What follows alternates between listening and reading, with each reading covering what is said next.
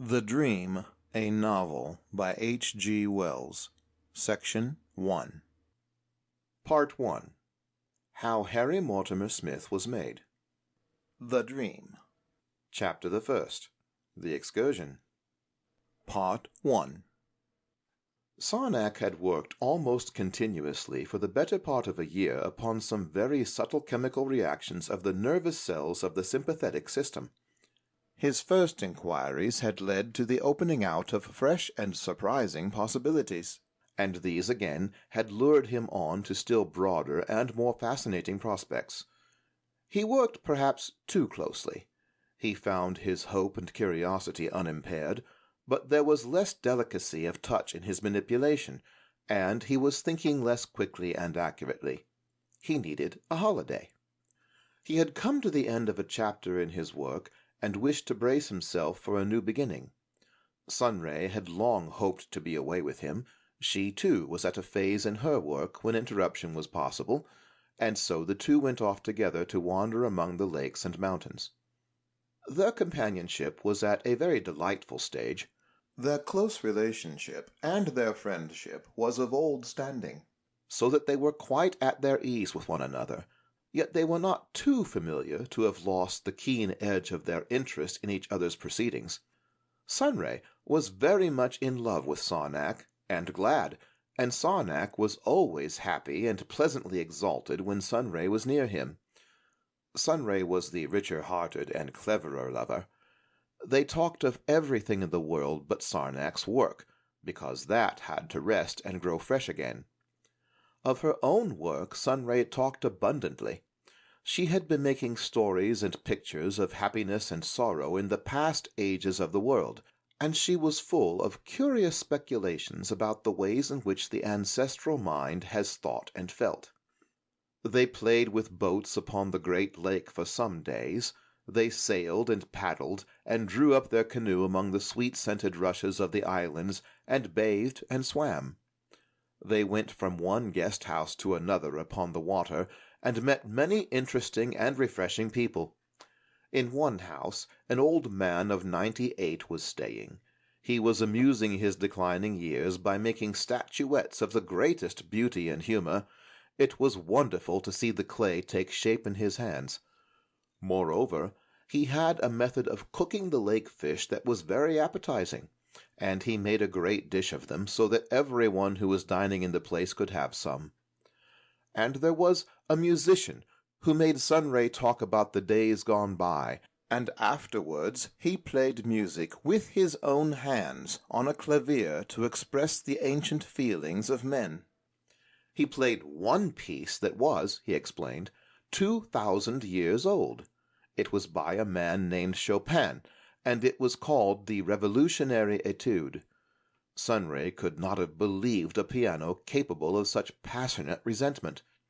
After that, he played grotesque and angry battle music, and crude marching tunes from those half-forgotten times, and then he invented wrathful and passionate music of his own. Sunray sat under a golden lantern, and listened to the musician, and watched his nimble hands. But Sarnak was more deeply moved.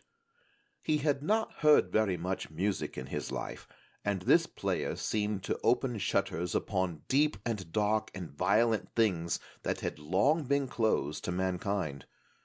Sarnak sat, cheek on hand, his elbow on the parapet of the garden wall, looking across the steely blue of the lake at the darkling night sky at the lower end. The sky had been starry, but a monstrous crescent of clouds, like a hand that closes, was now gathering all the stars into its fist of darkness. Perhaps there would be rain tomorrow.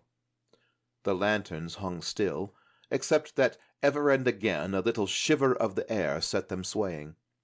Now and then a great white moth would come fluttering out of the night and beat about among the lanterns for a time, and pass away. Presently it would return again, or another moth like it would come. Sometimes there would be 3 or 4 of these transitory phantoms. They seemed to be the only insects abroad that night. A faint ripple below drew his attention to the light of a boat, a round yellow light like a glowing orange, which came gliding close up to the terrace wall out of the blue of the night. There was the sound of a paddle being shipped, and a diminishing drip of water, but the people in the boat sat still and listened until the musician had done altogether. Then they came up the steps to the terrace, and asked the master of the guest-house for rooms for the night. They had dined at a place farther up the lake. 4 people came by this boat. 2 were brother and sister, dark, handsome people of southern origin, and the others were fair women, one blue-eyed and one with hazel eyes, who were very clearly much attached to the brother and sister. They came and talked about the music, and then of a climbing expedition they had promised themselves in the great mountains above the lakes. The brother and sister were named Radiant and Starlight, and their work in life, they explained, was to educate animals. It was a business for which they had an almost instinctive skill. The 2 fair girls, Willow and Firefly, were electricians. During the last few days Sunray had been looking ever and again at the glittering snow-fields and desiring them. There was always a magic call for her in snowy mountains. She joined very eagerly in the mountain talk, and it was presently suggested that she and Sarnak should accompany these new acquaintances up to the peaks they had in mind. But before they went on to the mountains, she and Sarnak wanted to visit some ancient remains that had recently been excavated in a valley that came down to the lake from the east. The 4 newcomers were interested in what she told them about these ruins, and altered their own plans to go with her and Sarnak to see them. Then afterwards all 6 would go into the mountains. Part 2. These ruins were rather more than 2,000 years old. There were the remains of a small old town, a railway station of some importance, and a railway tunnel which came right through the mountains. The tunnel had collapsed, but the excavators had worked along it and found several wrecked trains in it, which had evidently been packed with soldiers and refugees. The remains of these people, much disturbed by rats and other vermin, lay about in the trains and upon the railway tracks. The tunnel had apparently been blocked by explosives, and these trainloads of people entombed. Afterwards the town itself and all its inhabitants had been destroyed by poison gas, but what sort of poison gas it was the investigators had still to decide. It had had an unusual pickling effect, so that many of the bodies were not so much skeletons as mummies, and there were books, papers, papier-mâché objects or the like in a fair state of preservation in many of the houses. Even cheap cotton goods were preserved, though they had lost all their color. For some time after the great catastrophe, this part of the world must have remained practically uninhabited. A landslide had presently blocked the lower valley and banked back the valley waters, so as to submerge the town and cover it with a fine silt and seal up the tunnel very completely. Now the barrier had been cut through and the valley drained again, and all these evidences of one of the characteristic disasters of the last war period in man's history had been brought back to the light once more. The 6 holiday-makers found the visit to this place a very vivid experience, almost too vivid for their contentment. On Sarnak's tired mind it made a particularly deep impression. The material collected from the town had been arranged in a long museum gallery of steel and glass. There were many almost complete bodies. One invalid old woman, embalmed by the gas, had been replaced in the bed from which the waters had floated her, and there was a shriveled little baby put back again in its cradle. The sheets and quilts were bleached and browned, but it was quite easy to see what they had once been like. The people had been taken by surprise, it seemed, while the midday meal was in preparation. The tables must have been set in many of the houses, and now, after a score of centuries beneath mud and weeds and fishes, the antiquaries had disinterred and reassembled these old machine-made cloths and plated implements upon the tables. There were great stores of such pitiful discolored litter from the vanished life of the past. The holiday-makers did not go far into the tunnel. The suggestion of things there were too horrible for their mood, and Sarnak stumbled over a rail and cut his hand upon the jagged edge of a broken railway carriage window. The wound pained him later, and did not heal so quickly as it should have done. It was as if some poison had got into it. It kept him awake in the night. For the rest of the day, the talk was all of the terrible days of the last wars in the world, and the dreadfulness of life in that age. It seemed to Firefly and Starlight that existence must have been almost unendurable, a tissue of hate, terror, want, and discomfort from the cradle to the grave. But Radiant argued that people then were perhaps no less happy, and no happier than himself. That for everyone in every age there was a normal state, and that any exaltation of hope or sensation above that was happiness, and any depression below it misery. It did not matter where the normal came. They went to great intensities in both directions, he said. There was more darkness in their lives and more pain, but not more unhappiness. Sunray was inclined to agree with him. But Willow objected to Radiant's psychology. She said that there could be permanently depressed states in an unhealthy body or in a life lived under restraint. There could be generally miserable creatures, just as there could be generally happy creatures. "Of course," interjected Sarnak, "given a standard outside themselves." "But why did they make such wars?" cried Firefly. "Why did they do such horrible things to one another? They were people like ourselves." "No better," said Radiant, "and no worse.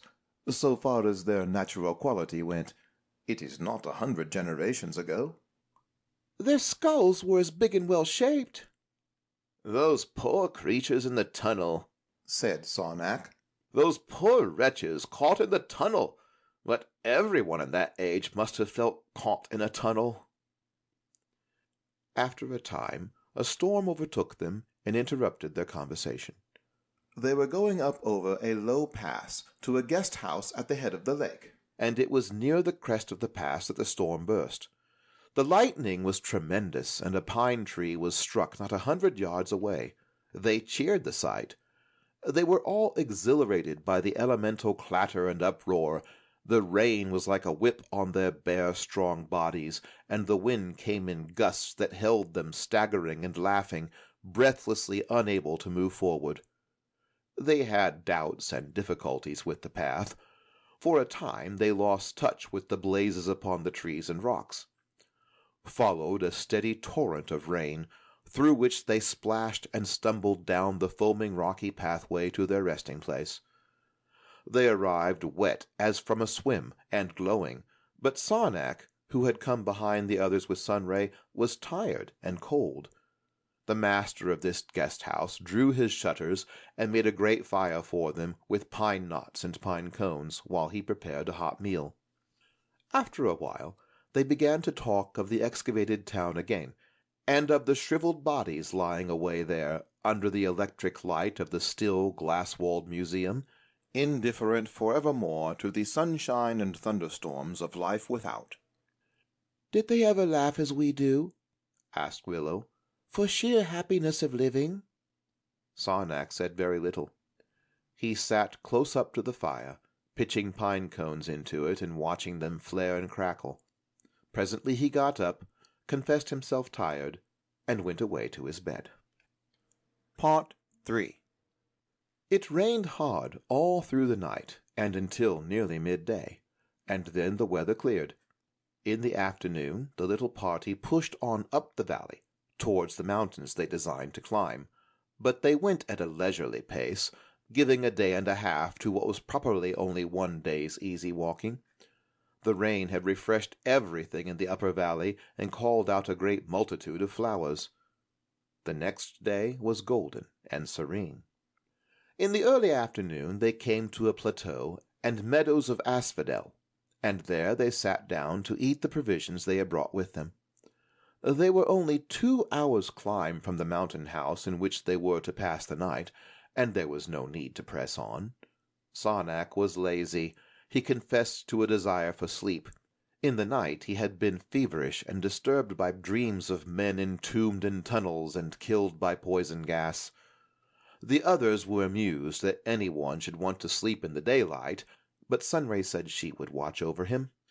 She found a place for him on the sward, and Sarnak laid down beside her and went to sleep with his cheek against her side as suddenly and trustfully as a child goes to sleep. She sat up, as a child's nurse might do, enjoining silence on the others by gestures. "After this he will be well again," laughed Radiant, and he and Firefly stole off in one direction, while Willow and Starlight went off in another to climb a rocky headland near at hand, from which they thought they might get a very wide and perhaps a very beautiful view of the lakes below. For some time Sarnak lay quite still in his sleep, and then he began to twitch and stir. Sunray bent down attentively with her warm face close to his. He was quiet again for a time, and then he moved and muttered, but she could not distinguish any words. Then he rolled away from her and threw his arms about and said, "I can't stand it. I can't endure it. Nothing can alter it now. You're unclean and spoilt." She took him gently and drew him into a comfortable attitude again, just as a nurse might do. "Dear," he whispered, and in his sleep reached out for her hand. When the others came back, he had just awakened. He was sitting up with a sleepy expression, and Sunray was kneeling beside him with her hand on his shoulder. "Wake up," she said. He looked at her as if he did not know her, and then with puzzled eyes at Radiant. "Then there is another life," he said at last. "Sarnak!" cried Sunray, shaking him. "Don't you know me?" He passed a hand over his face. "Yes," he said slowly. "Your name is Sunray. I seem to remember. Sunray. Not Hetty. No, though you are very like Hetty. Queer. And mine is Sarnak." "Of course, I am Sarnak." He laughed at Willow. "But I thought I was Harry Mortimer Smith," he said. "I did indeed. A moment ago I was Henry Mortimer Smith. Henry Mortimer Smith." He looked about him. "Mountains," he said. "Sunshine, white narcissus. Of course, we walked up here this very morning. Sunray splashed me at a waterfall. I remember it perfectly. And yet I was in bed, shot. I was in bed. A dream? Then I have had a dream a whole lifetime 2,000 years ago." "What do you mean?" said Sunray. "A lifetime. Childhood, boyhood, manhood, and death. He killed me. Poor rat! He killed me." "A dream?" "A dream, but a very vivid dream. The realest of dreams, if it was a dream. I can answer all your questions now, Sunray. I have lived through a whole life in that old world. I know it is as though that life was still the real one, and this only a dream. I was in a bed. 5 minutes ago I was in bed. I was dying. The doctor said, 'He is going,' and I heard the rustle of my wife coming across the room." "Your wife?" cried Sunray. "Yes, my wife, Milly." Sunray looked at Willow with raised eyebrows and a helpless expression. Sarnak stared at her, dreamily puzzled. "Milly," he repeated very faintly. "She was by the window." For some moments no one spoke. Radiant stood with his arm on Firefly's shoulder. "Tell us about it, Sarnak. Was it hard to die?" "I seemed to sink down and down into quiet, and then I woke up here." "Tell us now, while it is still so real to you." "Have we not planned to reach the mountain house before nightfall?" said Willow, glancing at the sun. "There is a little guest house here, within 5 minutes' walk of us," said Firefly. Radiant sat down beside Sarnak. "Tell us your dream now. If it fades out presently, or if it is uninteresting, we can go on. But if it is entertaining, we can hear it out and sleep down here tonight. It is a very pleasant place here, and there is a loveliness about those mauve-colored crags across the gorge, a faint mistiness in their folds, that I could go on looking at for a week without impatience. Tell us your dream, Sarnak." He shook his friend. "Wake up, Sarnak." Sarnak rubbed his eyes. "It is so queer a story, and there would be so much to explain." He took thought for a while. "It will be a long story." "Naturally, if it is a whole life." "First, let me get some cream and croup from the guest house for us all," said Firefly, "and then let Sarnak tell us his dream. 5 minutes, Sarnak, and I will be back here." "I will come with you," said Radiant, hurrying after her. This that follows is the story Sarnak told. End of section 1. Read for you by John Payton of Omaha, Nebraska. chowdownright.blogspot.com.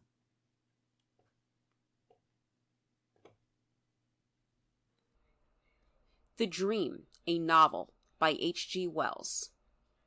Chapter the 2nd. The Beginning of the Dream. Parts 1 and 2. Part 1. "This dream of mine began," he said, "as all our lives begin, in fragments, in a number of disconnected impressions.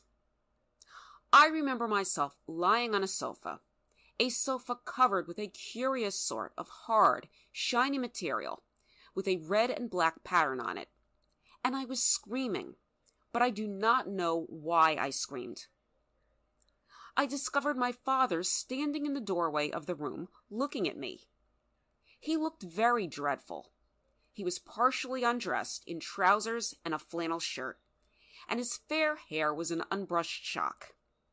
He was shaving, and his chin was covered with lather. He was angry because I was screaming. I suppose I stopped screaming, but I am not sure. And I remember kneeling upon the same hard red and black sofa beside my mother and looking out of the window. The sofa used to stand with its back to the windowsill, at the rain falling on the roadway outside. The windowsill smelt faintly of paint, soft, bad paint that had blistered in the sun. It was a violent storm of rain, and the road was an ill-made road of a yellowish, sandy clay.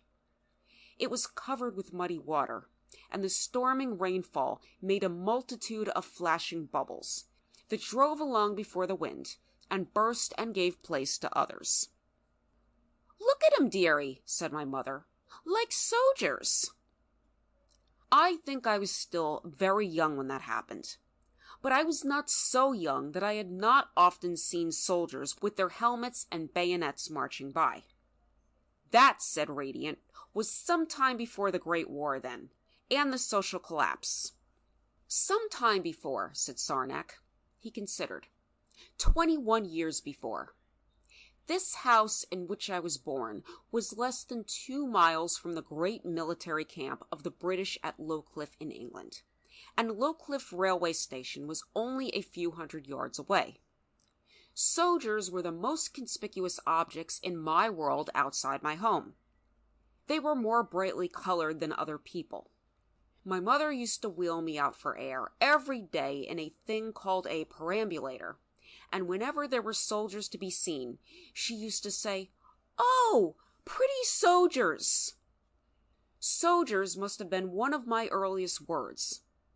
I used to point my little wool-encased finger, for they wrapped up children tremendously in those days, and I wore even gloves, and I would say, "Social." Let me try and describe to you what sort of home this was of mine, and what manner of people my father and mother were. Such homes and houses and places have long since vanished from the world. Not many relics of them have been kept, and though you have probably learnt most of the facts concerning them, I doubt if you can fully realize the feel and the reality of the things I found about me. The name of the place was Cherry Gardens. It was about 2 miles from the sea at Sanborn, One way lay the town of Cliffstone, from which steamboats crossed the sea to France, and the other way lay Lowcliffe and its rows and rows of ugly red brick barracks and its great drilling plain. And behind us, inland, was a sort of plateau covered with raw new roads of loose pebbles. You cannot imagine such roads, and vegetable gardens, and houses new built or building, and then a line of hills, not very high, but steep and green and bare, the Downs. The Downs made a graceful skyline that bounded my world to the north as the sapphire line of the sea bounded it to the south, and they were almost the only purely beautiful things in that world.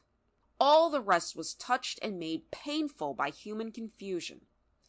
When I was a very little boy, I used to wonder what lay behind those downs, but I never went up them to see until I was 7 or 8 years old. This was before the days of aeroplanes? Asked Radiant. They came into the world when I was 11 or 12. I saw the first that ever crossed the channel between the mainland of Europe and England. That was considered a very wonderful thing indeed. It was a wonderful thing, said Sunray. I went with a lot of other boys, and we edged through a crowd that stood and stared at the quaint old machine. It was like a big canvas grasshopper with outspread wings, in a field somewhere beyond Cliffstone. It was being guarded, and the people were kept away from it by stakes and a string. I find it hard to describe to you what sort of places Cherry Gardens and Cliffstone were like, even though we have just visited the ruins of Domodossola. Domodossola was a sprawling, aimless town enough, but these sprawled far more, and looked with a far emptier aimlessness into the face of God. You see, in the 30 or 40 years before my birth, there had been a period of comparative prosperity and productivity in human affairs. It was not, of course, in those days the result of any statesmanship or forethought. It just happened. As now and then, in the course of a rain torrent, there comes a pool of level water between the rapids. But the money and credit system was working fairly well. There was much trade and intercourse, no extensive pestilences, exceptionally helpful seasons, and few very widespread wars. As a result of this conspiracy of favorable conditions, there was a perceptible rise in the standards of life of the common people, but for the most part it was discounted by a huge increase of population. As our school books say, in those days, man was his own locust.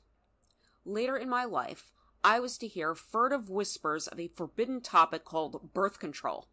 But in the days of my childhood, the whole population of the world, with very few exceptions, was in a state of complete and carefully protected ignorance about the elementary facts of human life and happiness. The surroundings of my childhood were dominated by an unforeseen and uncontrollable proliferation. Cheap proliferation was my scenery, my drama, my atmosphere. But they had teachers and priests and doctors and rulers to tell them better, said Willow. Not to tell them better, said Sarnak. These guides and pilots of life were wonderful people. They abounded and guided no one. So far from teaching men and women to control births or avoid diseases or work generously together, they rather prevented such teaching. This place called Cherry Gardens had mostly come into existence in the 50 years before my birth. It had grown from a minute hamlet into what we used to call an urban district. In that old world in which there was neither freedom nor direction, the land was divided up into patches of all sorts and sizes, and owned by people who did what they liked with it, subject to a few vexatious and unhelpful restrictions. And in Cherry Gardens, a sort of men called speculative builders bought pieces of land, often quite unsuitable land, and built houses for the swarming increase of population that had otherwise nowhere to go. There was no plan about this building. One speculative builder built here and another there, and each built as cheaply as possible, and sold or let what he had built for as much as possible. Some of the houses they built in rows, and some stood detached, each with a little patch of private garden. Garden they called it, though it was either a muddle or a waste, fenced in to keep people out. Why did they keep people out? They liked to keep people out. It was a satisfaction for them. They were not secret gardens. People might look over the fence if they chose. And each house had its own kitchen where food was cooked. There was no public eating place in Cherry Gardens, and each its separate store of household gear. In most houses, there was a man who went out to work and earn a living. They didn't so much live in those days as earn a living, and came home to eat and sleep. And there was a woman, his wife, who did all the services, food and cleaning and everything. And also she bore children, a lot of unpremeditated children, because she didn't know any better. She was too busy to look after them well, and many of them died. Most days she cooked a dinner. She cooked it. It was cooking. Sarnak paused, his brows knit. Cooking? Well, well, that's over anyhow, he said. Radiant laughed cheerfully. Almost everyone suffered from indigestion. The newspapers were full of advertisements of cures, said Sarnak, still darkly retrospective. I've never thought of that aspect of life in the old world, said Sunray. It was fundamental, said Sarnak. It was a world in every way out of health. Every morning, except on the Sunday, after the man had gone off to his day's toil, and the children had been got up and dressed, and those who were old enough sent off to school, the woman of the house tidied up a bit, and then came the question of getting in food for this private cooking of hers. Every day except Sunday, a number of men with little pony carts, or with barrows they pushed in front of them, bearing meat and fish and vegetables and fruit, all of it exposed to the weather and any dirt that might be blowing about, came bawling along the roads of Cherry Gardens, shouting the sort of food they were selling. My memory goes back to that red and black sofa by the front window, and I am a child once again. There was a particularly splendid fish hawker. What a voice he had! I used to try to reproduce his splendid noises in my piping childish cries. Macroo-yer! Macroo! Fine macroo! The asheen! Macroo! The housewives would come out from their domestic mysteries to buy or haggle, and, as the saying went, pass the time of day with their neighbors. But everything they wanted was not to be got from the hawkers, and that was where my father came in. He kept a little shop. He was what was called a greengrocer. He sold fruits and vegetables, such poor fruits and vegetables as men had then learned to grow, and also he sold coals and paraffin, which people burnt in their lamps, and chocolate and ginger beer and other things that were necessary to the barbaric housekeeping of the time. He also sold cut flowers and flowers in pots, and seeds and sticks and string and weed killer for the little gardens. His shop stood in a row with a lot of other shops. The row was like a row of the ordinary houses with the lower rooms taken out and replaced by the shop, and he made his living and ours by buying his goods as cheaply as he could and getting as much as he could for them. It was a very poor living, because there were several other able-bodied men in Cherry Gardens who were also greengrocers, and if he took too much profit, then his customers would go away and buy from these competitors, and he would get no profit at all. I and my brother and sisters, for my mother had been unable to avoid having 6 babies, and 4 of us were alive, lived by and in and round about this shop. In the summer we were chiefly out of doors, or in the room above the shop. But in the cold weather it cost too much trouble and money to have a fire in that room. All Cherry Gardens was heated by open coal fires, and we went down into a dark underground kitchen where my mother, poor dear, cooked according to her lights. "You were troglodytes," said Willow. "Practically. We always ate in that downstairs room. In the summer we were sunburnt and ruddy, but in the winter, because of this inhumation, we became white and rather thin. I had an elder brother who was monstrous in my childish memory. He was 12 years older than I, and I had 2 sisters, Fanny and Prudence. My elder brother Ernest went out to work, and then he went away to London, and I saw very little of him until I too went to London. I was the youngest of the lot, and when I was 9 years old, my father, taking courage, turned my mother's perambulator into a little pushcart for delivering sacks of coals and such like goods. Fanny, my elder sister, was a very pretty girl, with a white face from which her brown hair went back in graceful, natural waves and curls, and she had very dark blue eyes. Prudence was also white, but of a duller whiteness, and her eyes were gray. She would tease me and interfere with me, but Fanny was either negligent or gracefully kind to me, and I adored her. I do not, strangely enough, remember my mother's appearance at all distinctly, though she was, of course, the dominant fact of my childish life. She was too familiar, I suppose, for the sort of attention that leaves a picture on the mind. I learned to speak from my family, and chiefly from my mother. None of us spoke well. Our common idioms were poor and bad. We mispronounced many words, and long words we avoided as something dangerous and pretentious. I had very few toys. A tin railway engine, I remember, some metal soldiers, and an insufficient supply of wooden building bricks. There was no special place for me to play, and if I laid out my toys on the living room table, a meal was sure to descend and sweep them away. I remember a great longing to play with the things in the shop, and especially with the bundles of firewood and some fire kindlers that were most seductively shaped like wheels. But my father discouraged such ambitions. He did not like to have me about the shop until I was old enough to help, and the indoor part of most of my days was spent in the room above it or in the underground room below it.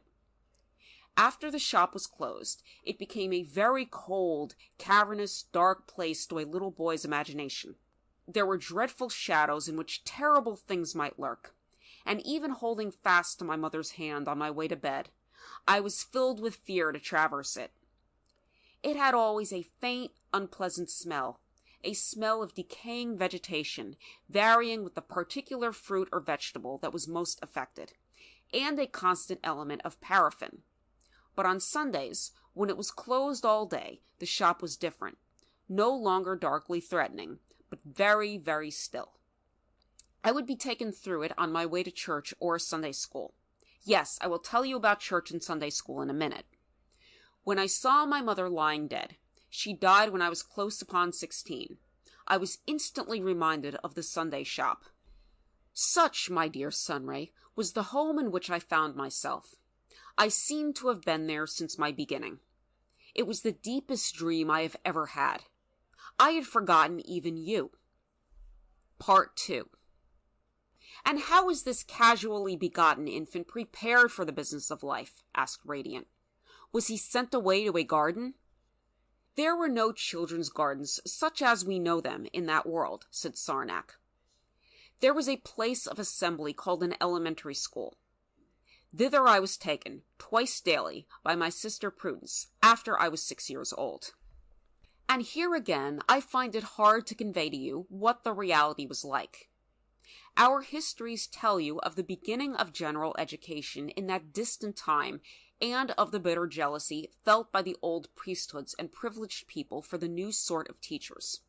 But they give you no real picture of the ill-equipped and understaffed schoolhouses, and of the gallant work of the underpaid and ill-trained men and women who did the first rough popular teaching.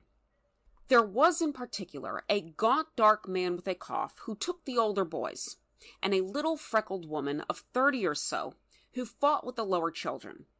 And, I see now, they were holy saints.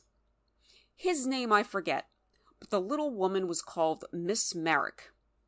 They had to handle enormous classes, and they did most of their teaching by voice and gesture and chalk upon a blackboard. Their equipment was miserable. The only materials of which there was enough to go round were a stock of dirty reading books, Bibles, hymn books, and a lot of slabs of slate in frames on which we wrote with slate pencils to economize paper. Drawing materials we had practically none. Most of us never learnt to draw. Yes, lots of sane adults in that old world never learnt to draw even a box. There was nothing to count with in that school, and no geometrical models. There were hardly any pictures except a shiny one of Queen Victoria and a sheet of animals, and there were very yellow wall maps of Europe and Asia 20 years out of date. We learnt the elements of mathematics by recitation. We used to stand in rows, chanting a wonderful chant called Our Tables.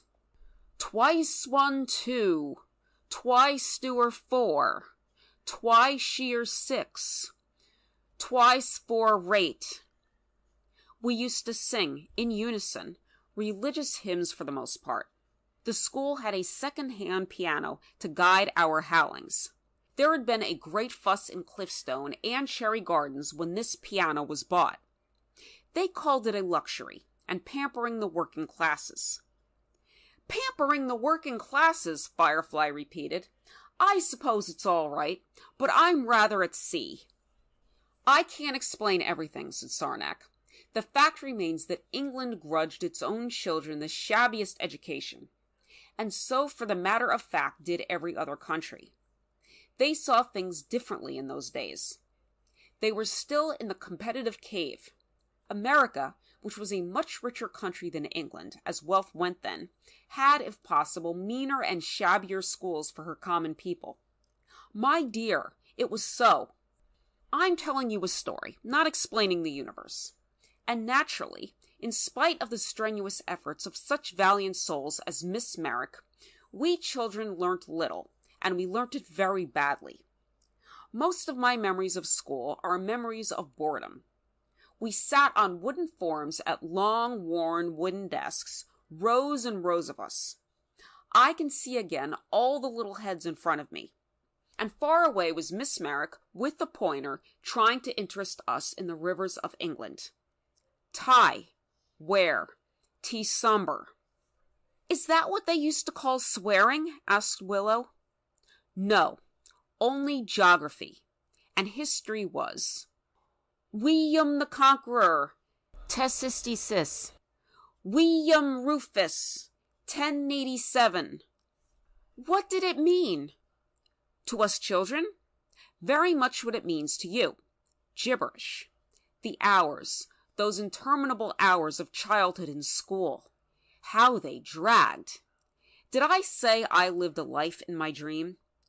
In school, I lived eternities. Naturally, we sought such amusement as was possible. One thing was to give your next-door neighbor a pinch or a punch and say, pass it on. And we played furtive games with marbles. It is rather amusing to recall that I learnt to count, to add and subtract and so forth, by playing marbles in despite of discipline. But was that the best your Miss Merrick and your saint with the cough could do? Asked Radiant. Oh, they couldn't help themselves. They were in a machine, and there were periodic inspectors and examinations to see that they kept in it. But, said Sunray, that incantation about William the Conqueror and the rest of it meant something.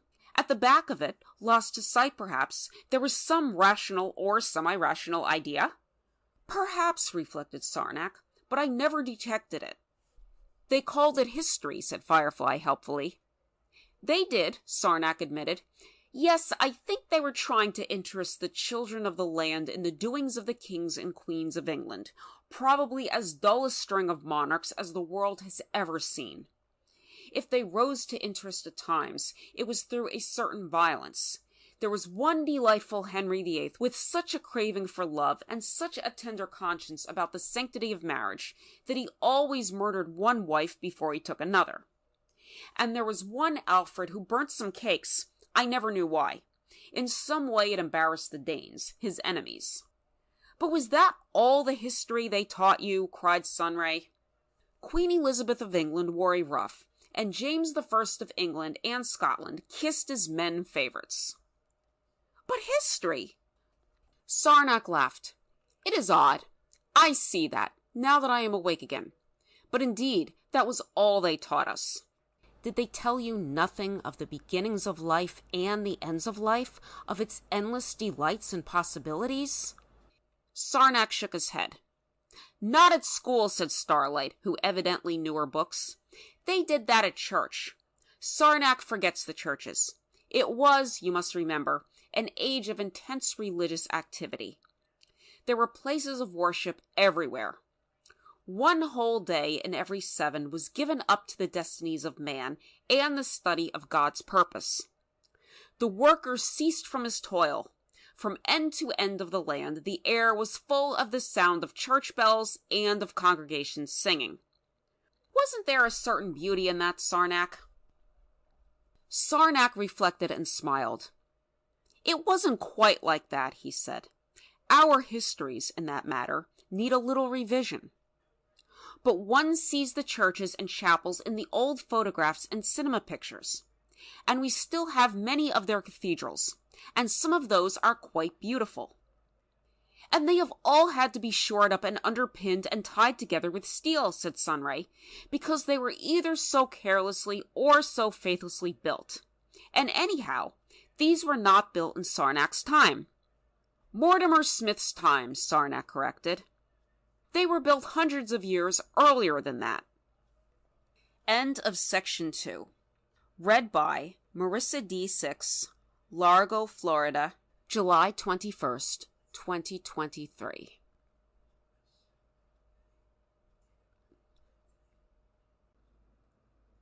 The Dream, a Novel by H.G. Wells. Chapter the 2nd. The Beginning of the Dream, Parts 3 and 4. Part 3. You must not judge the religion of an age by its temples and churches, said Sarnak. An unhealthy body may have many things in it that it cannot clear away, and the weaker it is, the less it can prevent abnormal and unserviceable growths, which sometimes may be in themselves quite bright and beautiful growths. But let me describe to you the religious life of my home and upbringing.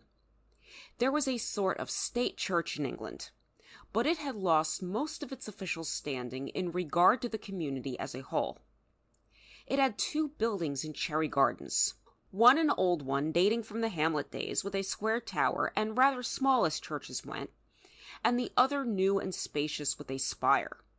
In addition, there were the chapels of 2 other Christian communities, the Congregationalists and the Primitive Methodists, and also one belonging to the old Roman Catholic Communion. Each professed to present the only true form of Christianity, and each maintained a minister, except the larger Church of England place, which had 2, the vicar and the curate. You might suppose that, like the museums of history and the temples of vision we set before our young people, these places would display in the most moving and beautiful forms possible the history of our race and the great adventure of life in which we are all engaged. They would remind us of our brotherhood and lift us out of selfish thoughts. But let me tell you how I saw it. I don't remember my first religious instruction. Very early, I must have learnt to say a rhymed prayer to "Gentle Jesus, meek and mild, look on me, a little child," and also another prayer about trespassing, which I thought referred to going into fields or woods where there was no public footpath, and which began with the entirely incomprehensible words, "Our Father, charting heaven, hallowed be thy name." Also, one asked for one's daily bread and that God's kingdom should come. I learnt these 2 prayers from my mother at an incredibly early age, and said them every night, and sometimes in the morning. She held these words in far too great reverence to explain them, and when I wanted to ask for my daily bread and butter, she scolded me bitterly. I also wanted to ask what would happen to good Queen Victoria when God's kingdom came, but I never mustered courage to ask my mother that. I had a curious idea that there could be a marriage, but that nobody had thought of that solution. This must have been very early in my life, because Victoria the Good died when I was 5, during the course of a long, far away, and now almost forgotten struggle called the Boer War. These infantile perplexities deepened, and then gave way to a kind of self-protective apathy when I was old enough to go to church and Sunday school. Sunday morning was by far the most strenuous part of all the week for my mother. We had all had a sort of bath overnight in the underground kitchen, except my father and mother, who I don't think ever washed all over. I don't know for certain. And on Sunday morning we rose rather later than usual and put on our clean things and our best clothes. Everybody in those days wore a frightful lot of clothes. You see, they were all so unhealthy they could not stand the least exposure to wet or cold. Breakfast was a hurried and undistinguished meal on the way to greater things. Then we had to sit about, keeping out of harm's way, avoiding all crumpling or dirt, and pretending to be interested in one of the 10 or 12 books our home possessed until church time. Mother prepared the Sunday meal, almost always a joint of meat in a baking dish which my elder sister took into the baker's next door, but one to be cooked while we worshipped. Father rose later than anyone, and appeared strangely transformed in a collar, dickey, and cuffs, and a black coat, and his hair smoothed down and parted. Usually some unforeseen delay arose. One of my sisters had a hole in her stocking, or my boots wouldn't button, and nobody could find the button hook, or a prayer book was mislaid. This engendered an atmosphere of flurry. There were anxious moments when the church bell ceased to ring and began a monotonous tolling in. "Oh, we shall be late again," said my mother. "We shall be late again." "I'll go on with Prue," my father would say. "Me too," said Fanny. "Not till you've found that button-hook, Miss Huzzy," my mother would cry, "for well I know you've 'ad it." Fanny would shrug her shoulders. "Why he can't 'ave lace-up shoes to his feet like any other kid, I can't understand," my father would remark unhelpfully. My mother, ashen white with flurry, would wince and say, "Lace-up shoes at his age, let alone that he'd break the laces." "What's that in the chiffonier?" Fanny would ask abruptly. "Ah, naturally you know." "Naturally I use my eyes." "Tcha! Got your answer ready. Oh, you wicked girl!" Fanny would shrug her shoulders again and stare out of the window. There was more trouble afoot than a mislaid button-hook between her and my mother. Overnight, Miss Huzzy had been abroad long after twilight, a terrible thing from a mother's point of view, as I will make plain to you later. My mother, breathing hard, would button my boots in a punitive manner, and then off we would go, Prue hanging on to father ahead, Fanny a little apart and scornful, and I trying to wriggle my little white cotton-gloved hand out of my mother's earnest grip. We had what was called a sitting at church, a long seat with some hassocks and a kind of little praying ledge at the back of the seat in front. We filed into our sitting and knelt and rose up, and were ready for the function known as morning service. Part 4. And this service again was a strange thing. We read about these churches and their services in our histories, and we simplify and idealize the picture. We take everything in the account, as we used to say in that old world, at its face value. We think that the people understood and believed completely the curious creeds of those old world religions, that they worshipped with a simple ardor, that they had in their hearts a secret system of comforts and illusions which some of us even now try to recover. But life is always more complicated than any account or representation of it can be. The human mind in those days was always complicating and overlaying its ideas, forgetting primary in secondary considerations, substituting repetition and habit for purposive acts, and forgetting and losing its initial intentions. Life has grown simpler for men as the ages have passed because it has grown clearer. We were more complicated in our lives then because we were more confused. And so we sat in our pews on Sunday, in a state of conforming inattention, not really thinking out what we were doing, feeling rather than knowing significances, and with our thoughts wandering like water from a leaky vessel. We watched the people about us furtively and minutely, and we were acutely aware that they watched us. We stood up, we half knelt, we sat, as the ritual of the service required us to do. I can still recall quite vividly the long, complex rustle of the congregation as it sat down or rose up in straggling unison. This morning's service was a mixture of prayers and recitations by the priests, vicar and curate we called them, and responses by the congregation, chants, rhymed hymns, the reading of passages from the Hebrew Christian Bible, and at last a discourse. Except for this discourse, all the service followed a prescribed course set out in a prayer book. We hopped from one page of the prayer book to another, and finding your place was a terrible mental exercise for a small boy with a sedulous mother on one side and Prue on the other. The service began lugubriously, and generally it was lugubrious. We were all miserable sinners. There was no health in us. We expressed our mild surprise that our deity did not resort to violent measures against us. There was a long part called the Litany, in which the priest repeated with considerable gusto every possible human misfortune, war, pestilence, famine, and so on, and the congregation interjected at intervals, "Good Lord, deliver us," although you might have thought that these were things within the purview of our international and health and food administrators rather than matters for the Supreme Being. Then the officiating priest went on to a series of prayers for the Queen, the rulers of the state, heretics, unfortunate people, travelers, and the harvest, all of which I concluded were being dangerously neglected by divine providence. And the congregation reinforced the priest's efforts by salvos of, "We beseech thee to hear us, good Lord." The hymns were of very variable quality, but the greater part were effusive praises of our Maker, with frequent false rhymes and bad quantities. We thanked heaven for our blessings, and that without a thought of irony. Yet you would imagine that a deity of infinite power might easily have excused our gratitude for the precarious little coal and greengrocery business in Cherry Gardens, and all my mother's toil and anxieties, and my father's worries.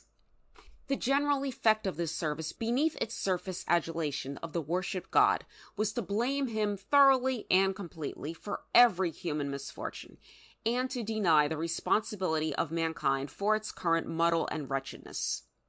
Throughout the land, and throughout most of the world, Sunday after Sunday, by chant and hymn and prayer and gesture, it was being dinned into the minds of young people, whenever for a moment the service broke through the surface of their protective instinctive inattention, that mankind was worthless and hopeless, the helpless plaything of a moody, impulsive, vain, and irresistible being. This rain of suggestion came between their minds and the sun of life. It hid the wonderful from them. It robbed them of access to the spirit of courage. But so alien was this doctrine of abasement from the heart of man, that for the most part the congregation sat or stood or knelt in rows in its pews, repeating responses and singing mechanically, with its minds distracted to 1,000 distant, more congenial things, watching the deportment of its neighbors, scheming about business or pleasure, wandering in reverie. There would come at times into the service, sometimes but not always, parts of another service, the communion service. This was the reduced remainder of that Catholic Mass of which we have all learnt in our histories. As you know, the world of Christianity was still struggling, 1900 years after Christianity had begun, to get rid of the obsession of a mystical blood sacrifice, to forget a traditional killing of a god-man that was as old as agriculture and the first beginnings of human settlement. The English state church was so much a thing of compromise and tradition that in the two churches it had in Cherry Gardens, the teaching upon this issue was diametrically opposed. One, the new and showy one, St. Jude's, was devoted to an exaggeration of the importance of the communion, called it the Mass, called the table on which it was celebrated the altar, called the Reverend Mr. Snapes the priest, and generally emphasized the ancient pagan interpretation, while the other, the little old church of St. Osoph, called its priest a minister, its altar the Lord's table, and the communion the Lord's Supper, denied all its mystical importance, and made it merely a memorial of the life and death of the Master. These age-long controversies between the immemorial temple worship of our race and the new life of intellectual and spiritual freedom that had then been dawning in the world for 3 or 4 centuries were far above my poor little head as I fretted and behaved myself in our sitting. To my youthful mind, the communion service meant nothing more than a long addition to the normal tediums of worship. In those days, I had a pathetic belief in the magic of prayer, and oblivious of the unflattering implications of my request, I would whisper throughout the opening prayers and recitations of the morning, "Pray God there won't be a communion service. Pray God there won't be a communion service." Then would come the sermon, the original composition of the Reverend Mr. Snapes, and the only thing in the whole service that was not set and prescribed, and that had not been repeated 1,000 times before. Mr. Snapes was a youngish pinkish man, with pinkish golden hair and a clean-shaven face. He had small, chubby features like a cluster of champignons, an expression of beatific self-satisfaction, and a plump voice. He had a way of throwing back the ample white sleeve of his surplice when he turned the pages of his manuscript, a sort of upthrow of the posed white hand that aroused in me one of the inexplicable detestations of childhood. I used to hate this gesture, watch for its coming, and squirm when it came. The sermons were so much above my head that I cannot now tell what any of them were about. He would talk of things like the comfort of the Blessed Eucharist and the tradition of the Fathers of the Church. He would discourse, too, of what he called the feasts of the Church, though a collection plate was the nearest approach to feasting we saw. He made much of Advent and Epiphany and Whitsuntide, and he had a common form of transition to modern considerations. And we too, dear brethren, in these latter days have our Advents and our Epiphanies. Then he would pass to King Edward's proposed visit to Lowcliffe, or to the recent dispute about the Bishop of Natal, or the Bishop of Zanzibar. You cannot imagine how remote it was from anything of moment in our normal lives. And then suddenly, when a small boy was losing all hope of the smooth voice ever ceasing, came a little pause, and then the blessed words of release. "And now to God the Father, God the Son." It was over. There was a stir throughout the church. We roused ourselves. We stood up. Then we knelt for a brief moment of apparent prayer, and then we scrabbled for hats, coats, and umbrellas, and so out into the open air, a great pattering of feet upon the pavement, dispersing this way and that, stiff greetings of acquaintances, Prue to the baker's for the Sunday dinner, and the rest of us straight home. Usually there were delightful brown potatoes under the Sunday joint, and perhaps there would be a fruit pie also. But in the spring came rhubarb, which I hated. It was held to be peculiarly good for me, and I was always compelled to eat exceptionally large helpings of rhubarb tart.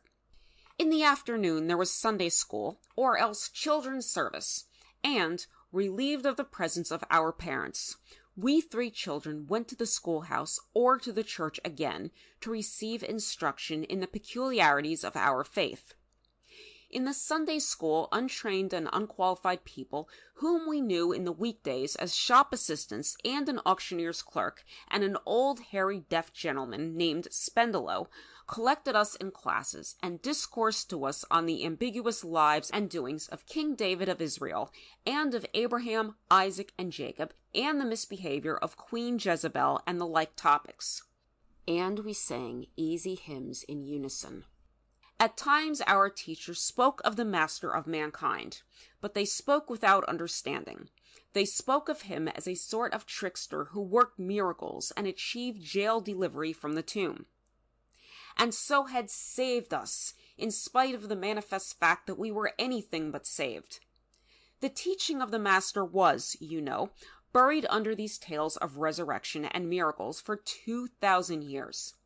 He was a light shining in the darkness, and the darkness knew it not.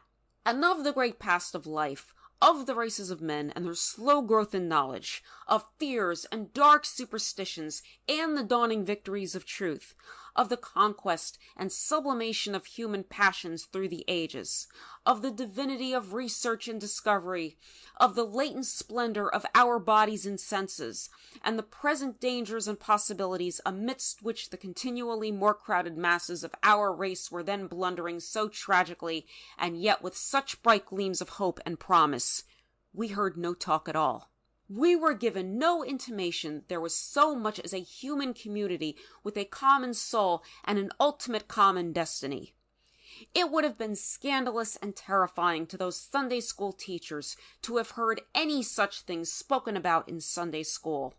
And mind you, said Sarnak, there was no better preparation for life in all the world then than the sort of thing I was getting. The older church of St. Osyth was in the hands of the Reverend Thomas Benderton, who dispersed a dwindling congregation by bellowing sermons full of the threat of hell. He had scared my mother to the Church of St. Jude by his frequent mention of the devil, and the chief topic of his discourse was the sin of idolatry. He treated it always with especial reference to the robes adopted by Mr. Snapes when he celebrated Holy Communion, and to something obscure that he did with small quantities of bread and wine upon his communion table. Of what the Congregationalists and the Primitive Methodists did and taught in their places of resort, their chapels and Sunday schools, I do not know very exactly, because my mother would have been filled with a passion of religious terror if ever I had gone near those assemblies. But I know that their procedure was only a plainer version of our church experiences, with still less of the Mass and still more of the devil. The Primitive Methodists, I know, laid their chief stress upon the belief that the greater portion of mankind, when once they had done with the privations and miseries of this life, would be tortured exquisitely for ever and ever in hell. I got this very clearly because a Primitive Methodist boy, a little older than myself, conveyed his anxieties to me one day when we had gone for a walk into Cliffstone. He was a bent sort of boy with a sniff, and he wore a long white woolen comforter. There hasn't been such a figure in the world now for hundreds of years. We walked along the promenade that followed the cliff edge, by the bandstand and by the people lounging in deck chairs. There were swarms of people in their queer holiday clothes, and behind, rows of the pallid gray houses in which they lodged. And my companion bore his testimony. Mr. Molesley, he says that the day of judgment might come any minute, come in fire and glory before ever we get to the end of these Leahs, and all them people be tried. Just as they are? Just as they are. That woman there with the dog, and that fat man asleep in his chair, and the policeman. He paused, a little astonished at the Hebraic daring of his thoughts. The policeman, he repeated. They'd be weighed and found wanting, and devils would come and torture them. Torture that policeman. Burn him and cut him about. And everybody. Horrible, horrible torture. I had never heard the doctrines of Christianity applied with such particularity before. I was dismayed. I should hide, I said. E'd see you. E'd see you and tell the devils, said my little friend. E sees the wicked thoughts in us now. But did people really believe such stuff as that? Cried Sunray. As far as they believed anything, said Sarnak. I admit it was frightful, but so it was.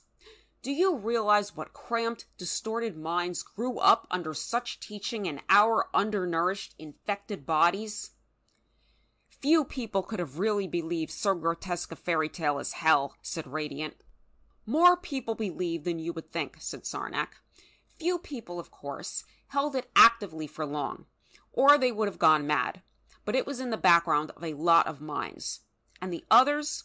The effect of this false story about the world upon the majority of minds was a sort of passive rejection.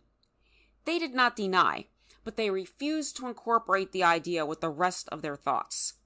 A kind of dead place, a scar, was made just where there ought to have been a sense of human destiny, a vision of life beyond the immediate individual life. I find it hard to express the state of mind into which one grew. The minds of the young had been outraged by these teachings. They were no longer capable of complete mental growth. A possibility had been destroyed.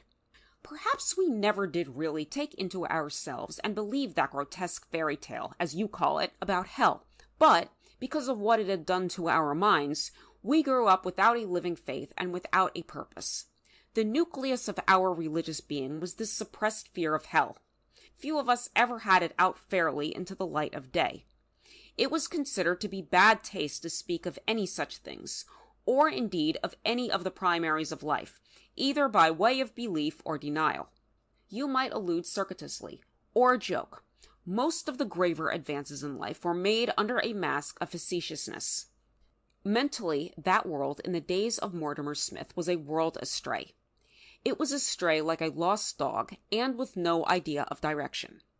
It is true that the men of that time were very like the men of this time, in their possibilities, but they were unhealthy in mind as well as body. They were adrift and incoherent. Walking as we do in the light, and by comparison simply and directly, their confusion, the tortuous perplexity of their thoughts and conduct is almost inconceivable to us. There is no sort of mental existence left in our world now to which it can be compared. End of section 3. Read by Marissa D. Six, Largo, Florida, July 22nd, 2023.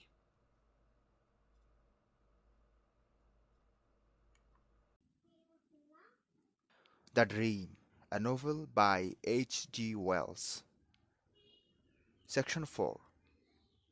Chapter the 2nd. The Beginning of the Dream. Part 5.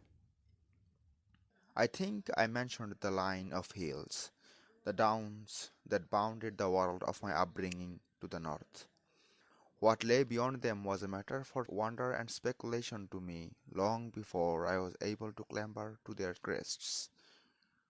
In summer-time the sun set behind them to the northwest, often in a glow of gold and splendor, and I remember that among my fancies was a belief that the day of judgment was over there, and the celestial city to which Mr. Snapes would some day lead us, in procession, of course, with a banner.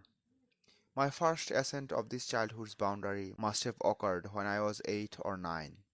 I do not remember with whom I went or any other particulars, but I have a very acute memory of my disappointment at looking down a long, very gentle slope, and seeing nothing but fields and hedges and groups of large sheep feeding. What I had expected to find I cannot now remember. I seem to have noted only the foreground then, and it must have been after many such excursions that I began to realize the variegated spaciousness of the country to the north. The view indeed went very far. On a clear day we saw blue hills nearly 20 miles away. There were woodlands and parklands, brown ridges of ploughland that became golden ridges of corn in summer time, village churches amidst clustering greenery, and the gleaming of ponds and lakes. Southward the horizon lifted as the downs were ascended, and the breadth of the sea belt increased. It was my father who drew my attention to that, on the first occasion of our crossing the downs together. "Go as you like, Harry," he said, "and the sea goes up as I. There it is, you see, level with us, and we ever so high above Cherry Gardens. And yet it don't drown Cherry Gardens. And why don't it drown Cherry Gardens, seeing that it might? Tell me that, Harry." I couldn't. "Providence," said my father triumphantly. "Providence does it. Holds back the sea thus far. And over there, see how plain it is France." I saw France, and it was exceptionally plain. "Sometimes you see France, and sometimes you don't," said my father. "There is a lesson in that too, my boy, for those who care to take it." It had always been the custom of my father to go out after tea on Sundays, summer and winter alike, and walk right over the downs to Chessinghanger, 6 miles and more away. He went, I knew, to see my Uncle John Julep, my mother's brother, who was gardener to Lord Bramble of Chasinghanger Park. But it was only when he began to take me with him that I realized that these walks had any other motive than fraternal in-law affection, and the natural desire of a pent-up shopkeeper for exercise. But from the first journey on, I knew that the clue to these expeditions lay in the burdens with which we returned to Cherry Gardens. Always there was supper in the cozy little gardener's cottage. And always, as we departed, we picked up an unobtrusive load of flowers, fruit or vegetables, celery, peas, aubergines, mushrooms, or what not, and returned through the dusk, or moonlight, or darkness, or drizzle, as the season and the weather might determine, to the little shop. And sometimes my father would be silent or whistle softly, and sometimes he would improve our journey with a discourse on the wonders of nature, the beauty of goodness, and the beneficence of providence to man. He talked of the moon one moonlight night. "Look at it, Harry," he said. "A dead world, like a skull it is up there, stripped of its soul, which is its flesh, so to speak, and all its trees, which, if you take me, were its air and its whiskers, stripped and dead for ever and ever, dry as a bone, and every one who lived there gone too, dust and ashes, and gone." "Where are they gone, Farber?" I would ask. "Gone to their judgment," he would explain with a gusto. "Kings and greengrocers, all lot of them, tried and made sheep and goats of, and gone to their bliss or their sufferings, Harry, according to their iniquities, weighed and found wanting." Long pause. "It's a pity," he said. "What is, Farber?" "Pity it's over. It would be something to look at, them running about up there, friendly like, it would be. But that's questioning the ways of Providence, that is. I suppose we'd be always staring up and falling over things. You never see a thing in this world, Harry, that you think isn't right, but what, when you come to think it out, it isn't wiser than you knew. Providence as deep as E is I, and you can't get behind them. And don't go banging them piers against your side, my boy. Them whims, and they won't like it." About the curious habits of animals and the ways and migrations of birds, my father would also talk very freely. "Me and you, Harry, we walk by the light of reason. We have reasonable minds given us to do it with. But animals and birds and worms and things, they live by instinct. They just feel they have to do this or that, and they do it. Its instinct keeps the whale in the sea and the bird in the air. But we go where our legs carry us, as reason as directed. You can't ask an animal, why did you do this, or why did you do that. You just eat it. But a man you ask, and he has to answer, being a reasonable creature. That's why we has jails and punishment, and are answerable for our sins, Harry. Every sin we has to answer for, great or small. But an animal don't have to answer. It's innocent. You eat it, or else you leave it be." My father thought for a time. "Except for dogs and some old cats," he said. He mused among his memories for a time. "I have known some sinful cats, Harry," he said. He would enlarge on the wonders of instinct. He would explain how swallows and starlings and storks and such like birds were driven by instinct thousands of miles, getting drowned on the way and dashed to pieces against lighthouses. "Else they would freeze and starve where they was, Harry," said my father, "and every bird knew by instinct what sort of nest it had to build, no one ever showing it or telling it. Kangaroos carried their young in pouches by instinct. By man, being reasonable creature, made perambulators. Chickens ran about by instinct directly they were born, not like human children, who had to be carried and taken care of until reason came. And jolly lucky that was for the chicken, For how an would carry them, said my father. I can't imagine. I remember that I put my father into difficulty by asking him why Providence had not given birds an instinct against beating themselves against lighthouses, and moths against the gas jet and candle flame. For in the room over the shop on a summer's night it was quite unpleasant to read a book because of the disabled flies and moths that fell scorched upon its pages. It's to teach 'em some lessons, said my father, at last. But what it's to teach 'em, Harry, I don't rightly know. And sometimes he would talk With illustrative stories of ill-gotten gold never staying with the getter, and sometimes he would talk of murders, for there were still many murders in the world, and how they always came out. Eye them as you may, and always he was ready to point out the goodness and wisdom, the cleverness, forethought, ingenuity, and kindness of Providence in the most earnest and flattering manner. With such high discourse did we enliven our long trudges between Cherry Gardens and Chasing Hanger, and my father's tone was always so exalted that with a real shock I presently came to realize that every Sunday evening we were in plain English stealing and receiving stolen produce from Lord Bramble's gardens. Indeed, I cannot imagine how we should have got along without that weekly raid. Our little home of Cherry Gardens was largely supported by my father's share in the profits of these transactions. When the produce was too good and costly for the Cherry Gardens' needs, he would take it down to Cliffstone and sell it to a friend there who had a fashionable trade. Sarnak paused. Go on, said Radiant. You are making us believe in your story. It sounds more and more as if you had been there. It is so circumstantial. Who was this Lord Bramble? I have always been curious about lords. Part 6. Let me tell you my story in my own way, said Sarnak.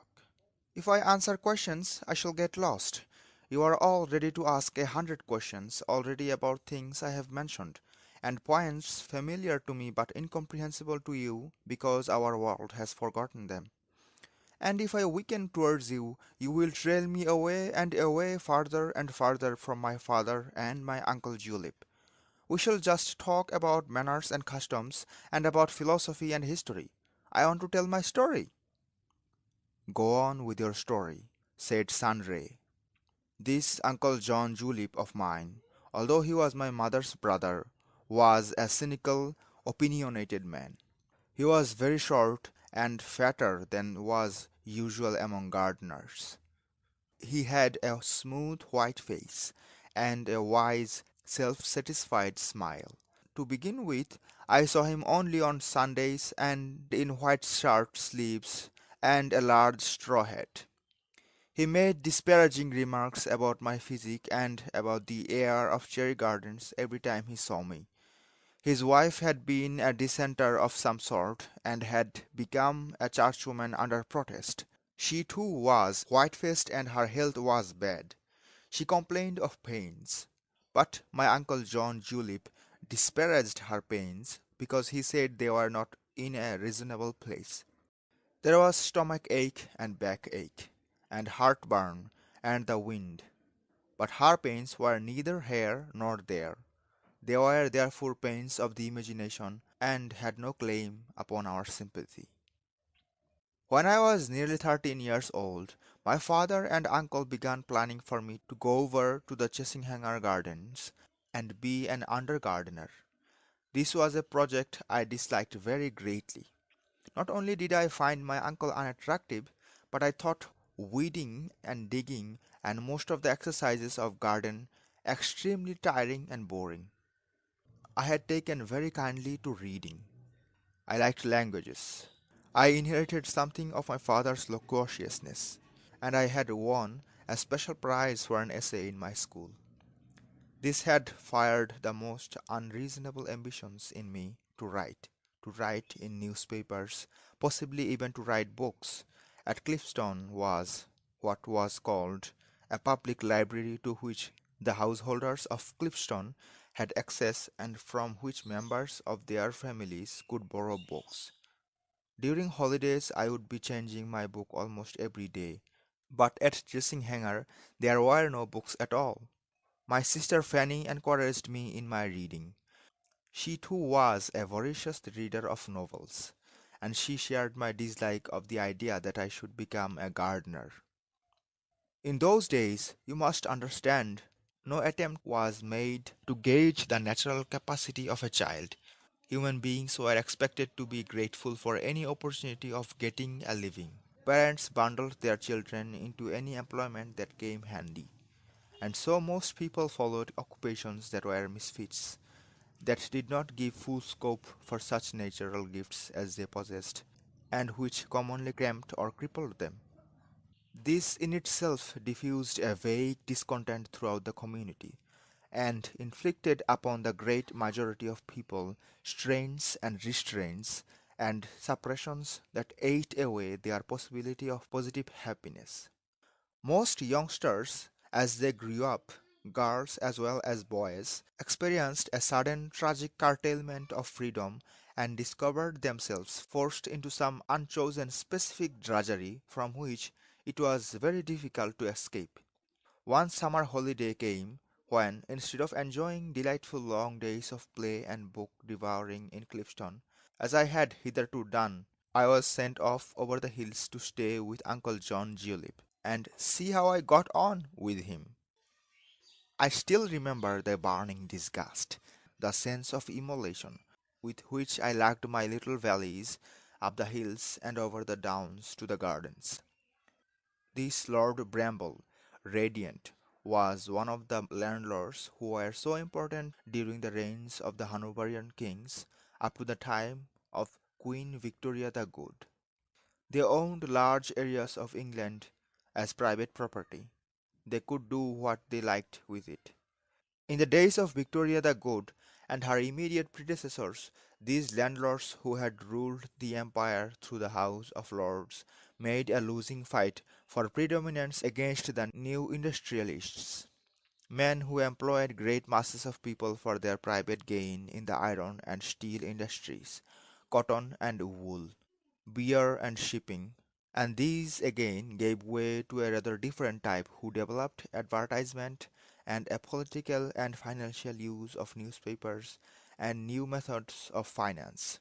The old landholding families had to adapt themselves to the new powers or be pushed aside. Lord Bramble was one of those pushed aside, an indignant, old-fashioned, impoverished landowner. He was in a slough of debts. His estates covered many square miles. He owned farms and woodlands, a great white uncomfortable house, far too roomy for his shrunken means, and 2 square miles of park. The park was greatly neglected. It was covered with groups of old trees infested and rotten with fungus. Rabbits and moles abounded, and thistles and nettles. There were no young trees there at all. The fences and gates were badly patched, and here and there ran degenerating roads. But boards threatening trespasses abounded, and notices saying "No thoroughfare," for it was the dearest privilege of the British landlord to restrict the free movements of ordinary people, and Lord Bramble guarded his wilderness with devotion. Great areas of good land in England in those days were in a similar state of picturesquely secluded dilapidation. "Those were the lands where they did the shooting," said Radiant. "How do you know?" "I have seen a picture. They stood in a line along the edge of a copse, with brown-leaved trees and a faint smell of decay and a touch of autumnal dampness in the air. And they shot lead pellets at birds." "They did. And the beaters. I was pressed into that service once or twice, drove the birds, the pheasants, towards them. Shooting parties used to come to Chasinghanger, and the shooting used to go on day after day. It was done with tremendous solemnity." "But why?" asked Willow. "Yes," said Radiant. "Why did men do it?" "I don't know," said Sarnak. All I know is that at certain sessions of the year, the great majority of the gentlemen of England, who were supposed to be the leaders and intelligence of the land, who were understood to guide its destinies and control its future, went out into the woods or on the moors to massacre birds or various sorts with guns. Birds bred specially at great expense for the purpose of this slaughter. These noble sportsmen were marshalled by gamekeepers. They stood in rows. The landscape was animated with the popping of their guns. The highest in the land participated gravely in this national function and popped with distinction. The men of this class were, in truth, at just that level above imbecility where the banging of a gun and the thrill of seeing a bird swirl and droop is inexhaustibly amusing. They never tired of it. The bang of the gun seems to have been essential to the sublimity of the sensation of these sportsmen. It wasn't mere killing, because in that case these people could also have assisted in killing the sheep and oxen and pigs required by the butchers, but this sport they left to men of an inferior social class. Shooting birds on the wing was the essential idea. When Lord Bramble was not killing pheasants or grouse, he shot in the south of France at perplexed pigeons with clipped wings just let out of traps. Or he hunted, not real animal hunting, not a fair fight with bear or tiger or elephant in a jungle, but chasing of foxes, small stinking red animals about the size of water spaniels, which were sedulously kept from extinction for this purpose of hunting. They were hunted across cultivated land, and the hunted rode behind a pack of dogs. Lord Bramble dressed himself up with extreme care in a red jacket and breeches of pigskin to do this. For the rest of his time the good man played a card game called bridge, so limited and mechanical that anyone nowadays would be able to read out the results and exact probabilities of every deal directly he saw his cards. There were 4 sets of 13 cards each, but Lord Bramble, who had never learned properly to count up to 13, found it full of dramatic surprises and wonderful sensations. A large part of his time was spent in going from race course to race course. They raced a specially flimsy breed of horses in those days. There again he dressed with care. In the illustrated papers in the public library, I would see photographs of Lord Bramble, with a silk hat, a top hat, cocked very much on one side in the paddock or snapped with a lady friend. There was much betting and knowingness about this horse racing. His lordship dined with comparative intelligence, erring only a little on the excessive side with the port. People still smoked in those days, and Lord Bramble would consume 3 or 4 cigars a day. Pipes he thought plebeian, and cigarettes effeminate. He could read a newspaper but not a book, being incapable of sustained attention. After dinner in town, he commonly went to a theatre or music hall where women could be seen, more or less undraped. The clothing of that time filled such people as Lord Bramble with a coy covetousness for nakedness. The normal beauty of the human body was a secret and a mystery, and half the art and decoration of Chessinghanger House played stimulatingly with the forbidden vision. In that past existence of mine I took the way of life of Lord Bramble as a matter of course. But now that I recall it, I begin to see the enormous absurdity of these assassins of frightened birds, these supporters of horses and ostlers, these peepers at feminine thighs and shoulder blades. Their women sympathized with their gunmanship, called their horses the deers, cultivated dwarfed and crippled breed of pet dogs, and yielded the peeps expected of them. Such was the life of the aristocratic sort of people in those days. They set the tone of what was considered a hard, bright, healthy life. The rest of the community admired them greatly and imitated them to the best of its ability. The tenant farmer, if he could not shoot pheasants, shot rabbits, and if he could not bet £20 notes at the fashionable race meeting at Goodwood, put his half-crown upon his fancy at the Clipstone races on Byford Downs, with his head cocked over one eye as much like Lord Bramble and King Edward as possible.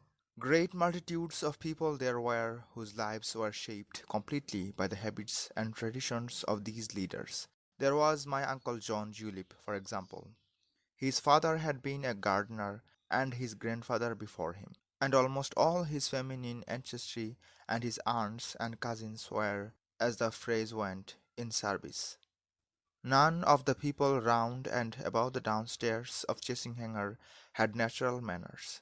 All were dealing in some more or less plausible imitation of some real lady or gentleman. My Uncle John Julep found his ideal in a certain notorious Sir John French Cuthbertson. He sought similar hats and adopted similar attitudes. He bet heavily in imitation of his models, but he bet less fortunately. This my aunt resented, but she found great comfort in the way in which his clothing and gestures understudied Sir John.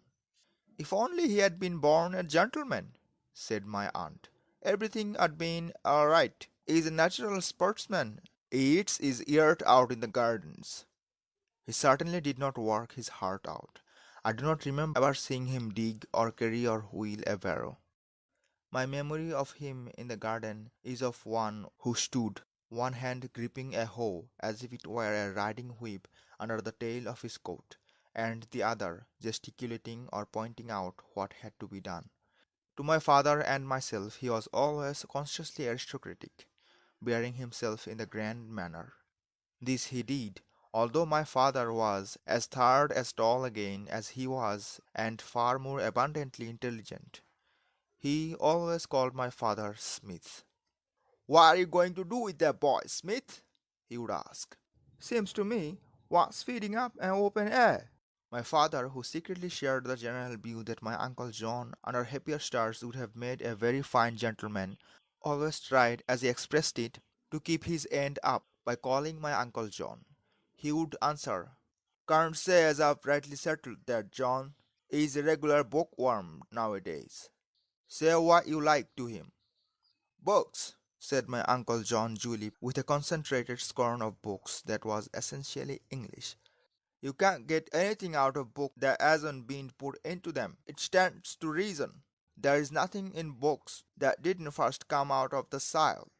Books is flattened flowers at the best, as his lordship said at dinner only the other night." My father was much struck by the idea. "That's what I tell him," he said inexactly. "Besides, who's going to put anything into a book that's worth knowing?" said my uncle. "It's like expecting these here tipsters in the papers to give away something worth keeping to themselves. Not it." "Half the time," my father agreed. "I expect they're telling you lies in these books of yours and laughing at you. All the same," he reflected with an abrupt lapse from speculation to reverence, "there's one book, John." He had remembered the Bible. "I wasn't speaking of that, Smith," said my uncle sharply. "Sufficient unto the day. I mean, that's Sunday stuff." I hated my days of trial in the gardens. Once or twice during that unpleasant month I was sent with messages up to the kitchen and once to the pantry of the great house. There I said something unfortunate for my uncle, something that was to wipe out all possibility of gardener's career for me. The butler, Mr. Patterton, was also a secondary aristocrat, but in a larger and quite different manner from that of my uncle. He towered up and looked down that slopes of himself. His many chins were pink and stepped by his collar, and his hair was yellow and very shiny. I had to deliver into his hands a basket of cucumbers and a bunch of blue flowers called borage, used in the mixing of summer drinks. He was standing at a table talking respectfully to a foxy little man in tweeds who was eating bread and cheese and drinking beer. This, I was to learn later, was Lord Bramble's agent. There was also a young footman in this room, a subterranean room it was, with heavily barred windows, and he was cleaning silver plate with exemplary industry. "So you brought this from the gardens?" said Mr. Patterton with fine irony. And may I ask why Sir John did not condescend to bring them himself? He told me to bring 'em, I said. And pray, who may you be? I am Harry Smith, I said. Mr. Julep is my uncle. Ah, said Mr. Petherton, and was struck by a thought. That's the son of Smith, who's a sort of greengrocer in Clipston. Cherry Garden, sir, we live at. Haven't seen you over here before, my boy. Have you ever visited us before? Not here, sir. Not here. But you come over to the gardens, perhaps? Nearly every Sunday, sir. Exactly, and usually I suppose, Master Smith, there is something to carry back? Almost always, sir. Something a bit heavy? Not too heavy, I said bravely. You see, sir, said Mr. Petherton to the foxy little man in tweeds. I began to realize that something unpleasant was in the wind when this latter person set himself to cross-examine me in a rapid, snapping manner.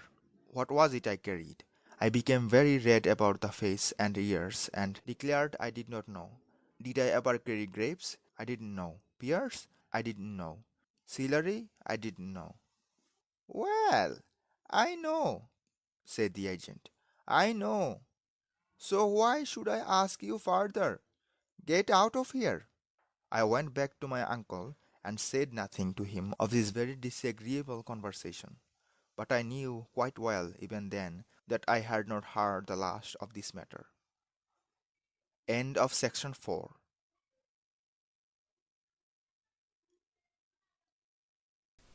The Dream, a Novel, by H.G. Wells. Chapter the 3rd. Misfortunes Come Upon the Smith Family, Parts 1 and 2. Part 1. And now, said Sarnak, I have to tell of a tornado of mischances that broke up our precarious little home at Cherry Gardens altogether. In that casual, planless, overpopulated world, there were no such things as security or social justice as we should understand these words nowadays. It is hard for us to imagine its universal ramshackle insecurity. Think of it. The whole world floated economically upon a cash and credit system that was fundamentally fictitious and conventional. There were no adequate protections against greedy abuses of those monetary conventions, no watch kept over world production and world consumption, no knowledge of the variations of climate year by year, and the fortunes not only of individuals but of states and nations fluctuated irrationally and uncontrollably. It was a world in which life was still almost as unsafe for men and women as life remains today for a field mouse or a midge, which is never safe from one moment to another in a world of cats and owls and swallows and the like. People were born haphazard, gladdened, distressed, glorified, or killed haphazard, and no one was ready for either their births or their deaths. Sudden death there is still in the world, a bright adventure. That lightning yesterday might have killed all or any of us, but such death is a rare thing and a clean thing. There is none of the distressful bearing down to death through want, anxiety, and illness ill-tended and misunderstood that was the common experience in the past. And one death does not devastate a dozen or more lives as deaths often did in the old days. A widow in the old days had lost not only her lover, but her living. Yet life is full of subtle compensations. We did not feel our endless dangers in those days. We had a wonderful power of disregard until the chances struck us.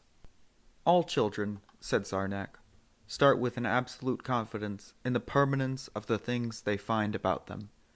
Disillusionment about safety postulates clear-headedness. You could not realize your dangers unless you were clear-headed, and if you were clear-headed, you had the fortitude to face your dangers. That old world was essentially a world of muddle-headed, sophisticated children, blind to the universal catastrophe of the top-heavy and collapsing civilization in which they played their parts. They thought that life was generally safe in a world of general insecurity. Misfortune astonished everyone in those days, though I cannot understand why they should have been astonished at any misfortune. The first blow fell without notice about 6 weeks after I had come back from Chassing Hanger to my last half-year of schooling before I became a gardener. It was late afternoon, and I was home from school. I was downstairs reading a book, and my mother was clearing away tea and grumbling at Fanny, who wanted to go out. The lamp was lit, and both I and my father, who was having what he called a bit of a read at the newspaper, were as close up to its insufficient light as we could get. We heard the shop bell jangle overhead. "Drat it," said my father. "What do they want this time o' day?" He removed his spectacles. He had bought a pair haphazard at a pawnbroker's shop, and always used them when he read. They magnified his large, mild eyes very greatly. He regarded us protestingly. What did they want? We heard the voice of Uncle John Julep calling down the staircase. "Mortimer?" he said in a voice that struck me as unusual. I had never heard him call my father anything but Smith before. "That you, John?" said my father, standing up. "It's me. I want to speak to you." "Come down and have some tea, John," cried my father at the bottom of the stairs. "Something to tell you. You better come up here. Something serious." I speculated if it could be any misdeed of mine he had come over about, but my conscience was fairly clear. "Now, whatever can it be?" asked my father. "You better go up and arst him," my mother suggested. My father went. I heard my uncle say something about, "We're busted. We've been give away and we're busted." And then the door into the shop closed. We all listened to the movements above. It sounded as though Uncle Julep was walking up and down as he talked. My sister Fanny, in her hat and jacket, flitted unobtrusively up the stairs and out. After a time, Prue came in. She had been helping teacher tidy up, she said, though I knew better. Then, after a long interval, my father came downstairs alone. He went to the hearthrug, like one in a trance, and stood, staring portentously in order to make my mother ask what was the matter. "Why hasn't John come down for a bit of tea or something? Where's he gone, Morty?" "He's gone for a van," said my father. "That's where he's gone, for a van." "Whatever for?" asked my mother. "For a removal," said my father. "That's what for." "Removal? We gotta put him up here for a night or so." "Put him up? Who?" "Him and Adelaide. He's coming to Cherry Gardens." "You done mean, Morty. He's lost his situation." "I do. So Lordship turned against him. Mischief has been made. Spying, and they managed to get him out of it. Turned out he is told to go."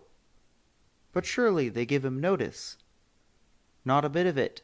So Lordship came down to the gardens, 'ot and strong. 'Ere,' he said, 'get out of it.'" Like that he said it. "You thank your lucky stars," he said. "I ain't put the tex on to you and your snivelling brother-in-law. Yes, so Lordship said that." "But what did he mean by it, Morty?" "Mean? He meant that certain persons who shall be nameless had put a suspicion on John, told lies about him, and watched him. Watched him, they did, and me. They've drawed me into it, Martha. They've drawed in young Harry. They've made up a tale about us. I always said we was a bit too regular.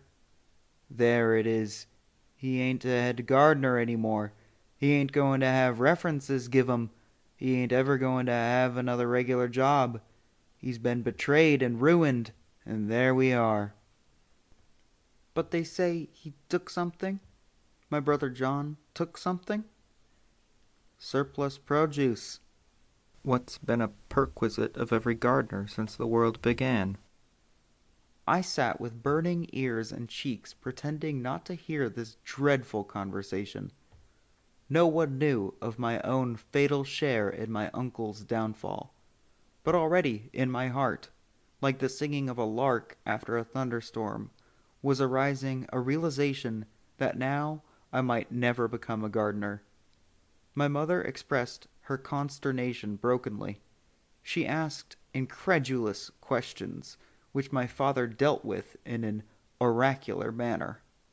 Then, suddenly, my mother pounced savagely on my sister Prue, reproaching her for listening to what didn't concern her instead of washing up.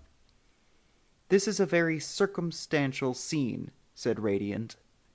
"It was the first great crisis of my dream life," said Sarnak. "It is very vivid in my memory. I can see again that old kitchen in which we lived, and the faded tablecloth, and the paraffin lamp with its glass container. I think if you gave me time, I could tell you everything there was in that room." "What's a hearthrug?" said Firefly suddenly. "What sort of thing was your hearthrug?" "Like nothing on earth today. A hearthrug was a sort of rug you put in front of a coal fire, next to the fender, which prevented the ashes creeping into the room. This one my father had made out of old clothes, trousers and such like things, bits of flannel and bits of coarse sacking, cut into strips and sewn together. He had made it in the winter evenings as he sat by the fireside, sewing industriously." "Had it any sort of pattern?" "None, but I shall never tell my story if you ask questions. I remember that my uncle, when he had made his arrangements about the van, came in for a bread and cheese supper before he walked back to Chessing Hanger. He was very white and distressed looking. Sir John had all faded away from him. He was like a man who had been dragged out from some hiding place.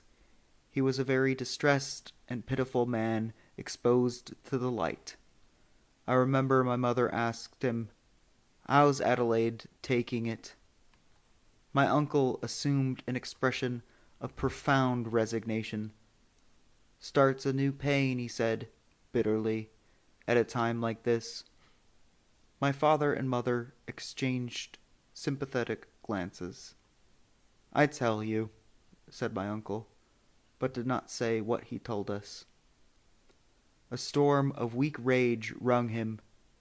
'If I knew who'd done all this,' he said, that cat of a housekeeper, cat I call her, she's got someone what wanted my place. If she and Petherton framed it up—' He struck the table, but half-heartedly. My father poured him out some beer. 'Ugh!' said my uncle, and emptied the glass. 'Got to face it,' said my uncle, feeling better. 'Got to go through with it. I suppose with all these tuppenny a penny villa gardens, ere there's jobbing work to be got. I'll get something all right. Think of it. Jobbing gardener. Me, a jobber. By the day, it'll set up some of these 'ere season ticket clerks no end to 'ave Lord Bramble's gardener dragging a lawn-mower for them. I can see 'em showing me to their friends out of the window. Been 'ead gardener to a lord, they'll say. Well, well.' 'It's a come down,' said my father when my uncle had departed. 'Say what you like. It's a come down.' My mother was preoccupied with the question of their accommodation. 'She'll have to have the sofa in the sitting-room, I expect, and he'll have a bit of a shake-up on the floor. Don't suppose she'll like it. They'll have their own bedding, of course, but Adelaide isn't the sort to be comfortable on a sofa.'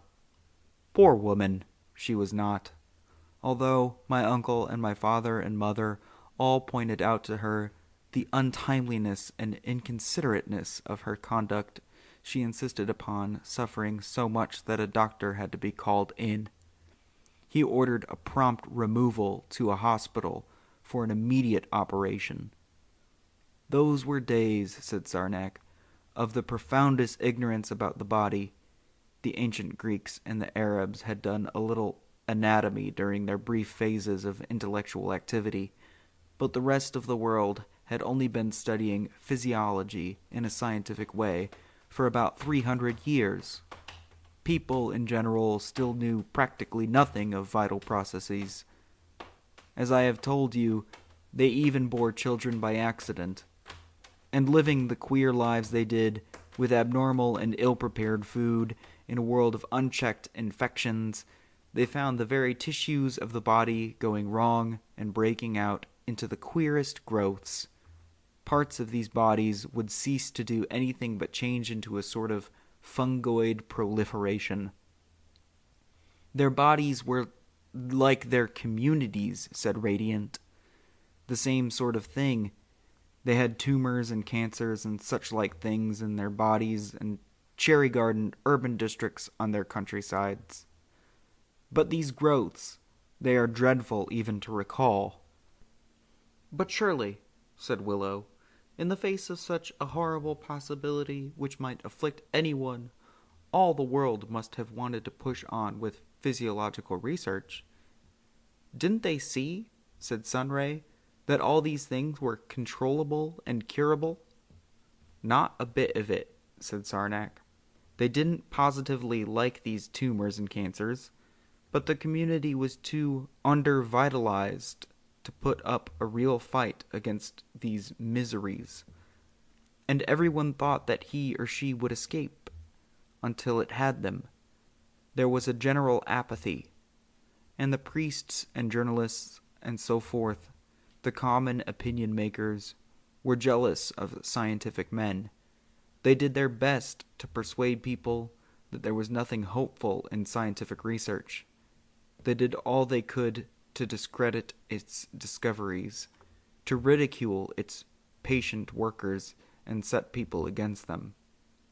That's what puzzles me most, said Sunray. Their mental habits were different. Their minds hadn't been trained to comprehensive thinking. Their thinking was all in compartments and patches. The morbid growths in their bodies were nothing to the morbid growths in their minds. Part 2.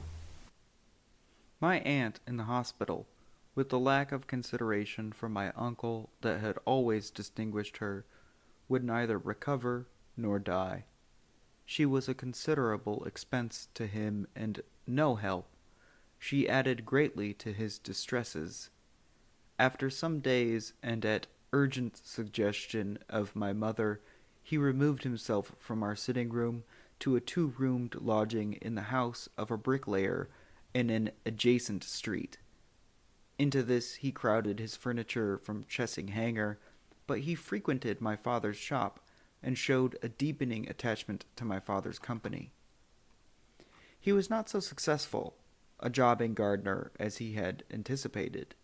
His short, contemptuous way with his new clients in the villas of Cliffstone failed to produce the respect he designed it to do. He would speak of their flower beds as 2 pen'orths of all sorts, and compare their gardens to a tablecloth or a window box, and instead of welcoming these home truths, they resented them. But they had not the manliness to clear up this matter by a good straightforward argument in which they would have had their social position very exactly defined.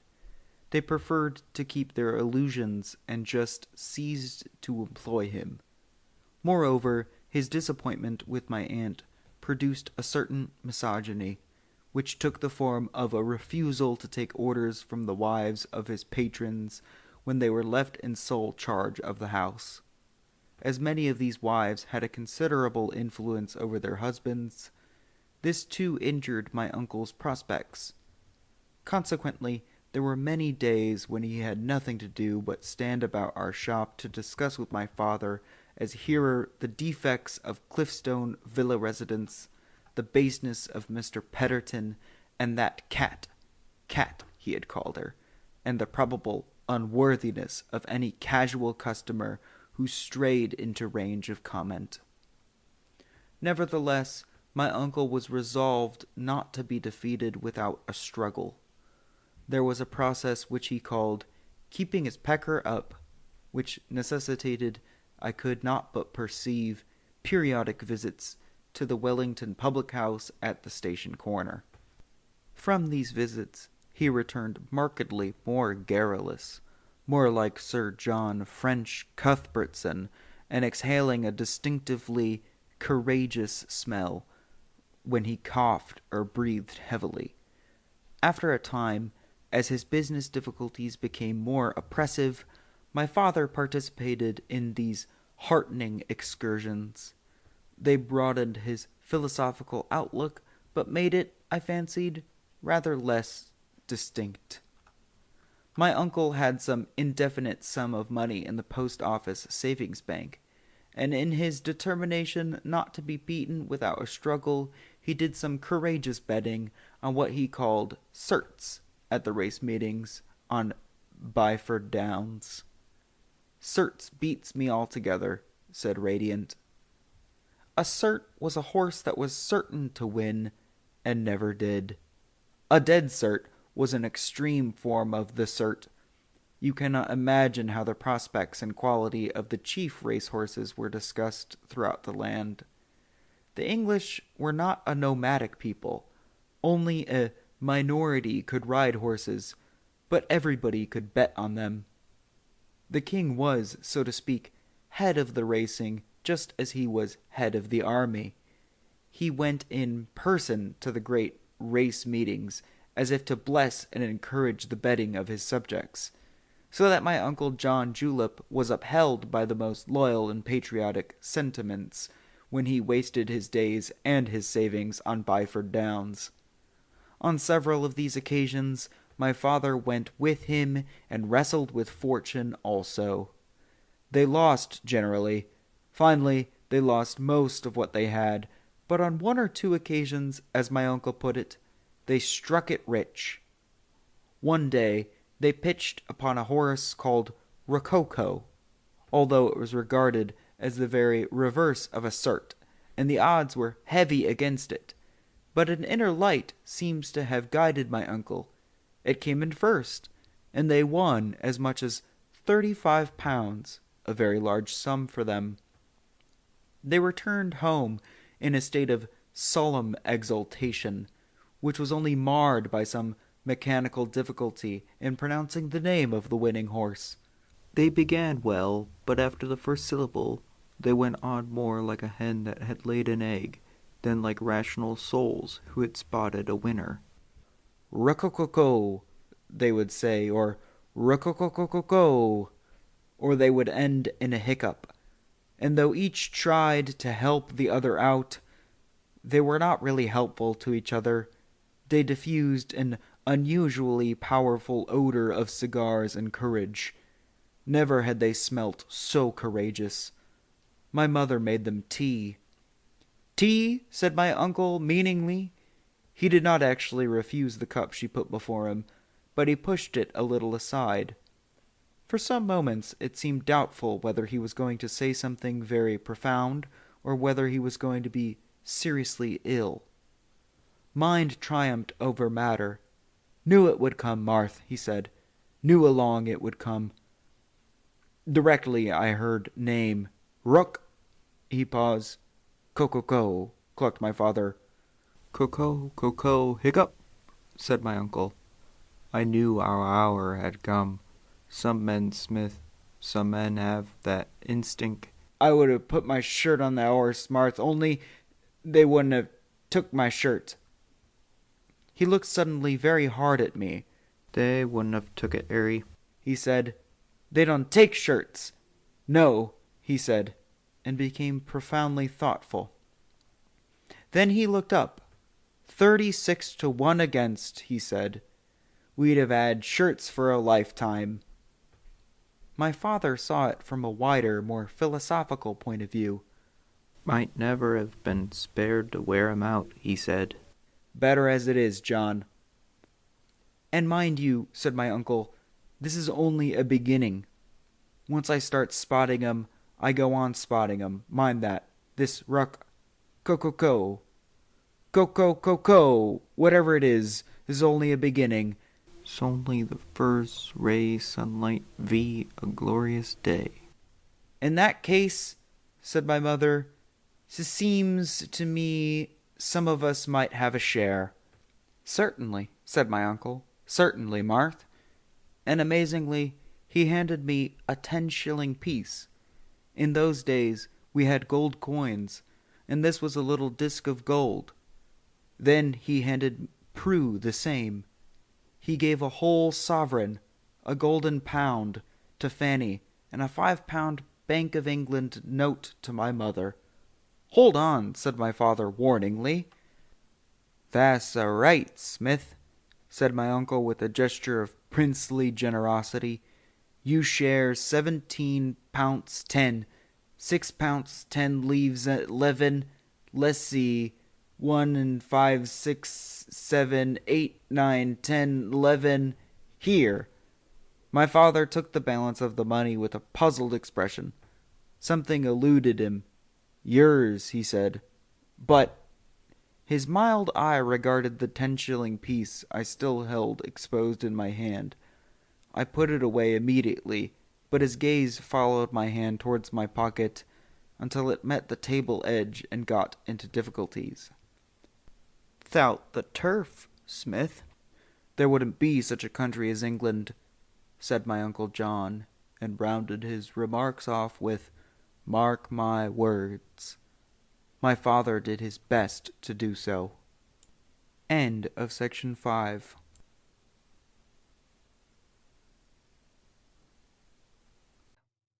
The Dream, a novel by H.G. Wells. Chapter the 3rd. Misfortunes Come Upon the Smith Family, Parts 3 and 4. Part 3. But this hour of success was almost the only bright interlude in a steady drift to catastrophe.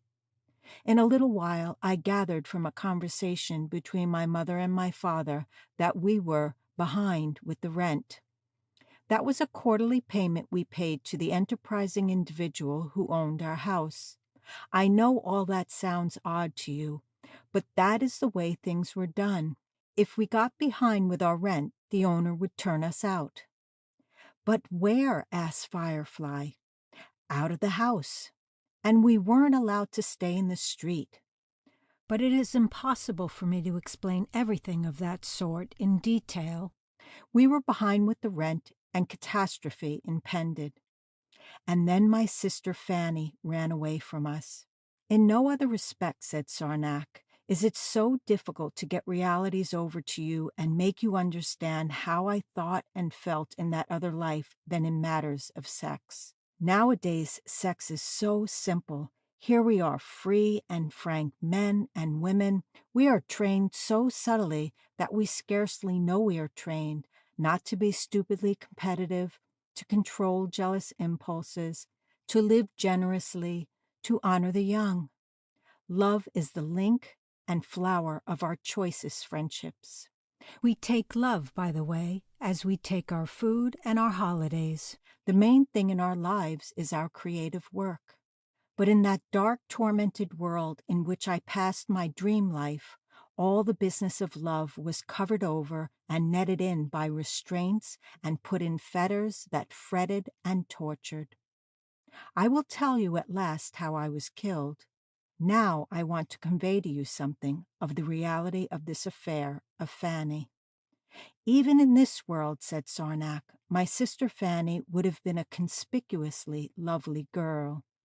Her eyes could be as blue as heaven, or darkened with anger or excitement so that they seemed black. Her hair had a brave sweep in it always. Her smile made you ready to do anything for her. Her laughter made the world clean and brightly clear about her even when it was touched with scorn. And she was ignorant. I can hardly describe her ignorance. It was Fanny first made me feel that ignorance was shameful. I have told you the sort of school we had and of our religious teachers. When I was 9 or 10 and Fanny was 15, she was already scolding me for fumbling with the pronunciation of words, and particularly with the dropping of the aspirate. Harry, she said, if you call me Fenny again, it's war and pinching. My name's Fanny, and yours is Harry, and don't you forget it. It's not English we talk in this place, it's mud. Something had stung her. She had been talking with someone with a better accent, and she had been humiliated. I think that someone may have mocked her. Some chance acquaintance it must have been, some ill-bred superior boy upon the Cliffstone promenade. But Fanny was setting out now to talk good English and make me do the same, with a fury all her own. If only I could talk French, she said. There's France in sight over there, all its lighthouses winking at us, and all we've got to say is, Parlez-vous français, and grin as if it was a joke. She brought home a sixpenny book which professed but failed to teach her French. She was reading voraciously, greedily to know. She read endless novels, but also she was reading all sorts of books about the stars, about physiology, in spite of my mother's wild scoldings at the impropriety of reading a book with pictures of your insides in it, about foreign countries.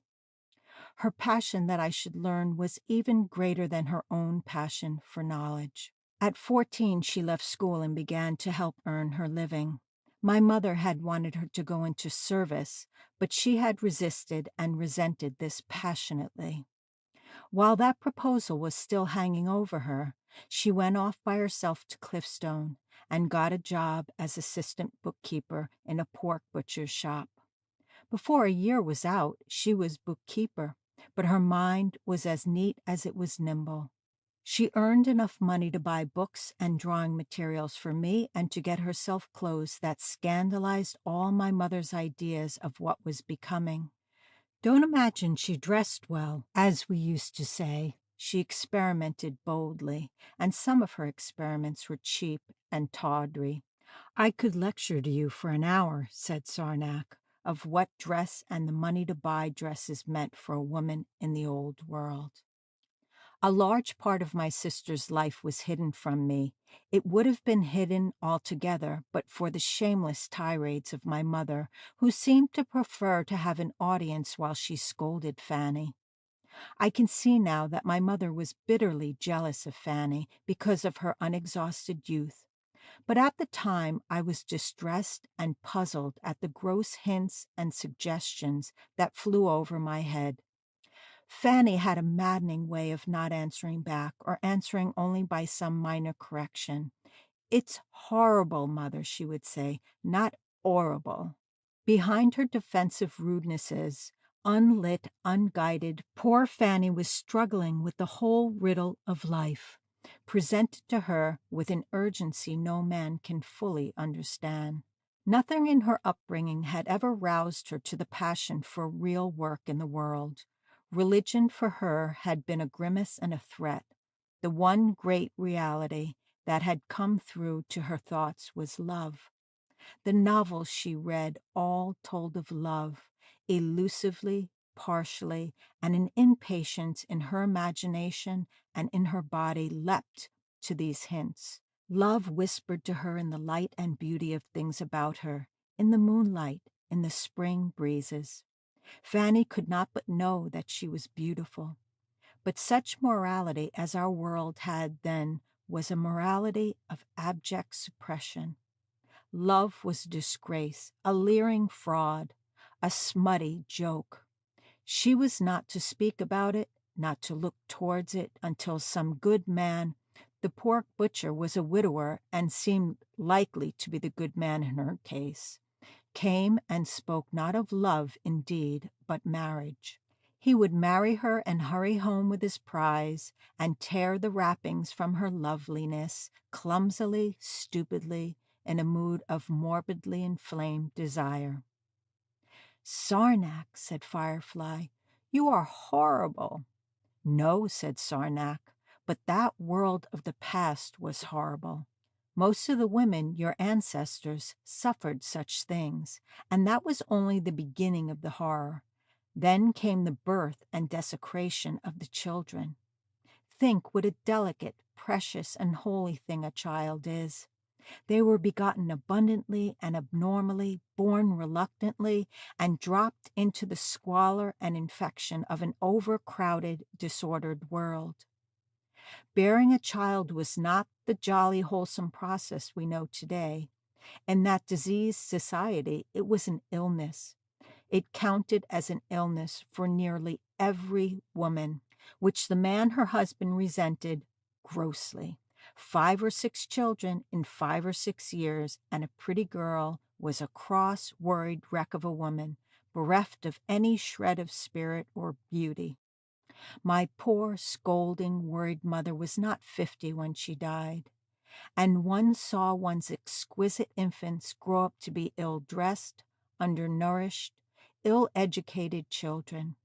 Think of the agony of shamed love that lay beneath my poor mother's slaps and scoldings. The world has forgotten now the hate and bitterness of disappointed parentage.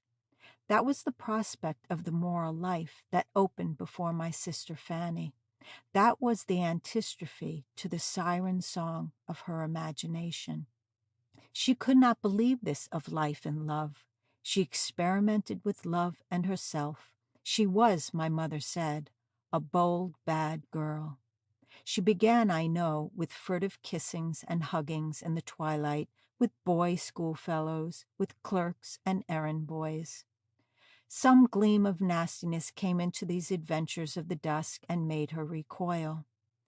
At any rate, she became prim and aloof to Cherry Gardens, but only because she was drawn to the bands and lights and prosperity of Cliffstone. That was when she began to read and correct her accent. You have heard of our old social stratifications. She wanted to be like a lady. She wanted to meet a gentleman.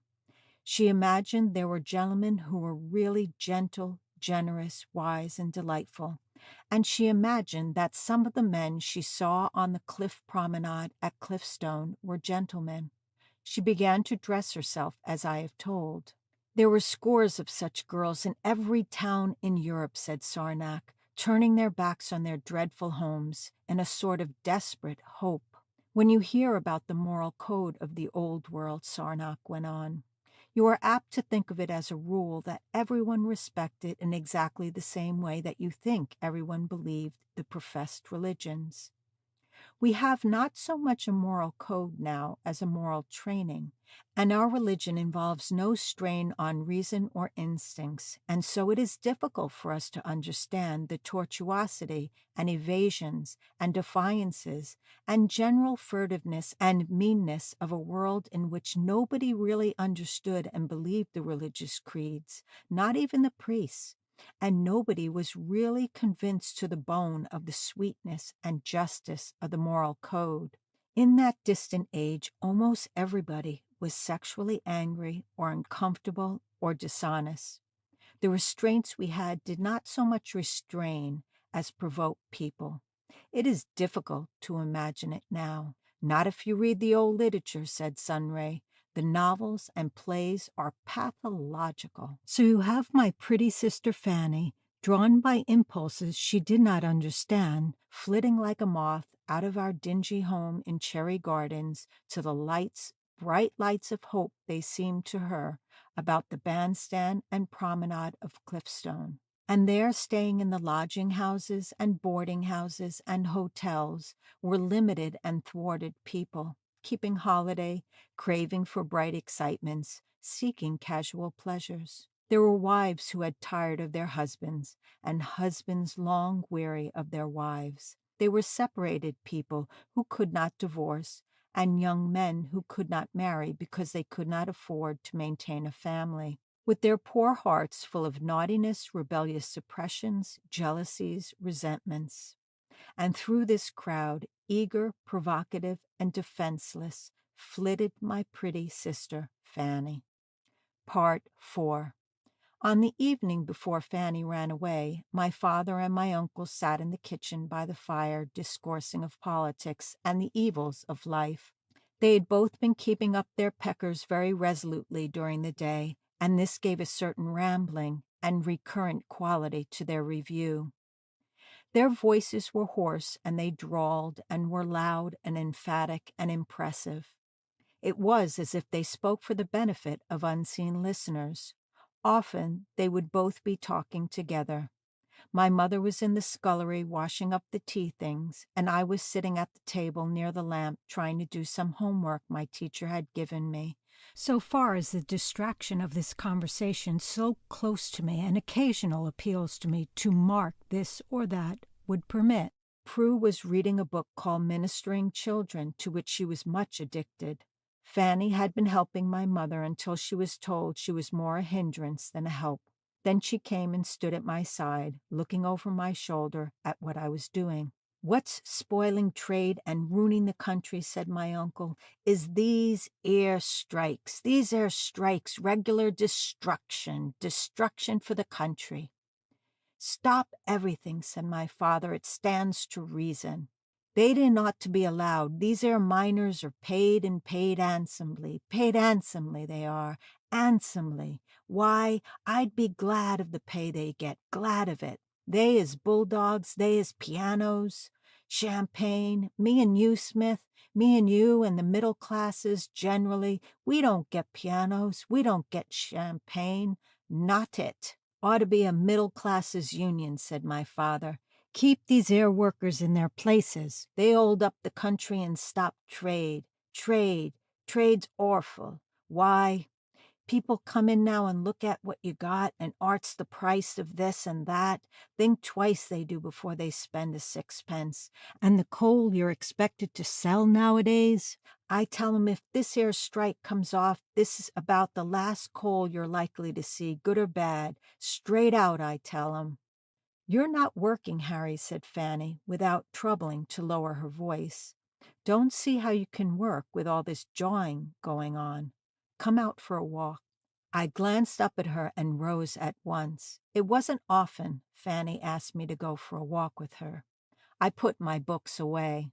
"Going out for a bit of fresh air, Mother," said Fanny, taking her hat down from its peg.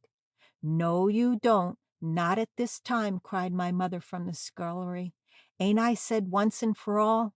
It's all right, Mother. Harry's going with me. He'll see no one runs away with me and ruins me.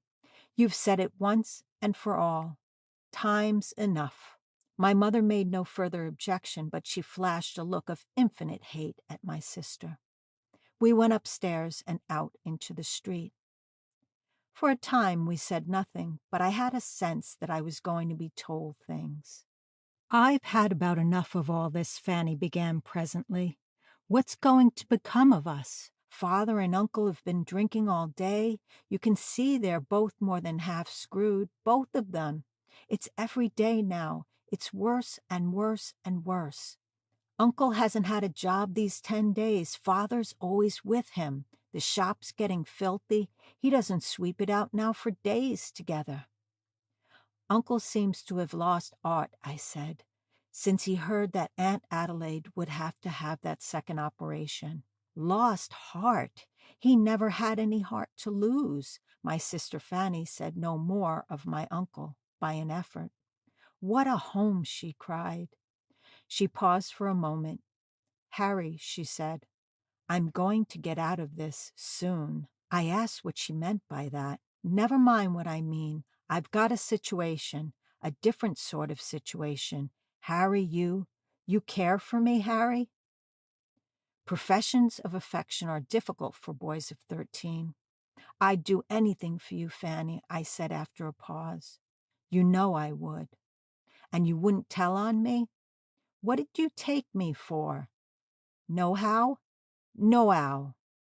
"I knew you wouldn't," said Fanny. "You're the only one of the whole crew I'll be sorry to leave. I do care for you, Harry, straight I do.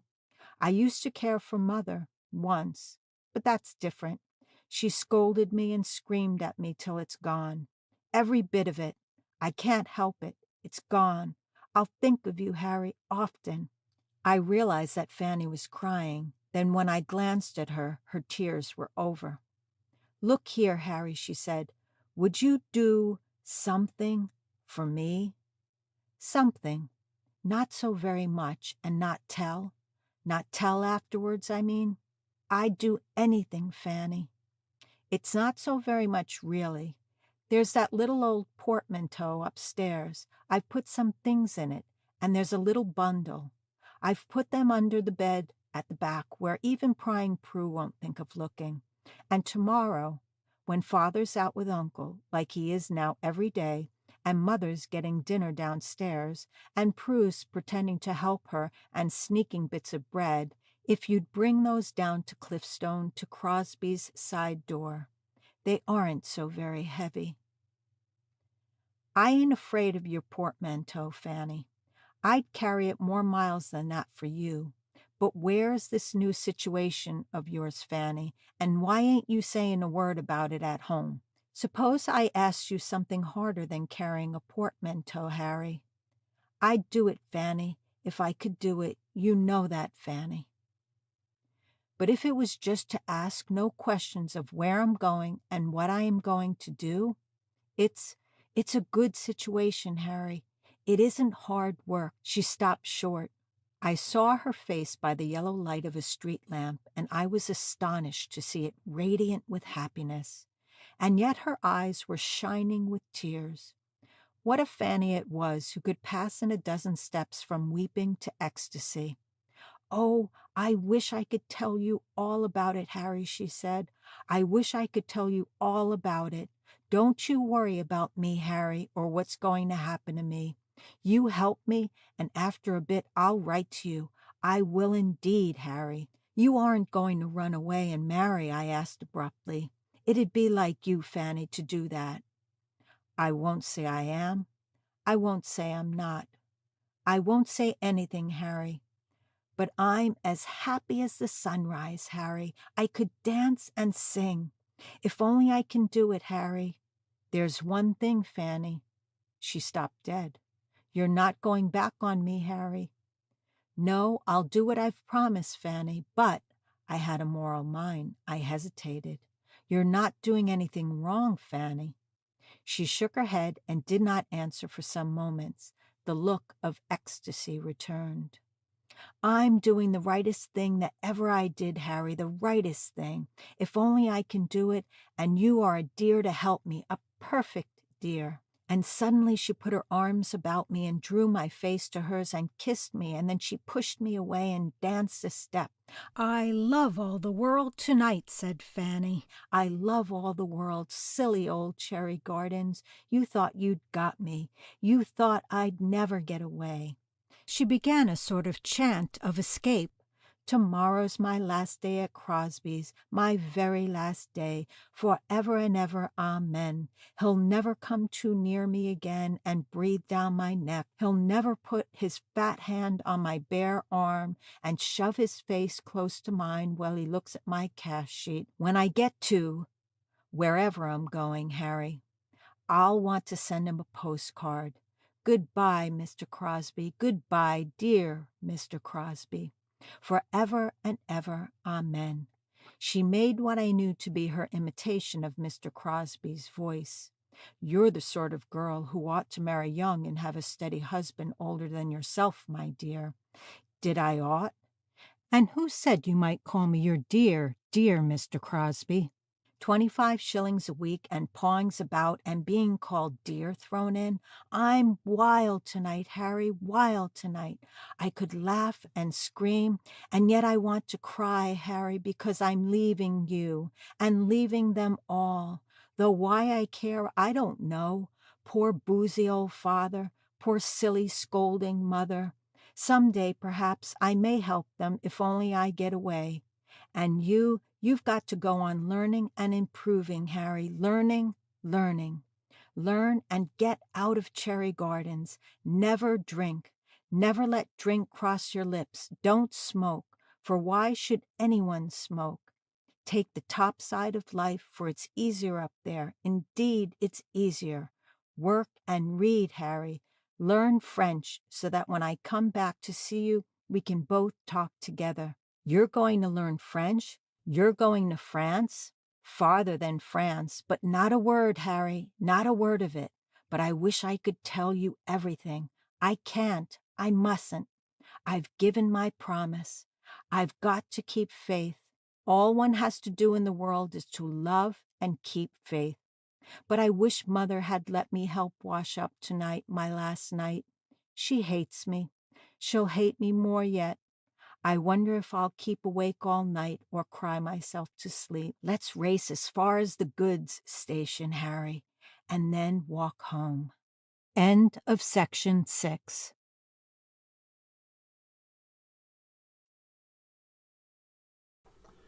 The Dream, a Novel by H.G. Wells.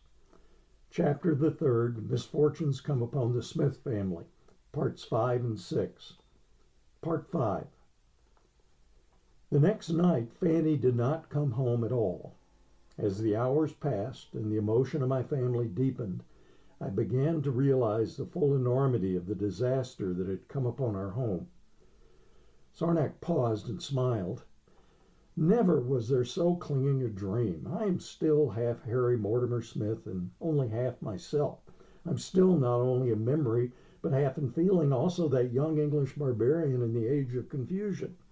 And yet all the time I am looking at my story from our point of view and telling it in Sarnak's voice, amidst this sunshine. Was it really a dream? I don't believe I am telling you a dream.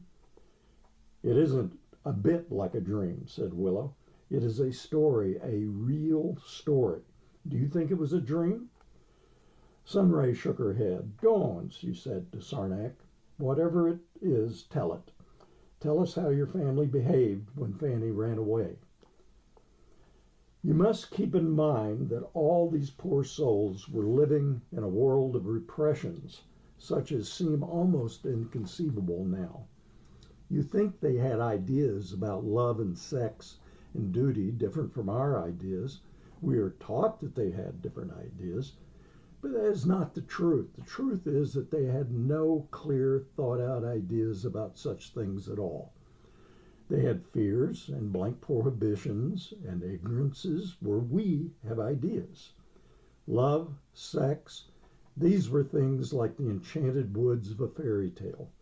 It was forbidden even to go in, and none of us knew to what extent Fanny had gone in. So that evening was an evening of alarm, deepening to a sort of moral panic for the whole household. It seemed to be required of my family that they should all behave irrationally and violently. My mother began to fret about 9:30.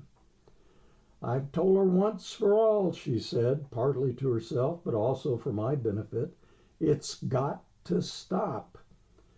She cross-examined me about where Fanny might be. Had she said anything about going on the pier? I said I didn't know. My mother fumed and fretted. Even if Fanny had gone on the pier, she ought to be home by 10.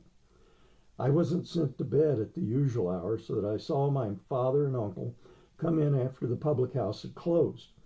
I forgot now why my uncle came in to us instead of going straight home, but it was not a very unusual thing for him to do so.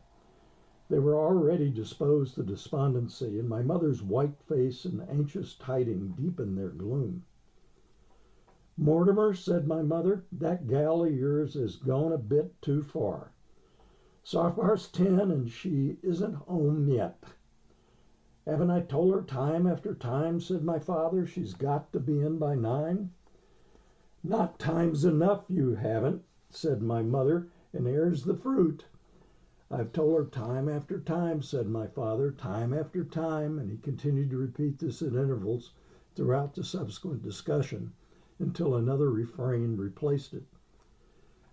My uncle said little at first. He took up his position on the hearth rug my father had made and stood there, swaying slightly, hiccuping at intervals behind his hand, frowning and scrutinizing the faces of the speakers. At last he delivered his judgment. Something's happened to that girl, he said. You mark my words.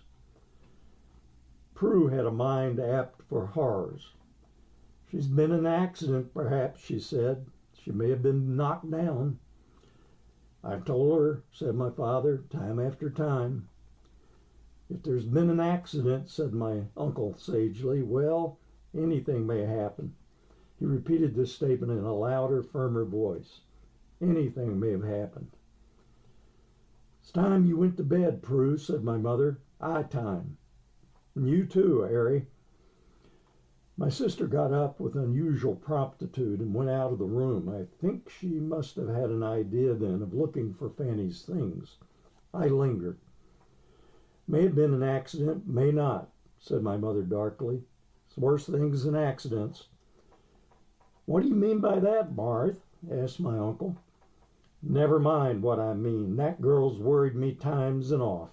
There's worse things than accidents. I listened, thrilled. You be off to bed, Harry, said my mother. What you got to do, simple, said my uncle, leaning forward on his toes. Telephone hospitals. Telephone police. Old Crow at the Wellington won't have gone to bed. He's got a telephone. Good customers. He'll telephone. Mark my words. It's an accident. And then Prue reappeared at the top of the stairs. Mother, she said in a loud whisper. You be off to bed, miss, said my mother. Haven't I got worries enough? Mother, said Prue, you know that little old portmantle of Fanny's? Everyone faced a new realization. Sigourney, said Prue, and her two best hats and all her underclothes and her other dress gone, too. Then she's took 'em, said my father. And herself, said my mother. Time after time, I told her, said my father. She's run away, said my mother with a scream in her voice. She's brought shame and disgrace on us. She's run away. Someone's got hold of her, said my father. My mother sat down abruptly. After all I'd done for her, she cried, beginning to weep. With an honest man ready to marry her, toil and sacrifice, care and warnings, and she brought us to shame and dishonor. She's run away, that I should have lived to see this day. Fanny! She jumped up suddenly to go and see with her own eyes that Prue's report was true. I made myself as inconspicuous as possible, for I feared some chance question might reveal my share in our family tragedy. But I didn't want to go to bed. I wanted to hear things out. Any good my going to the police station for you on my way home? My uncle asked. Police, said my father. What good's police? Gah! If I had my hands on that villain's throat, I'd police him, bringing shame on me and mine. Police? Here's Fanny, my little daughter Fanny, beguiled and misled and carried away. I'm hasty. Yes, John, you go in and tell the police. It's on your way. Tell them from me. I won't leave not a single stone unturned so's to bring her back. My mother came back whiter than ever. It's right enough, she said. She's gone. She's off. While we stand here disgraced and shamed, she's away. Who with? Said my father. That's the question. Who with? Harry, have you seen anyone about with your sister? Anyone hanging about? Any suspicious-looking sort of dressed-up fancy man? Have you ever? I said I hadn't. But Prue had evidence. She became voluble. About a week ago, she had seen Fanny and a man coming along from Cliffstone, talking. They hadn't seen her. They had been too wrapped up in each other. Her description of the man was very vague and was concerned chiefly with his clothes. He had worn a blue serge suit and a gray felt hat. He was sort of a gentleman-like. He was a good lot older than Fanny. Prue wasn't sure whether he had a mustache or not. My father interrupted Prue's evidence by a tremendous saying which I was to hear him repeat time after time during the next week. Sooner than this should have happened, said my father. I've seen her lying dead at my feet. Gladly I've seen her lying dead at my feet. Poor girl, said my uncle. It's a bitter lesson she has before her, a bitter lesson. Poor child, poor little Fanny. Poor Fanny, indeed, cried my mother vindictively, seeing it all, I perceived, from an entirely different angle. There she is prancing about with her fancy gentleman now, and all her flaws. Dinners and wine she'll have, flowers she'll have, dresses and everything. Be took about and shown things, shown off and took to theaters. The shame of it, and us 'ere shamed and disgraced and not a word to say when neighbors ask us questions. How can I look 'em in the face? How can I look Mr. Crosby in the face? That man was ready to go down on his bended knees to her and worship her, stout though he was. He'd have given her anything she asked for, in reason. What he could see in her I could never make out, but see it he did, and now I've got to face him and tell him I've told him wrong. Time after time I've said to him, you wait, Mr. Crosby. And that hussy, sly and stuck up and deep, gorn. My father's voice came booming over my mother's shrill outcry. Sooner than this should have happened. I'd seen her dead at my feet. I was moved to protest, but for all my 13 years I found myself weeping. How do you know, I blubbered, that Fanny hasn't gone away and got married? How do you know? Married, cried my mother. Why should she run away to be married? If it was marriage, what was to prevent her bringing him home and having him introduced to us all, right and proper? Isn't her own father and mother and home good enough for her, that she has to run away and get married? When she could have had it here at St. Jude's, nice and respectable, with your father and your uncle and all of us in white favors and a carriage and all? I wish I could hope she was married. I wish there was a chance of it. My uncle shook his head in confirmation. Sooner than this should have happened, boomed my father. I've seen her dead at my feet. Last night, said Prue, she said her prayers. Didn't she always say her prayers? Asked my uncle, shocked. Not kneeling down, said Prue, but last night she was kneeling quite a long time. She thought I was asleep, but I watched her. That looks bad, said my uncle. You know, Smith, that looks bad. I don't like that praying. It's ominous. I don't like it. And then suddenly and violently, Prue and I were packed off upstairs to bed. For long the sound of their voices went on. The three of them came up into the shop and stood at the front door while my uncle gradually took leave. But what further things they said, I did not hear. But I remember that suddenly I had a brilliant idea, suggested no doubt by Prue's scrap of evidence. I got out of bed and knelt down and said, pray God, be kind to my Fanny. Pray God not to be hard on Fanny. I'm sure she means to get married, forever and ever. Amen. And after putting Providence upon his honor, so to speak, in this fashion, I felt less mentally distracted, and I got back into bed, and presently I fell asleep. Sarnak paused. It's all rather puzzling, said Willow. It seemed perfectly natural at the time, said Sarnak. That pork butcher was evidently a repulsive creature, said Firefly. Why didn't they object to it? Because the importance of the marriage ceremonial was so great in those days as to dominate the entire situation. I knew Crosby quite well. He was a cunning-faced, oily-mannered humbug with a bald head, fat red ears, a red complexion, and a paunch. There are no such people in the world now. You must recall some incredible, gross, old-world caricature to imagine him. Nowadays, you would as soon think of coupling the life of a girl with some gross, heavy animal as with such a man, but that mattered nothing to my father or my mother. My mother, I suspect, rather liked the idea of the physical humiliation of Fanny.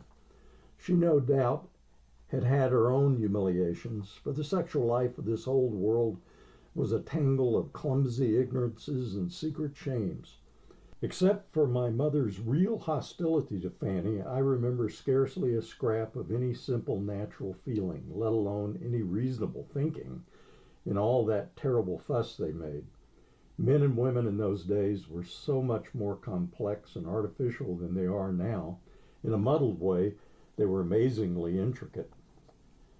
You know that monkeys, even young monkeys, have old and wrinkled faces, and it's equally true that in the age of confusion, life was so perplexing and irrational that while we were still children, our minds were already old and wrinkled.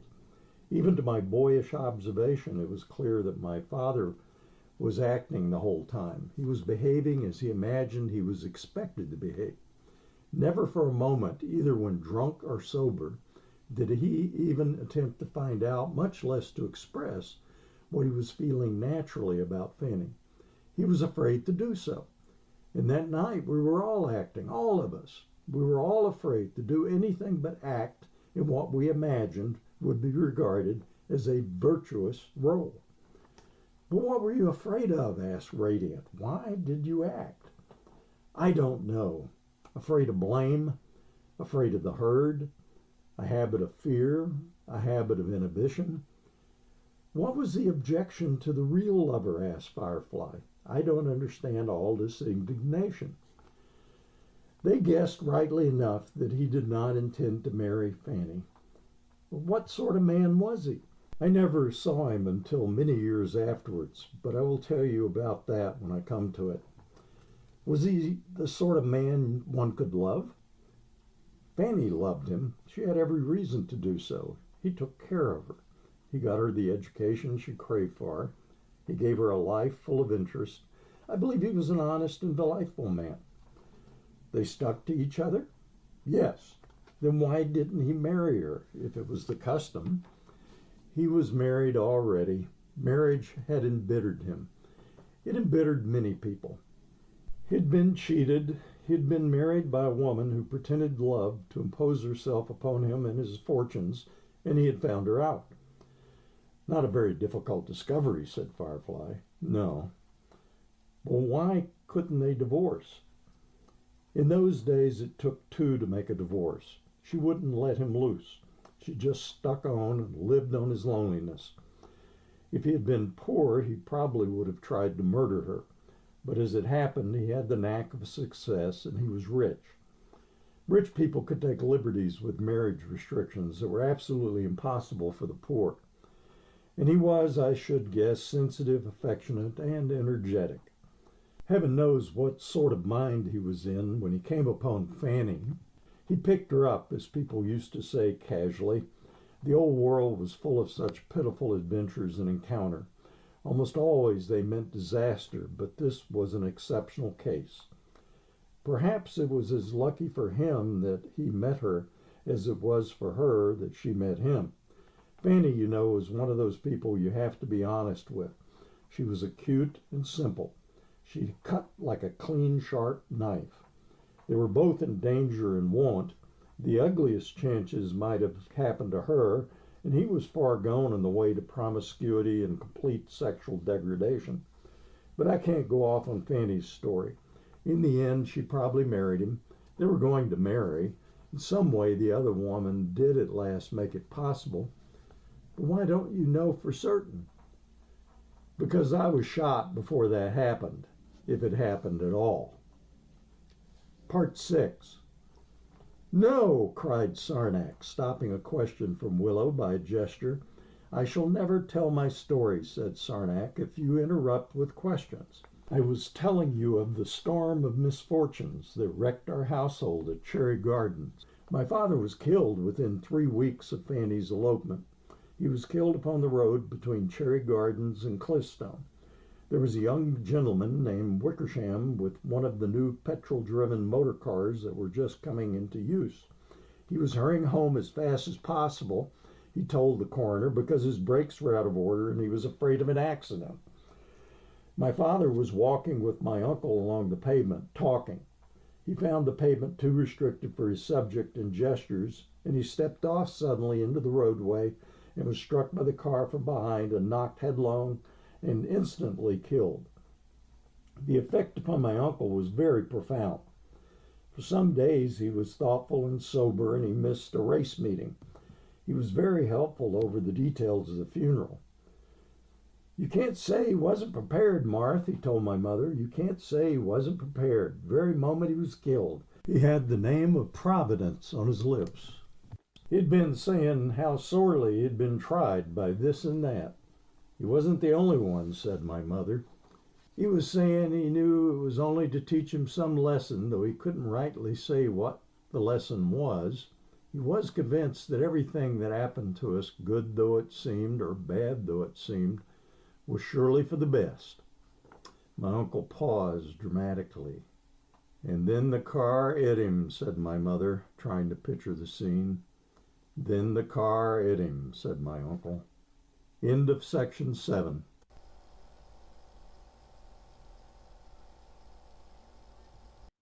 The Dream, a novel by H.G. Wells.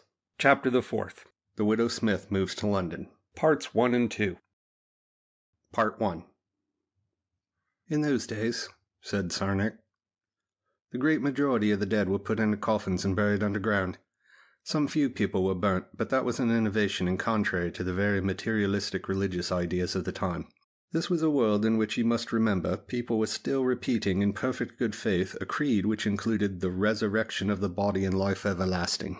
Intellectually, old Egypt and her dreaming mummies still ruled the common people of the European world. The Christian creeds were themselves mummies from Lower Egypt. As my father said on one occasion when he was discussing this question of cremation, it might prove a bit awkward at the resurrection, like not having a proper wedding garment, so to speak. Though there's sharks, said my father, whose mental transitions were sometimes abrupt, and them has been et by lions. Many of the best Christian martyrs in their time was et by lions. They'd certainly be given bodies. And if one is given a body, why not another? Said my father, lifting mild and magnified eyes in inquiry. It's a difficult question, my father decided. At any rate, there was no discussion of cremation in his case. We had a sort of hearse coach with a place for the coffin in front to take him to the cemetery, and in this vehicle my mother and Prue travelled, also my brother Ernest, who had come down from London for the occasion, and my uncle and I walked ahead and waited for it at the cemetery gates and followed the coffin to the graveside. We were all in black clothes, even black gloves, in spite of the fact we were wretchedly poor. "'Twon't be my last visit to this place this year," said my uncle despondently. "Not if Adelaide goes on as she's going." Ernest was silent. He disliked my uncle and was brooding over him. From the moment of his arrival he had shown a deepening objection to my uncle's existence. "There's luck, they say, in funerals," said my uncle presently, striking a brighter tone. "If I keep my eye open, I dare say I might get into something." Ernest remained dour. We followed the men carrying the coffin towards the cemetery chapel in a little procession led by Mr. Snapes in his clerical robes. He began to read out words that I realized were beautiful and touching and that concerned strange and far-away things. "I am the resurrection and the life. He that believeth in me, though he be dead, yet shall he live. I know that my Redeemer liveth, and that he shall stand at the latter day upon the earth. We brought nothing into this world, and it is certain we carry nothing out. The Lord gave, and the Lord hath taken away. Blessed be the name of the Lord." Suddenly I forgot the bickerings of my uncle and brother, and was overcome with tenderness and grief for my father. A rush from my memory of many clumsy kindlinesses. A realization of the loss of his companionship came to me. I recalled the happiness of many my Sunday tramps by his side in springtime, on golden summer evenings, in winter when the frost had picked out every twig in the downland hedgerows. I thought of his endless edifying discourses about flowers and rabbits and hillsides and distant stars. And he was gone. I should never hear his voice again. I should never see again his dear old eyes magnified to an immense wonder through his spectacles. I should never have a chance of telling him how I cared for him, and I had never told him I cared for him. Indeed, I had never realized I cared for him until now. He was lying stiff and still and submissive in that coffin, a rejected man. Life had treated him badly. He had never had a dog's chance. My mind leapt forward beyond my years, and I understood what a tissue of petty humiliations and disappointments and degradations his life had been. I saw them as clearly as I see now the immense pity of such a life. Sorrow possessed me. I wept as I stumbled along after him. I had great difficulty in preventing myself from weeping aloud. Part 2. After the funeral, my brother Ernest and my uncle had a violent wrangle about my mother's future. Seeing that my Aunt Adelaide was for all practical purposes done for, my uncle suggested that he should sell up most of his furniture, bring his capital into the greengrocery business, and come and live with his sister. But my brother declared that the greengrocery business was a dying concern, and was for my mother moving into a house in Cliffstone when she might let lodgings. Prue would be no end of help in that. At first this was opposed by my uncle, and then he came around to the idea on condition that he participated in the benefits of the scheme, But this Ernest opposed, asking rather rudely what sort of help my uncle supposed he would be in a lodging-house. "Let alone you've never out of bed before 10, he said, though how he knew this fact did not appear. Ernest had been living in London, working at a garage. He drove hired cars by the month or job, and his respect for the upper class had somehow disappeared. The dignity of Sir John French Cuthbertson at second hand left him cold and scornful. "You ain't going to have my mother work for you and wait on you nohow," he said. While this dispute went on, my mother, with the assistance of Prue, was setting out the cold collation which in those days was the redeeming feature of every funeral. There was cold ham and chicken. My uncle abandoned his position of vantage on my father's rag hearthrug, and we all sat down to our exceptional meal. For some little time the cold ham and chicken made a sort of truce between my brother Ernest and my uncle. But presently my uncle sighed, drank off his beer, and reopened the argument. "You know what I think, Marth," he said, spearing a potato from the dish near by with a fork. "You ought to have some voice in what is going to become of you. Me and this young man from London have been having a bit of a difference about you and what you ought to do." I realized abruptly from the expression on my mother's white face, a sort of white intentness which a widow's cap seemed to emphasize, that she was quite determined to have not only some voice but a decisive voice in this matter. But before she could say anything, my brother Ernest had intervened. "It's like this, Mother," he said. "You've got to do something, haven't you?" My mother was about to reply when Ernest snatched a sort of assent from her and proceeded. "Well, naturally I ask, what sort of thing can you do? And as naturally, I answer lodgings. You can't expect to go on being a greengrocer, because that ain't natural for a woman, considering the weights and coal that has to be lifted." "And could be lifted easy with a man to help her," said my uncle. "If he was a man," said my brother Ernest with bitter sarcasm. "Meaning?" asked my uncle with cold hauteur. "What I say," said brother Ernest. "No more, no less. So if you take my advice, Mother, what you'll do is this. You go down early tomorrow to Cliffstone to look for a suitable little house, big enough to owe lodgers and not so big as to break your back, and I'll go and talk to Mr. Bulstrode about ending up your tenancy here. Then we'll be able to see where we are." Again my mother attempted to speak, but was overborne. "If you think I'm going to be treated as a nonentity," said my uncle, "you're making the biggest mistake you ever made in your life. See? Now you listen to me, Marth." "You shut up," said my brother. "Mother's my business first and foremost." "Shut up," echoed my uncle. "What manners? At a funeral? From a chap not a third my age, a mere hazardous empty boy. Shut up. You shut up yourself, my boy, and listen to those who know a bit more about life than you do. I've smacked your head before today, not once or twice either, and I warmed your hide when you stole them peaches, and much good it did you. I oughter have took your skin off. You and me have never got on much, but unless you keep a civil tongue in your head, we ain't going to get on now." "Saying which," said brother Ernest with a dangerous calmness, "the sooner you make yourself scarce, the better for all concerned. Not to leave my only sister's affairs in the hands of a cub like you." Again my mother essayed to speak, but the angry voices disregarded her. "I tell you you're going to get out, and if you can't get out of your own discretion, I warn you I'll have to help you." "Not when you're in mourning," said my mother. "Not wearing your mourning. And besides—" But they were both too heated to attend to her. "You're pretty big with your talk," said my uncle. "But don't you presume too far on my forbearance. I've had enough of this." "So have I," said my brother Ernest, and stood up. My uncle stood up too, and they glared at one another. "That's the door," said my brother darkly. My uncle walked back to his wonted place on the hearthrug. "Now don't let's have any quarrellings on a day like this," he said. "If you haven't any consideration for your mother, you might at least think of him who has passed beyond. My object is simply to try and arrange things so's best for all. And what I say is this. The idea of your mother going into a lodging-house alone, without a man's help, is ridiculous, perfectly ridiculous, and only a first-class inconsiderate young fool." My brother Ernest went and stood close to my uncle. "You've said enough," he remarked. "This affair's between me and my mother, and your motto is get out. See?" Again my mother had something to say, and again she was silenced. "This is a man's work, mother," said Ernest. "Are you going to shift it, uncle?" My uncle faced up to this threat of Ernest. "I've a duty to my sister." And then I regret to say my brother laid hands on him. He took him by the collar and by the wrist, and for a moment the two black-clad figures swayed. "Let go my coat," said my uncle. "Let go my coat collar." But a thirst for violence had taken possession of Ernest.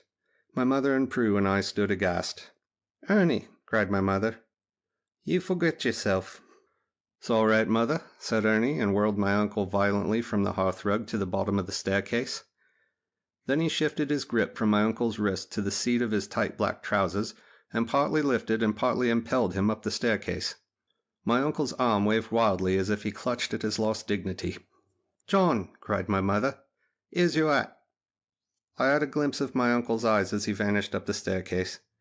He seemed to be looking for his hat, but he was now offering no serious opposition to my brother Ernest's handling of him.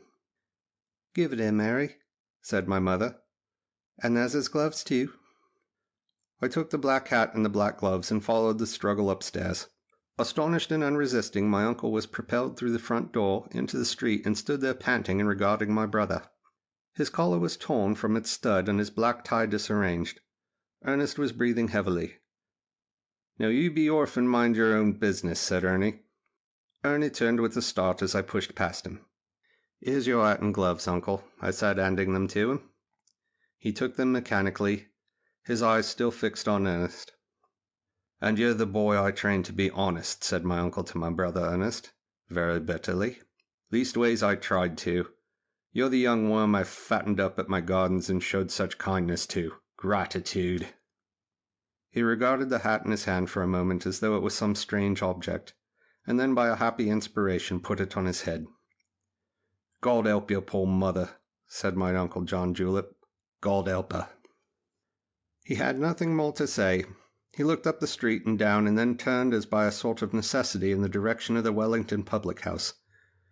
And in this manner was my Uncle John Julep, on the day of my father's funeral, cast forth into the street of Cherry Gardens, a prospective widower and a most pathetic and unhappy little man. The dingy black figure in retreat still haunts my memory.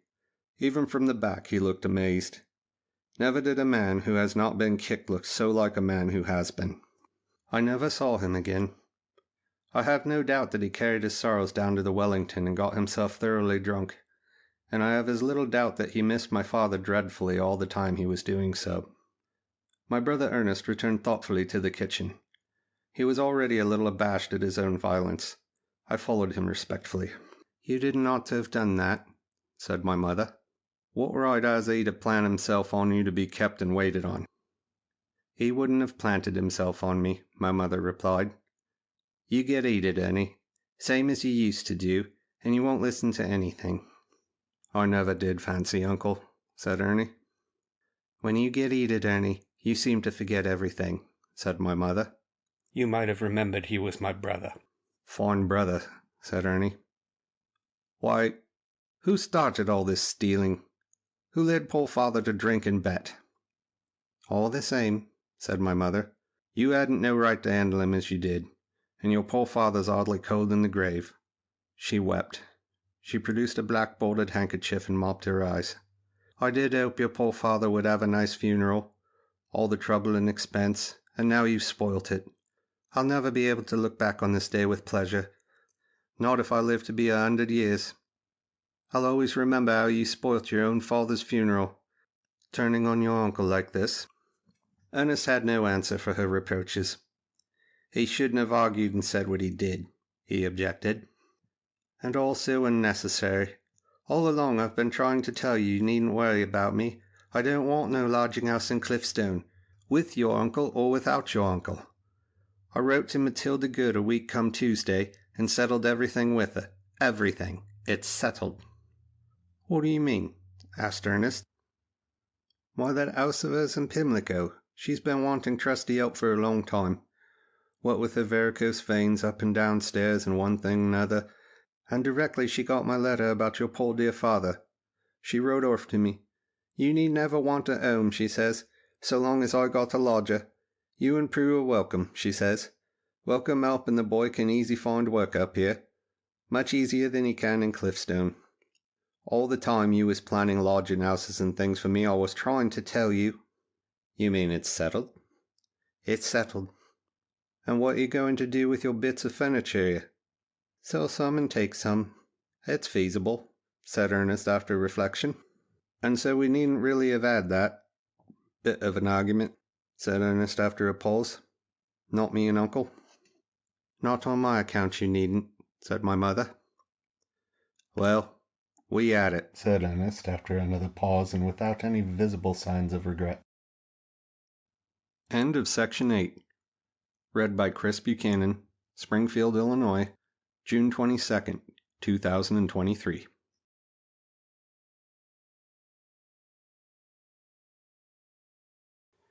The Dream, a Novel, by H.G. Wells. Chapter the 4th. The Widow Smith Goes to London. Parts 3 and 4. Part 3. If my dream was a dream, said Sarnak, it was a most circumstantial dream.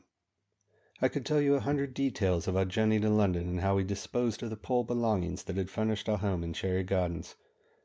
Every detail would expose some odd and illuminating difference between the ideas of those ancient days and our own ideas.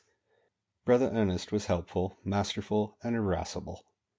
He got a week's holiday from his employer to help Mother to settle up things, and among other things that were settled up, I believe my mother persuaded him and my uncle to shake hands. But I do not know the particulars of that great scene. I did not see it. It was merely mentioned in my hearing during the train journey to London. I would like to tell you also of the man who came round to buy most of our furniture, including that red and black sofa I described to you, and how he and my brother had a loud and heated argument about some damage to one of its legs, and how Mr. Crosby produced a bill that my mother understood he had forgiven us on account of Fanny long ago. There was also some point about something called tenants' fixtures that led my brother and the landlord, Mr. Bulstrode, to the verge of violence, and Mr. Bulstrode, the landlord, brought accusations of damage done to the fabric of the house that were false, and he made extravagant claims for compensation based thereon, and had to be rebutted with warmth. There was also trouble over carting a parcel of our goods to the railway station, and when we got to the terminus of Victoria in London it was necessary, I gathered, that Ernest should offer to fight a railway porter. You have read of railway porters? Before we received proper attention. But I cannot tell you all these curious and typical incidents now, because at that rate I should never finish my story before our holidays are over. I must go on now to tell you of this London, this great city, the greatest city in the world in those days, to which we had transferred our fates. All the rest of my story, except for nearly 2 years and a half I spent in the training camp and in France and Germany during the First World War, is set in the scenery of London. You know already what a vast congestion of human beings London was. You know that within a radius of 15 miles a population of 7.5 million people were gathered together, people born out of due time into a world unready for them and born mostly through the sheer ignorance of their procreators, gathered together into an area of not very attractive clay country by an urgent need to earn a living, and you know the terrible fate that at last overwhelmed this sinfully crowded accumulation. You have read of West End and slums, and you have seen the cinema pictures of those days showing crowded streets, crowds gaping at this queer ceremony or that, a vast traffic of clumsy automobiles and distressed horses in narrow, unsuitable streets, and I suppose your general impression is a nightmare of multitudes, a suffocating realization of jostling discomfort and uncleanness, and of an unbearable strain on the eye and ear and attention. The history we learn in our childhood enforces that lesson. But though the facts are just as we are taught they are, I do not recall anything like the distress at London you would suppose me to have felt. And I do remember vividly the sense of adventure, the intellectual excitement, and the discovery of beauty I experienced in going there. You must remember that in this strange dream of mine I had forgotten all our present standards. I accepted squalor and confusion as being in the nature of things, and the aspect of this city's greatness, the wonder of this limitless place and a certain changing and effervescent beauty, rise out of a sea of struggle and limitation as forgetfully as a silver birch rises out of the swamp that bears it. The part of London in which we took our abode was called Pimlico. It bordered upon the river, and once there had been a wharf there to which ships came across the Atlantic from America. This word Pimlico had come with other trade in these ships. In my time it was the last word left alive of the language of the Algonquin Red Indians, who had otherwise altogether vanished from the earth. The Pimlico wharf had gone, the American trade was forgotten, and Pimlico was now a great wilderness of streets of dingy grey houses in which people lived and let lodgings. These houses had never been designed for the occupation of lodgers. They were faced with a lime plaster called stucco, which made a sort of pretense of being stone. Each one had a sunken underground floor originally intended for servants, a door with a portico, and several floors above which were reached by a staircase. Beside each portico was a railed pit that admitted light to the front underground room. As you walked along these Pimlico streets, these porticos receded in long perspectives, and each portico of that endless series represented 10 or a dozen misdirected, incomplete, and rather unclean inhabitants, infected mentally and morally. Over the grey and dingy architecture rested a mist or a fog. Rarely was there a precious outbreak of sunlight. Here and there down the vista a grocer's boy or a greengrocer's boy or a fish hawker would be handing in food over the railings to the subterranean members of a household, or a cat — there was a multitude of cats — would be peeping out of the railings alert for danger of a passing dog. There would be a few pedestrians, a passing cab or so, and perhaps in the morning a dust-cart collecting refuse filth, set out for the winds to play with in boxes and tin receptacles at the pavement's edge, or a man in a uniform cleaning the streets with a hose. It seems to you that it must have been the most depressing of spectacles. It wasn't, though I doubt if I can make clear to you that it wasn't. I know I went about Pimlico thinking it a rather fine place and endlessly interesting. I assure you that in the early morning, and by my poor standards, it had a sort of grey spaciousness and dignity. But afterwards I found the thing far better done, that London architectural aquatant, in Belgravia and roundabout Regent's Park. I must admit that I tended to drift after those roads and squares of lodging-houses either into the streets where there were shops and streetcars, or southward to the embankment along the Thames. It was the shops and glares that drew me first as the lights began to fail, and strange as it may seem to you, my memories of such times are rich with beauty. We feeble children of that swarming age had, I think, an almost morbid gregariousness. We found a subtle pleasure and reassurance in crowds, and a real disagreeableness in being alone. And my impressions of London's strange interest and charm are, I confess, very often crowded impressions of a kind this world no longer produces, or impressions to which a crowded foreground or background was essential. But they were beautiful. For example, there was a great railway station, a terminus, within perhaps half a mile of us. There was a great disorderly yard in front of the station in which hackney automobiles and omnibuses assembled and departed and arrived. In the late twilight of an autumn day, this yard had a mass of shifting black shadows and gleams and lamps, across which streamed an incessant succession of bobbing black heads. People on foot hurrying to catch the trains. As they flitted by the lights, one saw their faces gleam and vanish again.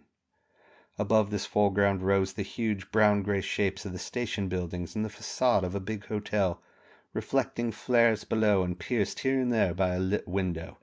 Then very sharply came the skyline, and a sky still blue and luminous, tranquil and aloof. And the innumerable sounds of people and vehicles wove into a deep, wonderful, and continually varying drone. Even to my boyish mind there was an irrational conviction of unity and purpose in this spectacle. The streets where there were shops were also very wonderful and lovely to me directly the too lucid and expository daylight began to fade. The variously coloured lights in the shop windows, which displayed a great diversity of goods for sale, splashed the most extraordinary reflections upon the pavements and doorway, and these were particularly gem-like if there had been rain or a mist to wet the reflecting surfaces. One of these streets, it was called Lupus Street, though why it had the name of an abominable skin disease that has long since vanished from the earth I cannot imagine, was close to our new home, and I still remember it as full of romantic effectiveness. By daylight it was an exceedingly sordid street, and late at night empty and echoing. But in the magic hours of London it was a bed of black and luminous flowers. The abounding people became black imps, and through it wallowed the great shining omnibuses, the ships of the street, filled with light and reflecting lights. There were endless beauties along the river bank. The river was a tidal one held in control by a stone embankment, and the roadway along the embankment was planted at the footway edge with plane trees and lit by large electric lights on tall standards. These planes were among the few trees that could flourish in the murky London air, but they were unsuitable trees to have in a crowded city because they gave off minute specules that irritated people's throats. That, however, I did not know. What I did know was the shadows of the leaves on the pavements thrown by the electric glares made the most beautiful patternings I had ever seen. I would walk along the warm night rejoicing in them, more particularly if now and then a light breeze set them dancing and quivering. One could walk from Pimlico along this Thames embankment for some miles towards the east.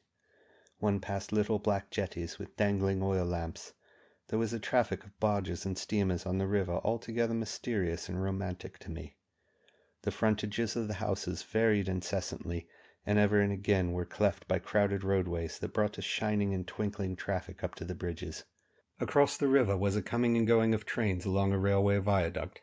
It contributed a restless motif of clanks and concussion to the general drone of London, and the engines sent puffs of firelit steam and sudden furnace glows into the night. One came along this embankment to the great buildings at Westminster.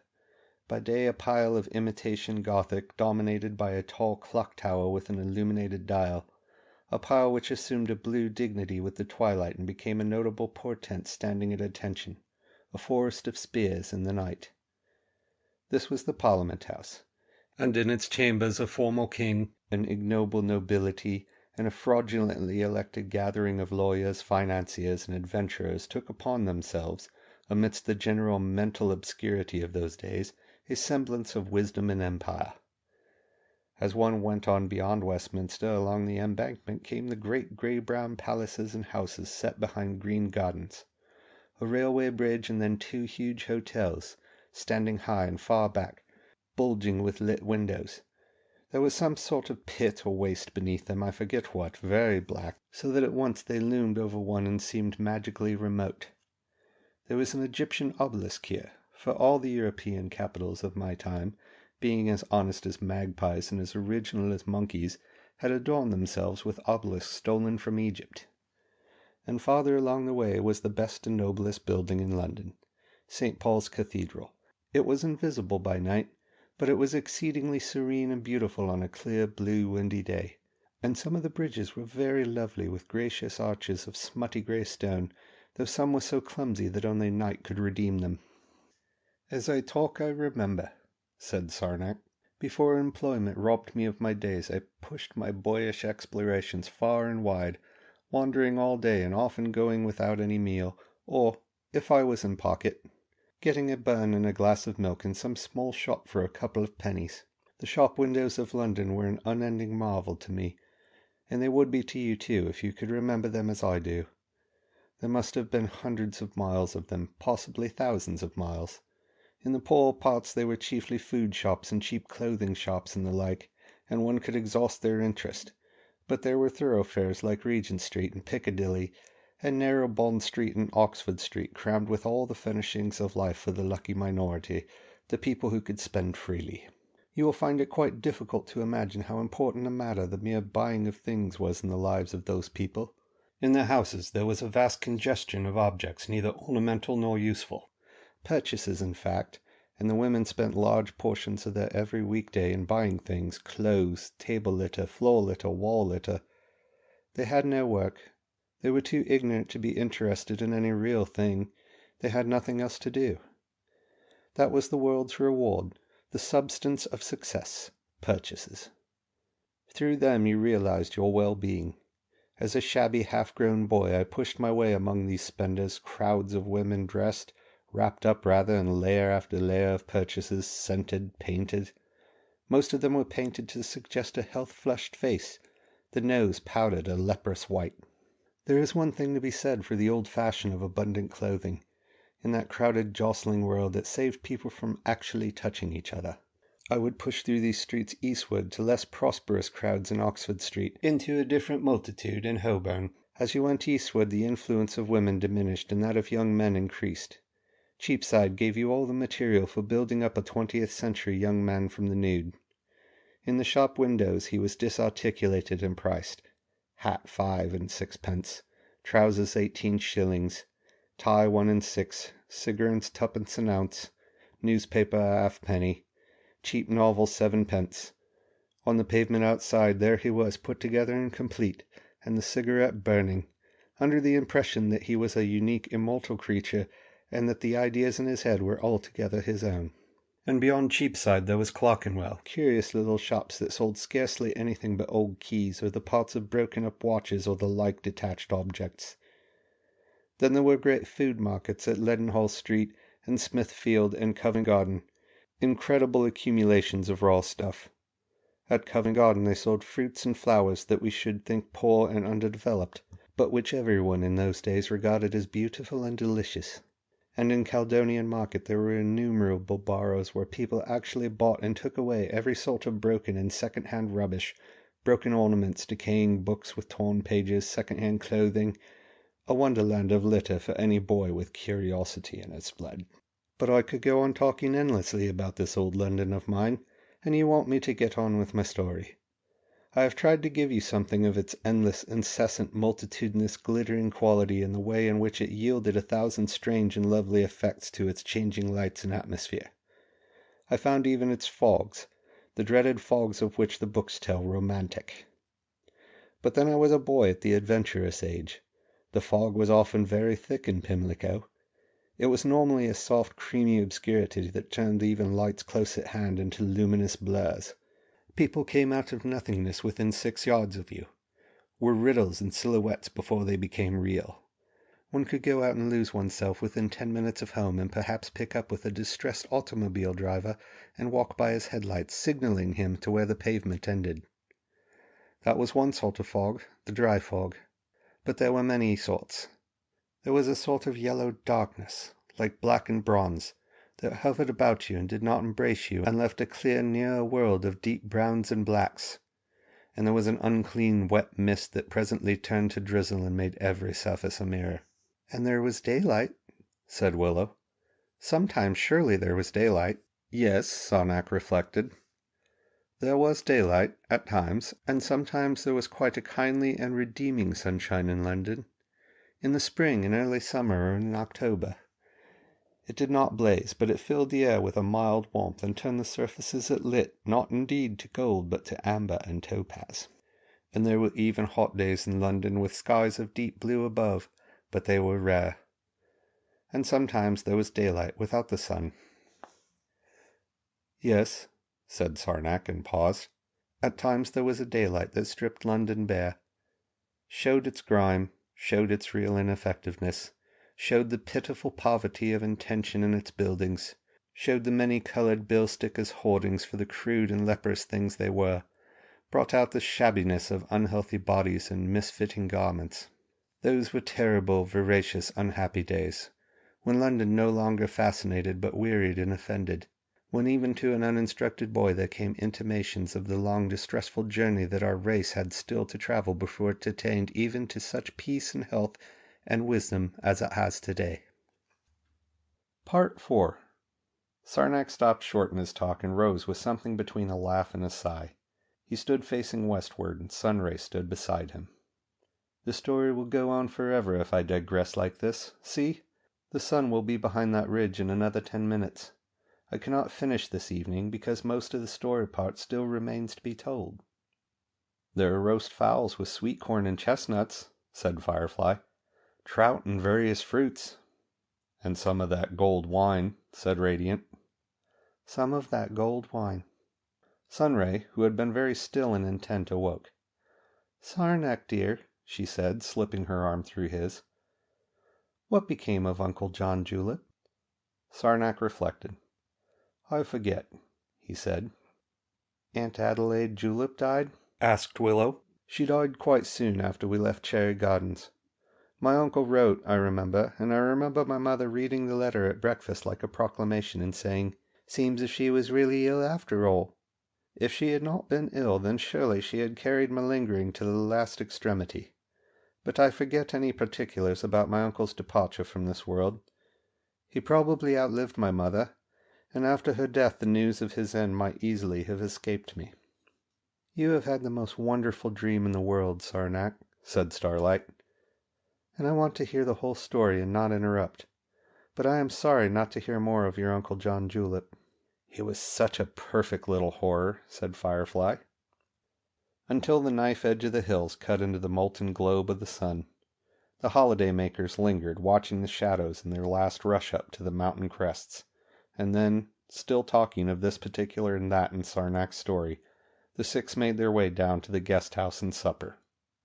"Sarnac was shot," said Radiant. "He hasn't even begun to get shot yet. There is no end of story still to come." "Sarnac," asked Firefly, "you weren't killed in the Great War, were you? Suddenly, in some inconsequent sort of way?" "Not a bit of it," said Sarnac. "I am really beginning to be shot in this story, though Radiant does not perceive it. But I must tell my story in my own fashion." At supper what was going on was explained to the master of the guest house. Like so many of these guest house keepers, he was a jolly, convivial, simple soul, and he was amused and curious at Sarnac's alleged experience. He laughed at the impatience of the others. He said they were like children in the children's garden, agog for their go-to-bed fairy tale. After they had coffee, they went out for a time to see the moonlight mingle with the ruddy afterglow above the peaks. And then the guest master led the way in, made up a blazing pine-wood fire and threw cushions before it, set out an after-dinner wine, put out the lights, and prepared for a good night's storytelling. Sarnac remained thoughtful, looking into the flames until Sunray set him off again by whispering, "Pimlico." End of Section 9. Read by Chris Buchanan, Springfield, Illinois, August 19th, 2023.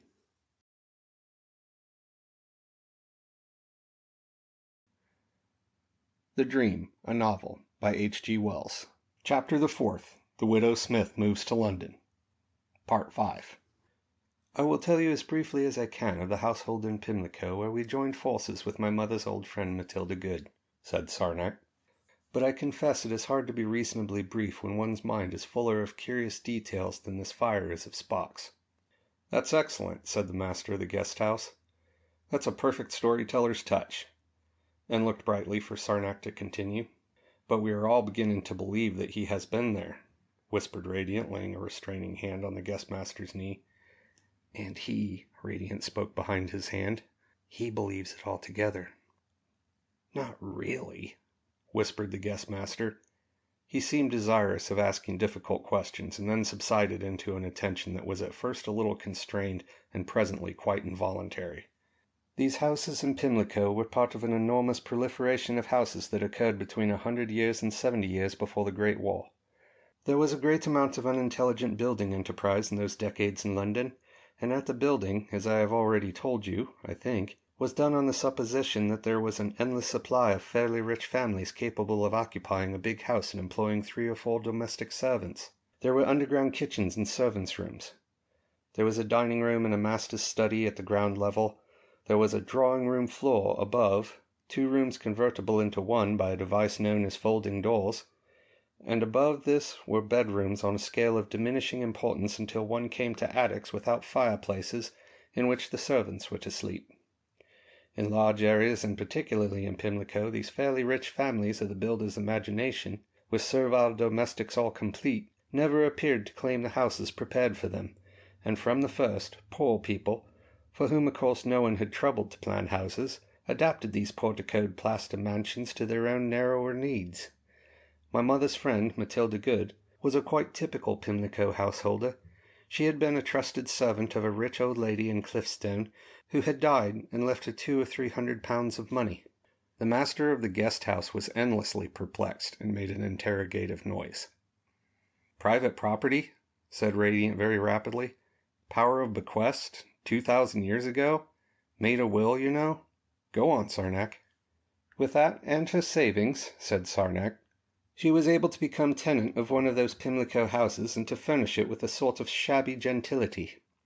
She lived herself in the basement below, and in the attic above, and all the rest of the house she had hoped to let in pieces, floor by floor, room by room, to rich or at least prosperous old ladies, and to busy herself in tending them and supplying their needs, and extracting a profit and living out of them, running up and down her staircase as an ant runs up and down a rose stem tending its aphids.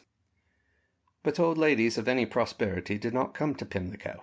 It was low and foggy, the children of its poor streets were rough and disrespectful, and it was close to the river embankment over which rich, useless old ladies naturally expected to be thrown.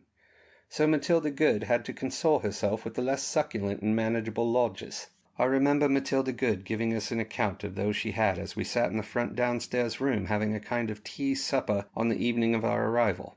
Ernest had declined refreshment and departed, his task as a travel conductor done. But there were my mother and Prue and myself, all in dingy black and all a little stiff and strange, thawing slowly to tea and hot buttered toast with a poached egg each, our mouths very full and our eyes and ears very attentive to Matilda Good. She appeared quite a grand lady to me that night. She was much larger than any lady I had hitherto been accustomed to. She had a breadth and variety of contour like scenery rather than a human being. The thought of her veins being varicose, indeed all of her anatomy being varicose and fantastic, seemed a right and proper one. She was dressed in black without breaks of soiled lace. A large gold-rimmed brooch fastened her dress at the neck, and she had a gold chain about her, and on her head was what was called a cap, an affair like the lowest shell of an oyster inverted, made with layers of dingy lace and adorned with a black velvet bow and a gold buckle. Her face had the same landscape unanatomical quality as her body. She had a considerable moustache, an overhung slightly mischievous mouth, and two different large dark grey eyes with a slightly vertical cast in them, and very marked eyelashes. She sat sideways. One eye looked at you rather sidelong, the other seemed to watch something over your head. She spoke in a whisper which passed very easily into wheezy, not unkindly laughter. "You'll get no end of exercise on these stairs, my dear," she said to Sister Prue. "No end of exercise. There's times when I go up to bed when I start counting them, just to make sure they aren't taken in lodges like the rest of us. There's no doubt this house will strengthen your legs, my dear. Mustn't get 'em too big and strong for the rest of you, but you can easy manage that by carrying something. Carry something every time you go up or down. Yuck, yuck, that'll equalize you. There's always something to carry. Boots it is, hot water it is, a scuttle of coals or a parcel." "I expect it's a busy house," said my mother, eating her buttered toast like a lady. "It's a toilsome house," said Matilda. "I don't want to deceive you, Martha, it's a toilsome house." "But it's an house that keeps full," said Matilda Good, challenging me with one eye and ignoring me with the other. "Full I am now, and full I've been since Michaelmas, full right up. 2 permanents I've had 3 years on end, and those my best floors. I've something to be thankful for, all things considered, and now I've got help of a sort that won't slide downstairs on a tea tray or lick the ground floor sugar lump by lump, knowing the lumps was counted and never thinking that wetness tells, the slut. We'll get on swimmingly. The sluts I've had, Martha. These board schools turn 'em out of oil to God and of danger to men. I can't tell you. It's a comfort to set eyes on any girl as I can see at once has been brought up to take a pride in herself. Have a little of that watercress with your toast, my dear. It'll do that complexion of yours good." My sister Prue reddened and took some watercress. "The drawing-room floor," said Matilda Good, "is a lady. It isn't often you keep a lady 3 years, what with the things they know and the things they fancy they know, but I've kept her. She's a real lady born. Bumpus her name is, Miss Beatrice Bumpus. I don't know whether you'll like her, Martha, when you set eyes on her, but she's got to be studied. She's a particular sort of Warwickshire Bumpus that hunts. She'll ask you if you want the vote, Martha, directly she sees you're a fresh face. It isn't a vote or any old vote she asks you to want. It's the vote." The whispering voice grew thicker and richer, and a persuasive smile spread far and wide over her face. "If it's all the same to you, Martha, you better say you do." My mother was sipping her 4th cup of tea.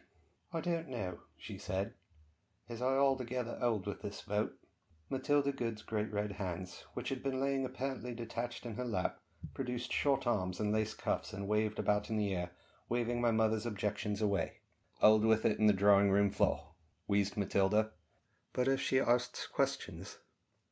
"She won't wait to have them answered. It won't be difficult, Martha. I wouldn't put you into a position of difficulty, not if I could help it. You just got to old with her quietly, and she'll do the rest." "Mother," said Prue, who was still too overawed by Matilda Good to address her directly. "Mother, what is this here vote?" "Vote for Parliament, my dear," said Matilda Good. "When shall we get it?" asked my mother. "You won't get it," said Matilda Good. "But if we did, what should we have to do with it, like?" "Nothing," said Matilda Good with bottomless contempt. "All the same, it's a great movement, Martha, and don't you forget it. And Miss Bumpus, she works night and day, Martha, gets 'it about by policemen, and once she was actually in prison a night getting you and me the vote." "Well, it shows a kind nature," said my mother. "My ground floor's a gentleman. The worst of him is the books there are to dust. Books and books. Not that he ever reads 'em much. Very likely you'll hear him soon playing his pianola. You can hear it down here almost as if you were inside it. Mr. Place, he's an Oxford gentleman, and he works at a firm of publishers. Barrows and Graves, they're called. A very high-class firm, I'm told. Don't go in for advertisements or anything vulgar. He's got photographs of Greek and Latin statues and ruins round above his bookshelves and shields with college arms. Naked some of the statues are, but for all that none of them are anything but quite nice and genteel.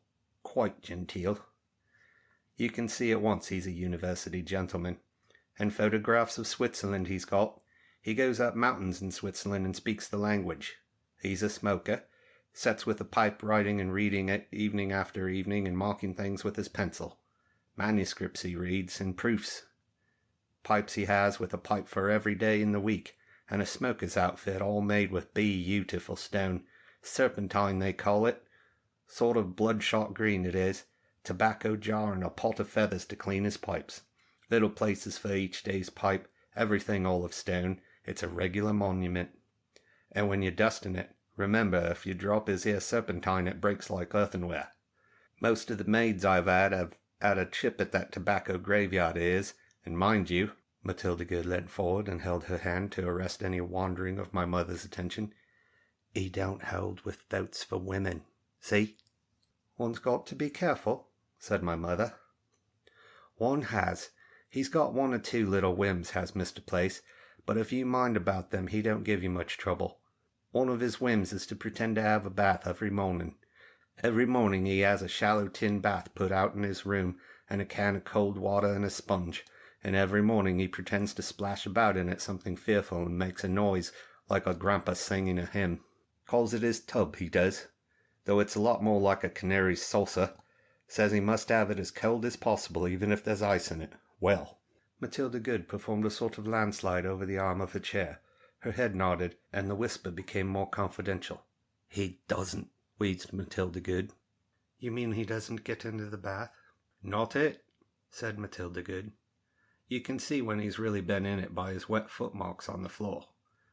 Not half the time does he have that bath. Perhaps he used to have it when he was a young man at college. I wonder. But it's always got to be put out, and the can always got to be lugged up and pulled out and pulled away again, and nobody's ever to ask if he'd like the chill taken off. Not the sort of thing you ask a university gentleman. No. All the same," said Matilda Good, "all the same I've caught him pouring his hand and shaving water into that water splash in the winter, after he's been going dirty for a week. But have a can of warm, have the chill taken off his water? Not him. It's curious, ain't it? But that's one of his whims." "I sometimes think," said Matilda Good, still more extravagantly confidential, "that perhaps he climbs all those mountains in Switzerland the same way he takes his bath." She rolled back large portions of her person into a less symmetrical attitude. "This Mr. Place, you must know," she said, "has a voice between a clergyman's and a schoolmaster's, sort of hard and superior, and when you say anything to him he's apt to make a noise. Ar, ar, ar, a sort of slow neighing it is, as though he doesn't think much of you but doesn't want to blame you for that, and anyhow can't attend to you properly. You mustn't let it annoy you. It's the way he's been brought up. And he has a habit of using long, condescending sort of words to you, and calling you insulting names. He'll think nothing of calling you my worthy Abigail, or come in, my rosy-fingered Aurora, when you knock in the morning, just as though a girl could keep her hands pink and clean with all these fires to light. He'll ask of me, 'How's the good Matilda? How's honest Matilda Good today?' Sort of fiddling about with your name. Of course he doesn't mean to be rude. It's just his idea of being pleasant and humorous and making you feel you're being made fun of in a gentle sort of way instead of being terrible like he might be, and, seeming he's a good pay and very little trouble, Martha, It's no good getting offended with him. All the same, I can't help thinking at times of how he'd get on if I answered him back, and which of us two would be left alive if we had a fair match of it, making fun of one another.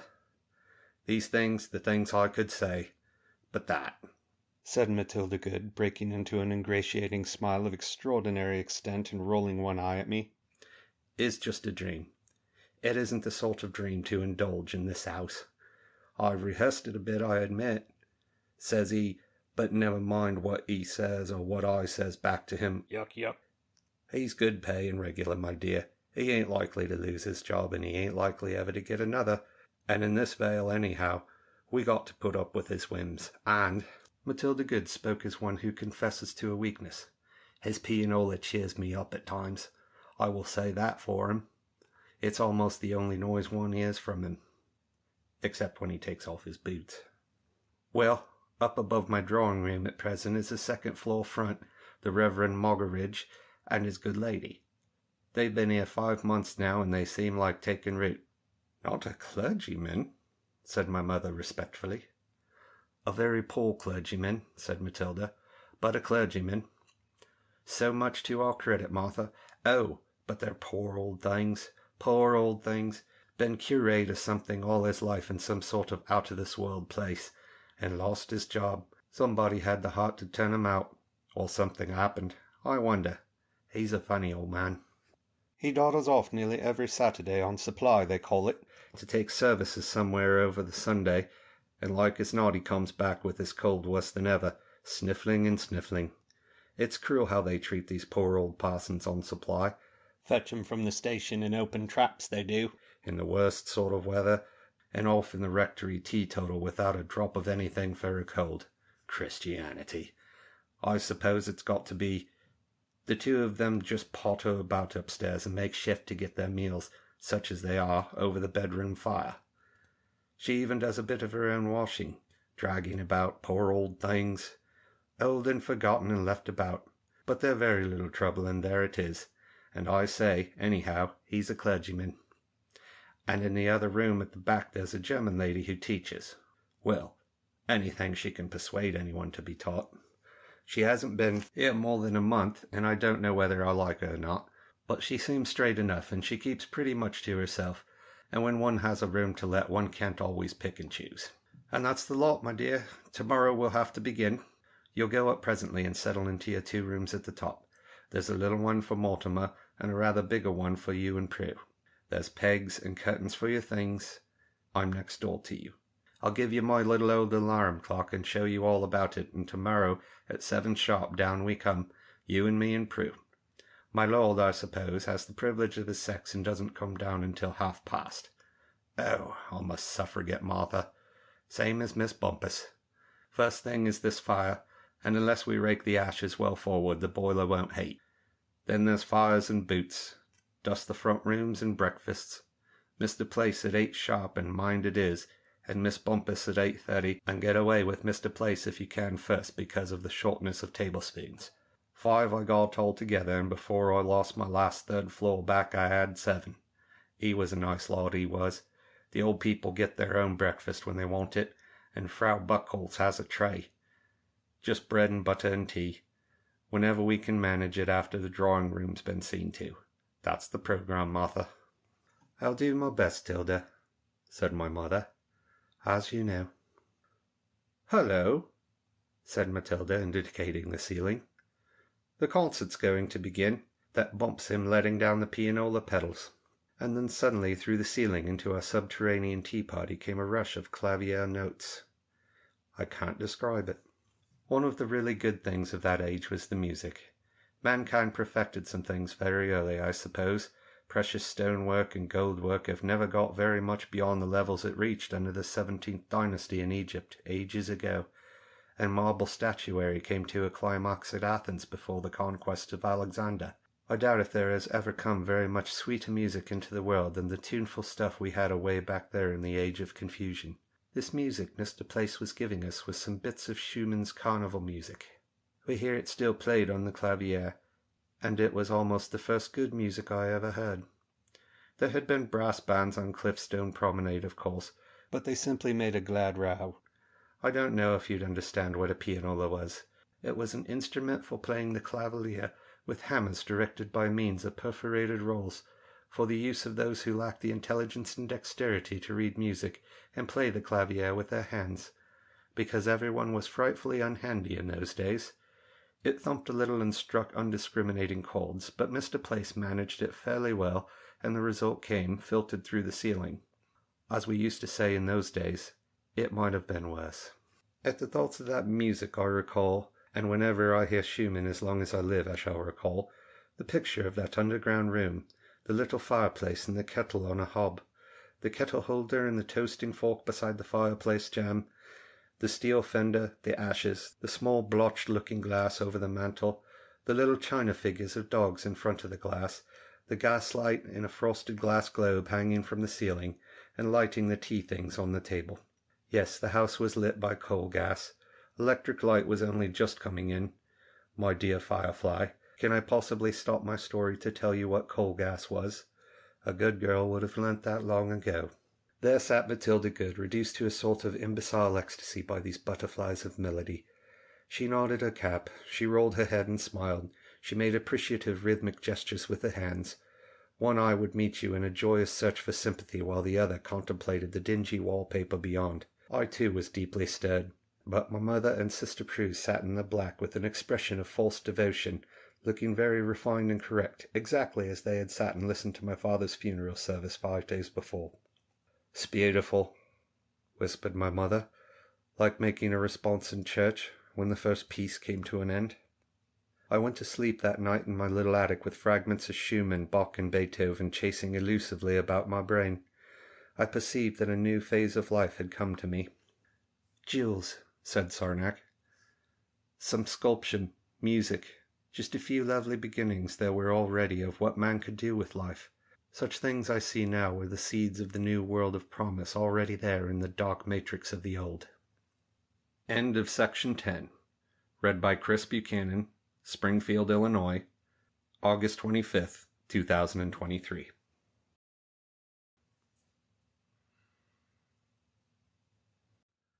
The Dream, a Novel by H.G. Wells. Chapter the 4th. The Widow Smith Moves to London. Parts 6 and 7. Part 6. Next morning revealed a new Matilda Good, active and urgent, in a loose and rather unclean mauve cotton wrapper, and her head wrapped up in a sort of turban of figured silk. This costume she wore most of the day, except that she did her hair and put on a cotton lace cap in the afternoon. The black dress and the real lace cap and the brooch, I was to learn, were for Sundays and for weekday evenings of distinction. My mother and Prue were arrayed in rough aprons which Matilda had very thoughtfully brought for them. There was a great bustle in the basement of the house, and Prue, a little before 8, went up with Matilda to learn how to set out breakfast for Mr. Place. I made his acquaintance later in the day when I took up the late edition of the Evening Standard to him. I found him stooping, tall gentleman with a cadaverous face that was mostly profile, and he made great play with my Christian name. "Mortimer?" he said, and neighed his neigh. "Well, it might have been Norfolk Howard."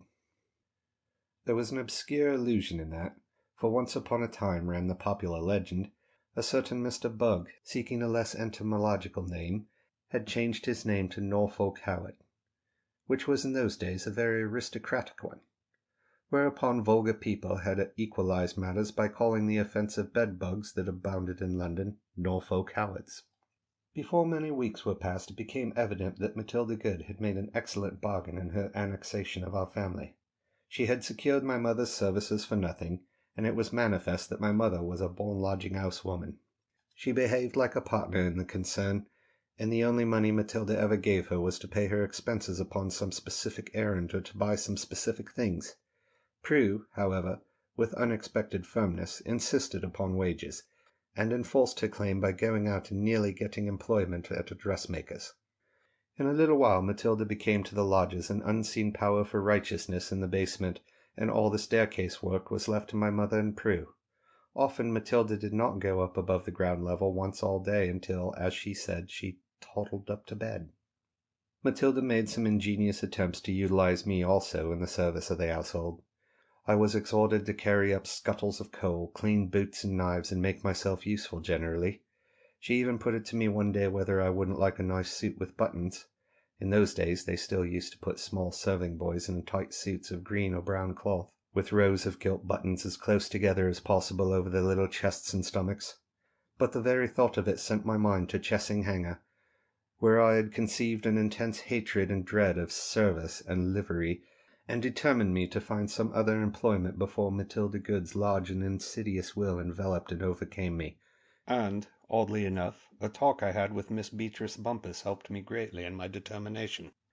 Miss Bumpus was a slender young woman, about 25, I suppose. She had short brown hair brushed back rather prettily from a broad forehead, and she had freckles on her nose and quick red-brown eyes. She generally wore a plaid tweed costume, rather short in the skirt, and with a coat cut like a man's. She wore green stockings and brown shoes. I had never seen green stockings before. And she would stand on her hearthrug in exactly the attitude Mr. Place adopted on his hearthrug downstairs, or she would be sitting at a writing desk against the window, smoking cigarettes. She asked me what sort of man I intended to be, and I said with the sort of modesty I had been taught to assume as becoming my station, that I hadn't thought yet. To which Miss Bumpus answered, "Liar." That was the sort of remark that either kills or cures. I said, "Well, miss, I want to get educated, and I don't know how to do it, and I don't know what I ought to do." Miss Bumpus held me with a gesture while she showed how nicely she could send out smoke through her nose. Then she said, "Avoid blind alley occupations." "Yes, miss." "But you don't know what blind alley occupations are." "No, miss." "Occupations that earn a boy wages and lead nowhere. One of the endless pitfalls of this silly man-made pseudo-civilization. Never do anything that doesn't lead somewhere. Aim high. I must think your case out, Mr. Harry Mortimer. I might be able to help you." This was the opening of quite a number of conversations between myself and Miss Bumpus. She was a very stimulating influence in my adolescence. She pointed out that although it was now late in the year, there were many evening classes of various sorts that I might attend with profit. She told me all sorts of prominent and successful people who had begun their careers from beginnings as humble and hopeless as mine. She said I was unhampered by my sex. She asked me if I was interested in the suffrage movement, and gave me tickets for 2 meetings at which I heard her speak, and she spoke, I thought, very well. She answered some interrupters with extreme effectiveness, and I cheered myself hoarse for her. Something about her light and gallant attitude at life reminded me of Fanny. I said so one day, and found myself, before I knew it, telling her reluctantly and shamefully the story of our family disgrace. Miss Bumpus was much interested. "She wasn't like your sister Prue?" "No, miss." "Prettier?" "A lot prettier. Of course, you could hardly call Prue pretty, miss." "I hope she's got on all right," said Miss Bumpus. "I don't blame her a bit, but I hope she's got the best of it." "I'd give anything, miss, to hear Fanny was all right. I did care for Fanny, miss. I'd give anything almost to see Fanny again. You won't tell my mother, miss, I told you anything about Fanny? It kind of slipped out like." "Mortimer," said Miss Bumpus, "you're a sticker. I wish I had a little brother like you. There, I won't breathe a word." I felt I had sealed a glorious friendship. I adopted votes for women as the first plank of my political platform. No, Firefly, I won't explain anything. You must guess what a political platform was and what its planks were. I followed up her indications and found out about classes in the district where I could learn geology and chemistry, and how to speak French and German. Very timidly I mooted the subject of my further education in the basement living room. Part 7. Sarnak looked round at the firelit faces of his listeners. "I know how topsy-turvy the story must seem to you, but it is a fact before I was 14 I had to plead for education against the ideas and wishes of my own family, and the whole household from top to bottom was brought into the discussion by Matilda or my mother. Except for Miss Bumpus and Frau Buckholtz, everyone was against the idea." "Education," said Matilda, shaking her head slowly from side to side and smiling deprecatingly. "Education. That's all very well for those who have nothing better to do, but you want to get out in the world. You've got to be earning, young man. But if I have an education, I'll be able to earn more. Matilda screwed up her mouth in a portentous manner and pointed to the ceiling to indicate Mr. Place. That's what comes of education, young man. A room frowsy with books and just enough salary not to be able to do a blessing thing you want to do, and giving yourself airs. Business is what you want, young man, not education. And who's to pay for all these classes? Said my mother. That's what I want to know. That's what we all want to know, said Matilda Good. If I can't get education, I said, and left the desperate sentence unfinished. I am afraid I was near weeping. To learn nothing beyond my present ignorance seemed to me like a sentence of imprisonment for life. It wasn't I who suffered that alone. Thousands of poor youngsters of 14 or 15 in those days knew enough to see clearly that the doors of practical illiteracy were closing in upon them, and yet did not know enough to find a way of escape from this mental extinction. Look here, I said. If I can get some sort of job during the day, may I pay for classes in the evening? If you can earn enough, said Matilda. It's no worse, I suppose, than going to these new cinema shows or buying sweets for girls. You've got to pay in for your room here and your keep, Morty, first, said my mother. It isn't fair on Miss Good if you don't. I know, I said, with my heart sinking. I'll pay in my board and lodging, somehow. I don't want to be dependent. What good do you think it will do you? Said Matilda Good. I don't know. You'll pick up a certain amount of learnings, perhaps, get a certificate or something and ideas above your station. You'll give all the energy you might use in shoving your way up in some useful employment. You'll get round-shouldered and near-sighted, and just to grow up a discontented misfit. Well, have it your way if you must.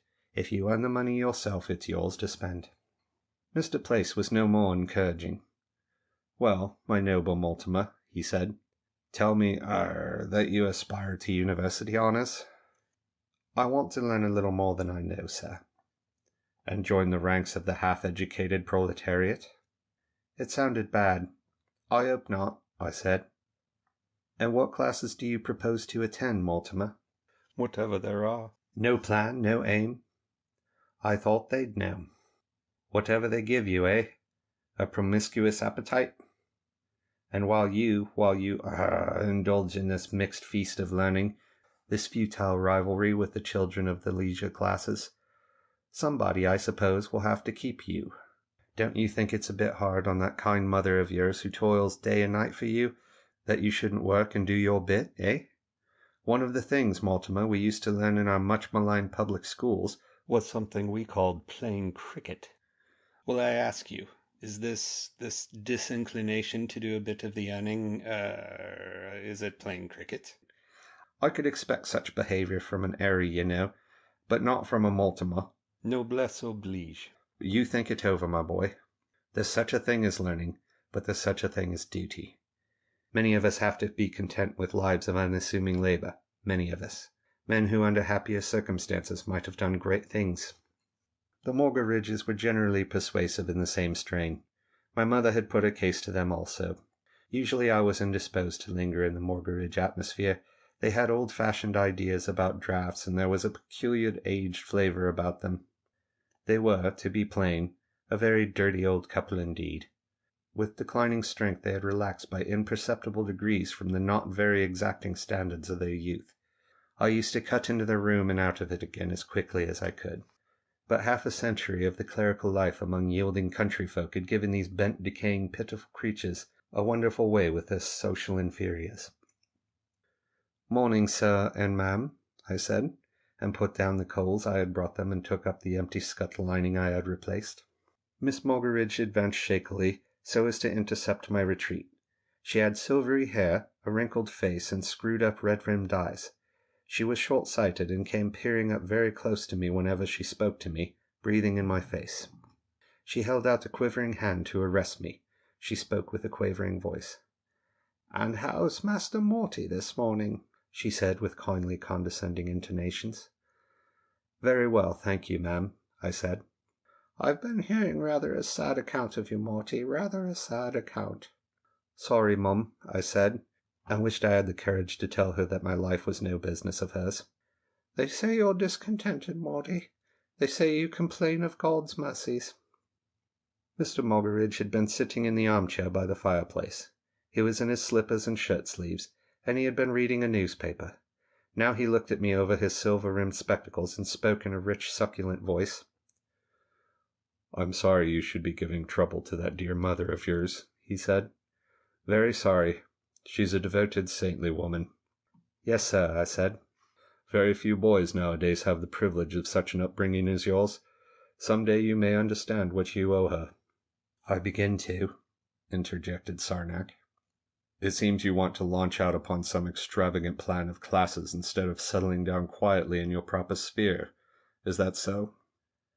"I don't feel I know enough yet, sir," I said. "I feel I'd like to learn more." "Knowledge isn't always happiness, Morty," said Mrs. Moggeridge close to me. Much too close to me. "And what may these classes be that are tempting you to forget the honor you owe your dear mother?" said Mr. Moggeridge. "I don't know yet, sir. They say there's classes in geology and French and things like that." Old Mr. Moggeridge waved his hand in front of himself with an expression of face as though it was I who emitted an evil odor. "Geology," he said. "French. The language of Voltaire. Let me tell you one thing plainly, my boy. Your mother is quite right in objecting to these classes. Geology is all wrong. It has done more harm in the last 50 years than any other single influence whatever. It undermines faith. It sows doubt. I do not speak ignorantly, Mortimer. I have seen lives wrecked and destroyed and souls lost by this same geology. I am an old learned man, and I have examined the work of many of these so-called geologists, Huxley, Darwin, and the like. I have examined it very, very carefully and very, very tolerantly, and I tell you they are all of them, hopelessly mistaken men. And what good will such knowledge do you? Will it make you happier? Will it make you better? No, my lad. But I know of something that will. Something older than geology. Older and better. Sarah dear, give me that book there, please. Yes, reverentially, the book. His wife handed him a black-bound Bible, with its cover protected against rough usage by a metal edge. "Now, my boy," he said, "let me give you this old familiar book, with an old man's blessing. In that is all the knowledge worth having, all the knowledge you will ever need. You will always find something fresh in it, and always something beautiful." He held it out to me. Accepting it seemed the shortest way out of the room, so I took it. "Thank you, sir," I said. "Promise me you will read it." "Oh, yes, sir." I turned to go, but giving was in the air. "Now, Mortimer," said Mrs. Moggeridge, "do please promise to seek strength where strength is to be found, and try to be a better son to that dear struggling woman." And as she spoke, she proffered for my acceptance an extremely hard, small yellow orange. "Thank you, ma'am," I said, made shift to stow her gift in my pocket, and with the Bible in one hand and the empty coal scuttle lining in the other, escaped. I returned wrathfully to the basement and deposited my presents on the window-sill. Some impulse made me open the Bible, and inside the cover I found, imperfectly erased, the shadowy outlines of these words printed in violet ink: "Not to be removed from the waiting-room." I puzzled over the significance of this for some time. "And what did it signify?" asked Firefly. "I do not know to this day," said Sarnak, "but apparently the reverend gentleman had acquired that book at a railway station during one of his journeys as a Sunday supply." "You mean—" said Firefly. "No more than I say. He was in many ways a peculiar old gentleman, and his piety was, I fancy, an essentially superficial exudation. He was, I will not say dishonest, but spasmodically acquisitive. And like many old people in those days, he preferred his refreshment to be stimulating rather than nutritious, and so he may have blurred his ethical perceptions. An odd thing about him, Matilda Good was the first to point it out, was that he rarely took an umbrella away with him whenever he went on supply, and almost always came back with one. And once he came back with two. But he never kept his umbrellas. He would take them off for long walks and return without them, looking all the brighter for it. I remember one day I was in the room when he returned from such an expedition. There had been a shower and his coat was wet. Miss Moggeridge made him change it, and lamented that he had lost his umbrella again. "Not lost," I heard the old men say in a whisper of infinite gentleness. "Not lost, dear, not lost. but gone before the rain came. The Lord gave, Lord hath taken away. For a time he was silent, coat in hand. He stood with his shirt-sleeve resting on the mantel-shelf, his foot upon the fender, and his venerable hairy face gazing down into the fire. He seemed to be thinking deep, sad things. Then he remarked in a thoughtful, less obituary tone, 10 and 6pence, a jolly good umbrella. End of section 11. Read by Chris Buchanan, Springfield, Illinois, August 25th, 2023.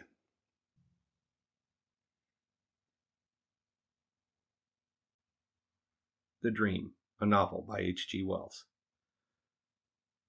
Chapter the 4th, The Widow Smith Moves to London. Parts 8 and 9. Part 8. Frau Buckholz was a poor, lean, distressful woman of 45 or more, with a table littered with the documents of some obscure litigation. She did not altogether discourage my ambitions, but she laid great stress on the hopelessness of attempting Kultur without a knowledge of German, and I am inclined to think that her attitude was determined mainly by a vague and desperate hope that I might be induced to take lessons in German from her. Brother Ernest was entirely against my ambition. He was shy and vocally inexpressive, and he took me to the Victoria Music Hall and spent a long evening avoiding the subject. It was only as we drew within 5 minutes of home that he spoke of it.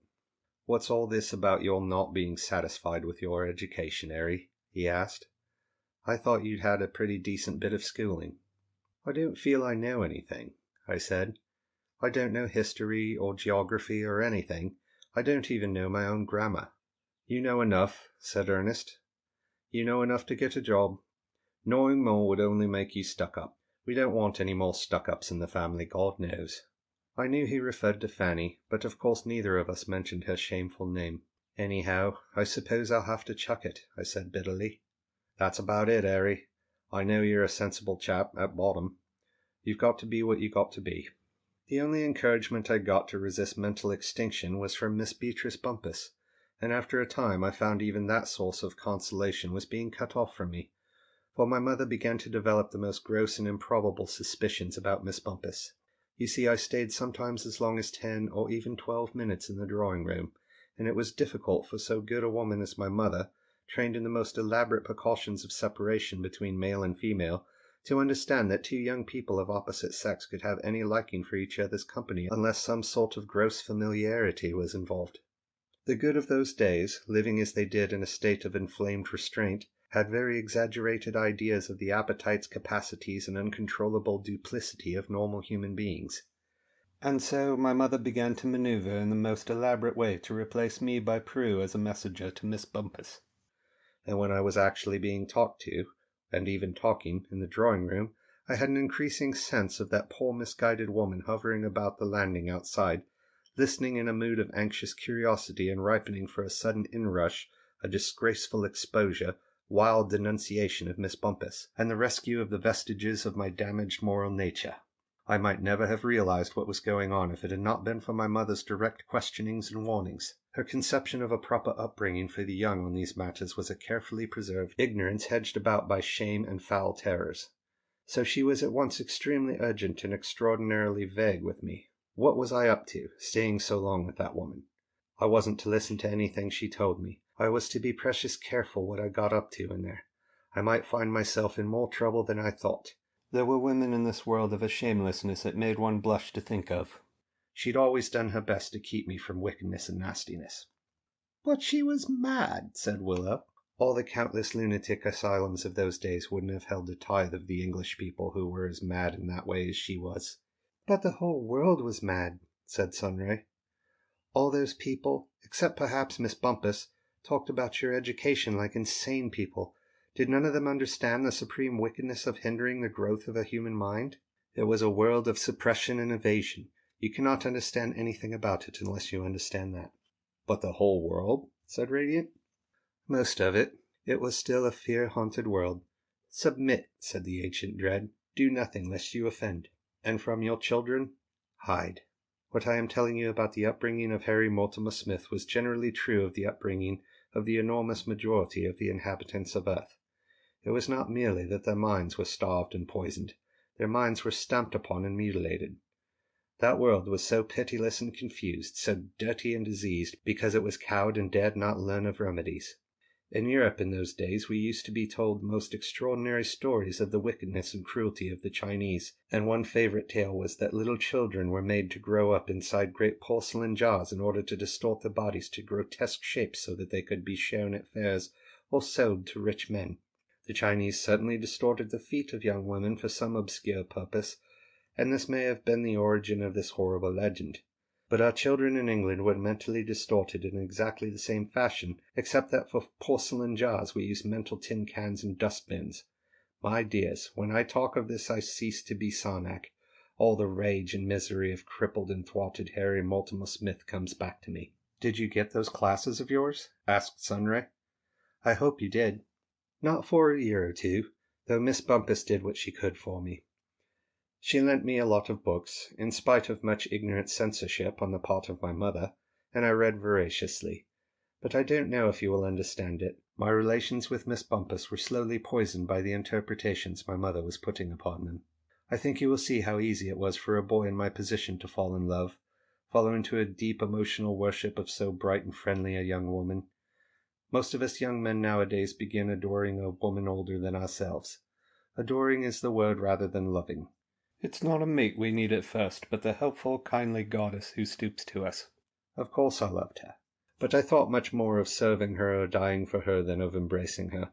When I was away from her, my imagination might go so far as to dream of kissing her hands. And then came my mother, with this hideous obsession of hers, jealous for something she called my purity, treating this white passion of gratitude and humility as though it was the power that drags a blowfly to some heap of offal. A deepening shame and ungraciousness came into my relation with Miss Bumpus. I became red-eared and tongue-tied in her presence. Possibilities I might never have thought of but for my mother's suggestion grew disgustingly vivid in my mind. I dreamt about her grotesquely. When presently I found employment for my days, my chances of seeing her became infrequent. She receded as a personality and friend, and quite against my will became a symbol of femininity. Among the people who called to see her, a man of 3 or 34 became frequent. My spirit flamed into an intense and impotent jealousy on account of this man. He would take tea with her and stay for 2 hours or more. My mother took care to mention his visits in my hearing at every opportunity. She called him Miss Bumpus's fancy man, or alluded to him archly. "A certain person called again today, Prue.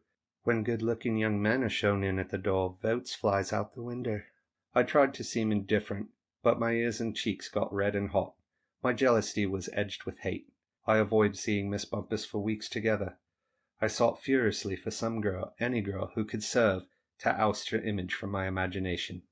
Sarnak stopped abruptly and remained for a time staring intently into the fire. His expression was one of amused regret. "How little and childish it seems now," he said. "And how bitter, oh, how bitter it was at the time." "Poor little errand boy," said Sunray, stroking his hair. "Poor little errand boy in love." "What an uncomfortable, distressful world it must have been for all young things," said Willow. "Uncomfortable and pitiless," said Sarnak. Part 9. My first employment in London was as an errand boy. Junior porter was the exact phrase, to a draper's shop near Victoria Station. I packed parcels and carried them to their destinations. My next job was to be boy in general to a chemist named Homburg in a shop beyond Lupus Street. A chemist then was a very different creature from the kind of man or woman we call a chemist today. He was much more like the apothecary we find in Shakespeare's plays and such like old literature. He was a dealer in drugs, poisons, medicines, a few spices, colouring matters, and such like odd commodities. I washed endless bottles, delivered drugs and medicines, cleared up a sort of backyard, and did anything else that there was to be done within the measure of my capacity. Of all the queer shops one found in that old world London, the chemist shops were, I think, the queerest. They had come almost unchanged out of the Middle Ages, as we used to call them. When Western Europe, superstitious, dirty, diseased, and degenerate, thrashed by the Arabs and Mongols and Turks, afraid to sail the ocean or to fight out of armour, cowered behind the walls of its towns and castles, stole, poisoned, assassinated, and tortured, and pretended to be the Roman Empire still in being. Western Europe in those days was ashamed of its natural varieties of speech and talked bad Latin. It dared not look a fact in the face, but nosed for knowledge among riddles and unreadable parchments. It burnt men and women alive for laughing at the absurdities of faith, and it thought the stars of heaven were no better than a greasy pack of cards by which fortunes were to be told. In those days it was the tradition of the apothecary was made. You know him as he figures in Romeo and Juliet. The time in which I lived this life was barely 4 centuries and a half from old Shakespeare. The apothecary was in a conspiracy of pretentiousness with the almost equally ignorant doctors of his age, and the latter wrote and he made up prescriptions in occult phrases and symbols.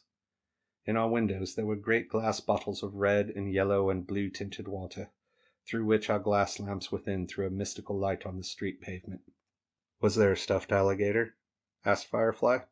No, we were just out of the age of stuffed alligators, but below these colored bottles in the window we had stupendous china jars with gilt caps mystically inscribed. Let me think. One was Sem Coriand, another was Rad Sarsap, then what was that fellow in the corner? Merent R, and opposite him C. Syncordif, and behind the counter to look the customer in the face were neat little drawers with golden and precious letters thereon. Pill Rhubarb and Pill Antibil, and many more bottles, all Amig and Tinct Iod, rows and rows of bottles, mystic, wonderful. I do not remember ever seeing Mr. Humbug take anything, much less sell anything, from all his array of erudite bottles and drawers. His normal trade was done in the bright little packets of an altogether different character that were piled all over the counter, bright, unblushing little packets that declared themselves to be Gummage's fragrant and digestive toothpaste, Hooper's corn cure, Luxtone's ladies' remedy, Tinker's pills for all occasions, and the like. Such things were asked for openly and loudly by customers. They were our staple trade. But also there were many transactions conducted in undertones which I never fully understood. I would be sent off to the yard on some specious pretext whenever a customer was discovered to be of the sotto voce variety, and I can only suppose that Mr. Humbug was accustomed at times to go beyond the limits of his professional qualifications and to deal out advice and instructions that were legally the privileges of the qualified medical man. You must remember that in those days many things that we teach plainly and simply to everyone were tabooed and made to seem occult and mysterious and very, very shameful and dirty. My first reaction to his chemist shop was a violent appetite for Latin. I succumbed to its suggestion that Latin was the key to all knowledge, and that indeed statements did not become knowledge until they had passed into the Latin tongue. For a few coppers I bought in a second-hand bookshop an old and worn Latin Principia, written by a namesake Smith. I attacked it with great determination and found this redoubtable language far more understandable, reasonable, and straightforward than the elusive, irritable French and the trampling, coughing German I had hitherto attempted. This Latin was a dead language, a skeleton language, plainly articulated. It never moved about or got away from one as a living language did. In a little while I was able to recognize words I knew upon our bottles and drawers and in the epitaphs upon the monuments in Westminster Abbey, and soon I could even construe whole phrases. I dug out Latin books from the second-hand booksellers' boxes, and some I could read and some I could not. There was a war history of that first Caesar, Julius Caesar, the adventurer who extinguished the last reek of the decaying Roman Republic, and there was a Latin New Testament. I got along fairly well with both, but there was a Latin poet, Lucretius, I could not construe. Even with an English verse translation on the opposite page, I could not construe him. But I read that English version with intense curiosity. It is an extraordinary thing to note, but that same Lucretius, an old Roman poet who lived and died 2,000 years before my time, 4,000 years from now, gave an account of the universe and of man's beginnings far truer and more intelligible than the old Semitic legends I had been taught in my Sunday school. One of the queerest aspects of those days was the mingling of ideas belonging to different ages and phases of human development, due to the irregularity and casualness of such educational organizations as we had. In school and church alike, obstinate pedantry darkened the minds of men. Europeans in the 20th Christian century mixed up the theology of the pharaohs, the cosmogony of the priest-kings of Sumeria, with the politics of the 17th century and ethics of the cricket field and prize ring, and that in a world which had got to aeroplanes and telephones. My own case was typical of the limitations of the time. In that age of ceaseless novelty there was I, trying to get back by way of Latin to the half-knowledge of the ancients. Presently I began to struggle with Greek also, but I never got very far with that. I found a chance of going out once a week on what was called early closing night after my day's work was done, to some evening classes in chemistry, and this chemistry, I discovered, had hardly anything in common with the chemistry of a chemist's shop. The story of matter and force that it told belonged to another and a newer age. I was fascinated by the wider revelations of the universe I lived in. I ceased to struggle with Greek, and I no longer hunted the dingy book boxes for Latin classics, but for modern scientific works. Lucretius, I found, was hardly less out of date than Genesis. Among the books that taught me much were one called Physiography by a writer named Gregory, Claude's Story of Creation, and Lancaster's Science from an Easy Chair. I do not know if they were exceptionally good books. They were the ones that happened to come to my hand and awaken my mind. But do you realize the amazing conditions under which men were living at that time, when a youngster had to go about as eager and furtive as a mouse seeking food to get even such knowledge of the universe and himself as then existed? I still remember how I read first of the differences and resemblances between apes and men, and speculations arising thenceform about the nature of the sub-men who came before man. It was in the shed in my yard that I sat and read. Mr. Humbug was on the sofa in the parlour behind the shop, sleeping off his midday meal, with one ear a cock for the shop bell, and I, with one ear a cock for the shop bell, and the other for any sounds of movement in the parlour, read for the first time of the forces that made me what I was, when I ought to have been washing out bottles. At one point in the centre of the display behind the counter in the shop was a row of particularly brave and important-looking glass jars wearing about their bellies the gold promises of Aqua Fortis, Am Hyde, and such-like names, and one day as I was sweeping the floor I observed Mr. Humbug scrutinizing these. He held one up to the light and shook his head at its flocculent contents. "Harry," he said, "see this row of bottles?" "Yes, sir." "Pour 'em all out and put in fresh water." I stared, broom in hand, aghast at the waste. "They won't blow up if I mix them?" I said. "Blow up," said Mr. Humbug. "It's only stale water. There's been nothing else in these bottles for a score of years. Stuff I want is behind the dispensary partition, and it's different stuff nowadays. Wash 'em out and then we'll put in some water from the pump. We just have 'em for the look of 'em. The old women wouldn't be happy if we hadn't got them there." End of section 12. Read by Chris Buchanan, Springfield, Illinois, August 25th, 2023.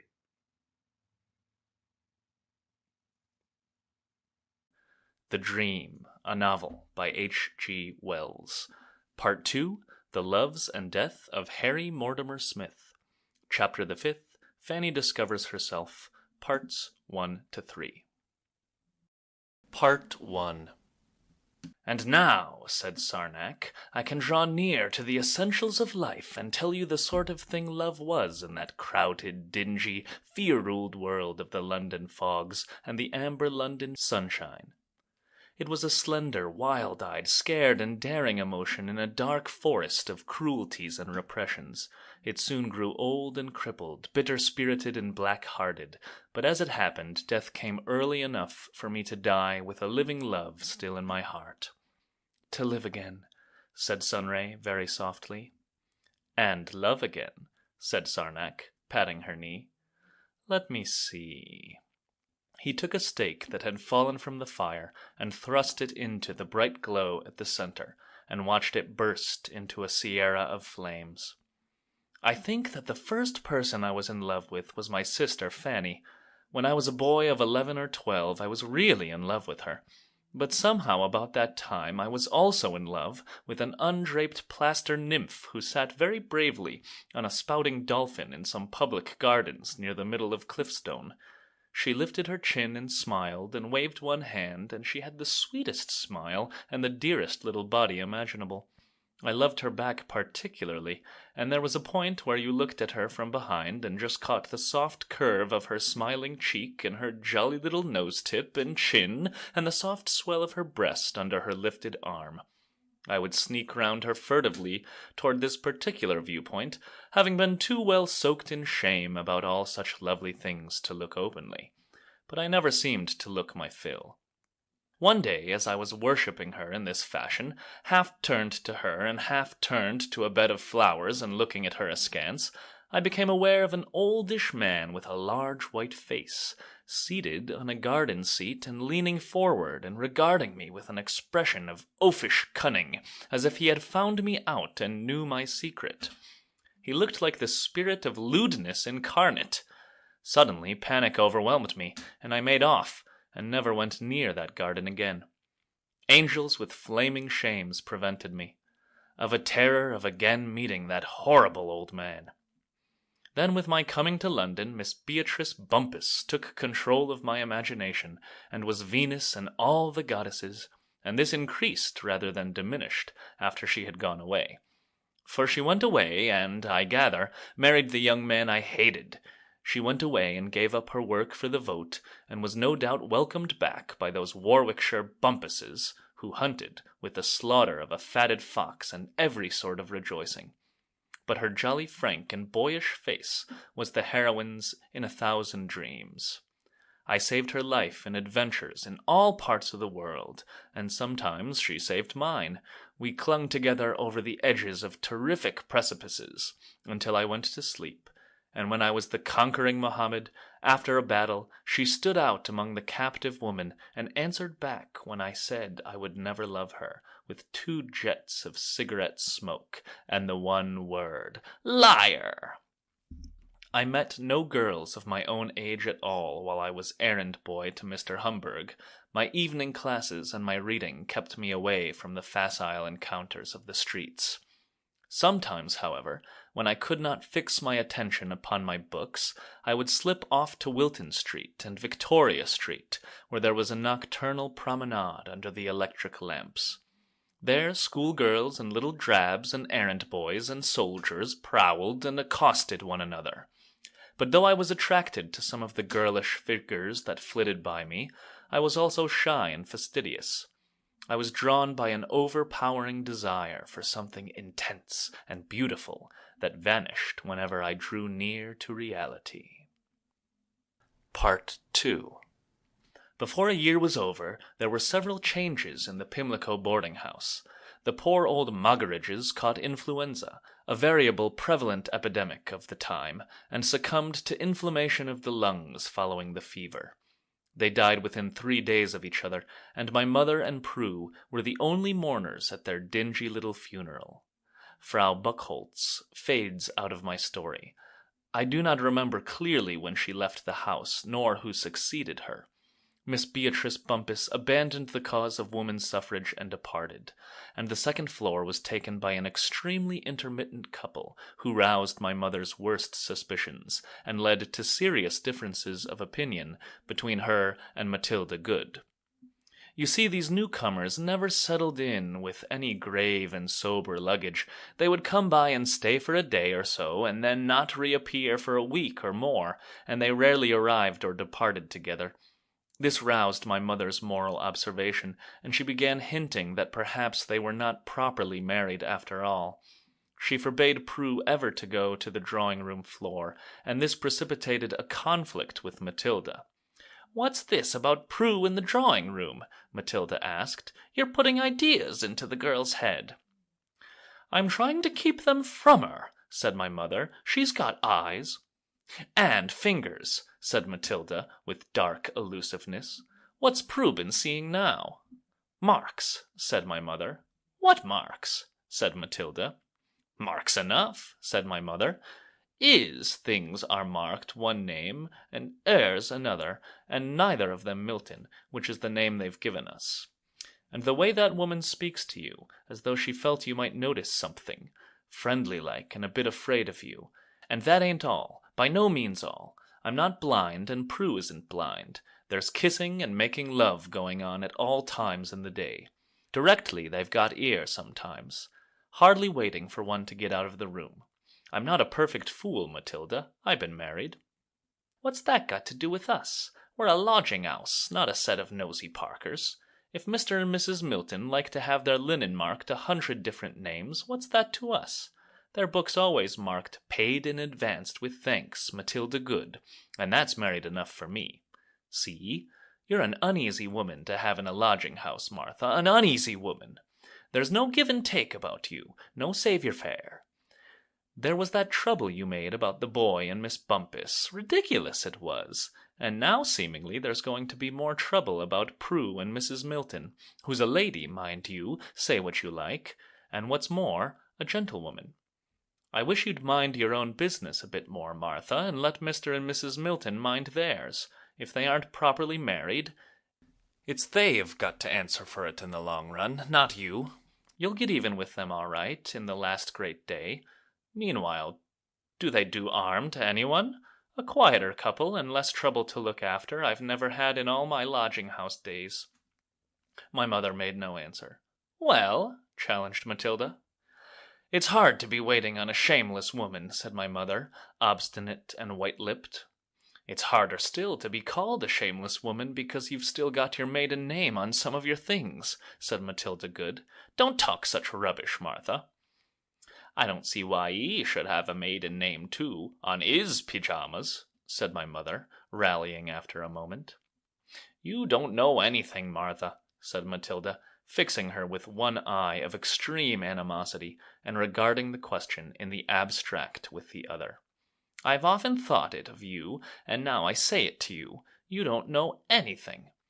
I'm going to keep Mr. and Mrs. Milton as long as I can, and if you're too pernickety to wait on them, there's those who will. I won't have my lodgers insulted. I won't have their underclothes dragged up against them. Why? Come to think of it, of course, he borrowed those pajamas of his, or they was given him by a gentleman friend they didn't fit, or he's been left money and had to change his name sudden-like. It often happens. Often. You see it in the papers, and things get mixed in the wash. Some laundries, they're regular exchanges.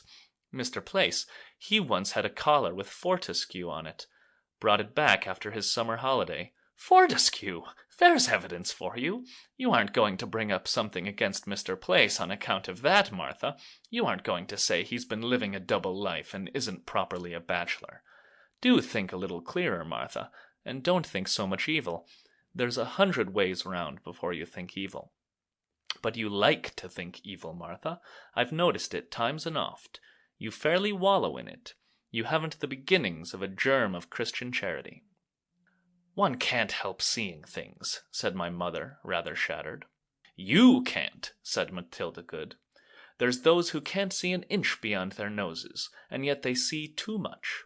And the more I see of you, the more I'm inclined to think you're one of that sort. Anyhow, Mr. and Mrs. Milton stay here, whoever else goes. Whoever else goes. That's plain, I hope, Martha. My mother was stricken speechless. She bridled and subsided, and then, except for necessary and unavoidable purposes, remained hurt and silent for some days, speaking only when she was spoken to. Matilda did not seem to mind. But I noticed that when presently Matilda sent Prue upstairs with the Miltons' tea, my mother's stiffness grew stiffer. But she made no open protest. Part 3. And then suddenly Fanny reappeared in my world. It was a mere chance that restored Fanny to me. All our links had been severed when we removed from Cliffstone to London. My brother Ernest was her herald. We were at supper in the basement room, and supper was usually a pleasant meal. Matilda Good would make it attractive with potatoes roasted in their jackets, or what she called a frying pan of potatoes, and other vegetables in dripping, or such like heartening addition to cold bacon, and bread, and cheese, and small beer. And she would read bits out of the newspaper to us, and discuss them, having a really very lively intelligence, or she would draw me out to talk of the books I'd been reading. She took a great interest in murders and such-like cases, and we all became great judges of motive and evidence under her stimulation.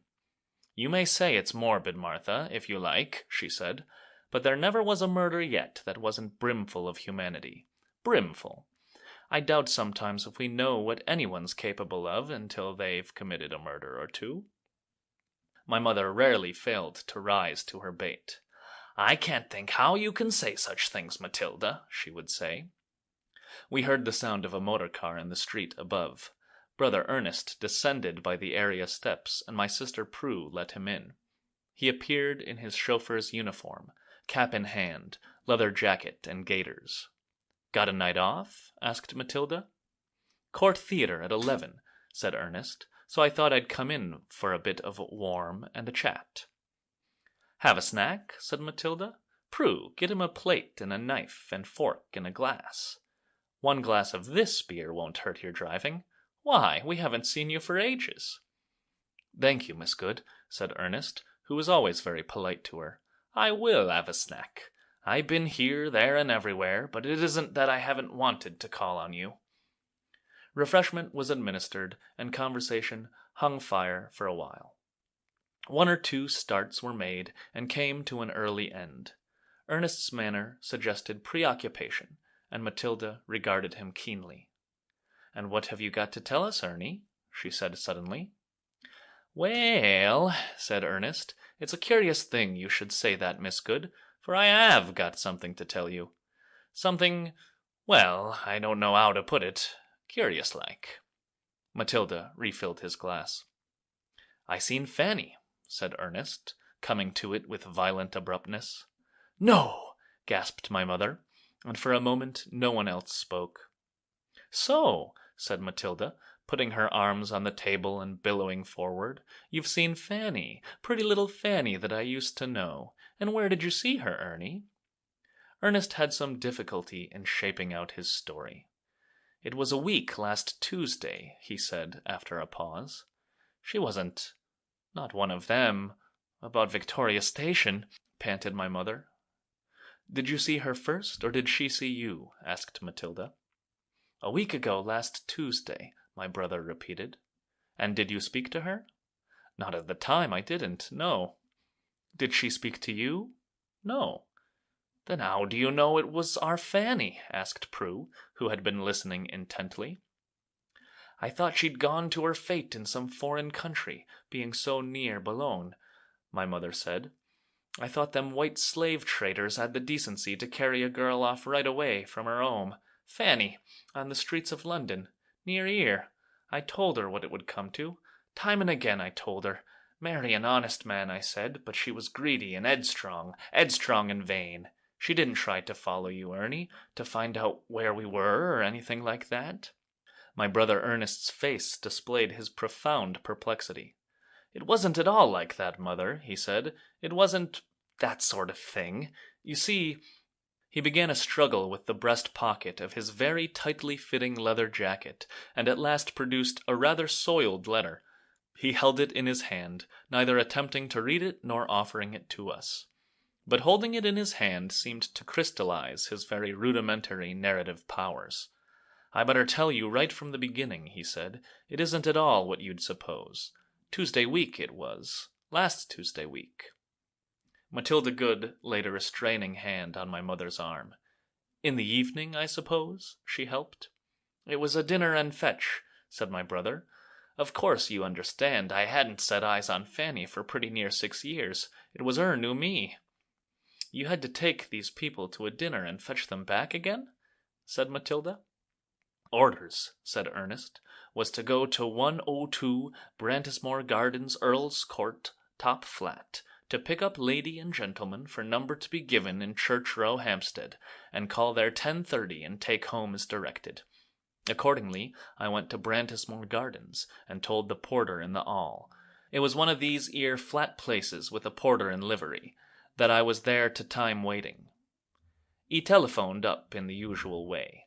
After a bit, lady and gentleman came out of the house, and I went to the door of the car as I usually do and held it open. So far nothing out of the ornery. He was a gentleman in evening dress, like most gentlemen. She'd got a wrap with fur, and her hair, you know, was done up nice for an evening party with something that sparkled. Quite the lady." "And it was Fanny?" said Prue. Ernest struggled mutely with his subject for some moments. "Not yet like," he said. "You mean you didn't recognize her then?" said Matilda. "No, but she just looked up at me and seemed kind of to start and got in. I saw her sort of leaning forward and looking at me as he got in. Fact is, I didn't think much of it. I should have forgotten all about it if it hadn't been for afterwards. But when I took them back something happened. I could see she was looking at me, We went first to 102 Brantismore Gardens again, and then he got out and says to me, just wait a bit here, and then he helped her out. It sort of seemed as though she was 'arf inclined to speak to me, and then she didn't. But this time I thinks to myself, I seen you before, somewhere, my lady. Oddly enough, I never thought of Fanny then at all. I got as near as thinking she was a bit like 'Arry 'ere, but it never entered my 'ead it might be Fanny. 'Strordinary! They went up the steps to the door, one of these open entrances it is to several flats, and seemed to have a moment's confabulation under the light, looking towards me. Then they went on up to the flat. You didn't know her even then? Said Prue. He came down the steps quarter an hour after, perhaps, looking thoughtful. White waistcoat he had, and coat over his arm. Gave me an address near Sloane Street. Got out and produced his tip, rather on the large side it was, and stood still kind of thoughtful. Seemed inclined to speak, and didn't know what to say. I've an account at the garage, he says. You'll book the car, and then, you're not my usual driver, he says. What's your name? Smith, I says. Ernest Smith, he says. Yes, sir, I says. And it was only as I drove off that I asked myself, how the hell? I really beg your pardon, Miss Good. Don't mind me, said Matilda. Go on. How the juice do you know that my name was Ernest? I nearly hit a taxi at the corner of Sloane Square. I was so took up puzzling over it. And it was only about 3 o'clock in the morning, when I was lying awake still puzzling over it, that it came into my head. Ernest assumed the manner of a narrator who opens out his culminating surprise. That the young lady I'd been taken out that evening was... He paused before his climax. Fanny, whispered Prue. Sister Fanny, said Matilda Good. Our Fanny, said my mother. No less a person than Fanny, said my brother Ernest triumphantly, and looked around for the amazement proper to such a surprise. I thought it was going to be Fanny, said Prue. Was she painted up at all? Asked Matilda. Not nearly so much painted as most of 'em are, said my brother Ernest. Pretty nearly everyone paints nowadays. Titled people, bishops' ladies, widows, everyone. She didn't strike me, well, as belonging to the painted sort particularly, not in the least. Kind of fresh and a little pale, like Fanny used to be. Was she dressed like a lady? Quiet-like? Prosperous, said Ernest. Really prosperous, but nothing what you might call extravagant. And the house you took 'em to? Noisy? Singing and dancing, and the windows open? It was a perfectly respectable, quiet sort of house, blinds down and no row whatever, a private house. The people who came to the door to say good night might have been any gentleman and any lady. I see the butler. He came down to the car. He wasn't hired for the evening. He was a real butler. The other guests had a private limousine with an oldish, careful sort of driver. What you'd speak of as nice people. Hardly what you might call being on the streets of London, said Matilda, turning to my mother. What was the gentleman like? I don't want to hear of him, said my mother. Dissipated sort of man about town, and a bit screwed? Asked Matilda. He was a lot soberer than most dinner fetches, said Ernest. I see that when he handled his money. Lots of 'em, quite high-class people get, how shall I say it, just a bit funny. Humorous, like. Bit inaccurate with the door. He wasn't. That's what I can't make out. And then there's this letter. Then there's this letter, said Matilda. You better read it, Martha. How did you get that letter? Asked my mother, not offering to touch it. You don't mean to say she gave you a letter? It came last Thursday, by post. It was addressed to me, Ernest Smith, Esquire, at the garage. It's a curious letter, asking about us. I can't make head or tail of the whole business. I've been thinking about it and thinking about it, knowing how set Mother was about Fanny. I hesitated. His voice died away.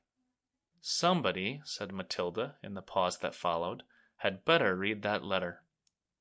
She looked at my mother, smiled queerly with the corners of her mouth down, and then held out her hand to Ernest. End of section 13.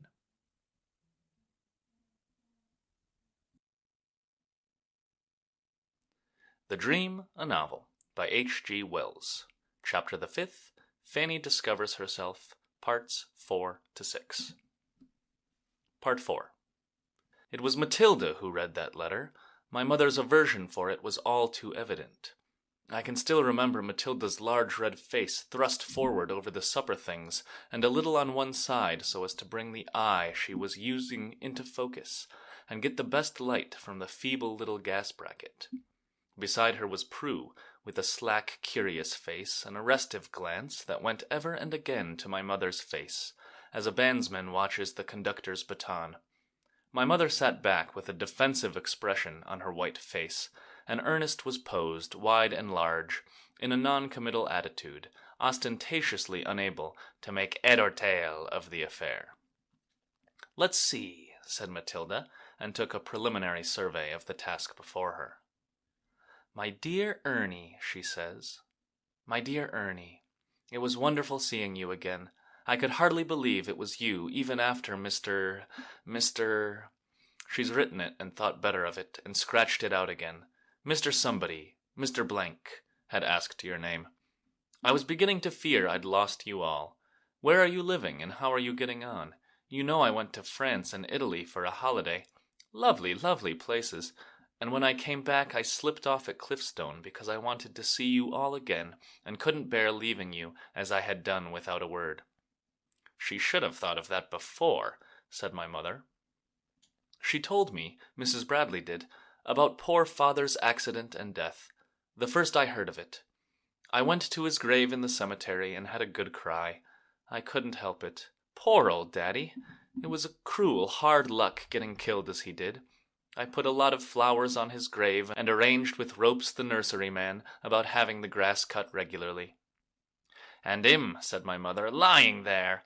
He'd have rather seen her lying dead at his feet, he said, than ever the fallen woman she was. And she putting flowers over him, enough to make him turn in his grave." "But very likely he's come to think differently now, Martha," said Matilda soothingly. "There's no knowing, really, Martha.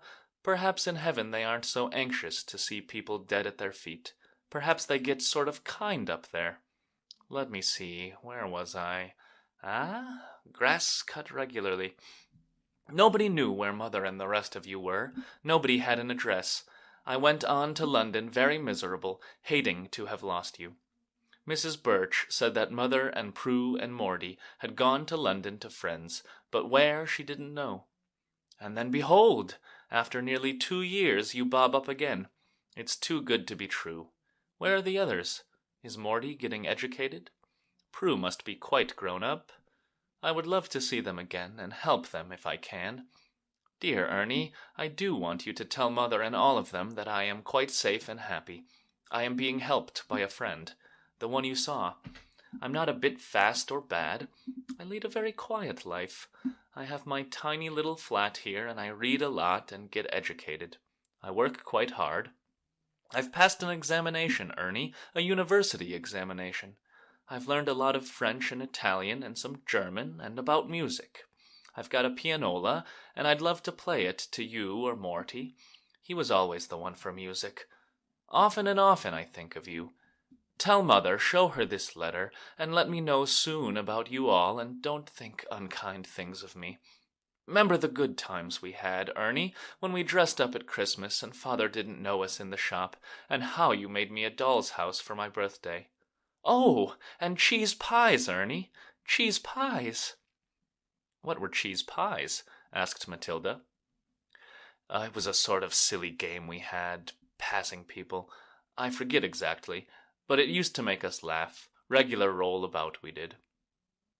"Then she gets back to you, Morty," said Matilda. "I'd love to help Morty if he still wants to be educated. I could now. I could help him a lot. I suppose he's not a boy any longer. Perhaps he's getting educated himself. Give him my love. Give Mother my love, and tell her to not think too badly of me.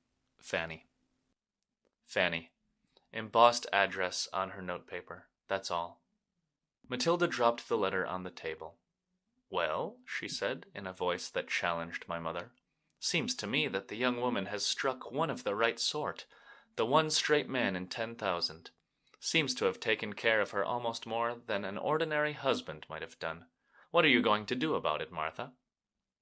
Matilda collected herself slowly from the table and leant back in her chair, regarding my mother with an expression of faintly malevolent irony. Part 5. I turned from Matilda's quizzical face to my mother's drawn intentness. "Say what you like, Matilda, that girl is living in sin." "Even that isn't absolutely proved," said Matilda. "Why should he—" my mother began, and stopped. "There's such things as feats of generosity," said Matilda. "Still—" "No," said my mother, "we don't want her help. I'd be ashamed to take it. While she lives with that man— Apparently she doesn't, but go on." "Stainted money," said my mother. "It's money she has from him. It's the money of a kep woman." Her anger kindled. "I'd sooner die than touch her money." Her sense of the situation found form and expression. "She leaves her home, she breaks her father's heart, kills him, she does. He was never the same man after she'd gone, never the same. She goes off to shamelessness and luxury. She makes her own brother drive her about to her shame." "Hardly makes," protested Matilda. "How was he to avoid it? And then she writes this letter. Impudent, I call it, impudent. Without a word of repentance, not a single word of repentance. Does she have the decency to say she's ashamed of herself? Not a word. Owns she's still living with a fancy man and means to go on doing it, glories in it, and offers us her kind assistance. Us, what she's disgraced and shamed. Who was it that made us leave Cherry Gardens to hide our heads from the neighbors in London? Her! And now she's to come here in her moty car and come dancing down these steps all dressed up and painted to say a kind word to her poor mother. Haven't we suffered enough about her without her coming here to show herself off at us? It's topsy-turvy. Why, if she come here at all, which I doubt, if she comes here at all, she ought to come in sackcloth and ashes and on her bended knees." "She won't do that, Martha," said Matilda Good. "Then let her keep away. We don't want the disgrace of her. She's chosen her path, and let her abide by it. But here, to come here, how are you going to explain it?" "I'd explain it all right," said Matilda, unheeded. "How am I going to explain it? And here's Prue. Here's this Mr. Pettigrew she's met at the weekday evening social and wants to bring to tea. How's she going to explain her fine lady sister to 'em? Kep woman! Yes, Matilda, I say it. It's the name for it. That's what she is, a kep woman. Nice thing to tell Mr. Pettigrew. Here's my sister, the kep woman. He'd be off in a jiffy. Shocked he'd be out of his 7 senses. How would Prue ever have the face to go to the weekday evening social again after a show-up like that? And Ernie, what's he going to say about it to the other chaps at the garage when they throw it up at him that his sister's a kep woman?" "Don't you worry about that, Mother," said Ernest, gently but firmly. "There's nobody ever throws anything up against me at the garage anyhow, and there won't be, nohow, not unless he wants to swaller his teeth.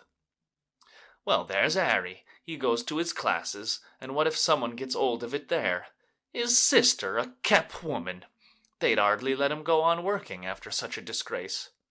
"Oh, I'd soon—" I began, following in my brother's wake. But Matilda stopped me with a gesture. Her gesture swept round and held my mother, who was indeed drawing near the end of what she had to say. "I can see, Martha," said Matilda, "just how you feel about Fanny. I suppose it's all natural. Of course, this letter—" She picked up the letter. She pursed her great mouth and waggled her clumsy head slowly from side to side. "For the life of me, I can't believe the girl who wrote this is a bad-hearted girl," she said. "You're bitter with her, Martha, you're bitter." "After all," I began, but Matilda's hand stopped me again. "Bitter!" cried my mother. "I know her. She can put on that innocent air, just as though nothing had happened, and try to make you feel in the wrong. Matilda ceased to waggle and began to nod. "I see," she said, "I see. But why should Fanny take the trouble to write this letter if she hadn't a real sort of affection for you all? As though she need have bothered herself about the lot of you. You're no sort of help to her. There's kindness in this letter, Martha, and something more than kindness. Are you going to throw it back at her? Her and her offers of help? Even if she doesn't crawl and repent as she ought to do, won't you even answer her letter?" "I won't be drawn into a correspondence with her," said my mother. "No, so long as she's a kept woman, she's no daughter of mine. I wash my hands of her. And as for her help indeed. It's humbug. If she'd wanted to help us, she could have married Mr. Crosby, as fair and honest a man as any woman could wish for." "So that's that," said Matilda Good conclusively. Abruptly, she swiveled her great head around to Ernest. "And what are you going to do, Ernie? Are you for turning down Fanny? And letting the cheese pies just drop into the mud of oblivion, as the saying goes, and be forgotten for ever and ever and ever?" Ernest sat back, put his hands in his trousers pocket, and remained thoughtful for some moments. "It's awkward," he said. Matilda offered him no assistance. "There's my young lady to consider," said Ernest, and flushed an extreme scarlet. My mother turned her head sharply and looked at him. Ernest, with a stony expression, did not look at my mother. Oh, said Matilda, here's something new. And who may your young lady be, Ernie?"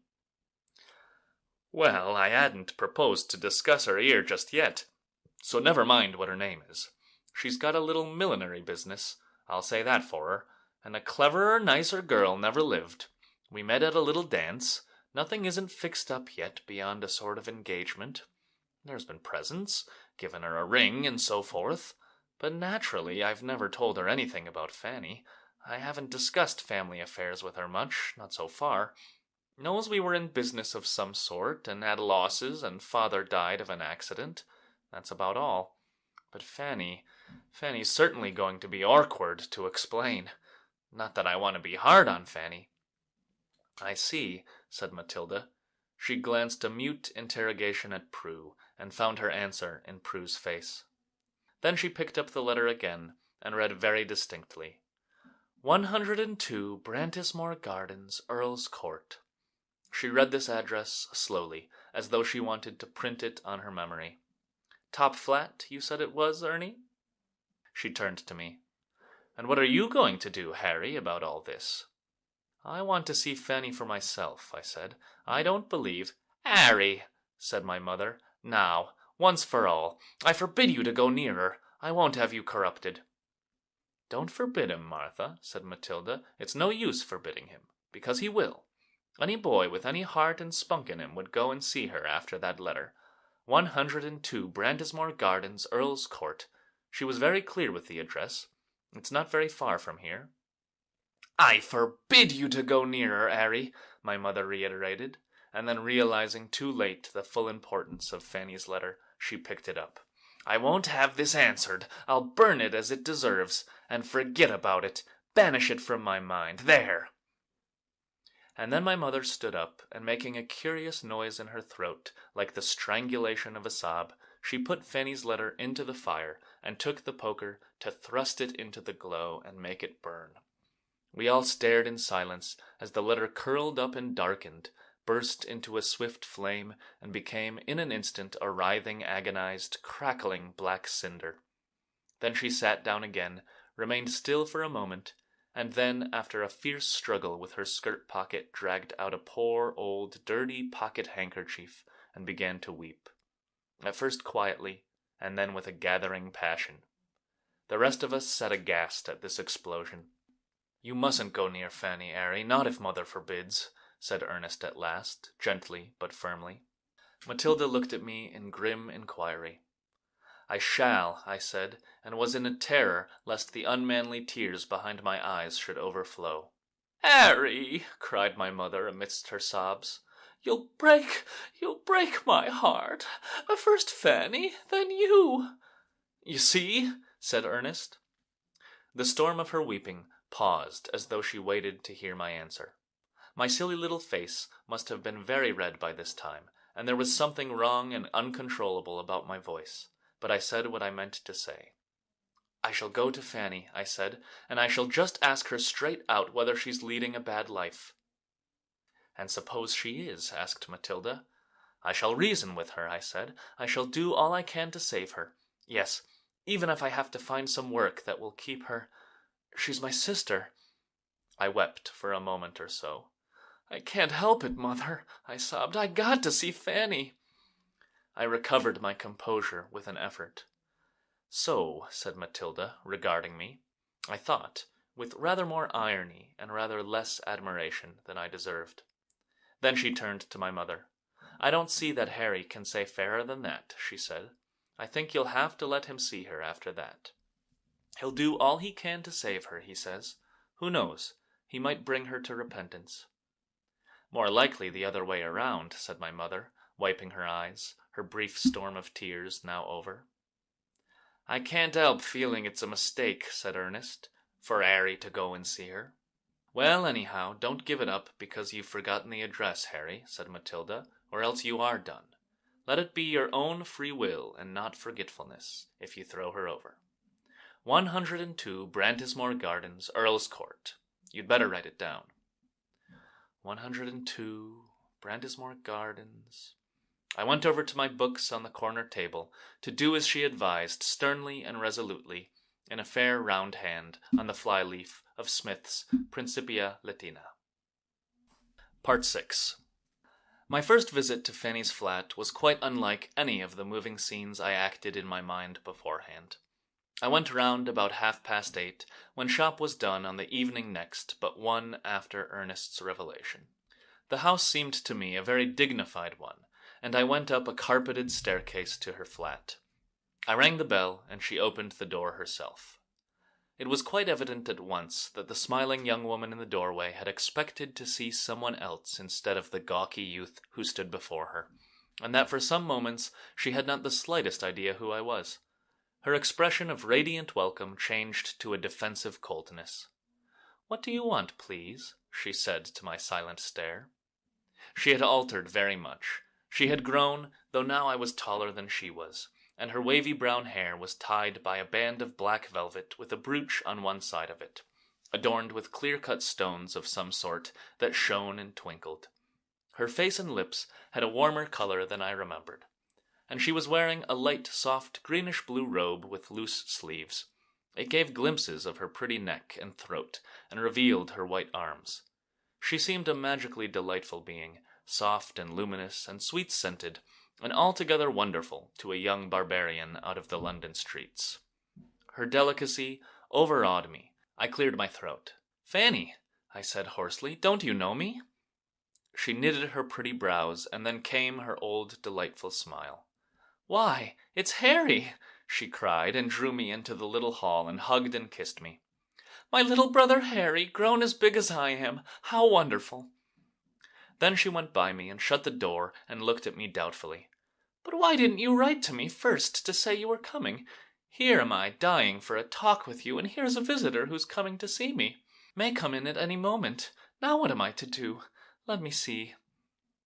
The little hall in which we stood was bright with white paint and pretty Japanese pictures. It had cupboards to hide away coats and hats and an old oak chest. Several doors opened into it, and 2 were ajar. Through one I had a glimpse of a sofa and things set out for coffee, and through the other I saw a long mirror and a chintz-covered armchair. She seemed to hesitate between these 2 rooms, and then pushed me into the former one and shut the door behind us. "You should have written to tell me you were coming," she said. "I'm dying to talk to you, and here's someone coming who's dying to talk to me. But never mind, let's talk all we can. How are you?" "Well, I can see that. But are you getting educated? And Mother, how's Mother? What's happened to Prue? And is Ernest as hot-tempered as ever?" I attempted to tell her. I tried to give her an impression of Matilda Good, and to hint not too harshly at my mother's white implacability. I began to tell her of my chemist's shop, and how much Latin and chemistry I knew, and in the midst of it she darted away from me and stood listening. It was the sound of a latchkey at the door. "My other visitor," she said, hesitated a moment, and was out of the room, leaving me to study her furniture and the coffee machine that bubbled on the table. She had left the door a little ajar, and I heard all too plainly the sound of a kiss, and then a man's voice. I thought it was rather a jolly voice. "I'm tired, little Fanny. Oh, I'm tired to death. This new paper is the devil. We've started all wrong, but I shall pull it off. Gods! If I hadn't this sweet pool of rest to plunge into, I'd go off my head. I have nothing left to me but headlines. Take my coat, there's a dear. I smell coffee." I heard a movement as though Fanny had checked her visitor almost at the door of the room I was in. I heard her say something very quickly about a brother. "Oh, damn!" said the man very heartily. "Not another of 'em. How many brothers have you got, Fanny? Send him away. I've only got an hour altogether, my dear." Then the door closed sharply. Fanny must have discovered it was ajar, and the rest of the talk was inaudible. Fanny reappeared, a little flushed and bright-eyed, and withal demure. She had evidently been kissed again. "Harry," she said, "I hate to ask you to go and come again, but that other visitor, I'd promised him first. Do you mind, Harry? I'm longing for a good time with you, a good long talk. You get your Sundays, Harry? Well, why not come here at 3 on Sunday, when I'll be quite alone, and we'll have a regular good old tea. Do you mind, Harry?" I said I didn't. In that flat ethical values seemed quite different to what they were outside. "After all, you did ought to have written first," said Fanny, "instead of just jumping out on me out of the dark." There was no one in the hall when she showed me out, and not even a hat or coat visible. "Give me a kiss, Harry," she said, and I kissed her very readily. "Quite sure you don't mind?" she said at the door. "Not a bit," I said. "I ought to have written." "Sunday at 3, she said, and I went down the carpeted staircase. "Sunday at 3, I replied at the bend of the stairs. Downstairs there was a sort of entrance hall to all the flats, with a fire burning in a fireplace, and a man ready to call a cab or taxi for anyone who wanted one. The prosperity and comfort of it all impressed me greatly, and I was quite proud to be walking out of such a fine place. It was only when I had gone some way along the street that I began to realize how widely my plans for the evening had miscarried. I had not asked her whether she was living a bad life or not, and I had reasoned with her not at all. The scenes I had rehearsed in my mind beforehand, of a strong and simple and resolute younger brother saving his frail but lovable sister from terrible degradations, had indeed vanished altogether from my mind when her door had opened and she had appeared. And here I was, with the evening all before me, and nothing to report to my family but the profound difference that lies between romance and reality. I decided not to report to my family at all yet, but to go for a very long walk and think this Fanny business over thoroughly, returning home when it would be too late for my mother to cross-examine me and draw me out at any length. I made for the Thames embankment, for that afforded uncrowded pavements and the solemnity and incidental beauty appropriate to a meditative promenade. It is curious to recall now the phases of my mind that night. At first the bright realities I came from dominated me. Fanny pretty and prosperous, kindly and self-assured, in her well-lit, well-furnished flat, and the friendly and confident voice I had heard speaking in the hall, asserted themselves as facts to be accepted and respected. It was delightful, after more than 2 years of ugly imaginations, to have the glimpse of my dear sister again, so undefeated and loved and cared for, and to look forward to a long time with her on Sunday, and a long confabulation upon all I had done in the meantime, and all I meant to do. Very probably these two people were married after all, but unable for some obscure reason to reveal the fact to the world. Perhaps Fanny would tell me as much in the strictest confidence on Sunday, and I could go home and astonish and quell my mother with the whispered secret. And even as I developed and cuddled this idea, it grew clear and cold and important in my mind that they were not married at all, and the shades of a long accumulated disapproval dimmed that first bright impression of Fanny's little nest. I felt a growing dissatisfaction with the part I had played in our encounter. I had let myself be handled and thrust out as though I had been a mere boy instead of a brother full of help and moral superiority. Surely I ought to have said something, however brief, to indicate our relative moral positions. I ought to have faced that man, too, the bad man, lurking no doubt in the room with the mirror and the chintz-covered chair. He had avoided seeing me because he could not face me, and from these new aspects of the case I began to develop a whole new dream of reproach and rescue. What should I have said to the bad man? "And so, sir, at last we meet." Something like that. My imagination began to leap and bound and soar with me. I pictured the bad man, dressed in that immaculate evening dress which my novels told me marked the deeper and colder depths of male depravity, cowering under my stream of simple eloquence. "You took her," I would say, "from our homely but pure and simple home. You broke her father's heart." Yes, I imagined myself saying that. "And what have you made of her?" I asked. "Your doll, your plaything, to be pampered while the whim lasts and then to be cast aside. Or tossed aside." I decided tossed aside was better. I found myself walking along the embankment, gesticulating and uttering such things as that. "But you knew better," said Firefly, "even then." I knew better. But that was the way our minds worked in the ancient days. End of section 14.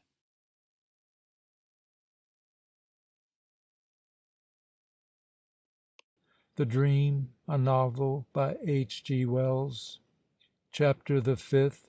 Fanny Discovers Herself. Parts 7 and 8. Part 7. "But," said Sarnak, "my second visit to Fanny, like my first, was full of unexpected experiences and unrehearsed effects. The carpet on the pleasant staircase seemed to deaden down my moral tramplings, and when the door opened and I saw my dear Fanny again, friendly and glad, I forgot altogether the stern interrogations with which that second interview was to have opened.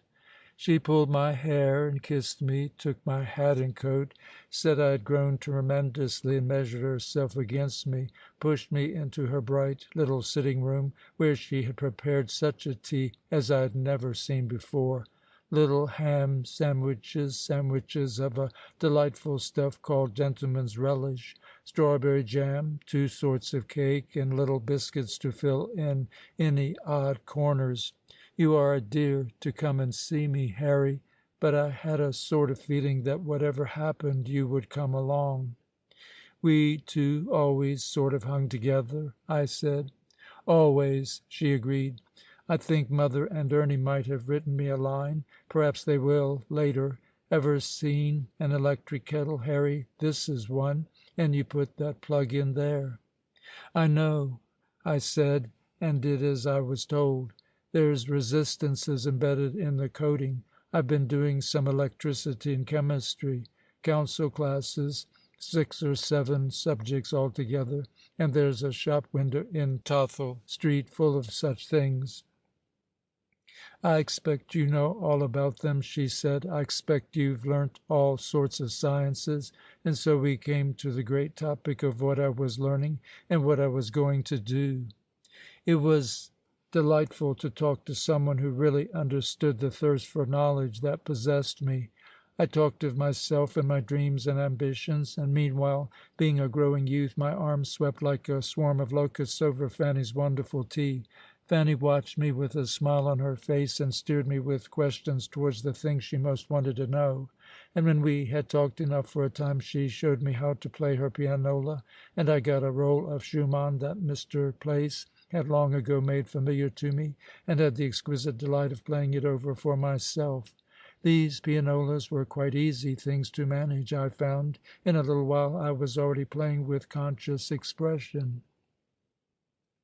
Fanny praised me for my quickness, cleared her tea things away while I played, and then came and sat beside me and listened and talked, and we found we had learnt quite a lot about music since our parting.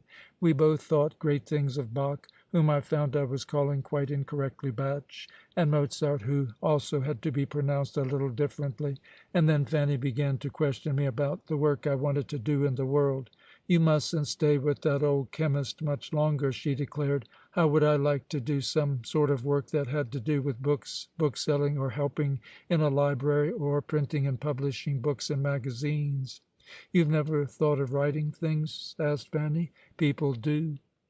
"I made some verses once or twice," I confessed, "and wrote a letter to the Daily News about temperance, but they didn't put it in."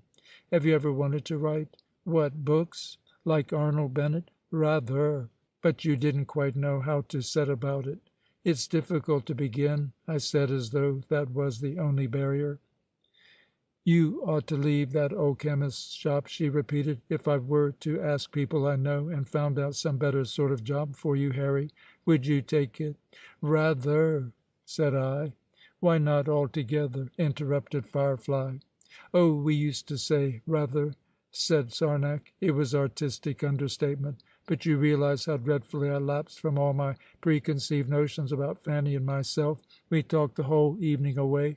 We had a delightful cold picnic supper in a pretty little dining room with a dresser, and Fanny showed me how to make a wonderful salad with onions very finely chopped, and white wine and sugar in the dressing. And afterwards came some more of that marvel, the pianola, and then very reluctantly I took my leave. And when I found myself in the streets again, I had once more my former sense of having dropped abruptly from one world into another, colder, bleaker, harder, and with entirely different moral values. Again I felt the same reluctance to go straight home and have my evening dimmed and destroyed by a score of pitiless questions. And when at last I did go home, I told a lie. "Fanny's got a pretty place, and she's as happy as can be," I said. "I'm not quite sure, but from what she said, I believe that man's going to marry her before very long." My cheeks and ears grew hot under my mother's hostile stare. "Did she tell you that?" "Practically," I lied. I kind of got it out of her. "But he's married already," said my mother. "I believe there is something," I said. "Something," said my mother scornfully. "She's stolen another woman's man. He belongs to her for ever, no matter what there is against her. Whomsoever God hath joined, let no man put asunder. That's what I was taught and what I believe. E may be older, E may have led her astray, but while she and E harbour together, the sin is hers s'much as his. Did you see him?" "He wasn't there. Hadn't the face. That's so much to their credit. And are you going there again?" "I've kind of promised." "It's against my wishes, Airy. Every time you go near Fanny, Airy, you disobey me. Mark that. Let's be plain about that, once and for all." I felt mulish. "She's my sister," I said. "And I'm your mother, though nowadays mothers are no more than dirt under their children's feet. Marry her, indeed. Why should he? Likely he'll marry the next one. Come, Prue, take that bit of coal off the fire, and we'll go up to bed." Part 8.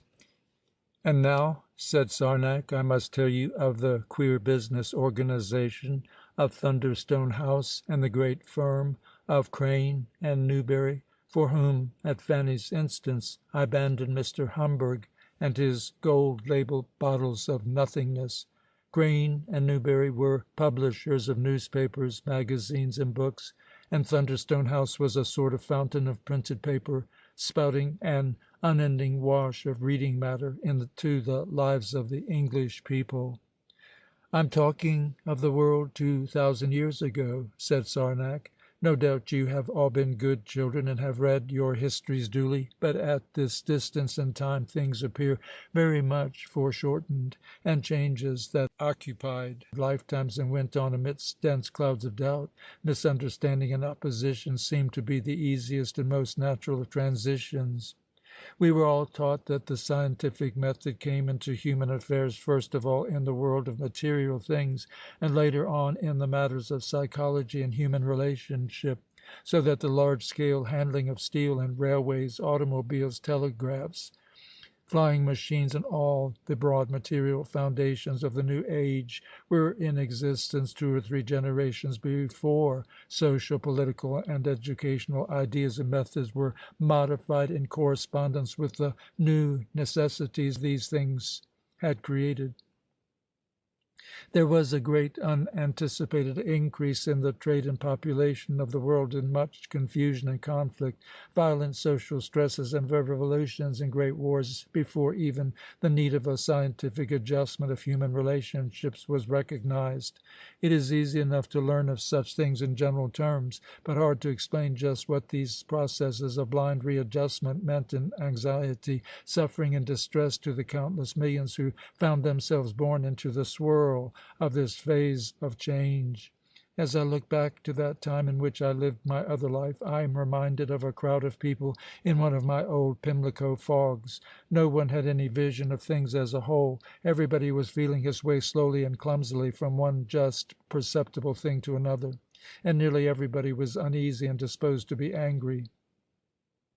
It is clear beyond question to us now that the days of illiterate drudges were already past in the distant 19th century, for power machinery had superseded them. The New World, so much more complicated and dangerous, so much richer and ampler, was a world insisting upon an educated population, educated intellectually and morally. But in those days these things were not at all clear, and it was grudgingly and insufficiently that access to knowledge and enlightenment was given by the learned and prosperous classes to the rapidly accumulating masses of the population. They insisted that it should be done by special channels and in a new and different class of school. I've told you of what passed for my education, reading and writing, rudimentary computations, jog-free, and so forth. That sort of process, truncated by employment at 13 or 14, when curiosity and interest were just beginning to awaken, was as far as education had gone for the bulk of the common men and women in the opening years of the 20th century. It had produced a vast multitude of people just able to read, credulous and uncritical and pitifully curious to learn about life and things, pitifully wanting to see and know. As a whole, the community did nothing to satisfy the vague aspirations of those half-awakened swarms. It was left to private enterprise to find what profits it could in their dim desires. A number of great publishing businesses arose to trade upon the new reading public that this elementary education, as we called it, had accumulated. In all ages, people have wanted stories about life. The young have always wanted to be told about the stage on which they are beginning to play their parts, to be shown the chances and possibilities of existence vividly and dramatically, so that they may imagine and anticipate their own reactions. And even those who are no longer youthful have always been eager to supplement their experiences and widen their judgment by tales and histories and discussions. There has been literature since there has been writing, since indeed there was enough language for storytelling and reciting, and always literature has told people what their minds were prepared to receive, searching for what it should tell rather in the mind and expectation of the hearer or reader, who was the person who paid, than in the unendowed wilderness of reality. So that the greater part of literature of every age has been a vulgar and ephemeral thing, interesting only to the historian and psychologist of later times, because of the light it threw upon the desires and imaginative limitations of its generation. But the popular literature of the age in which Harry Mortimer Smith was living was more abundant, more cynically insincere, lazy, cheap, and empty than anything that the world had ever seen before. You would accuse me of burlesque if I were to tell you the stories of the various people who built up immense fortunes by catering for the vague needs of the new reading crowds that filled the hypertrophied cities of the Atlantic world. There was a certain Nunes, of whom legend related that one day, after reading aloud some item of interest to his family, he remarked, "I call that a regular titbit." From that feat of nomenclature he went on to the idea of a weekly periodical full of scraps of interest, cuttings from books and newspapers and the like.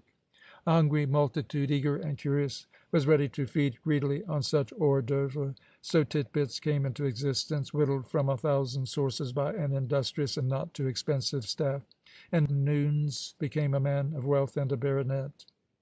His first experiment upon the new public encouraged him to make a number of others. He gave it a monthly magazine full of short stories drawn from foreign sources. At first its success was uncertain, and then a certain Dr. Conan Doyle rose to fame in it and carried it to success with stories about crime and the detection of crime. Every intelligent person in those days, every one indeed, intelligent or not, was curious about the murders and such like crimes which still abounded. Indeed, there could have been no more fascinating and desirable subject for us. Properly treated, such cases illuminated the problems of law, training, and control in our social welter as nothing else could have done. The poorest people bought at least a weekly paper in order to quicken their wits over murder, mysteries, and divorces, driven by an almost instinctive need to probe motives and judge restraints. But Conan Doyle's stories had little of psychology in them. He tangled a skein of clues in order to disentangle it again, and his readers forgot the interest of the problem in the interest of the puzzle. Hard upon the heels of Noons came a host of other competitors, among others a certain Arthur Pearson and a group of brothers Harmsworth, who rose to great power and wealth from the beginning of a small weekly paper called Answers, inspired originally by the notion that people like to read other people's letters. You will find in the histories how two of these Harmsworths, men of great thrust and energy, became lords of England and prominent figures in politics, but I have to tell you of them now simply to tell you of the multitude of papers and magazines they created to win the errand boy's guffaw, the heart of the factory girl, the respect of the aristocracy, and the confidence of the nouveau riche. It was a roaring factory of hasty printing. Our own firm at Thunderstone House was of an older standing than these Noons, Pearson, Harmsworth concerns. As early as the 18th century the hunger for knowledge had been apparent, and a certain footman-turned-publisher named Dodsley had produced a book of wisdom called The Young Man's Companion.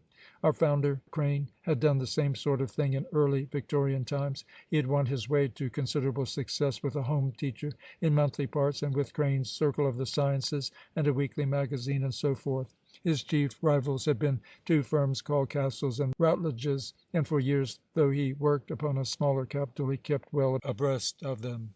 For a time the onrush of the newer popular publishers had thrust Crane and his contemporaries into the background, and then, reconstructed and reinvigorated by a certain Sir Peter Newberry, the old business had won its way back to prosperity, publishing a shoal of novelette magazines and cheap domestic newspapers for women, young girls, and children, reviving the home teacher on modern lines, with a memory training system and a guide to success by Sir Peter Newberry thrown in, and even launching out into scientific handbooks of a not too onerous sort.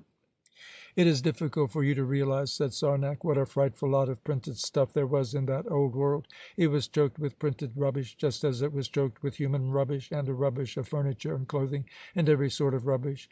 There was too much of the inferior grades of everything, and good things incredibly rare.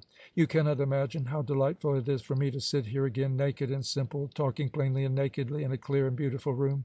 The sense of escape, of being cleansed of unnecessary adhesions of any sort, is exquisite. We read a book now and then, and talk and make love naturally and honestly, and do our work and thought and research with well-aired, well-fed brains, and we live with all our senses and abilities taking a firm and easy grip upon life.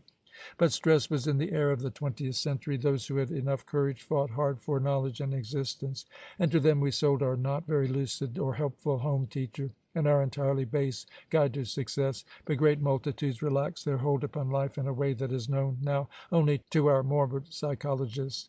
They averted their attention from reality and gave themselves up to reverie.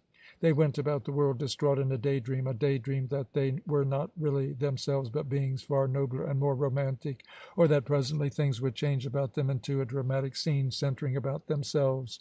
These novelette magazines and popular novels that supplied the chief part of the income of Crane and Newberry were really helps to reverie, mental drugs. Sunray, have you ever read any 20th century novelettes? "One or two," said Sunray. "It's as you say. I suppose I have a dozen or so. Some day you shall see my little collection."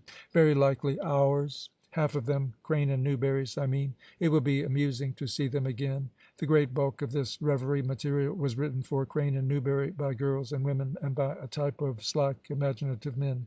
These authors, as we called them, lived scattered about London or in houses on the countryside, and they sent their writings by post to Thunderstone House, where we edited them in various ways and put the stuff into our magazines and books. Thunderstone House was a great rambling warren of a place opening out of Tottenham Court Road, with a yard into which huge lorries brought rolls of paper, and from which vans departed with our finished products.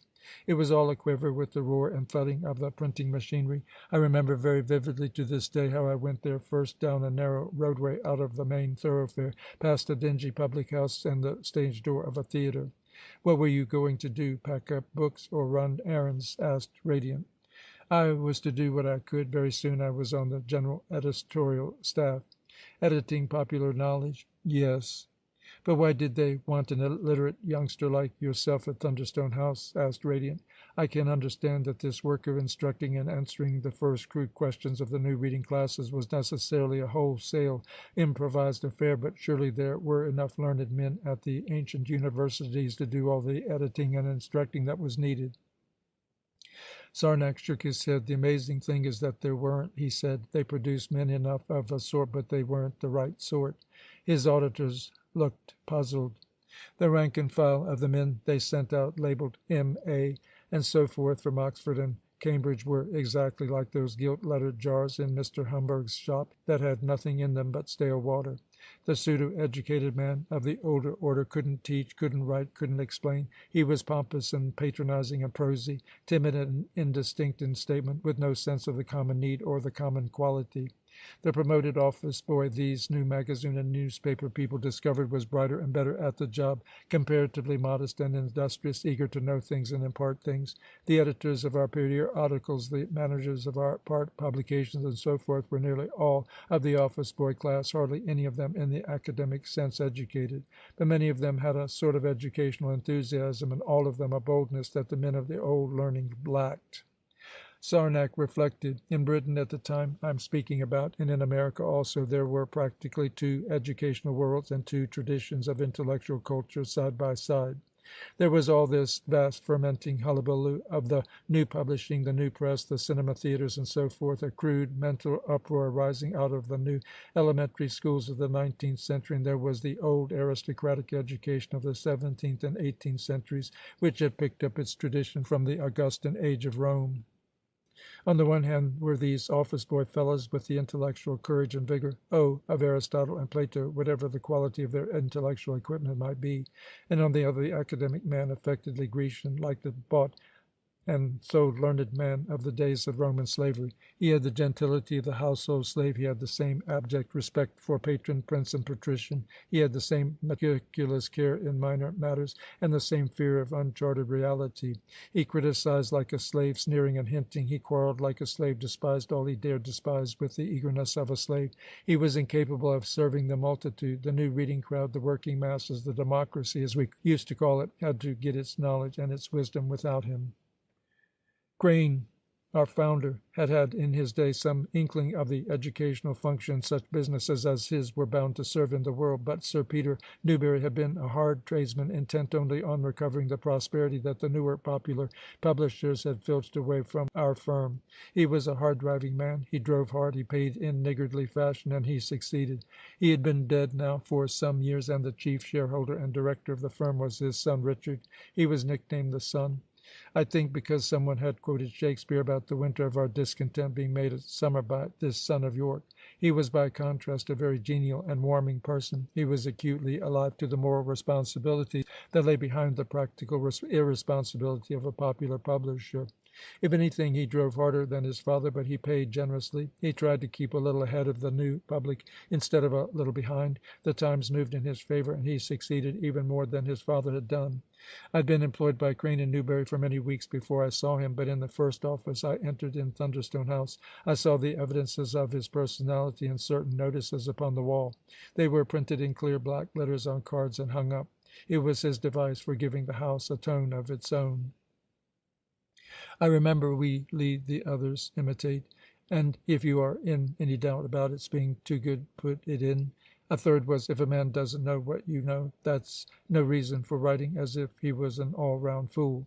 Rest assured there is something he knows better than you do.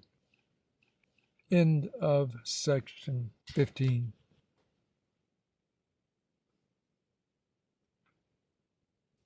The Dream, a novel by H.G. Wells. Chapter the 5th. Fanny discovers herself. Parts 9 and 10. Part 9. It took me some time to get from the yard of Thunderstone House to the office in which these inscriptions were displayed.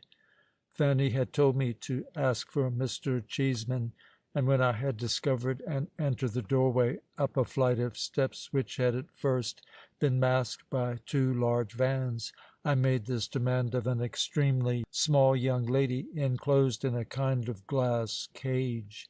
She had a round face and a bright red button of a nose. She was engaged, I realized slowly, in removing a foreign stamp from a fragment of envelope by licking the back of the paper.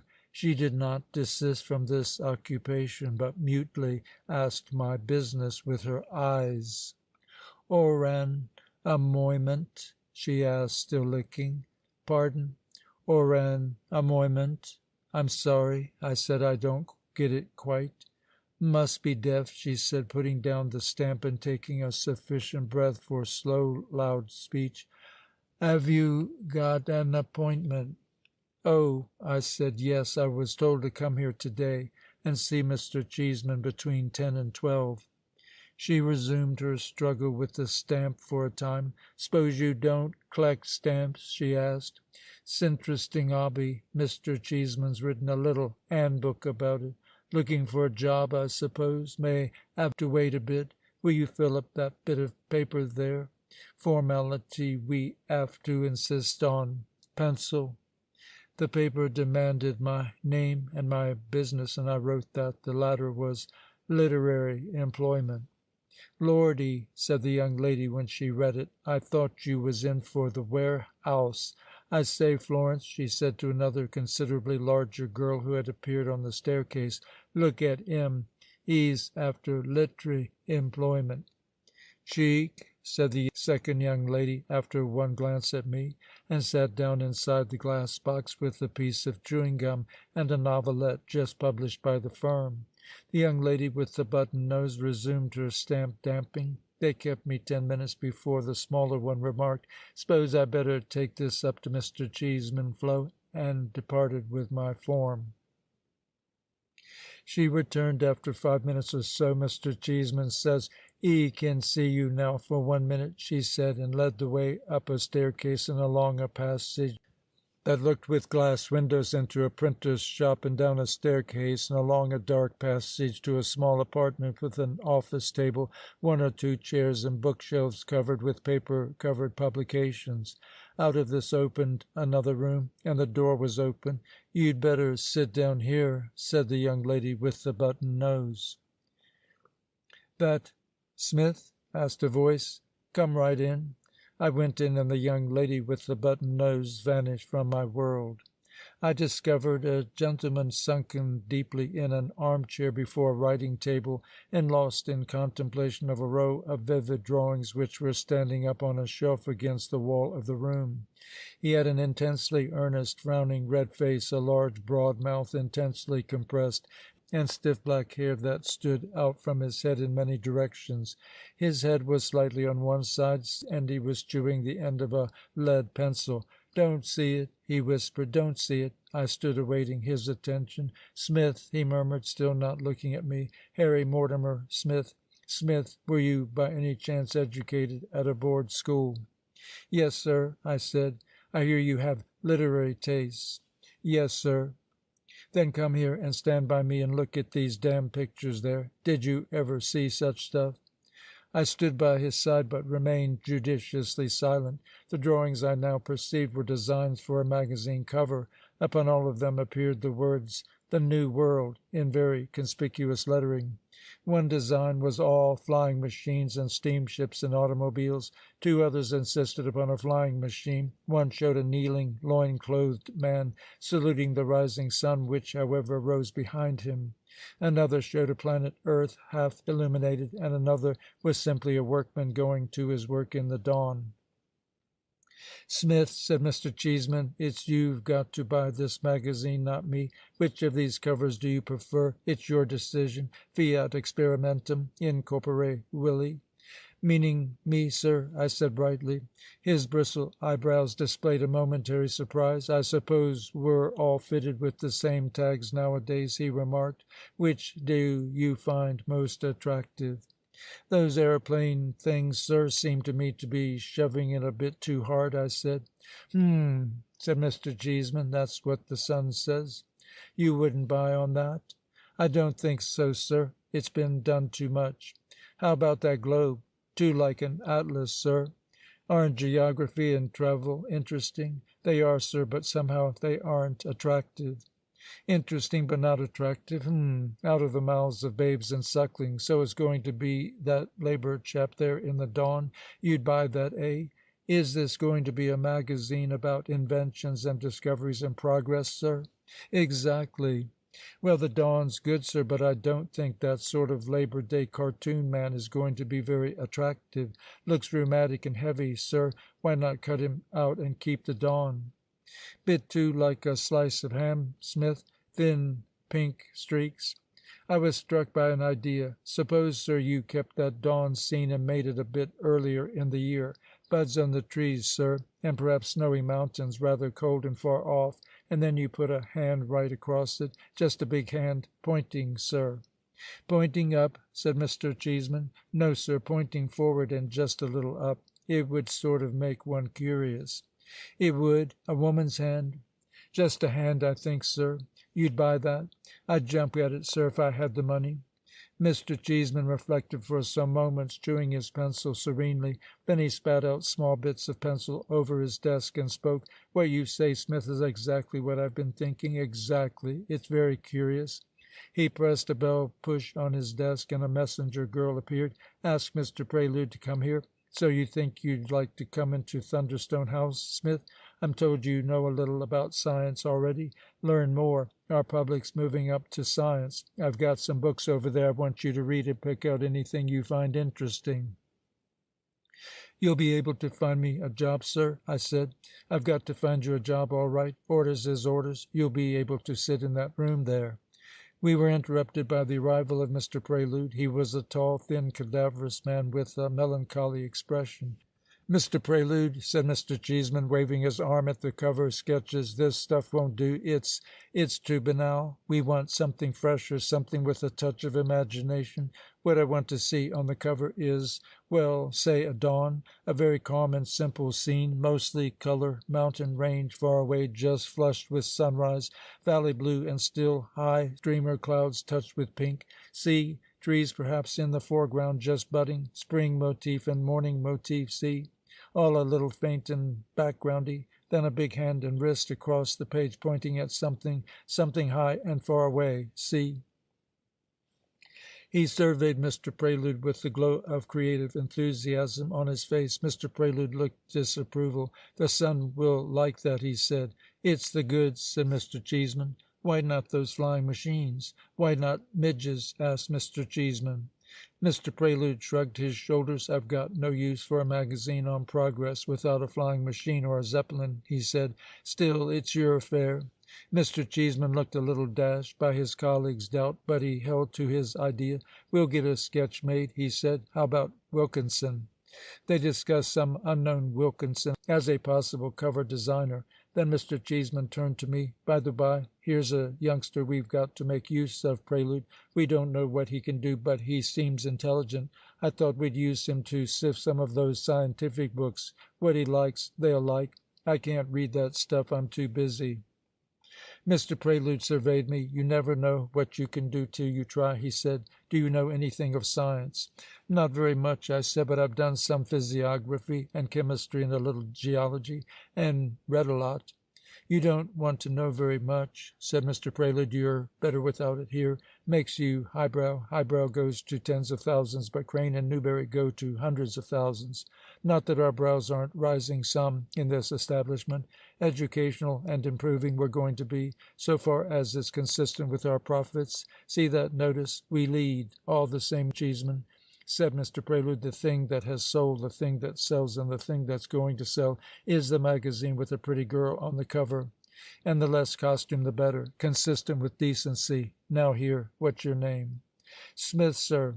Smith, and here's all these covers on the bookstall, and then I produce this. Which does he buy? This was the cover of the summer number of Newberry's Story magazine, on which two young ladies in skin-tight bathing dresses disported themselves on a sandy beach. Smith goes for this, said Mr. Prelude triumphantly. I shook my head. You mean to say that isn't attractive, said Mr. Cheeseman, turning in his chair and pointing with his well-chewed pencil. I reflected. "There's never anything about them inside," I said. "Got you there, Prelude," said Mr. Cheeseman. "Not a bit. He bought 6 or 7 before he found that out, and most of 'em forget about it when they read inside." Part 10. I found my introduction to Thunderstone House far less terrifying than I had anticipated. It was gratifying to have come so near to what Mr. Cheeseman had thought about the magazine cover, and there were presently other very reassuring coincidences of the same sort. I was immediately interested in the editorial and publishing work that was going on about me, and my mind took one of those forward strides that are characteristic of adolescence. I was still a boy when I left Mr. Humberg. I had not been with Crane and Newberry 6 weeks before I perceived that I was a capable and responsible young man. I began to form opinions rapidly, to write with confidence. Even my handwriting suddenly grew up from a careless or over-careful boyish scrawl to a consistent and characteristic script. I began to think about the clothes I was wearing and of the impression I made upon other people. In quite a little time I was writing short contributions to some of our minor weeklies and monthlies, and suggesting articles and features, as we called them, to Mr. Cheeseman.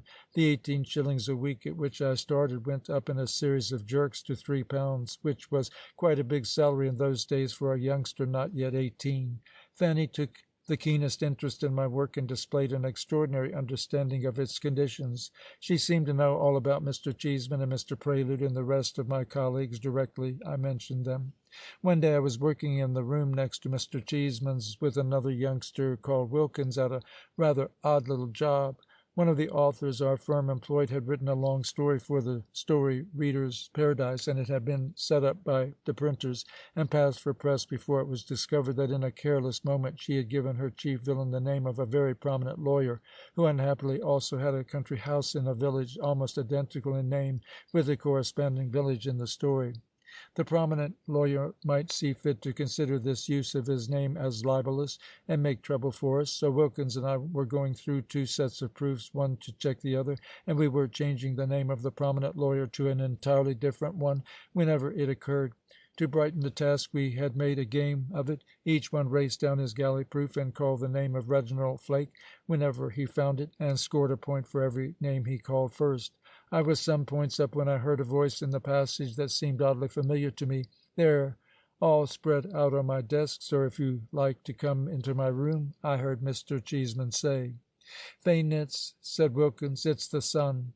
I turned round as the door opened and saw Mr. Cheeseman holding the door open for a good-looking youngish man with rather handsome regular features and a sort of bang of brown hair over his forehead. He wore a pair of very round, large spectacles with glasses tinted a faint yellow colour. He met my eyes, and an expression of partial recognition came into his and faded again. Either he recognized me, or he recognized a resemblance in me. He followed Mr. Cheeseman across the room. Then he turned sharply. "Of course," he said, smiling and returning a step or two towards me. "You must be young Smith. How are you getting on here?" "I'm working for Mr. Cheeseman mostly," I said, standing up. He turned to Mr. Cheeseman. "Very satisfactory, sir. Quick, interested. He'll do well here."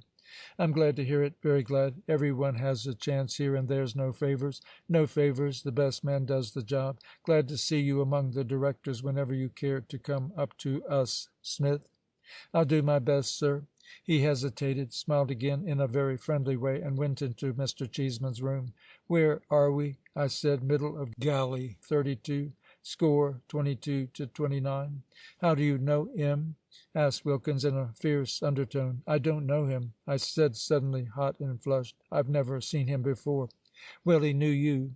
"He's heard about me." "Who from?" "How the deuce should I know?" I asked with needless heat. "Oh," said Wilkins, and reflected. "But—" he glanced at my troubled face and said no more. "But at the game of Reginald Flake he overhauled me and beat me at the end of the book, 67 to 42. End of section 16.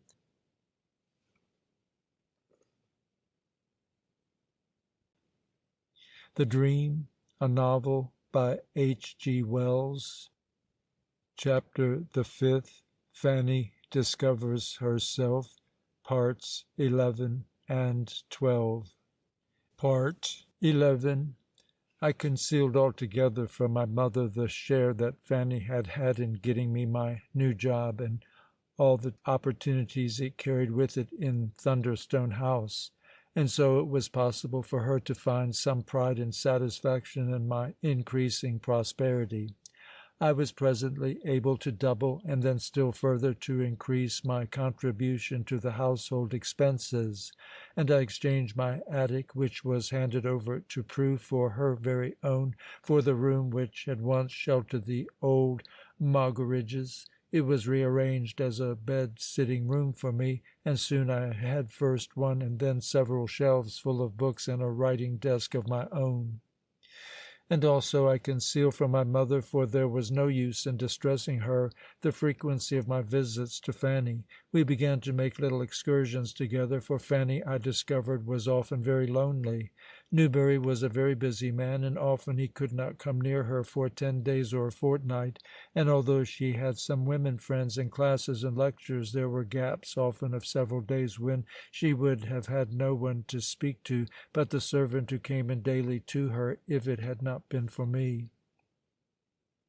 But all this companioning of Fanny I tried to hide from my mother, though now and then her suspicions stabbed my falsehoods. Ernie and Prue, however, were able to follow the calls of love unhampered by the family shame, and presently they were both engaged, and his young lady and her young man were brought to a Sunday tea-party in the drawing-room, through the kind permission of Mr. and Mrs. Milton, who were, as usual, away. Ernie's young lady, I've completely forgotten her name, proved to be a well-dressed, self-possessed young woman with a vast knowledge of people in what we used to call society. She talked freely and fashionably, taking the larger share of the conversation of Ascot and Monte Carlo and the court. Prue's Mr. Pettigrew was of a more serious quality, and of the things he said I remember now only that he expressed a firm conviction that messages from the dead were bound to come in a few years' time. He was a chiropodist, very well thought of in chiropodological circles. "Stop!" cried Radiant. "What is this? You are talking nonsense, Sarnak. What is chiropodological? Hand, foot, scientific?" "I thought you'd ask me that," said Sarnak, smiling. "Chiropody was corn-cutting."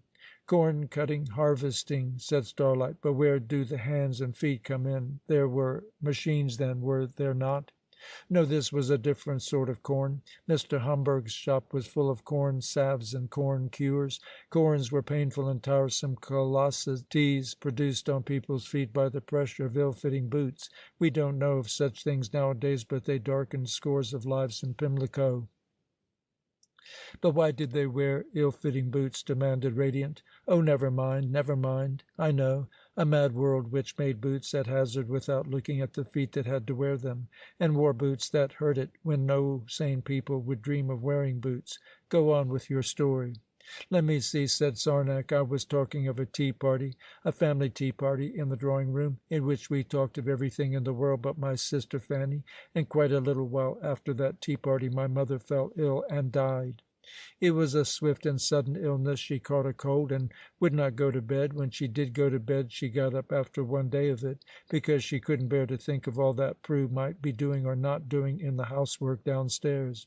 And her cold turned to pneumonia, the same sort of inflammation that had carried off the Moggeridges, and she died in 3 days.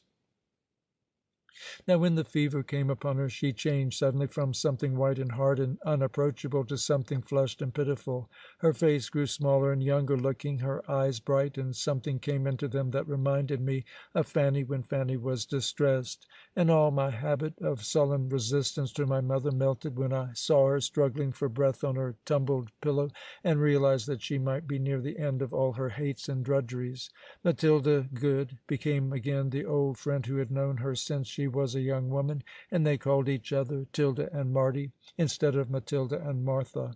Matilda, for all her varicose veins, was up and down stairs 50 times a day, and there was much sending out for expensive things, the more expensive the better, that Matilda thought my mother might fancy. They stood appealingly untouched upon the table by her bedside. Once or twice, towards the end, my mother asked for me, and when I came in the evening and bent over her, she whispered hoarsely, "Harry, boy, promise me, promise me." I sat down and took the hand she held out to me, and so holding to me she dozed. What she wanted me to promise she never said, and whether it was some last vow she wanted to extract from me that would separate me from Fanny forever, or whether her thoughts about Fanny had changed under the shadow of death, and she had some new message for her, I cannot imagine to this day. Perhaps she herself did not know what I had to promise. A dying desire for predominance moved her, will stirred in her, and faded again to nothing. Promise me. Fanny she never mentioned by name, and we did not dare to bring my sister in to her. Ernest came and kissed her and knelt down by the bedside, and suddenly dreadfully wept aloud like the child he was, and set us all weeping. He was her firstborn and her dearest. He had known her before her final embitterment. He had always been a dutiful son to her. Presently she was lying there, very straight and still, as hushed and still as my father's shop on Sundays, and the traffics and struggles and angers of life had done with her forever. Her face was now neither young nor old, a marble face of peace. All her peevish resentment was smoothed and wiped away. It had never occurred to me before that she had or had not good looks, but now I saw that Fanny's fine regularity of feature came from her. She was like Fanny, like an immobile, unhumorous Fanny. I stood beside her still body, oppressed by a grief too wide and deep for tears, an immense grief that was not so much for her as for all that distress of life she had embodied. For now I saw that there was not, and there never had been, anything hateful in her. I saw for the first time the devotion of her, the misguided passion for right, the mute, blundering, tormented, and tormenting love in her heart. Even her love of Fanny was a love capsized and inverted. Her fallen daughter had been to her a detested changeling for the pretty, clever little girl who was to have been a paragon of feminine virtue. Except for Ernest, how bitterly and repeatedly had we children offended her rigid and implacable standards, Fanny and I openly and rebelliously, and Prue by discovery. For Prue, I will not tell you the details of Matilda's exposure, pilfered. Long before we children began to thwart my mother, there must have been a still more monstrous disappointment for her. What sort of dreams of manly piety and decorum had she wrapped about my poor, maundering, ramshackle, loose-limbed father, when he and she walked out together in their Sunday clothes, making the best and more than the best of themselves? He must have been a tall, good-looking young man then, and reassuringly apt with pious reflections. What shocks had he, gross, clumsy, wayward, ignorant, and incompetent as the dear man was, inflicted upon her set and limited expectations. And then think of my Uncle John Julep again, that wonderful and adored elder brother with the manners of a sporting baronet, who had slowly shriveled down to the figure of a drunken thief. Everything had shriveled for her, poor soul. In our streets in those old days men were permitted to sell brightly colored distended bladders to children, the most apt instruments for acute disappointment you can imagine, and the life God had given my mother was very like one of these bladders. It had burst and shriveled down to a limp and empty residue that nothing could ever restore. She had faced her declining days prematurely wrinkled, weary, laborious, and unloved except by one dutiful son. Yes, the thought of Ernest was a consolation to me. Surely his loyalty had meant happiness for her. Sarnak paused. I find it impossible, he said, to disentangle my thoughts as I stood by my mother's deathbed from 1,000 things that have come to me since about her. I've had to tell of her as an antagonist, as a hard, uncharitable soul. That was her role in my story. But she was indeed just the creature and victim of that disordered age, which had turned her natural tenacity to a blind intolerance and wasted her moral passion upon ugly and barren ends. If Fanny and Ernest and I had shown any stoutness against the disadvantages of our start in life, if we had won for ourselves any knowledge or respect, we inherited that much steadfastness from her. Such honesty as we had was hers. If her moral harshness had overshadowed and embittered our adolescence, her passionate mothering had sheltered our childhood.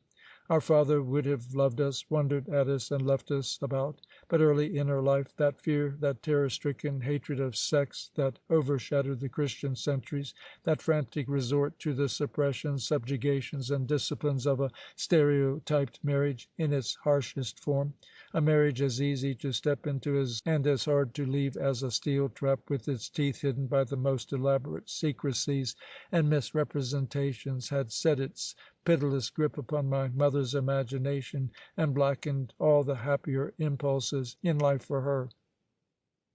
She was ready, if necessary, to pass all her children through the fires of that Moloch, if by so doing their souls might be saved. She did it the more bitterly because she was doing it against the deeper, undeveloped things in her own nature. Such things, more dimly appreciated perhaps, passed through the mind of Harry Mortimer Smith, my former self, as he stood beside his dead mother. He was torn, I was torn, by a sense of irrational separation, and by the haunting persuasion of lost opportunities. There were things I felt that I might have said, propitious moments I might have seized to make things better between us. I had differed from her so harshly. I might have been so much kinder to her, and still have held my way. She lay there, a feeble little old woman, thin, worn, and prematurely aged. How often had I struck at her with all my rebel strength, blind to the fact that I could wound her as only a child can wound the mother who bore it.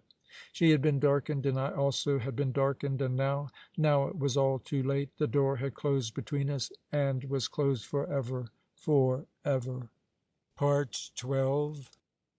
The year and a half that intervened between my mother's death and the beginning of the First World War, the war that came before the poison gas war and the Great Desolation, were years of rapid growth for me, mental and physical alike. I remained with Matilda Good because I had come to love that clumsy, wise, friendly creature almost as if she was my second mother. But now I was prosperous enough to occupy the whole of the second floor and to have a sitting room separate from my bedroom. I still came down to the underground breakfast room for breakfast or supper or high tea because I liked talking with Matilda. Prue had married Mr. Pettigrew by that time, and in her stead 2 gray and sedulous women came in. They were sisters, one a spinster and the other the wife of a broken-down prize-fighter, to do the drudgeries Prue and my mother had done. My chief companion in those days was my sister Fanny. Our childhood's alliance was renewed and strengthened. We had a need for each other. We were able to help each other as no one else could help us. I found out very soon that Fanny's life was divided into 2 very unequal parts, that she had hours and sometimes days of excitement and happiness with Newberry, who loved her greatly and gave her all the time he could steal away for her, and introduced her to such friends as he could trust to respect her and keep their secret, and also she had long stretches of uneventful solitude in which she was terribly left to herself.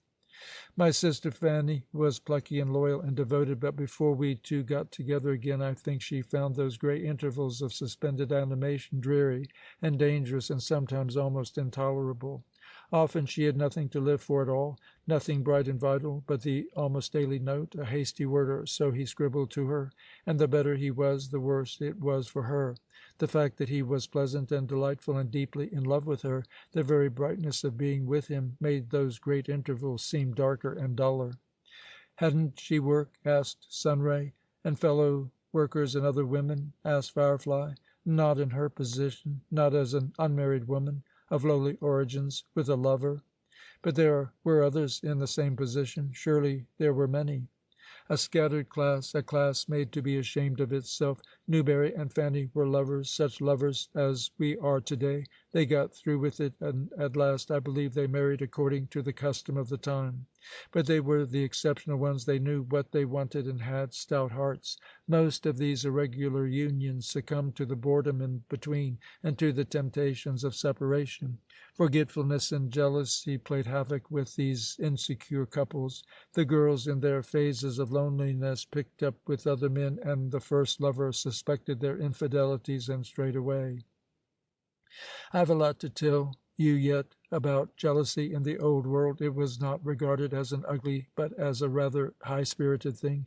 People let it go and were proud of it, and the majority of these irregular unions were not even love unions in the first place. They were vice unions, dishonest on either side. Drugs and drink crept very easily into lives divided between over-excitement and tedium, and darkened by a general disapproval. The defiant pose was the easiest pose. The unmarried lover was made a social outcast and driven towards other sorts of social outcasts, more evil and unhappy. You see, perhaps, now why my sister Fanny was rather alone and aloof, for all that she belonged to a numerous class. I suppose, said Sarnak, that the object of that rigid legal marriage of the old world was to keep lovers together. In countless cases it kept the wrong people together and lovers apart. But then you must remember that in those days children were supposed to be providential accidents. They were indeed accidents of cohabitation, and that altered all the conditions of the question. There were no proper schools for children, no sort of refuge if the parents parted and tore the home asunder. We are so secure, it is hard to imagine now the chancy insecurity of the ancient days. It is hard to imagine the dangers that hung about an unprotected child. In our world nowadays we all seem to get paired. Sooner or later each finds a mate, and marriage is a natural and necessary relationship instead of a compulsory device.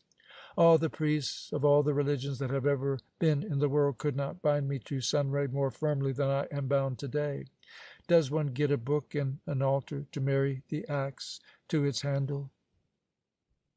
None of which does in the least degree affect the fact that my sister Fanny suffered dreadfully from loneliness before she rediscovered me.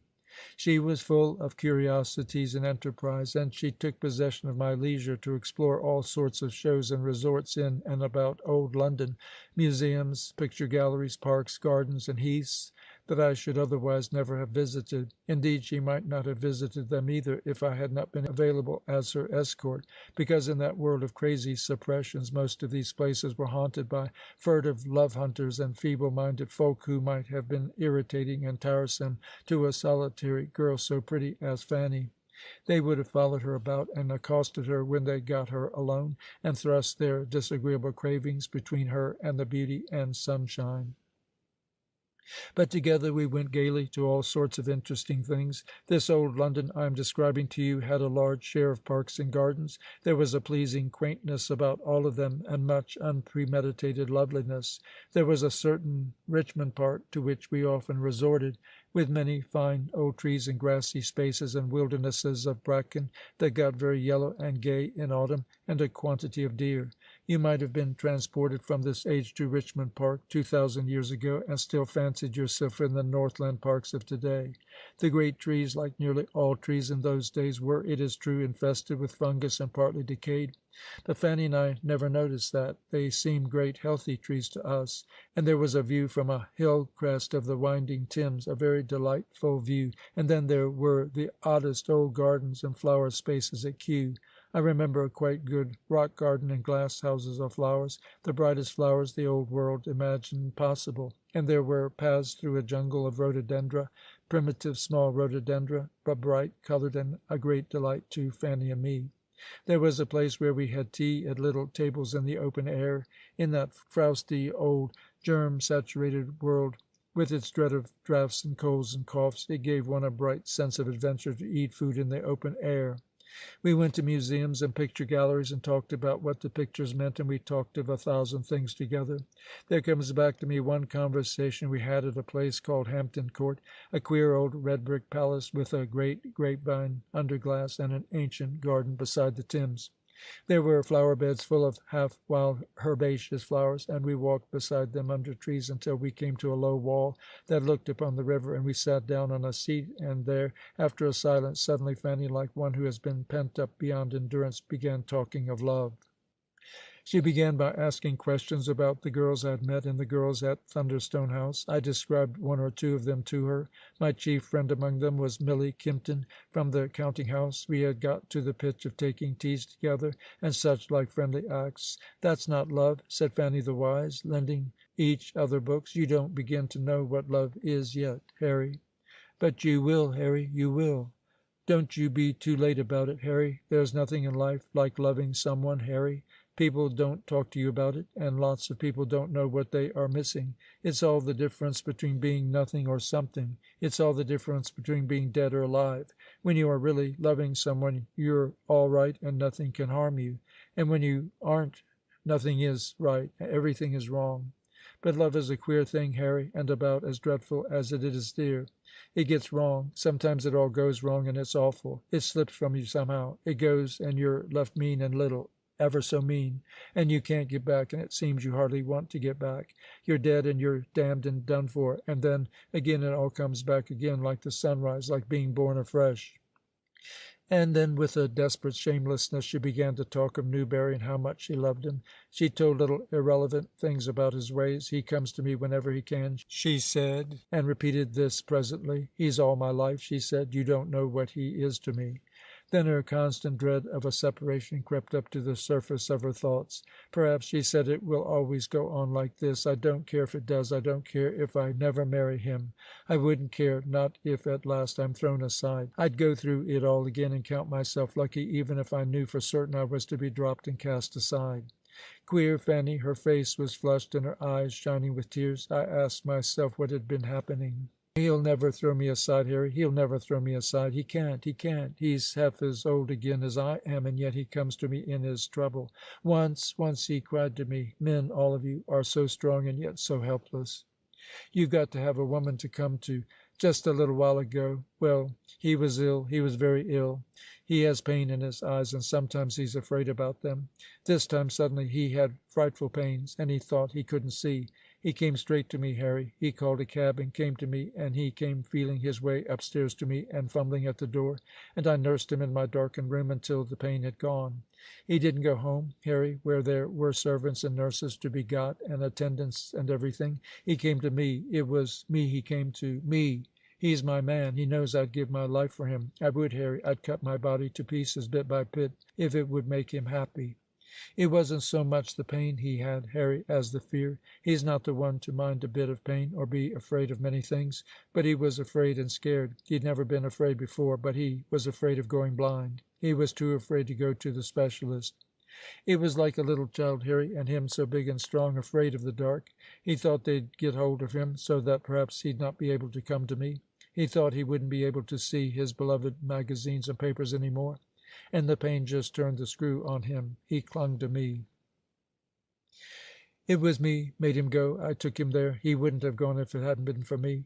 He'd have just let things drift on and not a soul in the world for all his money and power to mother him. And then he might really have gone blind if it hadn't been taken in time. I pretended to be his secretary, and I took him and waited in the waiting room for him. I dreaded they'd hurt him. I was listening for something to happen all the time. I had to look at their old graphics as if I didn't care a rap what they were doing to him. And then he came out smiling with a green shade on, and I had to stand up stiff and cool and wait to hear what he had to say. I was scared by that shade, Harry. Scared. I held my breath. I thought it had come. Isn't so bad as we fancied, Miss Smith, he says, offhand, like. You kept the taxi. You have to take my arm, I'm afraid. Certainly, sir, I said, Mempsey-like. I was careful to be kind of awkward taking his arm. There were people there in the waiting room, and you never know. Acted respectful, me, that has had him in my arms 1,000 times. But when we were in the taxi and safe, he pushed up the shade and took me into his arms, and he hugged me, and he cried wet tears, and held me, because he'd got me still, and his sight still, and the work he loves to do. Things would have to be done to his eyes, but he'd keep his sight, and he has. There's been no trouble now, not for months. She sat looking away from me over the shining river. How could he ever leave me, she said, after a time like that? Stoutly she spoke, but even to my youthful eyes she seemed little and lonely, sitting there on the old red wall. I thought of the busy, bustling man with the big tortoise-shell glasses away from her, and of one or two things I had heard whispered about him. It seemed to me then that no men were good enough for the women in the world. When he's tired or in trouble, said Fanny, sure and still, he'll always come back to me. End of section 17.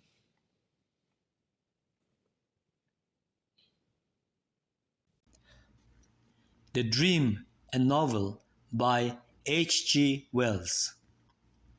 Section 18, Chapter the 6th, Marriage in Wartime, Parts 1 and 2. Part 1. And now, said Sarnog, comes a change of costume. You have been thinking of me, I suppose, as a gawky youth of 17 or 18, dressed in those ill-fitting wholesale clothes we used to call ready-mades.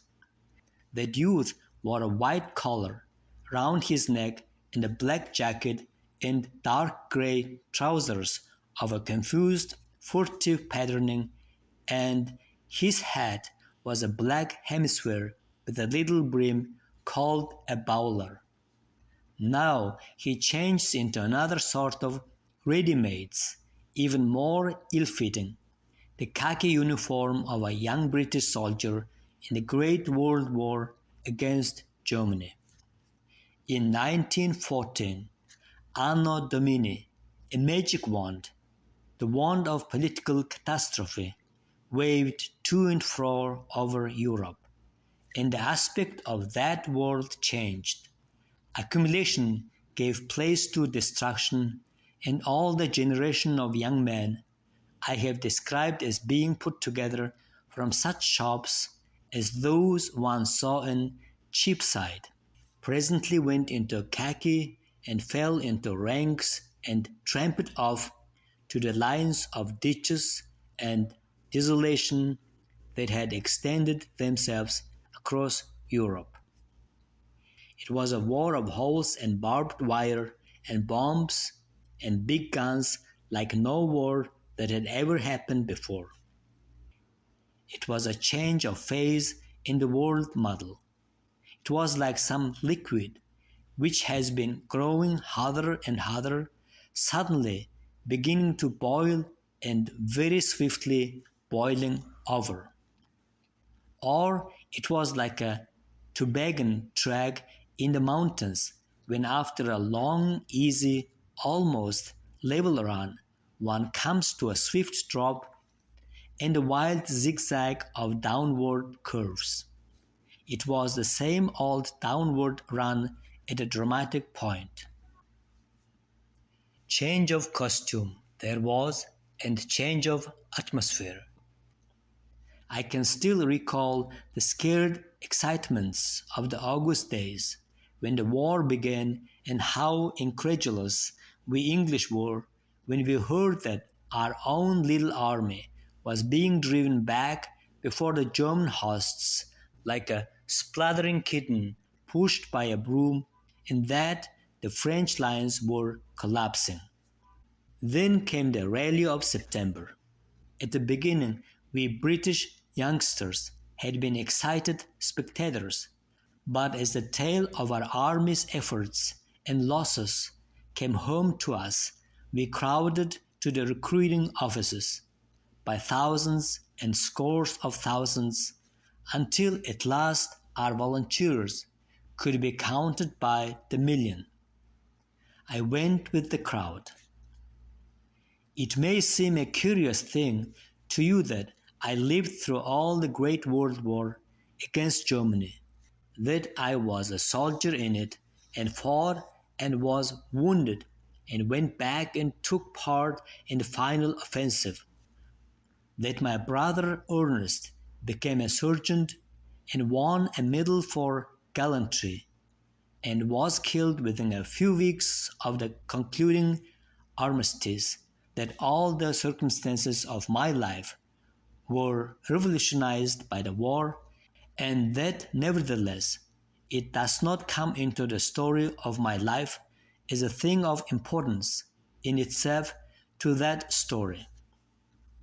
As I think of it now, I think of the Great World War as a sort of geographical or atmospheric fact, like living 10 miles from your working place or being married in an April shower. One would have to travel the 10 miles every day or put up an umbrella as one came out of church, but it wouldn't touch what one was intimately or alter in any essential the living substance of one's life. Of course, the World War killed and tortured millions of us, impoverished us all, and dislocated the whole world. But that only meant that so many millions went out of life, and that there was a fractional increase in everyone's anxiety and disorder. It didn't change the nature and passions, the ignorances and bad habits of thought of the millions who remained.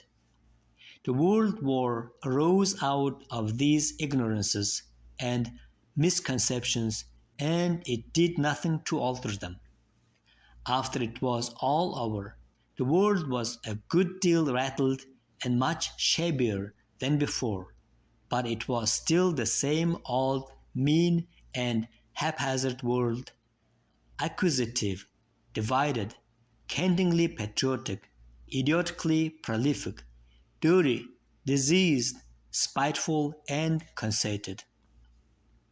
It has taken 20 centuries of research and teaching, training, thought, and work to make any great alteration in that. I admit the outbreak of the World War had a really tremendous air of being an end and a beginning. There were great days in it at first, and for us British as much as for any people. We apprehended the thing in splendid terms. We thought quite honestly, I speak of the common people, that the imperialism of Central Europe were wholly wrong and that we were wholly right. Hundreds of thousands of us gave ourselves gladly in the sincere belief that a new world was to be won by victory. That spirit was not confined to Britain, nor to either side in this war. I am convinced that the years 1914, 1915, and 1916 saw finer crops of brave and generous deeds and noble sacrifices, of heroic toil and heroic passions, than any years that ever came before in the whole history of mankind, or than any of the years that followed for many centuries. The young people were wonderful. Death and honor reaped gloriously among them, and then the inherent unsoundness of the issue began to wear through, and that false dawn faded out of men's hearts. By the end of 1917, the whole world was a disillusioned world with but one hope left, the idealism of the United States of America and the still untested greatness of President Wilson. But of that and what it came to, you read about in the history books, and I will not talk about it now. A God in that man's position might have unified the world in the 20th century and saved it centuries of tragic struggle. President Wilson was not a God. And I do not think I need tell you very much of the war itself as I saw it. It was a strange phase in human experience, and it was described and painted and photographed and put on record very completely. Most of us have read quite a lot about it, except, of course, Firefly. You know how human life concentrated for 4 whole years upon the trenches that stretched across Europe on either front of Germany. You know how thousands of miles of land were turned into wildernesses of mud holes and wire. Nowadays, of course, nobody reads the books of the generals and admirals and politicians of that time, and all the official war histories sleep the eternal sleep in the vaults of the great libraries. But probably you have all read one or two such human books as Enid Bagnold's Diary Without Dates, or Coxwell's Hermitage, and The Curate or Barbeus Le Feu, or Arthur Green's Story of a Prisoner of War, or that curious anthology, The War Stories of Private Thomas Atkins, and probably you have seen photographs and films and also pictures painted by such men as Nevinson and Orpen and Muirhead Bone and Will Rothenstein. All of them, I can certify now, are very true books and pictures. They tell of desolation passing like the shadow of an eclipse across the human scene. But the mind has the power of reducing and effacing every sort of impression that drags pain with it. I spent great parts out of 2 years in that noxious, gun-pocked land of haste and hiding, and that time now seems less than many days of my peacetime life. I killed 2 men with a bayonet in a trench, and it remains as though it was done by someone else and had no significance for me at all. I remember much more clearly that I felt very sick when afterwards I found my sleeve saturated with blood and blood on my hand, and how I tried to get it off by rubbing my arm in the sand because there was no water to be got. In the trenches, life was hideously uncomfortable and tedious, and while it lasted, I was, I know, interminably bored by the drag of the hours, but all those hours are concentrated now into a record of the fact. I remember the shock of the first shell that burst near me, and how slowly the smoke and dust unfolded, and how there was a redness in the smoke, and how for a time it blotted out the light. That shell burst in a field of yellow flowering weeds and stubble against the sun, but I do not recall what preceded it nor what followed it. Shell bursts rattled me more and more as the war went on, but they left weaker and weaker pictures.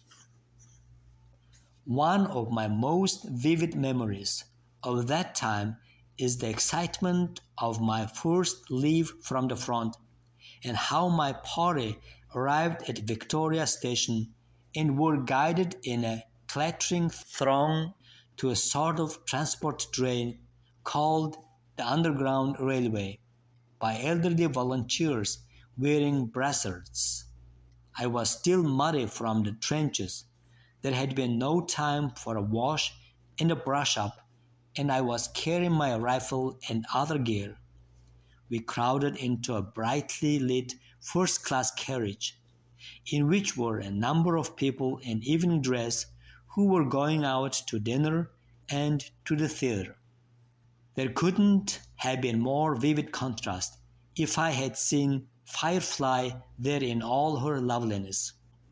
There was one young man, not much older than myself, between 2 gorgeously dressed women. He had a little white bow under his pink chin and a silk neck wrap. He had a black cloak with a cape and an opera hat. I suppose he was an invalid, but he looked as fit as I. I felt a momentary impulse to say something humiliating to him. I don't think I did. I do not remember that I did. But I looked at him, and then at the brown stain on my sleeve, and the wonder of life possessed me. No, I said nothing. I was in a state of intense exhilaration. The other fellows were gay and inclined to be noisy. 1 or 2 were a little drunk, but I was quietly exalted. I seemed to be hearing and seeing and perceiving with such an acuteness as I had never known before. Fanny I should see on the morrow, but that evening I hoped to see Hetty Marcus, with whom I was in love. I was in love with her with an intensity that only soldier boys who had been living in the mud of Flanders for half a year could understand. Part 2.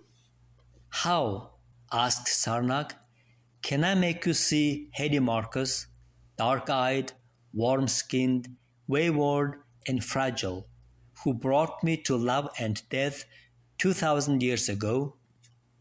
In a way, she was like Sunray here. She was of her type.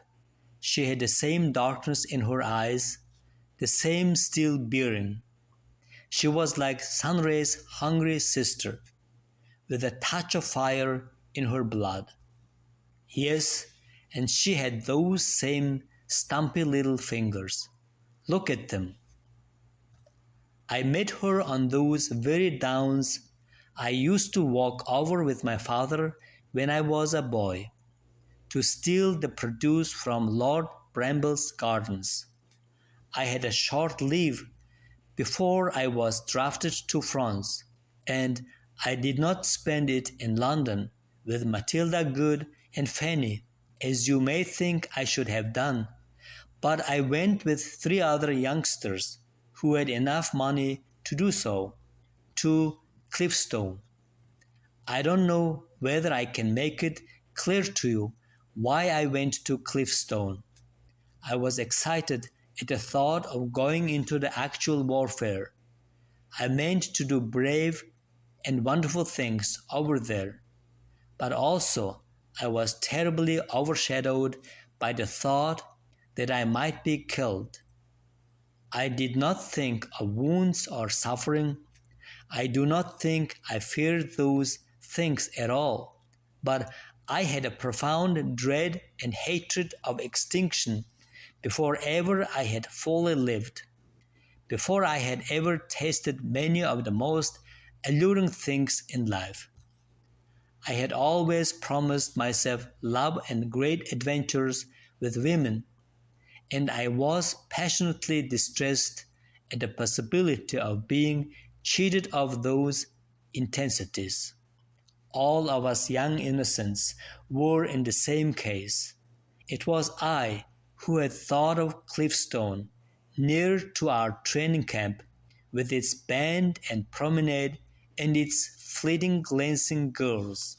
There, if anywhere, it seemed to me, we must snatch something from life before the great shells splashed us to pieces and the clay of Flanders devoured us. We sneaked off from our families with those fires of protesting romance in our brains and veins. You cannot imagine how many millions of lads there were in Europe then, pitifully eager not to miss altogether the secret and magic experiences of love before they died. I cannot tell you of the pothouses and prostitutes that lay in wait for us, or of the gaunt moonlight on the beach. I cannot tell you of temptation and ignorance and disease. It's too ugly to tell you. Such things are past and done with, and men suffer them no more. We groped in darkness where now men walk in the light. One of my mates had an ugly misadventure. All had ugly experiences, and I escaped by chance rather than any merit of my own from those slovenly snares. I was for a moment fastidious, and I recoiled, and I had not drunken as the others had, because some streak of pride in me had made me habitually wary with drink. But I was in a storm of excitements and distresses.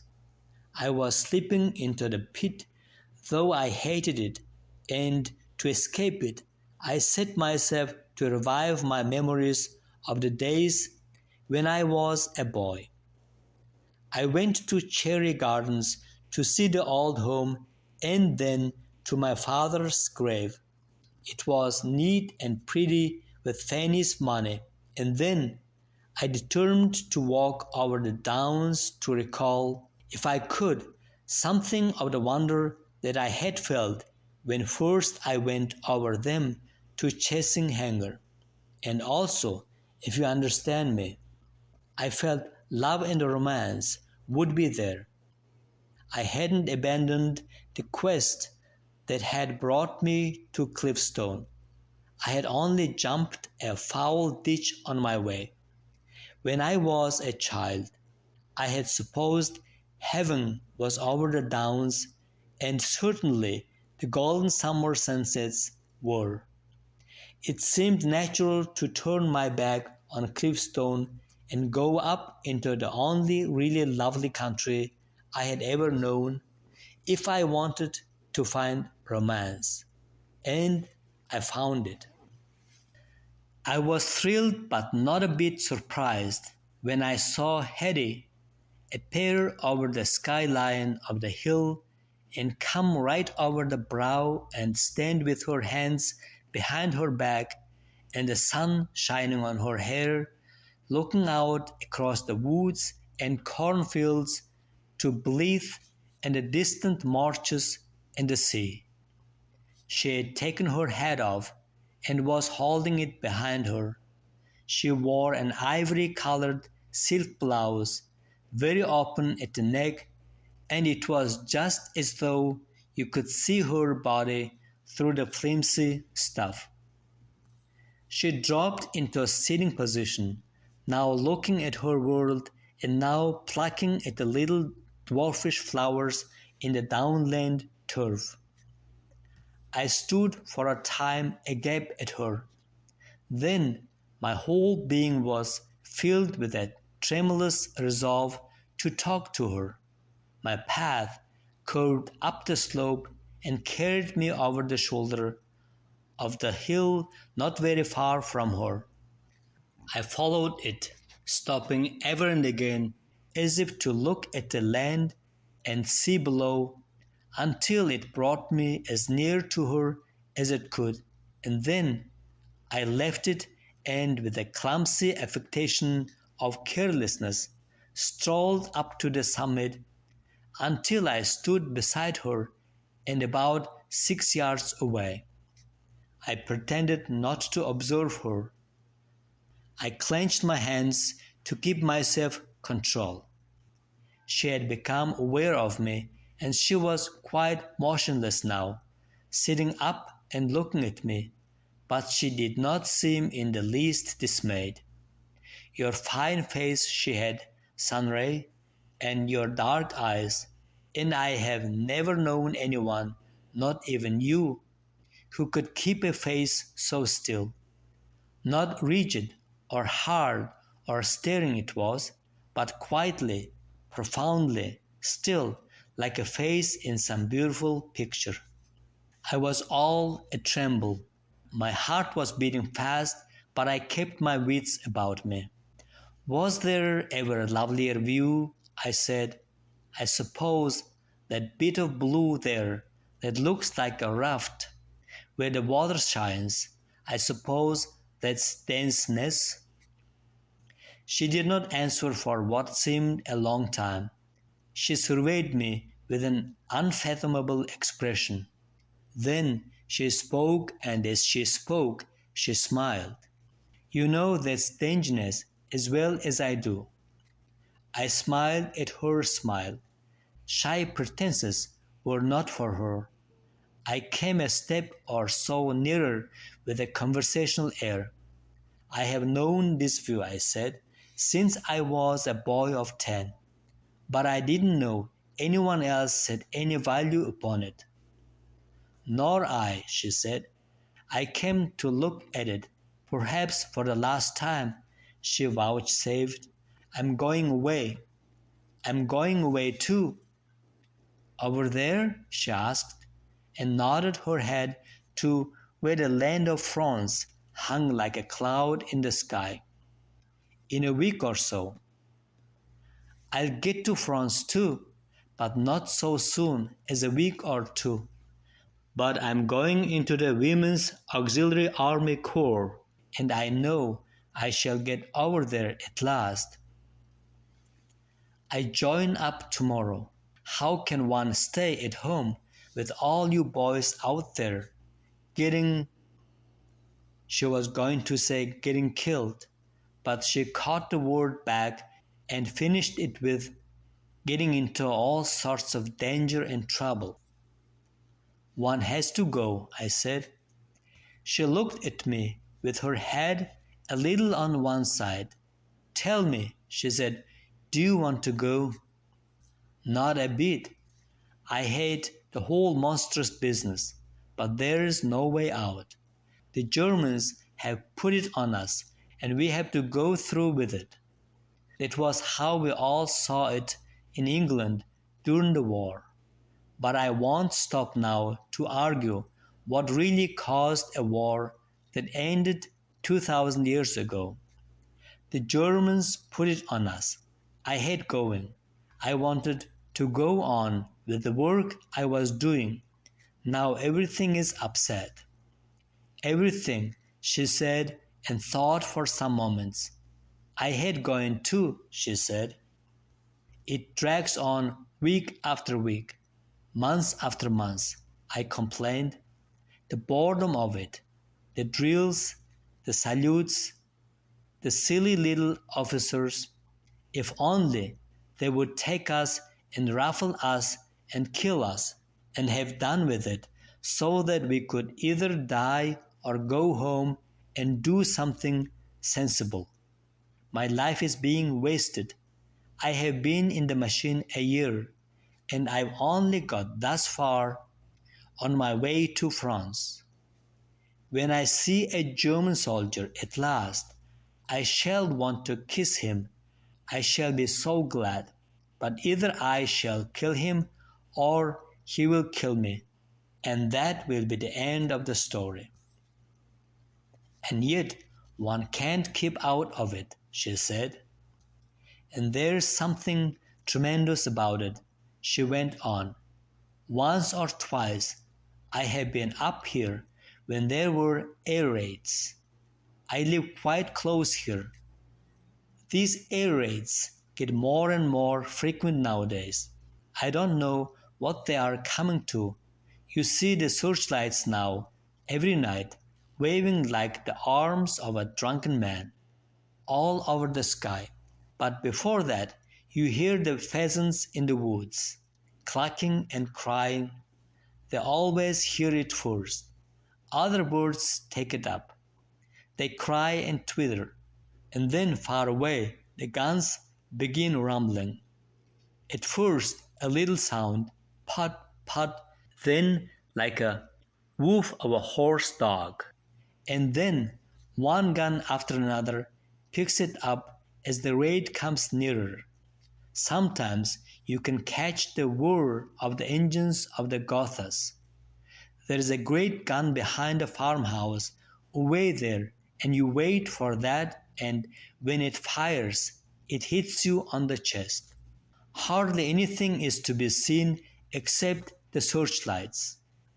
There is a little flicker in the sky, and star shells, but the gun's right. It's mad, but it's immense. It takes you.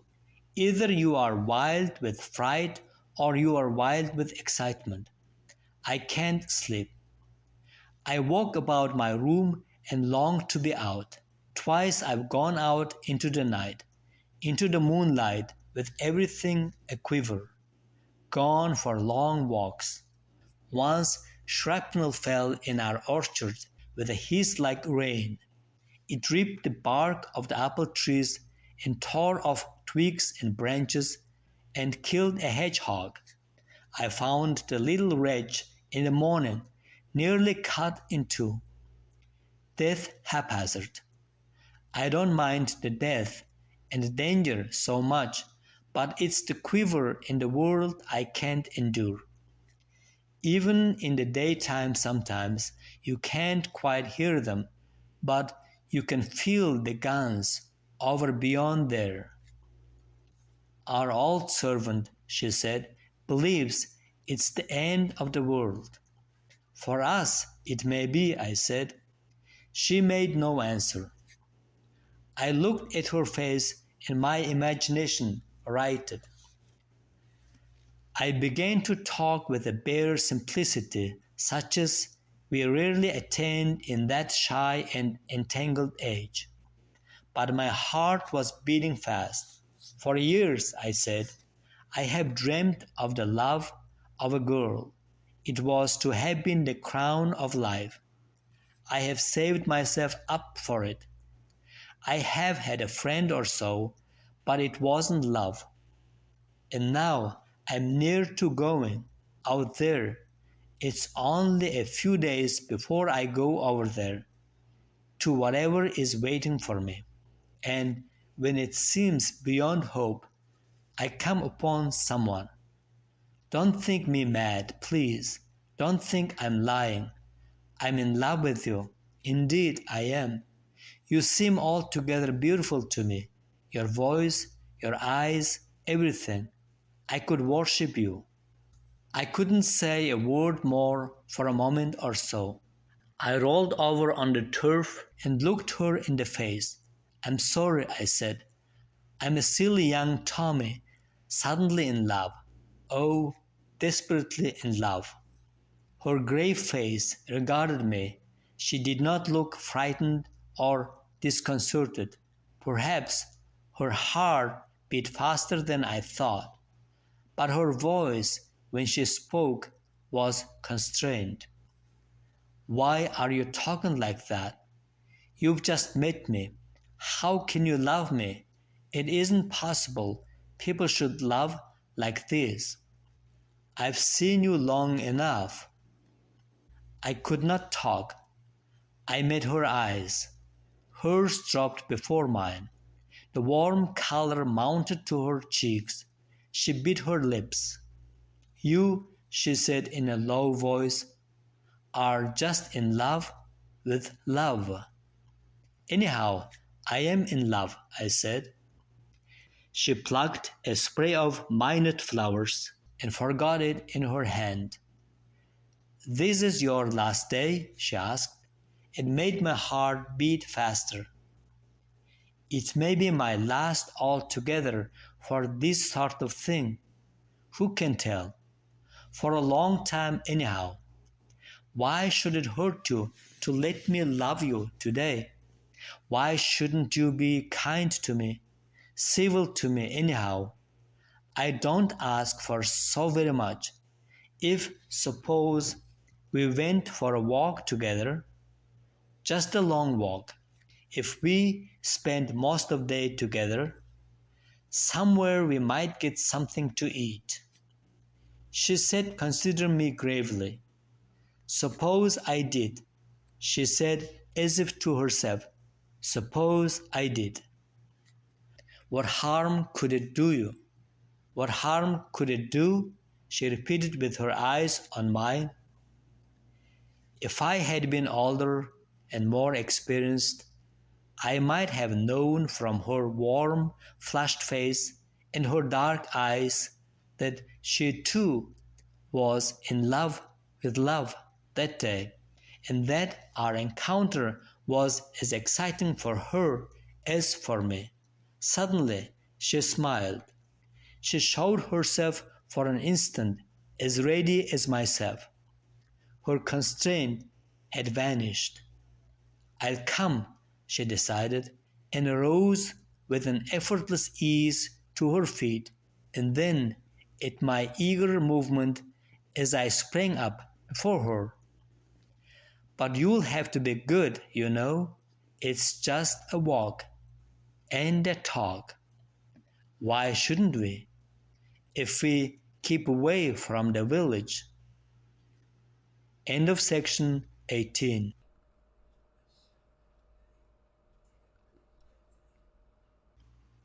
The Dream, a novel by H.G. Wells.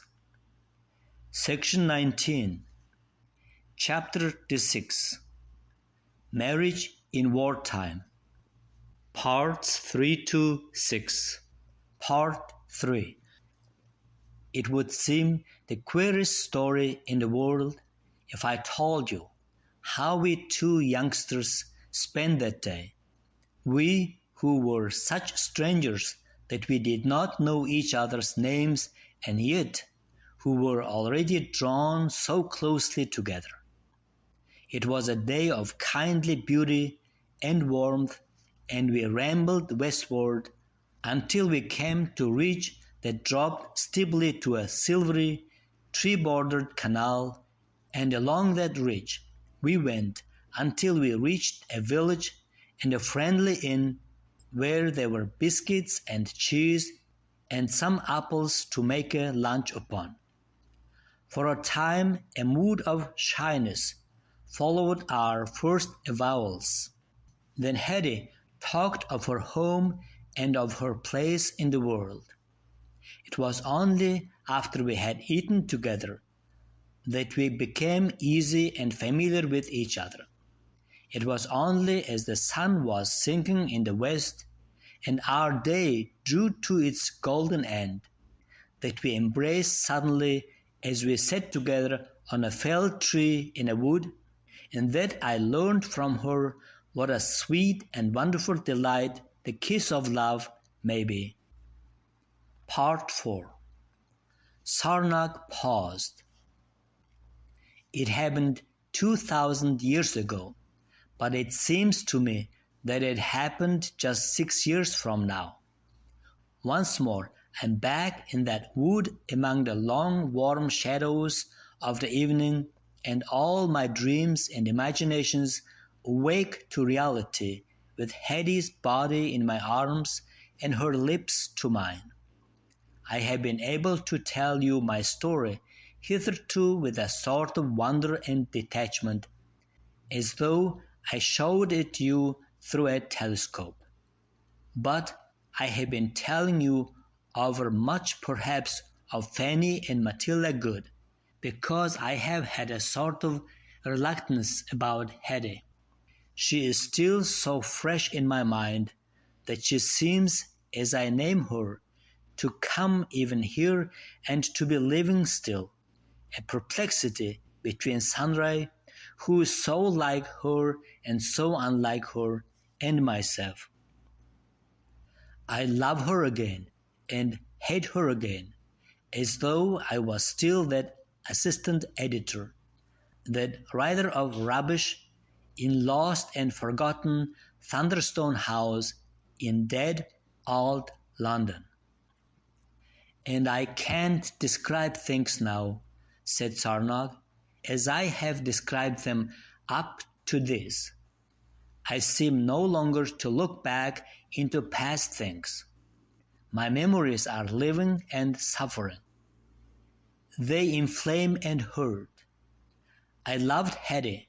She was all the delight of love to me. I married her, I divorced her, I repented of the divorce, and I was killed for her sake. And it seems as if I was killed not a day ago. I married while I was in England, before I was passed for active service again after my wound. I was wounded in the arm. Sarnak stopped and felt his arm. Sunray looked sharply at it and ran her hand down it from shoulder to elbow as if to reassure herself. The others burst into laughter at her manifest anxiety and her expression of relief, the guest master being particularly delighted. I was wounded nevertheless. I was a sitting-up case in the ambulance. I could tell you stories about the nurses and the hospitals and how we had a panic about a submarine as we crossed to England. I married Hetty before I went back because we were now altogether lovers, and it was just possible she might have a child. And moreover, there was a business about allowances. If I got killed, that was an added inducement to marry. In those days of haphazard death for a young there was a worldwide fever of lovemaking and countless such snatched marriages. She had never got to France as she had said she hoped to do. For most of the time she was driving a car for the Ministry of Supplies in London. We spent 2 days of wild endearment, the only honeymoon we could get, at her mother's farm at Peyton Links, a little hamlet near Chasinghanger.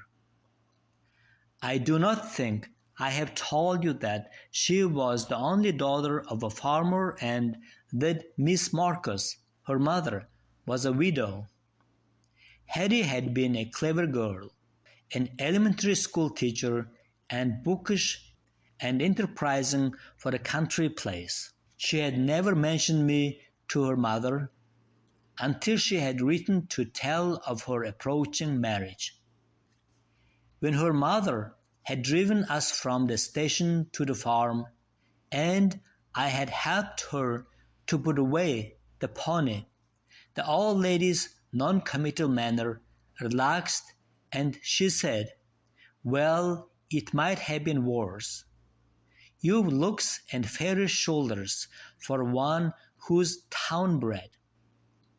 You can kiss me, my boy, though Smith is a poor exchange for Marcus, and I can't see how anyone can ever expect to get a living for man and wife at a fancy trade like publishing." I'd hoped at first she meant a publican, but publishing she says it is. Whether you are properly old enough for Hetty, time will show. Time did show very rapidly that I was not properly old enough for Hetty, though I resisted the demonstration with passionate vigor. In this world of ours, we are by comparison very simple and direct. In that old world, we should have seemed shockingly simple and direct. It is not only that they wrapped up and hid their bodies in all sorts of queer garments and wrappings, but also that they wrapped up and distorted and hid their minds. And while we today have the same simple and clean ideas all over the world about sexual restraints and sexual freedoms, people in those days had the most various and complicated codes, half hidden and half confessed, and not merely half hidden, but imperfectly realized, subconscious rather than thought out and settled. Few of these codes respected the freedom of other people or set any bounds to the most extravagant developments of jealousy. And while Hetty's thoughts about love and marriage had been nourished on a diet of countryside folk and then of novels and poetry devoured with avidity and had had tremendous releases in the lax atmosphere of wartime London, I, in spite of my love for and faith in Fanny, had almost unwittingly adopted the rigid standards of my mother.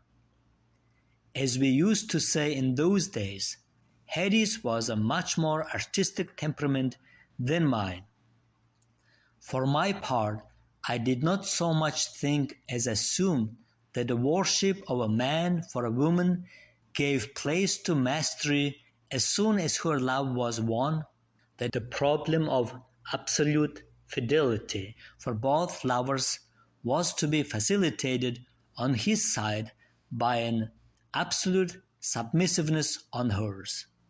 And about her, wherever she went, invisible but real, there had to be a sort of cloistered quality. It was implicit, moreover, that she had never thought of love before she met her predestined and triumphant lover.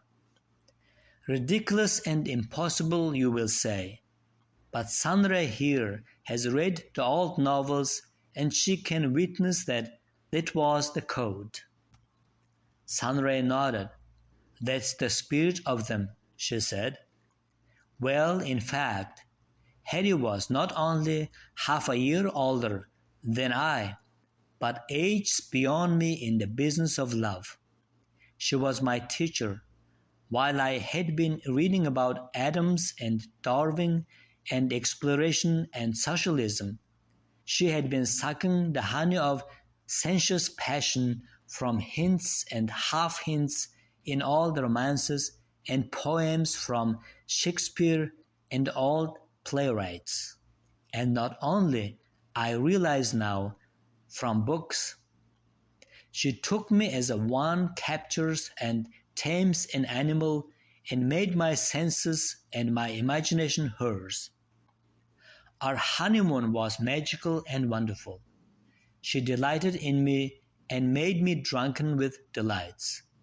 And then we parted wonderfully with the taste of her salt tears on my lips, and I went off to the last 5 months of the war. I can see her now, slender as a tall boy, in her khaki breeches and driver's uniform, waving to my train as it drew out of Chasing Hanger Station. She wrote adorable and whimsical love letters that made me ache to be with her again, and just when we were forcing the great German barrier of the Hindenburg Line, came one to tell me we were to have a child. She had not told me of it before, she said, because she had not been quite sure of it. Now she was sure. Would I love her still, now that she would be no longer slim and gracious? Love her still. I was filled with monstrous pride. I wrote back to tell her how my job at Thunderstone House was being saved for me, how we would certainly get a little house, a dear little house, in some London suburb, how I would worship and cherish her. Her answer was at once tender and unusual. She said I was too good to her, far too good. She repeated with extraordinary passion that she loved me, had never loved and could never love anyone but me, that she hated my absence more than she could tell, and that I was to do everything I could, move heaven and earth, to get my discharge and come home to her and be with her and never, never, never leave her again. She had never wanted my arms about her as she wanted them now. I read nothing between the lines of that outbreak. It seemed just a new mood amidst the variety of her moods. Thunderstone House wanted me back as soon as possible, and the war had done much to increase the power and influence of all magazine publishers and newspaper proprietors.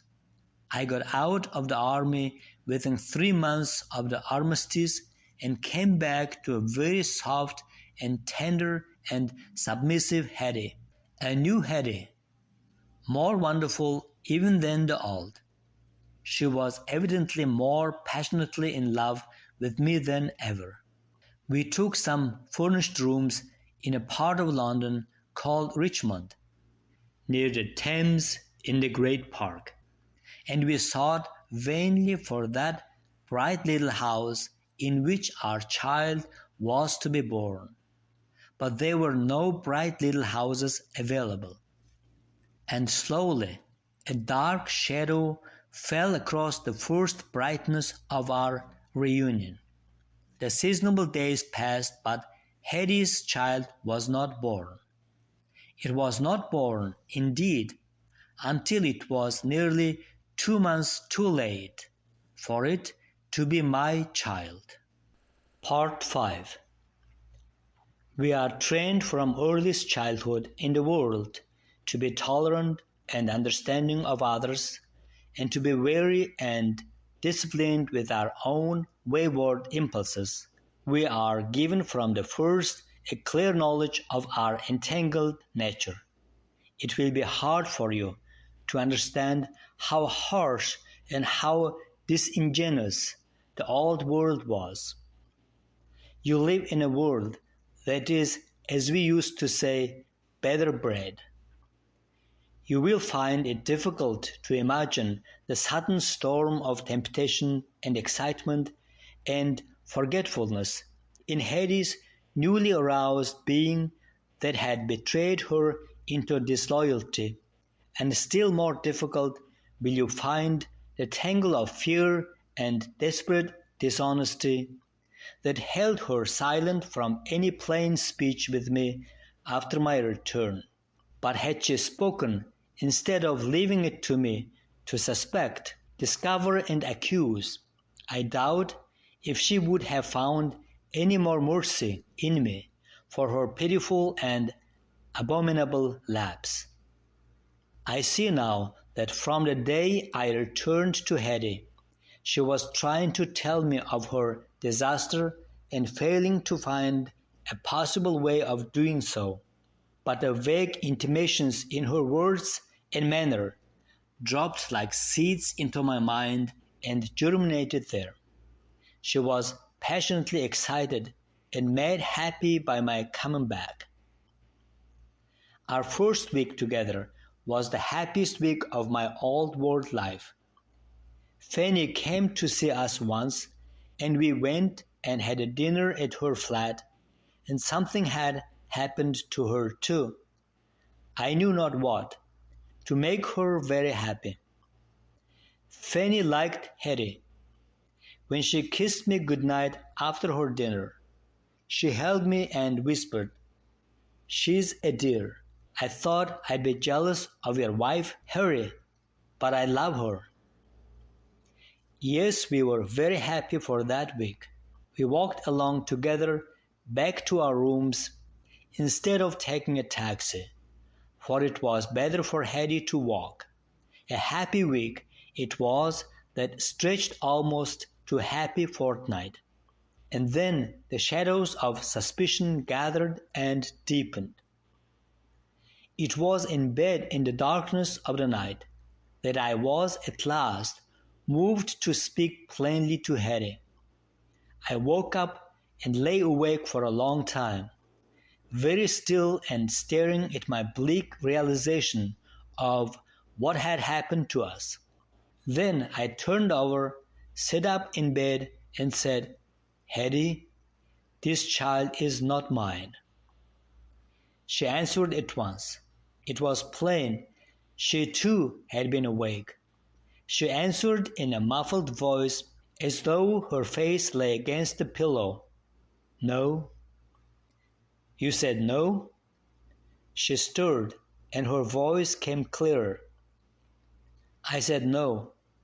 Oh, husband boy, I wish I was dead. I wish to God I was dead." I sat still, and she said no more. We remained like two fear-stricken creatures in the jungle, motionless, in an immense silence and darkness.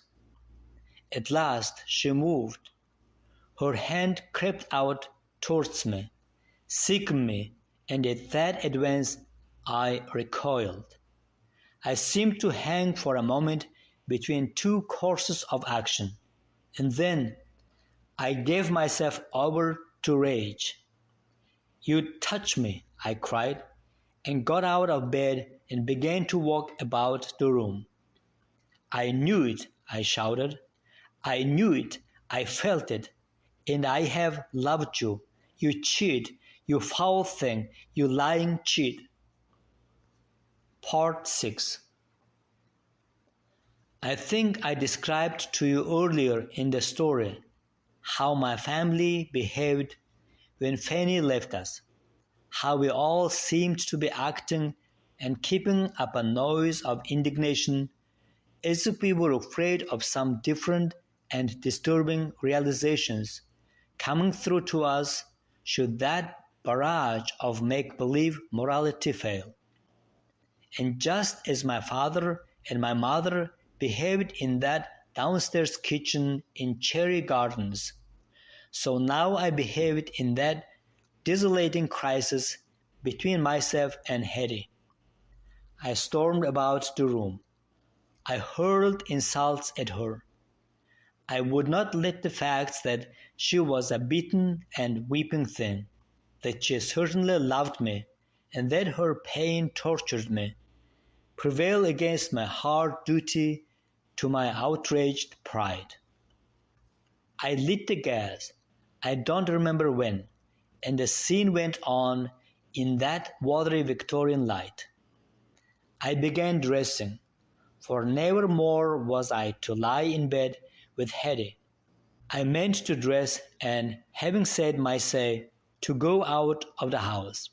So I had to be scornful and loudly indignant, but also I had to find my various garments, pull my shirt over my head, and lace up my boots, so that they were interludes in the storm, when Hetty could say something that I had to hear. "It all happened in an evening," she said. "It isn't as though I had planned to betray you. It was his last day before he left, and he was wretched. It was the thought of you made me go with him. It was just kindness. There were two of our girls going to have dinner with their boys, and they asked me to come, and that was how I met him. Officers they were all three, and schoolfellows, Londoners. 3 boys who were going over, just as you were. It seemed rotten not to make a party for them. I was struggling with my collar and stud, but I tried to achieve sarcasm.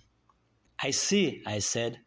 "Under the circumstances, mere politeness dictated what you did. Oh, my God! Listen how it happened, Harry. Don't shout at me again for a minute. Afterwards, he asked me to come to his rooms. He said the others were coming on. He seemed such a harmless sort. Very. He seemed the sort who'd surely get killed, and I was sorry for him. He was fair like you, fairer, and it seemed all different that night. And then he got hold of me and kissed me, and I struggled, but I didn't seem to have the strength to resist. I didn't realize somehow. That's pretty evident. That I can believe. You've got no pity, Harry. Perhaps it's just. I suppose I ought to have seen the risk, but we aren't all strong like you.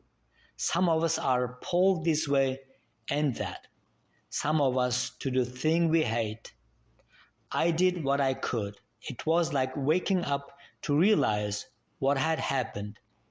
He wanted me to stay with him. I ran out from his rooms. I've never seen him since. He's written, but I haven't answered. He knew you were a soldier's wife. He's rotten. He knew it. He planned it while we were at dinner. He prayed and promised and lied. He said he wanted just a kiss, just one kiss for kindness. He began with that kiss. I'd been drinking wine, and I'm not used to wine. Oh, Harry, husband boy, if I could have died. But I'd kissed and played about with boys before I met you. It seemed so little, until it was too late. And here we are, said I. I came and sat down on the bed and stared at Hetty's disheveled distress. She was suddenly pitiful and pretty. I suppose I ought to go and kill this swine, I said. I feel more like killing you. Kill me, she said. I wish you would. What's his name? Where's he now? He doesn't matter a rap, said Hetty. You may hang for me if you like, but you shan't hang for a thing like that. I tell you, he doesn't matter. He's a dirty accident. He happened. You are shielding him. Him, she said. I'm shielding you. I stared at her. Again came a moment when I seemed to hang undecided at the parting of two courses, and again I decided to explode into rage. My God, I cried, and then louder and standing up, my God. Then I ranted at her. I suppose I've only got myself to blame for all this. What did I know of what you were before I met you? I guess I wasn't the first, and I guess he won't be the last. What do names matter? I guess you thanked heaven for a green dot when you met me. And so on. I paced about the room as I raved. She sat up on the bed, her hair disordered and her eyes tearful, regarding me with a still and mournful face. "Oh, Harry," she would say ever and again, or "Oh, boy," while I let my clumsy fancy rove through a wilderness of coarse reproaches. Ever and again I would come up to her and stand over her. "Tell me his name." I would shout and she would shake her head. At last I was dressed. I looked at my watch. 5. "What are you going to do?" she asked. "I don't know. Go, I suppose. I can't stay here. I should be sick. I shall get most of my things together and go. I'll find a lodging somewhere. It's nearly dawn. I'll go before you need get up. Meanwhile, I'll sit in the other room. I can lie on the sofa for a bit." "But the fire's not lit," she said, "and it's cold. It's not even late, and you'll need some coffee." She stared at me with eyes full of solicitude. And forthwith she shuffled out of bed and slipped her feet into her bedroom slippers and put on a gay dressing gown that had been a great delight to us 10 days ago. She went meekly by me, moving her poor heavy body rather wearily, and found some firelighters in a cupboard and knelt by the fireplace and began to rake out the ashes of the overnight fire. I made no movement to prevent her. I began to collect together various books and small possessions I intended to take with me. She was only apprehending the situation very slowly. She turned to me in the middle of her fire-lighting. "I suppose you leave me a little money to go on with," she said. That gave me a base opportunity. "I'll leave you money, all right," I sneered. "I suppose I've got to keep you until we are free. Then it will be his job, or the next man's." She occupied herself with the fire. She filled a kettle and put it ready. Then she sat down in an armchair by the hearth. Her face was white and drawn, but she shed no tears. I went to the window and pulled up the blind and stared at the street outside with its street lamps still alight. Everything was gaunt and bleak in the colorless cold horror of the earliest dawn. "I shall go to mother," she said, shivering and pulling her dressing gown about her shoulders. "It will be dreadful for her to know what has happened. But she is kind. She'll be kinder than anyone. I shall go to her." "You can do what you like," I said. "Harry," she said, "I've never loved any man but you. If I could kill this child, if it would please you, if I killed this child." She spoke with white lips. "Yes, I tried all I knew. Some things I couldn't bring myself to do, and now it's a thing that's alive." We stared at one another in silence for some moments. No, I said at last. I can't stand it. I can't endure it. Nothing can alter it now. You tell a tale.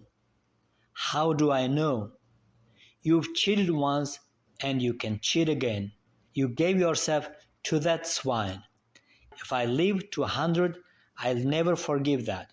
You gave yourself. How do I know you didn't tempt him? You gave.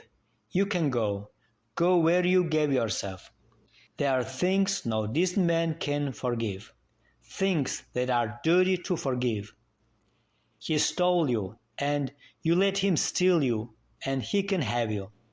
I wish if you'd had the beginnings of a sense of honor, you'd never have let me come back to you. To think of these last days here, and you with this secret next your heart, the filthiness of it, you, whom I loved. I was weeping. Sarnak paused and stared into the fire. Yes, he said, I was weeping, and the tears I shed, it's wonderful, the tears I shed were tears of the purest self-pity. And all the time I saw the thing from my own standpoint alone, blind to the answering tragedy in Hetty's heart. And the most grotesque thing is that all the time she was getting me coffee, and that when it was ready, I drank her coffee. At the end, she wanted to kiss me goodbye, she said, and I rebuffed her and struck her when she came near me. I meant only to thrust her back, but my hand clenched at the opportunity. Harry, she whispered. She stood like a stunned thing, watching me go, and then turned suddenly and swiftly and ran back to the bedroom. I slammed the outer door and went downstairs into the empty morning Richmond streets. Altogether empty of traffic they were under the flush of dawn. I carried my bag towards the railway station that would take me to London. My bag was heavy with the things I had brought away, and it dragged upon my arms, and I felt myself a tragically ill-used but honorably self-vindicated young man. End of section 19.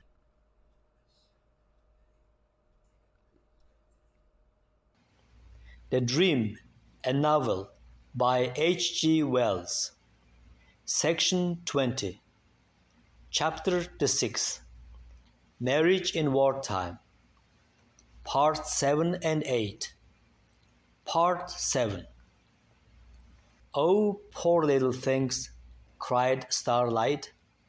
Oh, poor little, pitiful, pitiless creatures. This story hurts me. I couldn't endure it, if it were anything more than a dream. Why were they all so hard upon each other, and so deaf to the sorrow in each other? We knew no better. This world now has a tempered air. In this world we breathe mercy with our first fluttering gasp. We are so taught and trained to think of others that their pain is ours. But 2,000 years ago, men and women were halfway back to crude nature. Our motives took us unawares. We breathed infections. Our food was poisoned. Our passions were fevers. We were only beginning to learn the art of being human. But didn't Fanny, began Firefly. Yes, said Willow. Didn't Fanny, who was naturally so wise about love, didn't she take you in hand and send you back to forgive and help your wretched Harry? Fanny heard my version of our story first, said Sarnak. She never realized the true values of the business until it was too late to stop the divorce. When I told her that Hetty had lived a life of depravity in London while I was in the trenches. She heard me with amazement, but never doubted my word. "And she seemed such a dear," said Fanny. "She seemed so in love with you. It's wonderful how different women are. There's women who seem to change into something else directly they get out of sight of you round the corner. I liked your Hetty, Harry. There was something sweet about her, be what she may. I never dreamt she'd deceive you and let you down. Fancy going about London picking up men. It's just as though she'd done it to me." Matilda Good, too, was wonderfully sympathetic. "No woman goes wrong only just once," said Matilda. "You are right to end it. The Miltons were giving up her drawing-room floor. I could have it if I cared to take it. I was only too glad to take it and return to my old home. Hetty, I suppose, packed up her own belongings as well as she could. She went down from Richmond to her mother's farm at Peyton Links, and there it was her child was born.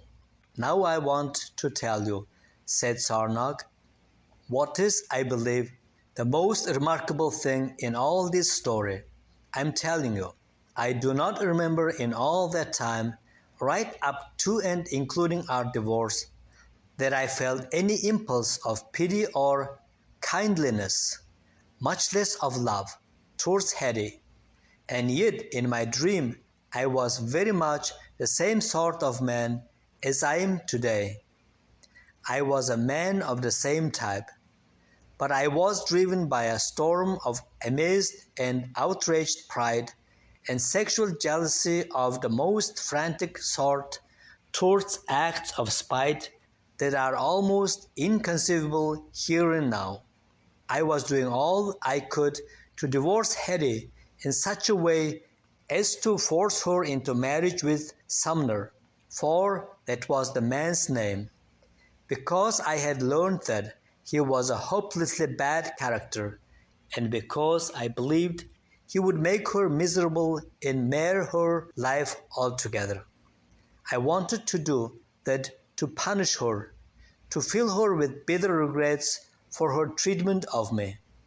But at the same time, it drove me to the verge of madness to think that he should ever possess her again. If my wishes could have been given creative force, Hetty would have gone to Sumner disfigured and diseased. They would have come together again amidst circumstances of horrible cruelty. "Sarnog," cried Sunray, "that you should even dream such things." "Dream? It is as men were. It is as they are, except for the education and the free happiness that release us. For we are not fourscore generations from the age of confusion, and that was but a few thousands more from the hairy ape men who bathed the moon in the primeval forests of Europe. Then it was the old man, in lust and anger, ruled his herd of women and children and begot us all. And in the age of confusion, after the great wars, man was, and he still is, the child of that hairy old ape-man. Don't I shave myself daily? And don't we educate and legislate with our utmost skill and science to keep the old beast within bounds? But our schools in the days of Harry Mortimer Smith were still halfway back to the cave. Our science was only beginning. We had no sexual education at all, only concealments and repressions. Our code was still the code of jealousy, thinly disguised. The pride and self-respect of a man was still bound up with the animal possession of women.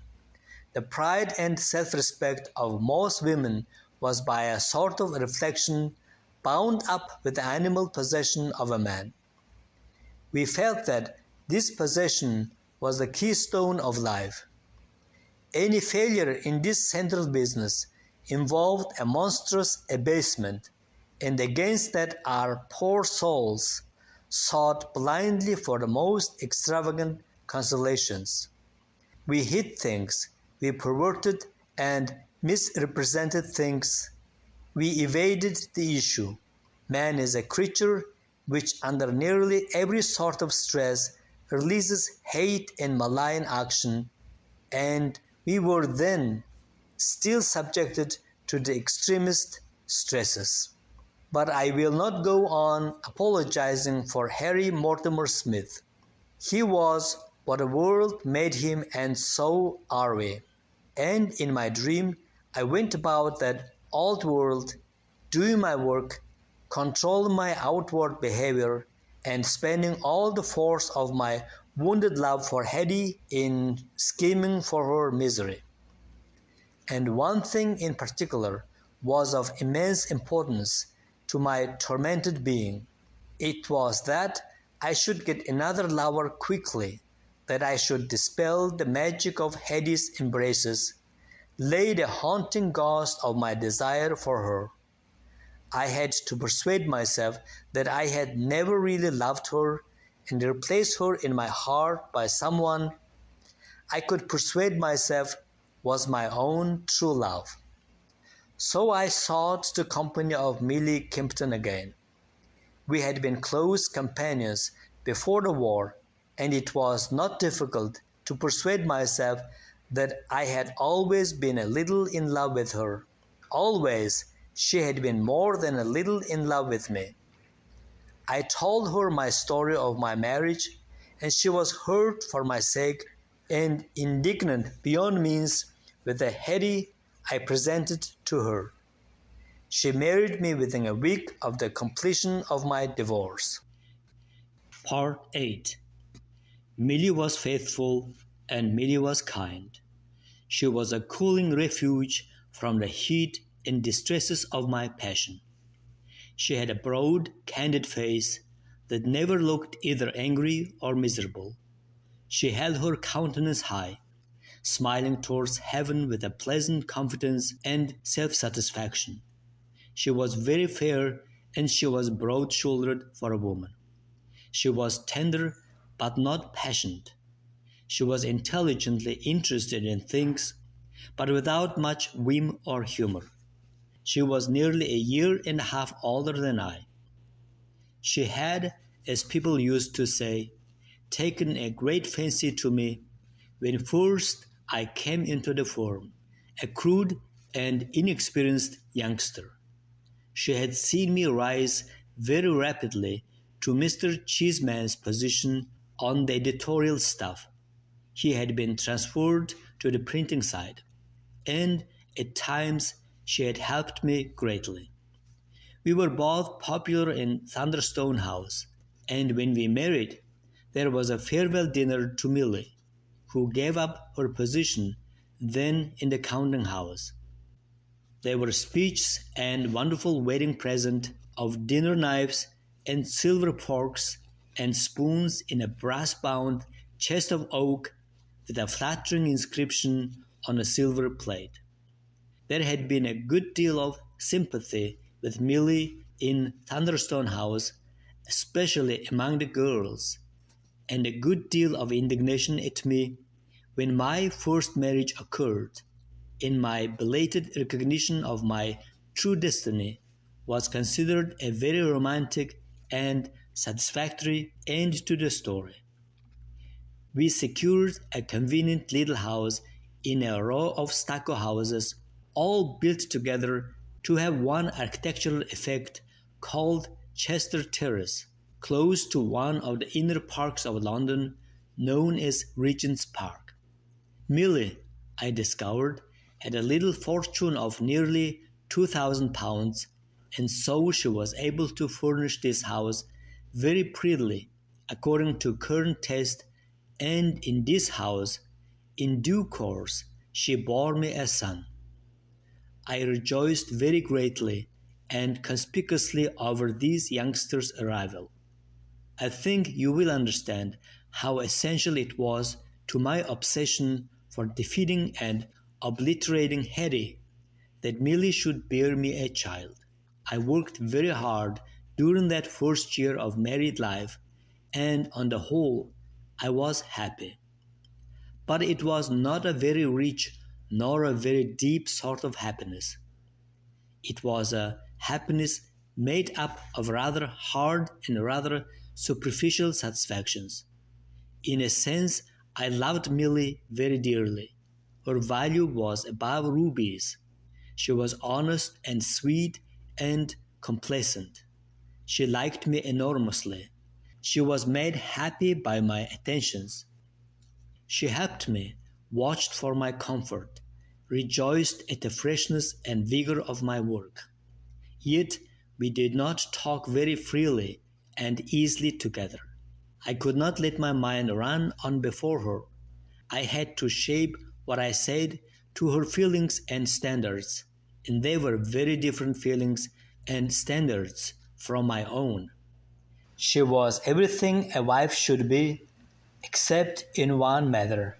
She was not for me that particular dear companion for whom the heart of every human being craves. That dear companion with whom you are happy and free and safe. That dear companionship I had met, and I had thrusted from me. Does it come twice in a life to anyone? How should I know? Said Sunray. We know better than to reject it, said Radiant. Perhaps after many years, said Willow, answering Sarnak's question. After one has healed and grown and changed. Millie and I were close friends indeed, but we were never dear companions. I had told Hetty about my sister Fanny on the evening of our first day together, when we walked over the hills. She was instantly sure that she would love Fanny. Fanny had seemed very brave and romantic to Hetty's imagination. But I did not tell Millie of Fanny until close upon our marriage. You will say that it was not Millie's fault, that I was shy with her on Fanny's account, but assuredly it was a fault in our relationship. And it was clear that Millie accepted Fanny on my account and refrained from too searching a commentary because of me. Millie believed profoundly in the institution of marriage and in the obligation of an unlimited chastity upon women. It's a pity she cannot marry this man, said Millie, anticipating perplexities. It must make everything so inconvenient for her and everyone who knows her. It must be so difficult to introduce her to people. You needn't do that, I said. My people are old-fashioned. They needn't know, I said. That would be easier way for me, Harry. I found my own declarations of affection for Fanny considerably chilled by the effort Millie made to be generous in the matter. I found it still more difficult to tell her that Fanny's lover was Newberry. Then, is that how you got into Thunderstone House? Asked Millie when at last I got to that revelation. It's how I got my chance there, I admitted. I didn't think it was like that. I thought you'd made your way in. I've made my way up. I've never been favored. Yes, but do you think people know, Harry? They'd say all sorts of things. You perceive that Millie was not a very clever woman, and also that she was very jealous of my honor. I don't think anyone knows who matters, I said. Neither I nor Fanny advertise. But it was clear Millie did not like the situation. She would have much preferred a world without Sister Fanny. She had no curiosity to see this sister that I loved so dearly or to find any good in her.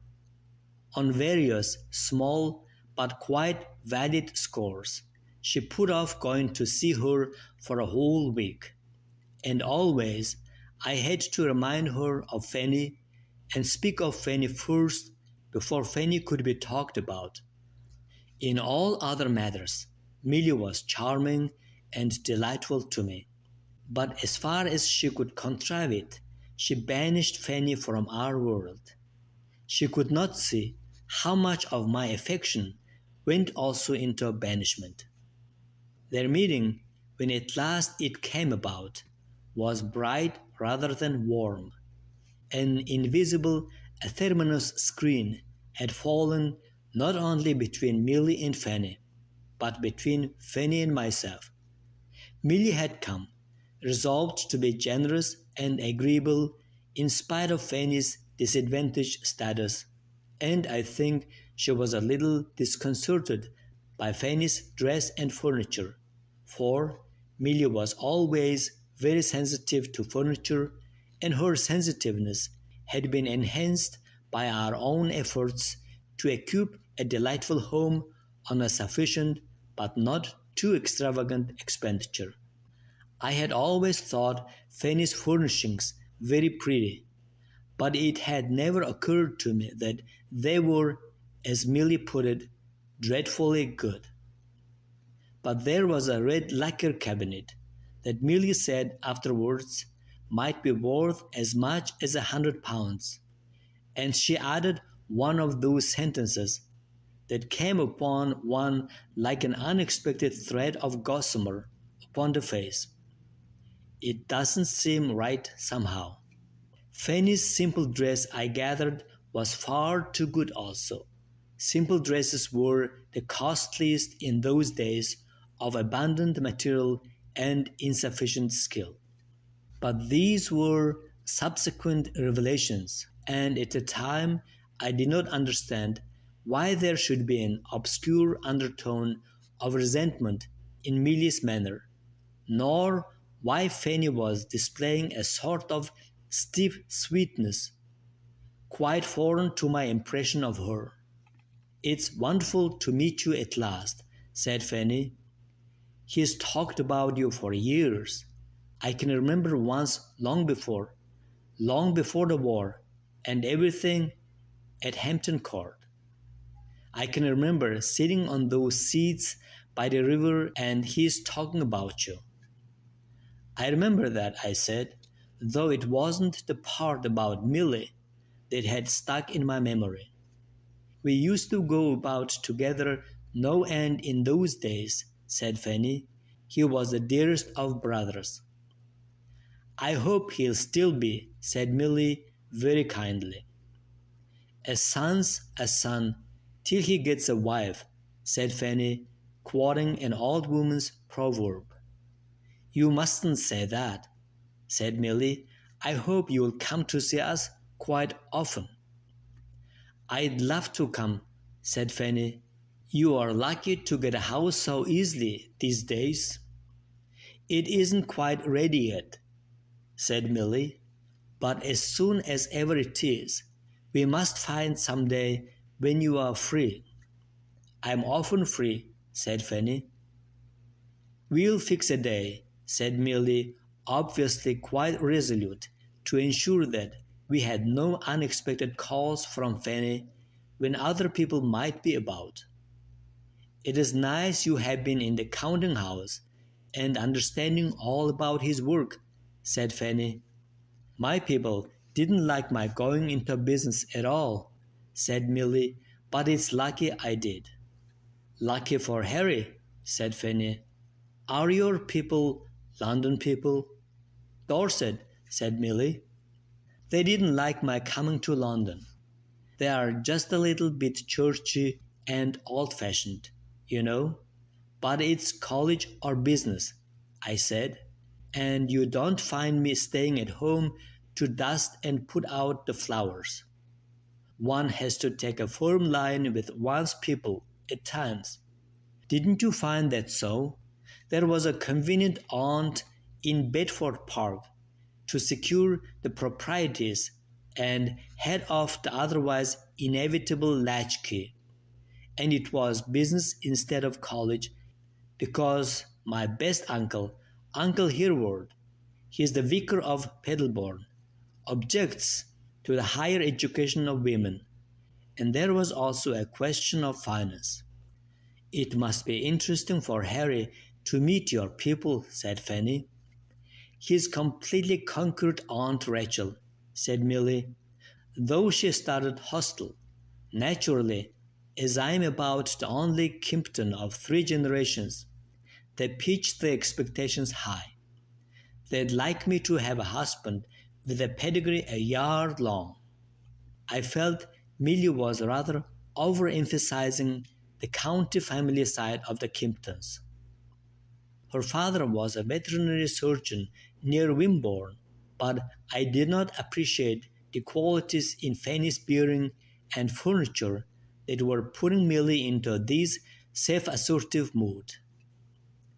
They went on to talk with a certain flavor of unreality of the hygienic and social advantages of Regent's Park.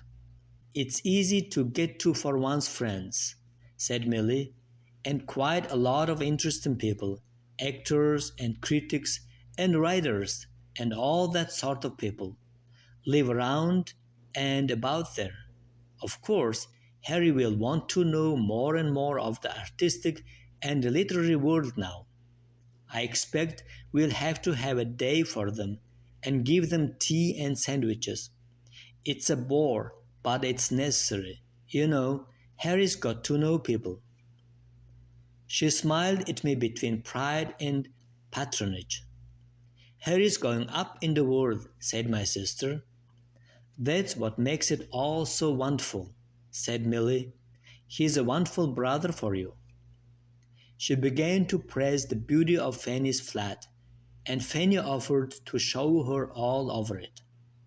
They were away some time, and I went to the window, wishing stupidly, after the manner of a man, that they could somehow contrive to be a little different and a little warmer with each other.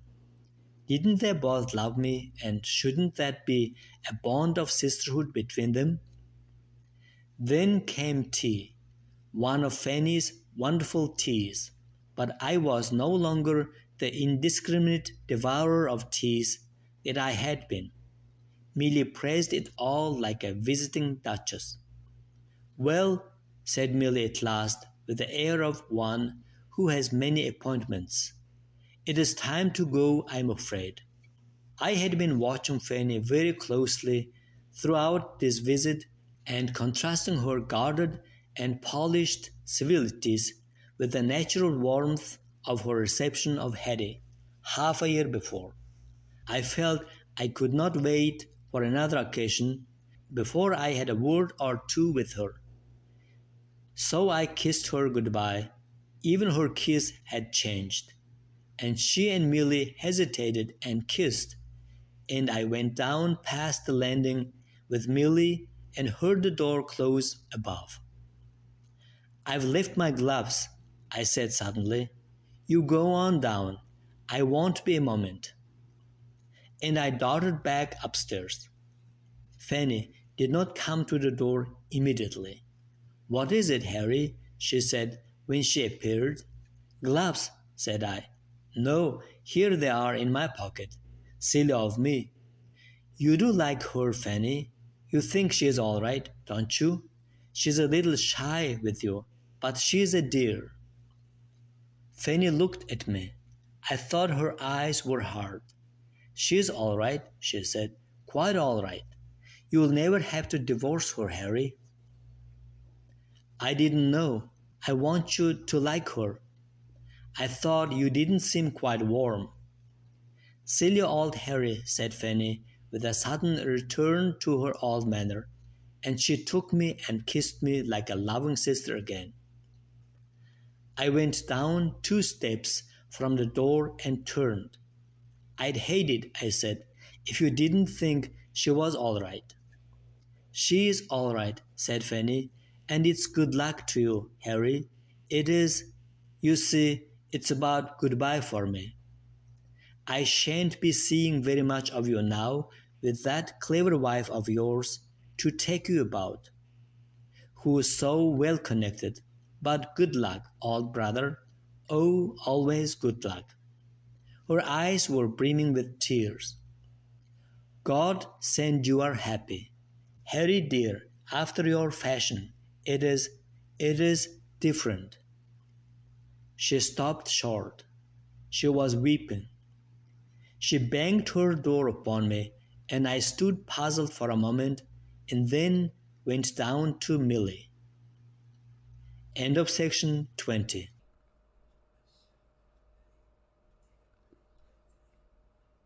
The Dream, a novel by H.G. Wells. Chapter the 7th, Love and Death, Parts 1 to 4. Part 1.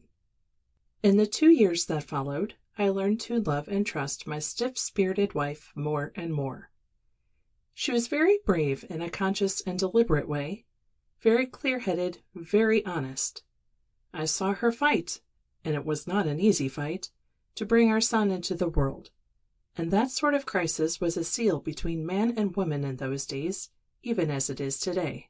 If she never got to any just intuitions about my thoughts and feelings, I did presently arrive at a fairly clear sense of hers.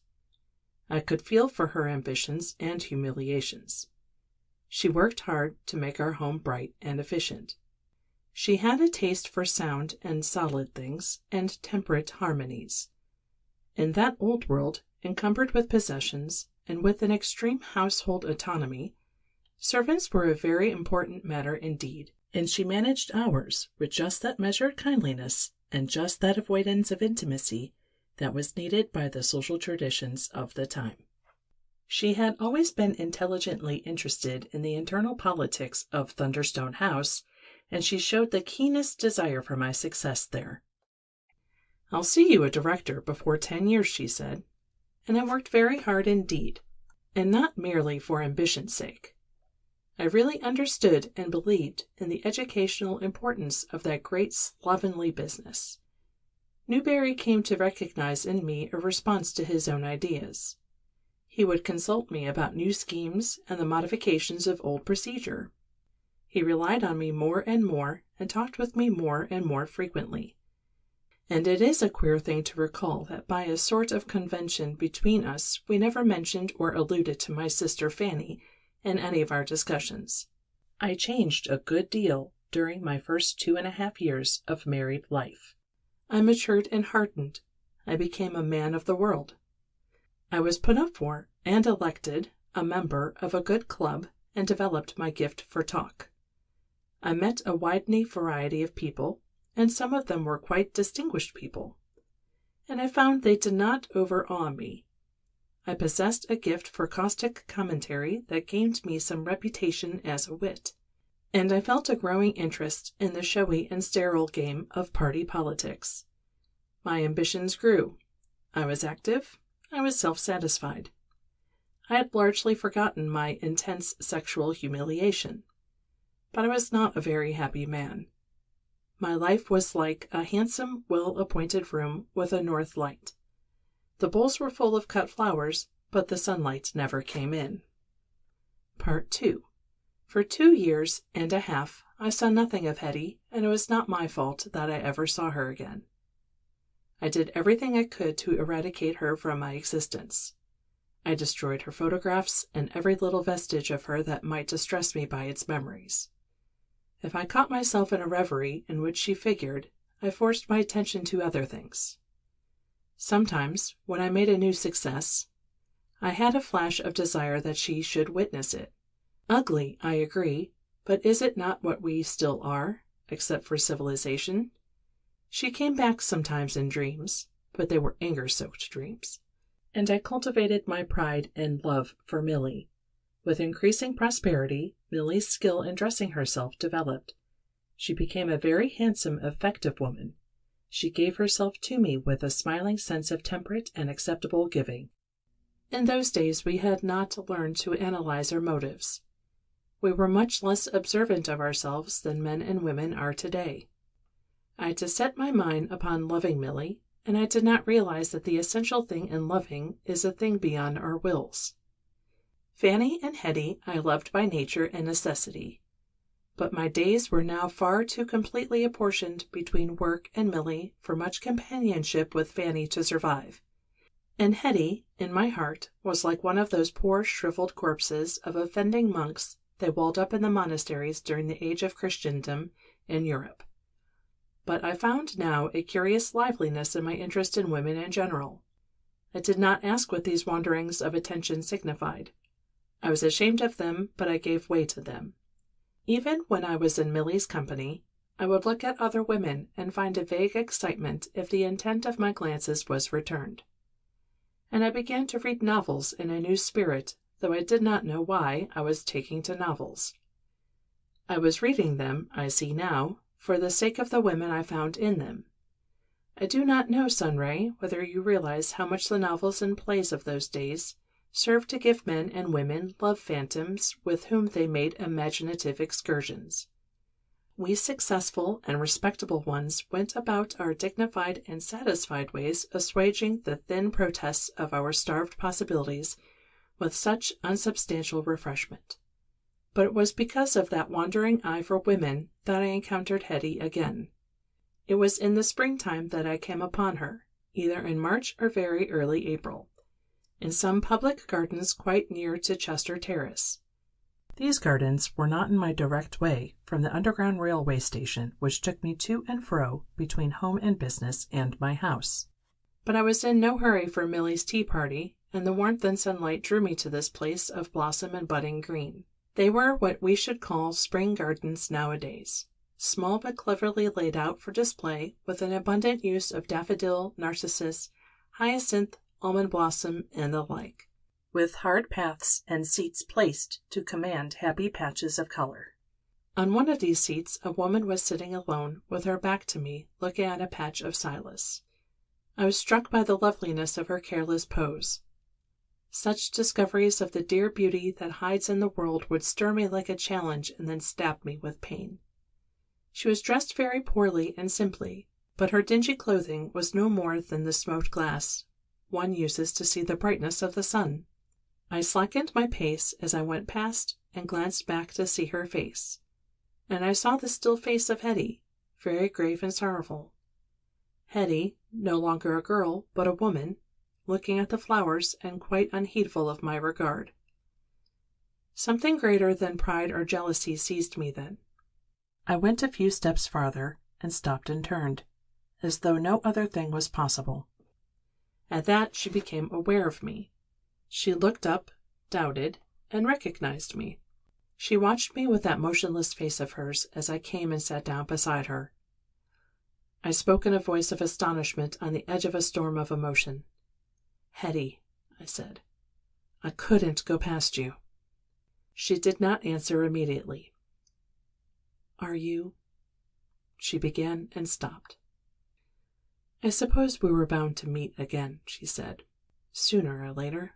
You look as if you had grown, Harry. You look well and prosperous." "Do you live in this part of London?" I asked. "Camden Town just now," she said. "We move about." "You married Sumner?" "What did you expect me to do? What else was there to do? I've drunk my cup to the dregs, Harry." "But you had the child?" "It died. It died all right, poor little mite. And my mother died a year ago." "Well, you've got Sumner." "I've got Sumner." At any time before that meeting, I should have exulted over the death of Sumner's child. But in the presence of Hetty's misery, that old hatred would not come back for its gratification. I was looking at her face, which was so familiar and so changed, and it was as if I woke up again to love for her after 2 years and a half of insensibility. What a beaten and unhappy thing she was, she whom I had loved and hated so bitterly. "It seems a long way back now to Kent, Harry, and Mother's farm," she said. "You've parted with it?" "Farm and furniture, and mostly it's gone. Sumner bets. He's betted most of it away. It's hard, you see, to find a job, but easy to fancy a winner, which doesn't win." "My father used to do that," I said. I'd like to shoot every racehorse in England. I hated selling the farm, she said. I sold the farm and came into this dingy old London. Sumner dragged me here and he's dragging me down. It's not his fault. It's how he's made. But when a spring day comes like this, I think of Kent, and the winds on the downs, and the blackthorn in the hedges, and the little yellow noses of the primroses, and the first elder leaves coming out, until I want to cry and scream. But there's no getting out of it. Here I am. I've come to look at these flowers here. What's the good? They just hurt me. She stared at the flowers. My God, I said, but this hurts me too. I didn't expect. What did you expect? She asked, and turned that still face of hers to me and silenced me. I don't see that it should hurt you, she said. I brought it on myself. You didn't do it. It happened to me. It was my fault. Though why God made me love beautiful things, and then set a trap for me and made me fool enough to fall into it. Silence fell between us. Meeting you like this, I began presently, makes me see things so differently. You see, in those days, in some ways you seemed so much stronger than I was. I didn't understand. I see, this makes me feel I ought to have taken better care of you. Or shown me mercy. I was dirty and shameful, yes, all that. But you were merciless, Harry. Men are merciless to women. I did, all through. I loved you, Harry. In a way I've always loved you, and I love you now. When I looked up and saw it was you coming back to me, for a minute you were just like the old Harry. For a moment it was like spring coming real. But it's no good talking like that now, Harry. It's too late. Yes, I agreed. Too late. She watched my face through a long pause. I weighed my words when I spoke.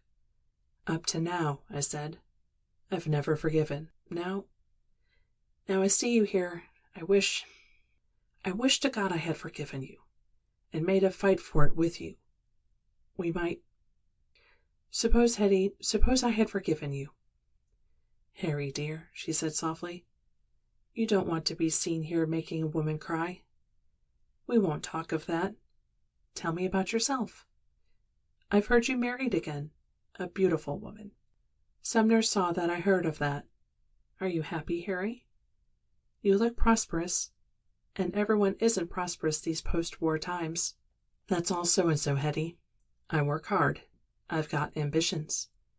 I'm still a publisher's assistant at the old place, but I'm near to being a director. I'm high up. My wife, she's a dear and great help to me. Somehow, meeting you... My God.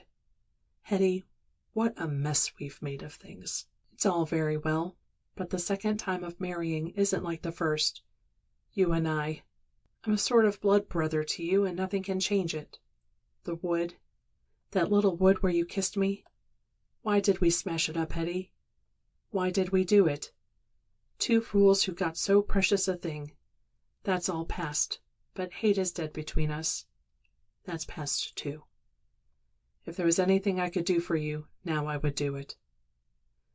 A gleam of the old humor came. If you could kill Sumner, she said, and smash the world and destroy the memories of 3 years. It's no good, Harry. I ought to have kept myself clean. And you might have been gentler with me. I couldn't, Hetty. I knew you couldn't. And I couldn't foresee that my blood would betray me one evening. And here we are. Like mating after we are dead. Spring comes now, but it comes for other people. And all these little carcass trumpets, like a brass band it is, they are trumpeting up the next lot of lovers. Better luck to them. We sat still for a time. In the background of my mind, Billy and her assembled teacups became evident as a faint urgency. You're late, she'd say. Where are you living, Hetty? I asked. What is your address? She shook her head after a moment's thought. Better you shouldn't know. But somehow I might help. It would only disturb us all. I've got my cup. of dirty water to drink. I've got to stand what I'm in for. What could you do to help me? Well, said I, my address anyhow is easy to keep in mind. It's just what it was in the days when we lived. Thunderstone House it is. Someday there might be something. It's good of you. We stood up face to face, and we stood there 1,000 circumstances vanished, and nothing remained but our hurt and injured selves. Goodbye, Hetty, I said. Good luck. Our hands met. Good luck to you, Harry. It's no good, but I'm glad we met like this, and to find you forgive me a little at last. Part 3. That meeting had a profound effect upon me. It banished much aimless reverie from my mind. It unlocked the prison in which a whole multitude of forbidden thoughts had been confined. I thought enormously of Hetty. They were vague and impossible thoughts. They came in the night, on the way to business, even during slack moments in business hours. Rehearsals of dramatized encounters, explanations, magic turns of circumstances that suddenly restored our lost world to us. I tried to suppress these cloudy imaginations, but with little avail. They overspread my mental skies in spite of me. I can't tell you how many times I walked through those gardens in Regent's Park. That detour became my normal route from the station to my home. And I would even go out of my customary way along some side paths because I had caught a glimpse far off, between the tree branches and the flower beds, of a solitary woman. But Hetty never came back there. In my brooding over Hetty, a jealousy and hatred of Sumner developed steadily. I do not think I had any desire for Hetty myself, but I wanted intensely to get her away from him. This hostility to Sumner was the ugly undertow of my remorse and reawakened love of Hetty. He was the evil thing that had deprived me of Hetty. I did not reflect for a moment that it was I, with my relentless insistence upon divorce, that had forced her back to him. And all this dreaming and brooding and futile planning, and all this body of desire for something more to happen between Hetty and myself, went on without my breathing a word of it to any living soul. It was on my conscience that it was disloyal to Milly, and I even made a half-hearted attempt to tell Milly that I had met Hetty and been shocked at her poverty and unhappiness. I wanted to bring her into my own state of mind and have her feel as I did. I threw out a remark one day, we had gone to Hampstead Heath for a walk one afternoon, that I had once walked along that ridge by the round pond with Hetty during my last leave. I wonder how she is living now, I said. Milly did not answer immediately, and when I looked at her, her face was flushed and hard. I hoped you had forgotten her, she said in a suffocated voice. This brought it back to me. I tried never to think of her. You don't know what that woman meant to me, the humiliation. It was not only for myself, she added. It was for you. She said no more, but it was manifest how terribly the mere name of Hetty had disturbed her. Poor little things, cried Firefly.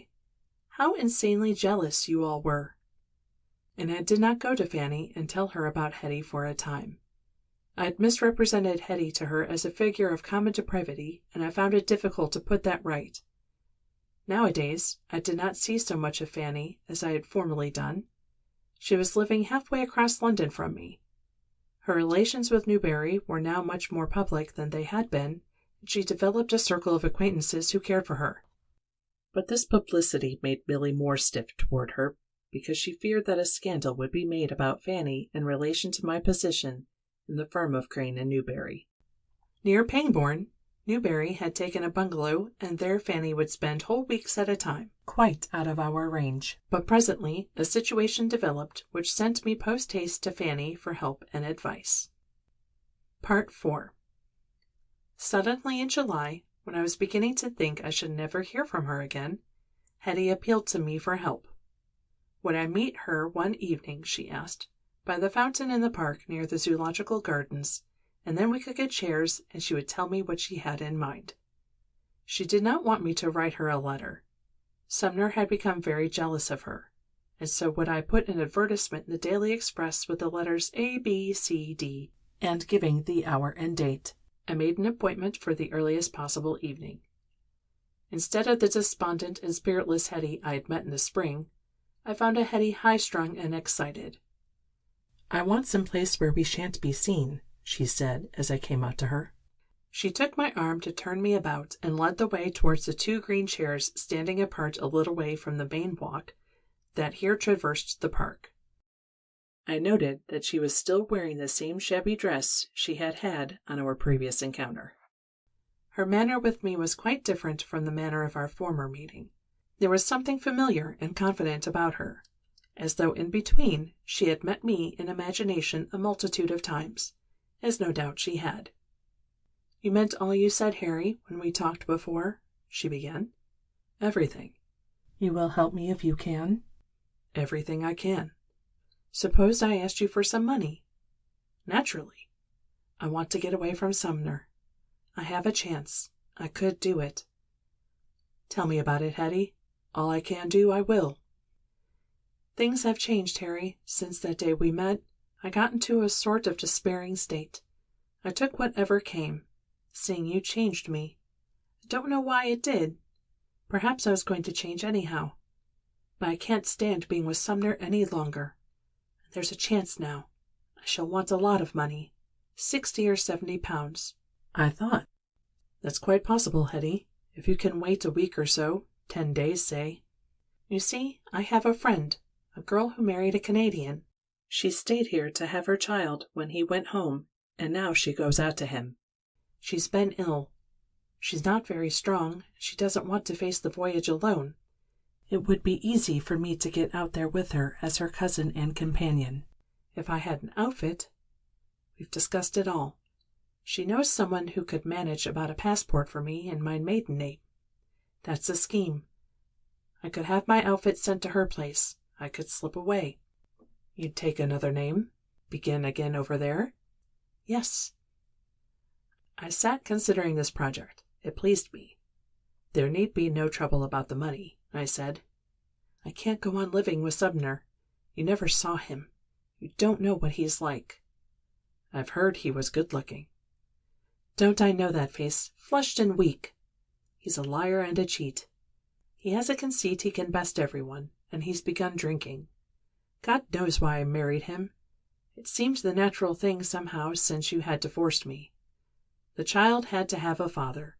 But he disgusts me, Harry. He disgusts me. I can't go on. I can't endure it. You can't imagine it.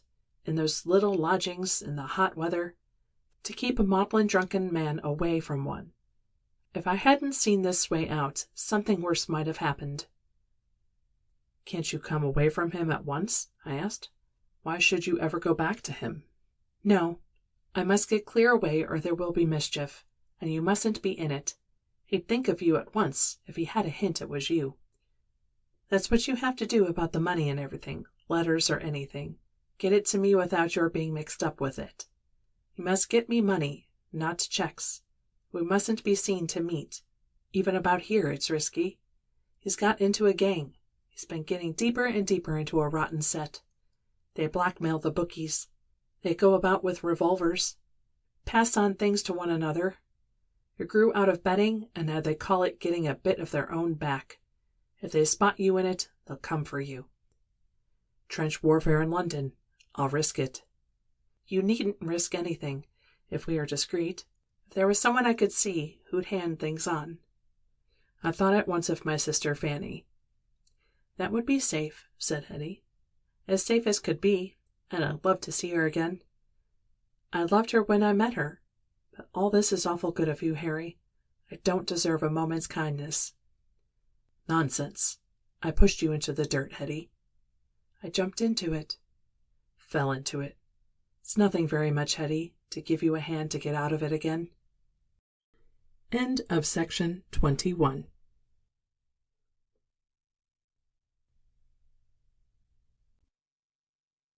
The Dream, a novel by H.G. Wells.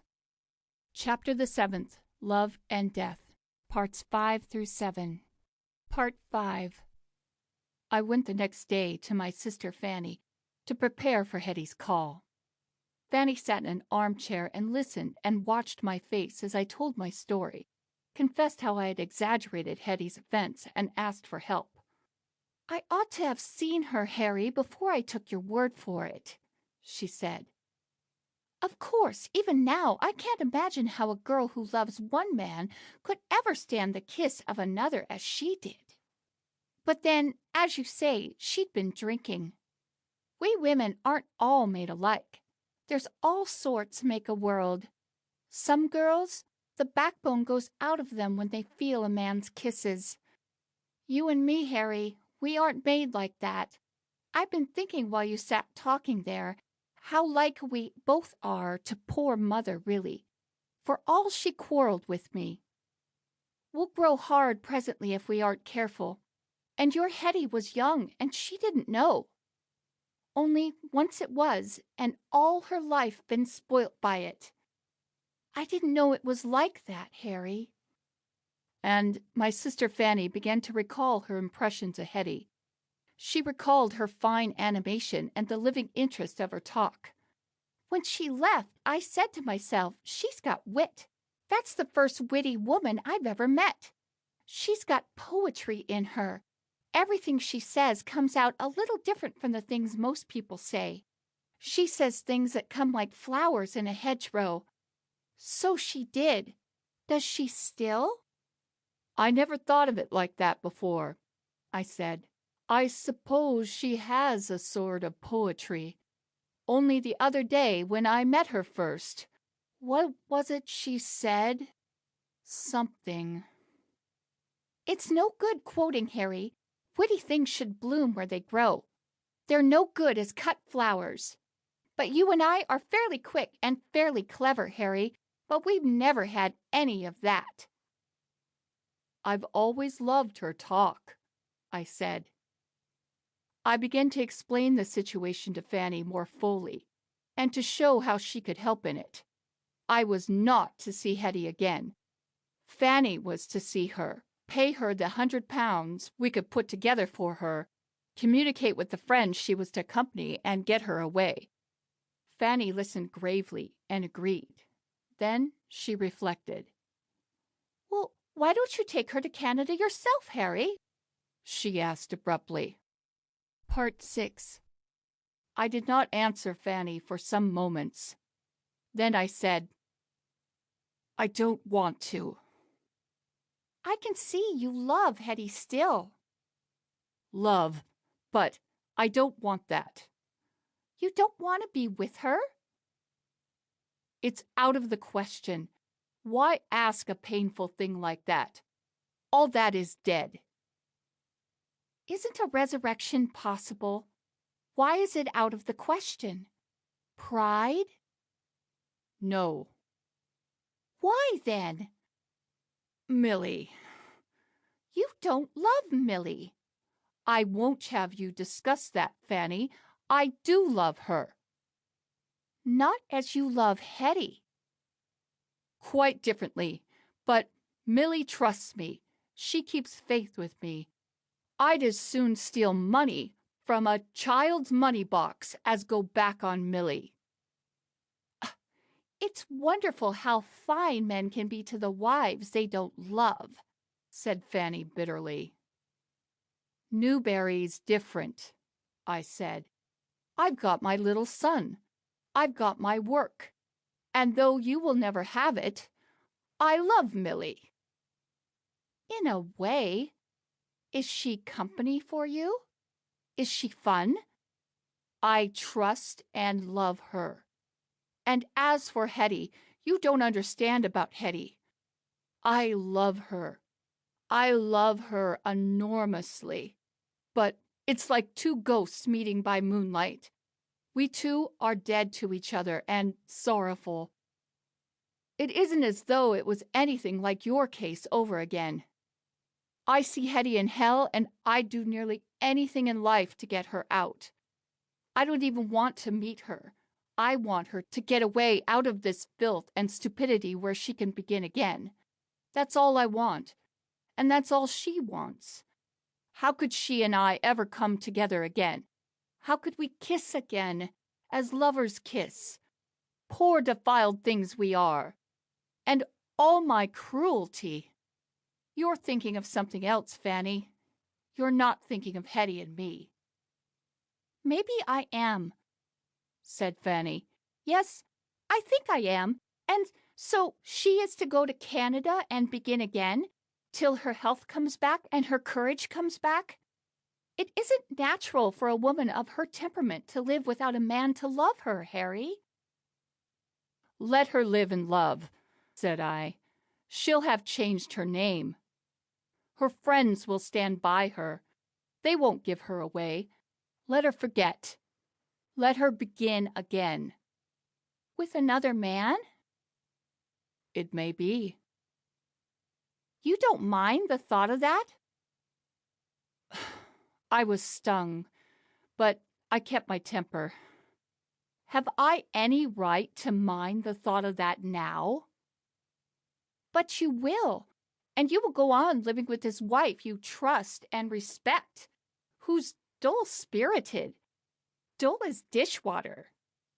"No, who's my son's mother, who is trustworthy, whom I'm pledged to. And I've got my work. It may seem nothing to you. It's good enough for me to give myself to it. Can't I love Hetty?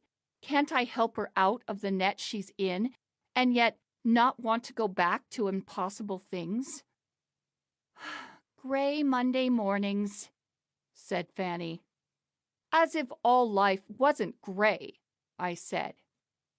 "And then," said Sarnak, "I remember that I made a prophecy. I made it. When did I make it?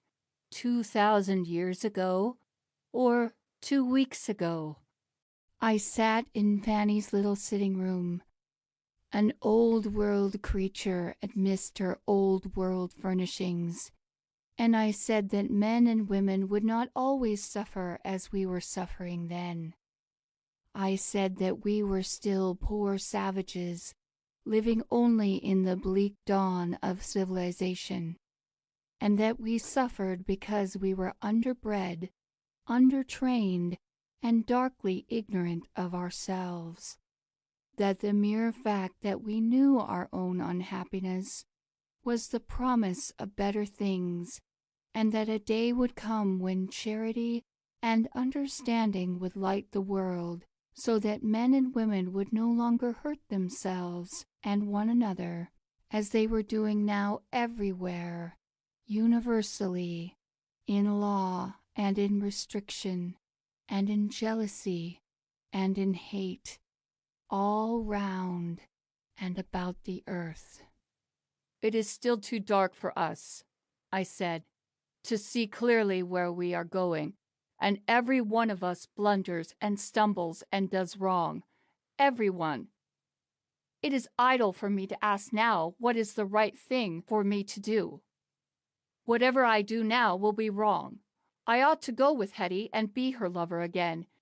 Easily I could do that, and why should I deny it? And I ought to stick to Milly and the work I have found in the world. Right road or left road, both lead to sorrow and remorse. But there is scarcely a soul in all this dark world, Fanny, who has not had to make, or will not presently have to make, a choice as hard. I will not pull the skies down upon Milly. I cannot, because she has put her faith in me. You are my dear sister, Fanny, and I love you, and we have loved each other. Do you remember how you used to take me round to school and hold my hand at crossings? Don't make things too hard for me now. Just help me to help Hetty. Don't tear me to pieces. She is still alive and young, and Hetty, out there she at least can begin again." Part 7. Nevertheless, I did see Hetty again before she left England. There came for a letter for me at Thunderstone House, in which she proposed a meeting. "You have been so kind to me," she wrote. "It is the next best thing to your never having left me. You have been a generous dear. You've given back happiness to me. I feel excited already at the thought of the great liner and the ocean, and full of hope. We've got a sort of picture of the ship. It is like a great hotel with our cabin marked in it, exactly where it is. Canada will be wonderful. Our Lady of the Snows, and we are going by way of New York. New York, like nothing else on earth. Cliffs and crags of windows towering up to the sky. And it's wonderful to have new things again. I sneak off to Fanny's just to finger them over. I'm excited, yes, and grateful, yes, and full of hope, yes. And Harry, my heart aches and aches. I want to see you again. I don't deserve to, but I want to see you again. We began with a walk, and why shouldn't we end with a walk? Thursday and Friday, all the gang will be at Leeds. I could get away the whole day, either day, and it would be a miracle if anyone knew. I wish we could have that same old walk again. I suppose it's too far and impossible. We'll save that, Harry, until we're both quite dead, and then we'll be two little swirls of breeze in the grass, or two bits of thistledown going side by side. But there was that other walk we had when we went to Sheer, and right over the North Downs to Leatherhead. We looked across the Weald and saw our own South Downs far, far away. Pinewood and heather there was, hills beyond hills, and the smoke of rubbish burning. I was to write to Fanny's address. Of course, we had that walk, we two half-resuscitated lovers. We did not make love at all, though we kissed when we met, and we meant to kiss when we parted. We talked as I suppose dead souls might talk of the world that had once been real. We talked of 100 different things, even of Sumner. Now that she was so near escape from him, her dread and hatred had evaporated. She said Sumner had a passionate desire for her, and a real need for her, and that it was not fair to him and very bad for him that she despised him. It wounded his self-respect. It made him violent and defiant. A woman who cared for him, who would take the pains to watch him and care for him as a woman should do for a man, might have made something of him. But I've never cared for him, Harry, though I've tried. But I can see where things hurt him. I can see they hurt him frightfully at times. It doesn't hurt him any the less because he does ugly things. He was vain, too, and ashamed of his incapacity to get a sufficient living. He was drifting very rapidly to a criminal life, and she had no power over him to hold him back.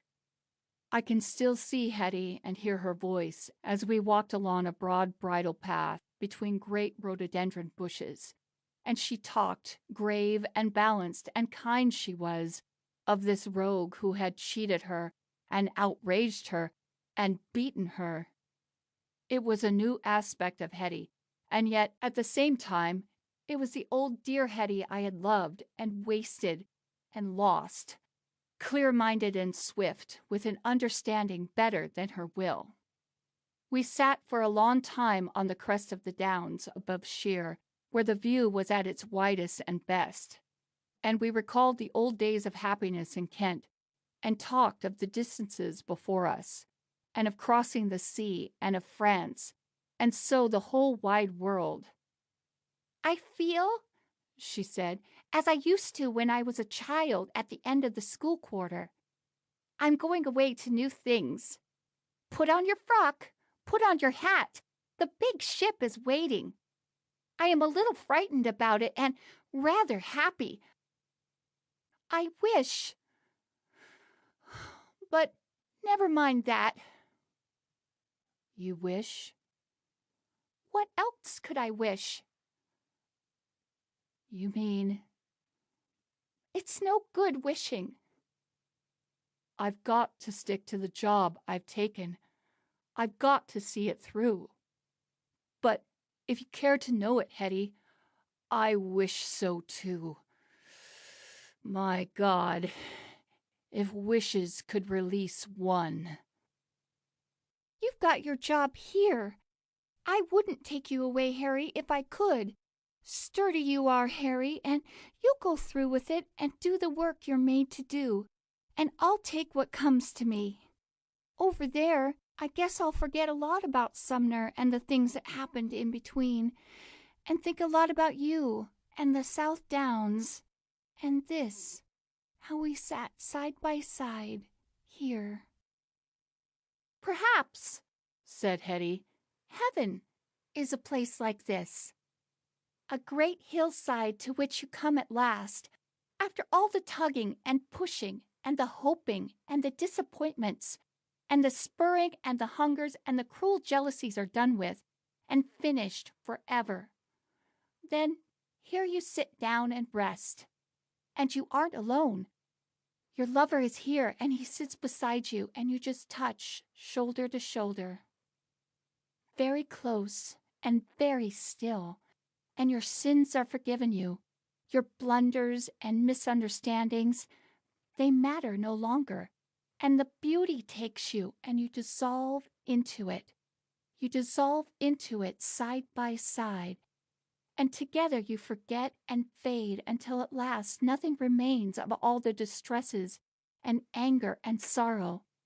Nothing remains of you at all but the breeze upon the great hillside, and sunshine, and everlasting peace.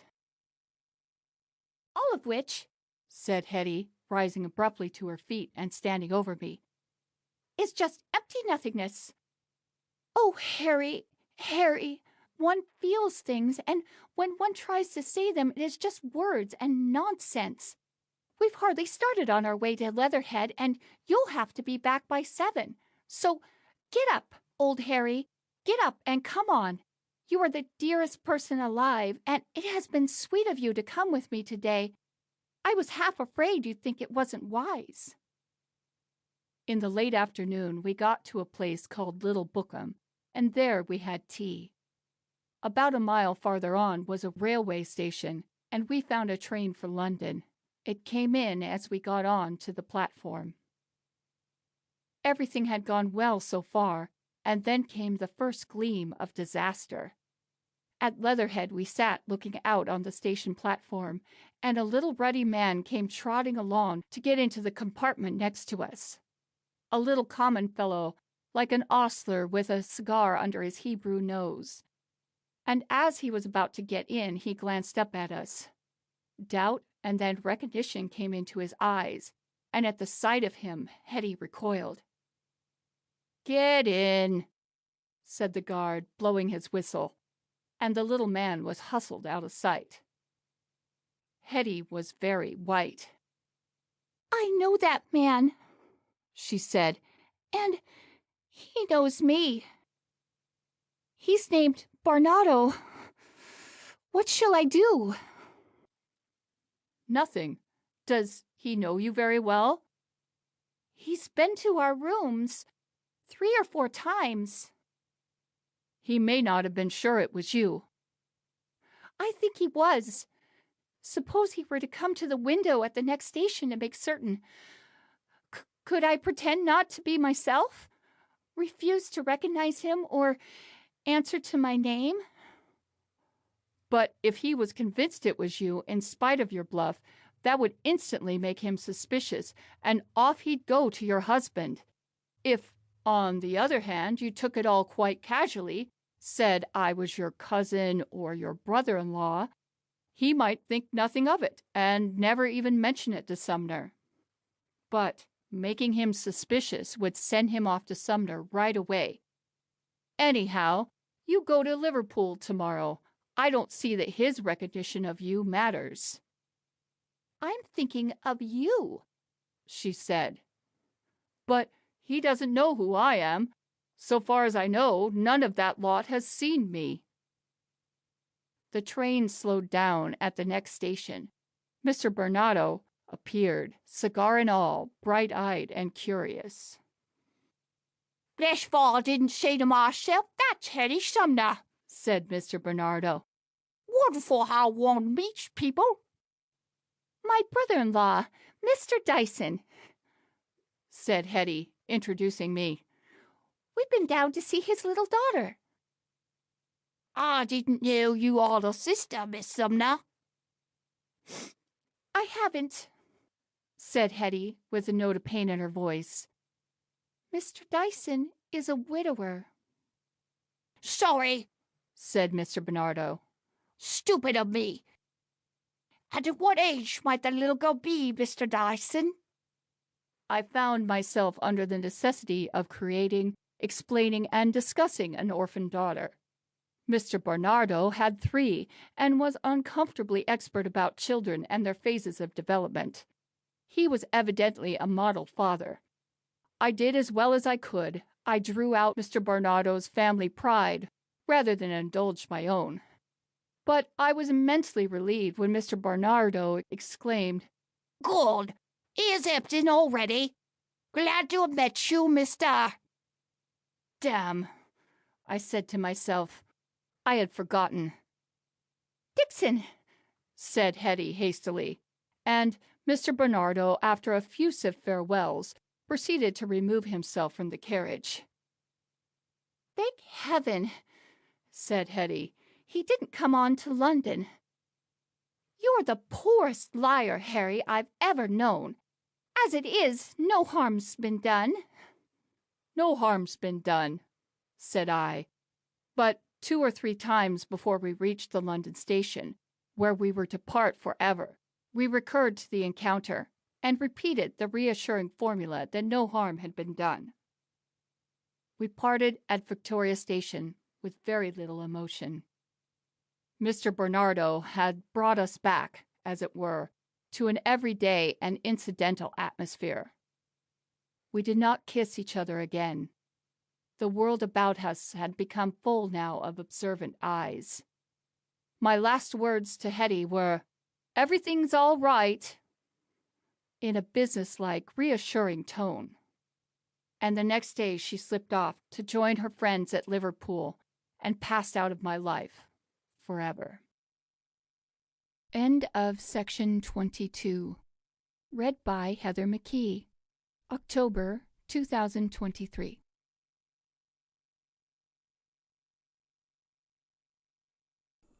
The Dream, a Novel by H.G. Wells.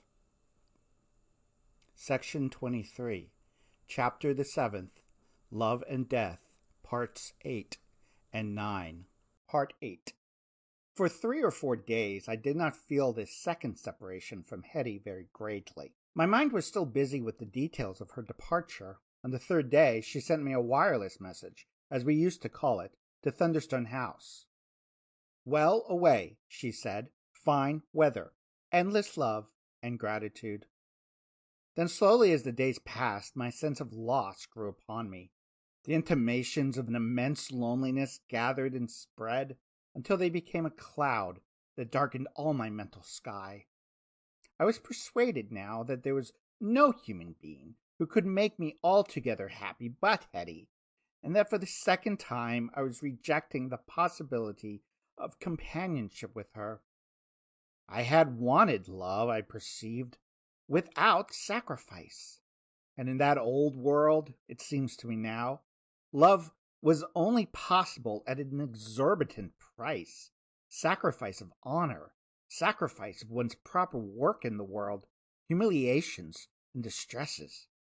I had shirked the price of Hetty, and she was going from me, taking out of my life forever all those sweet, untellable things that were the essence of love, the little names, the trivial, careless caresses, the exquisite gestures of mind and body, the moments of laughter and pride and perfect understanding. Day by day, love went westward from me. Day and night I was haunted by a more and more vivid realization of a great steamship, throbbing and heaving its way across the crests and swelling waves of the Atlantic welter. The rolling black coal smoke from its towering funnels poured before the wind. Now I would see that big, ocean-going fabric in the daylight, now lit brightly from stem to stern, under the stars. I was full of unappeasable regret. I indulged in endless reveries of a flight across the Atlantic in pursuit of Hetty, of a sudden dramatic appearance before her.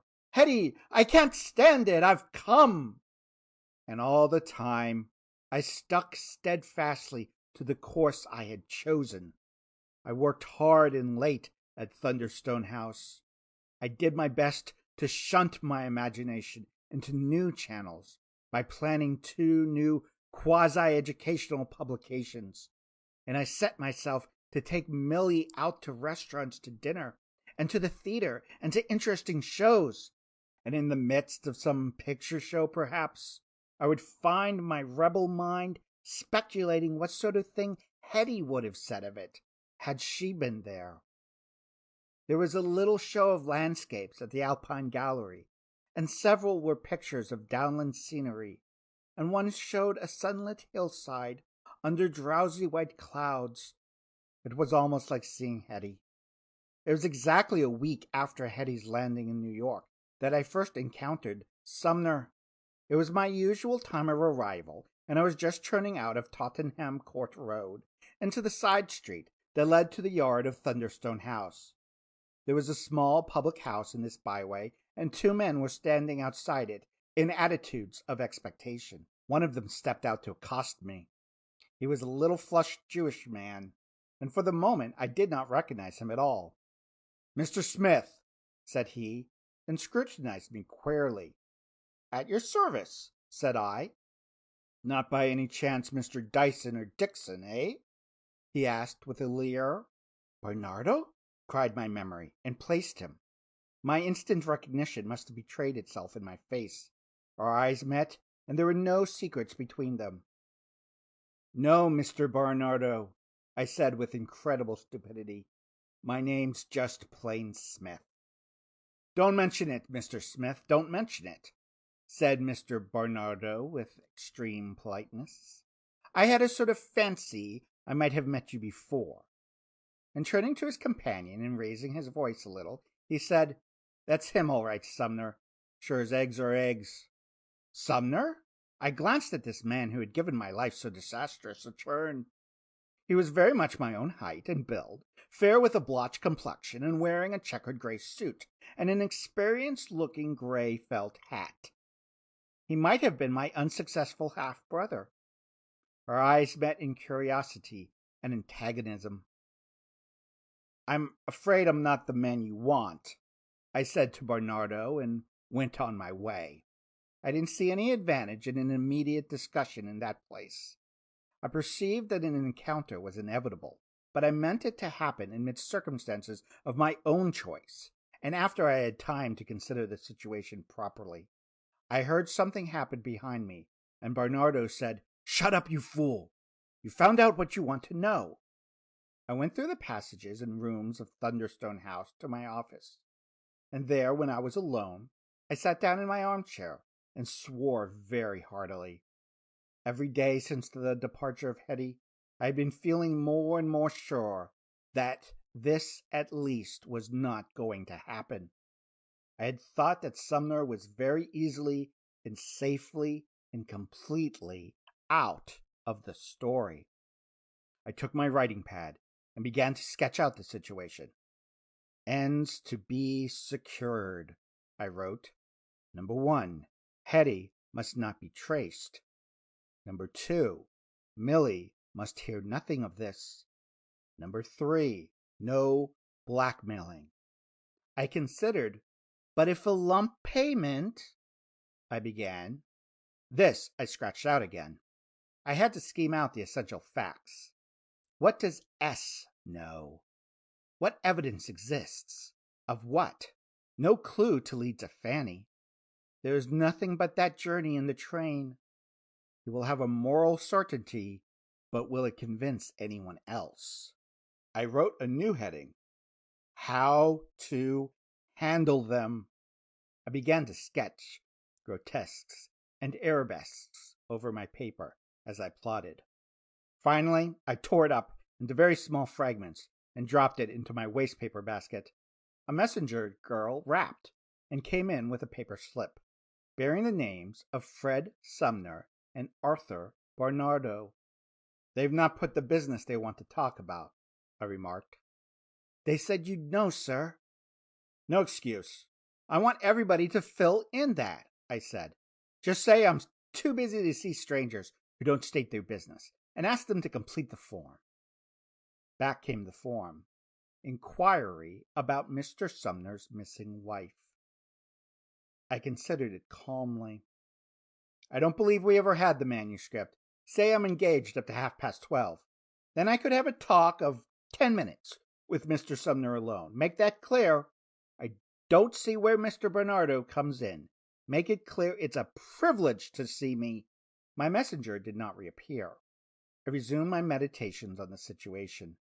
There was time for a lot of aggressive energy to evaporate before 12:30. Probably both of the men had come in from the outskirts and would have nowhere to wait but the streets or a public house. Mr. Bernardo might want to be back upon his own business at Epsom. He'd played his part in identifying me. Anyhow, I didn't intend to have any talk with Sumner before a witness. If he reappeared with Bernardo, I should refuse to see them. For Bernardo alone I had a plan, and for Sumner I had a plan, but not for the two of them together. My delaying policy was a good one, and at 12:30, Sumner came alone and was shown up to me. "Sit down there," I said abruptly, and leaned back in my chair and stared at his face and waited in silence for him to begin. For some moments he did not speak. He had evidently expected me to open with some sort of question, and he had come ready loaded with a reply. To be plumped into a chair and looked at put him off his game. He tried to glare at me, and I looked at his face as if I was looking at a map. As I did so, I found my hatred for him shrinking and changing. It wasn't a case for hatred. He had such a poor, mean, silly face, a weak arrangement of plausibly handsome features. Every now and then it was convulsed by a nervous twitch. His straw-colored mustache was clipped back more on one side than the other, and his rather frayed necktie had slipped down to display his collar stud and the grubbiness of his collar. He had pulled his mouth a little askew and thrust his face forward in an attempt at fierceness, and his rather watery blue eyes were as open and as protruded as he could manage. "Where's my wife, Smith?" he said at last. "Out of my reach, Mr. Sumner, and out of yours. Where've you hid her?" "She's gone," I said. "It's no work of mine. She's come back to you."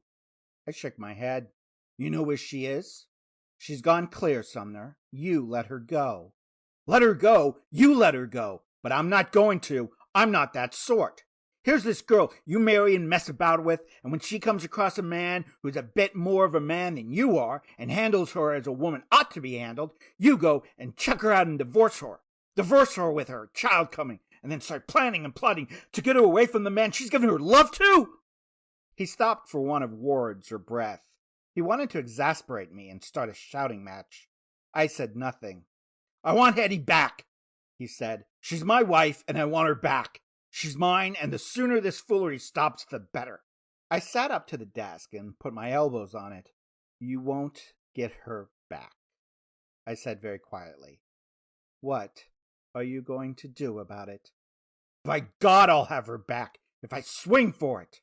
"Exactly. And what are you going to do?" "What can I do? I'm her husband." "Well, you've got her." "Not a scrap of her. She's missing. I can go to the police." "Go to them. What will they do?"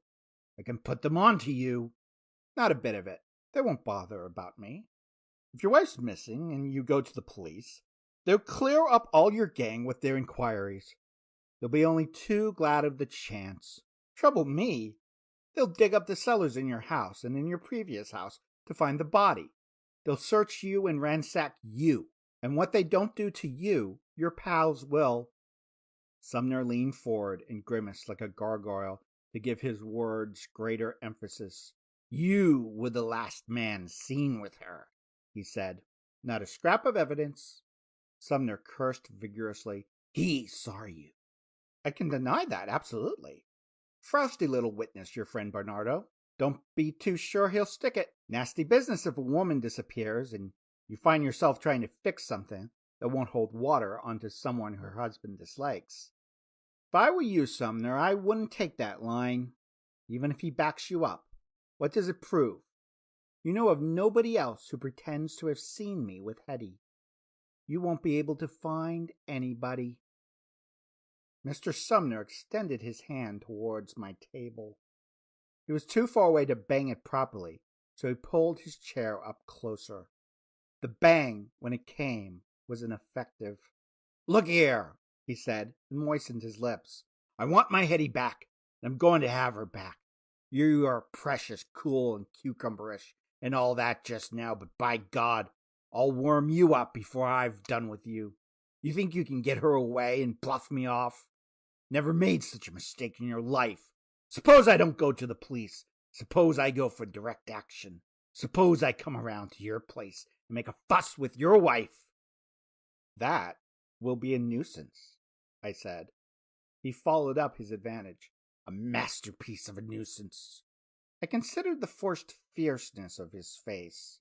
I shall say I know nothing about your wife's disappearance and that you are a blackmailing liar. People will believe me. My wife will certainly believe me. She'd make herself do so if your story was 10 times as possible. Your friend Bernardo and you will make a pretty couple of accusers. I shall say you are a crazy, jealous fool, and if you keep the game up, I shall have you run in. I'd not be altogether sorry to have you run in. There's one or two little things I don't like you for. I'd not be so very sorry to get quits. I had the better of him. He was baffled and angry, but I saw now plainly that he had no real fight in him. And you know where she is, he said. I was too full of the spirit of conflict now to be discreet. I know where she is, and you don't get her, whatever you do. And as I said before, what can you do about it? My God, he said, my own wife. I leant back with the air of a man who had finished an interview.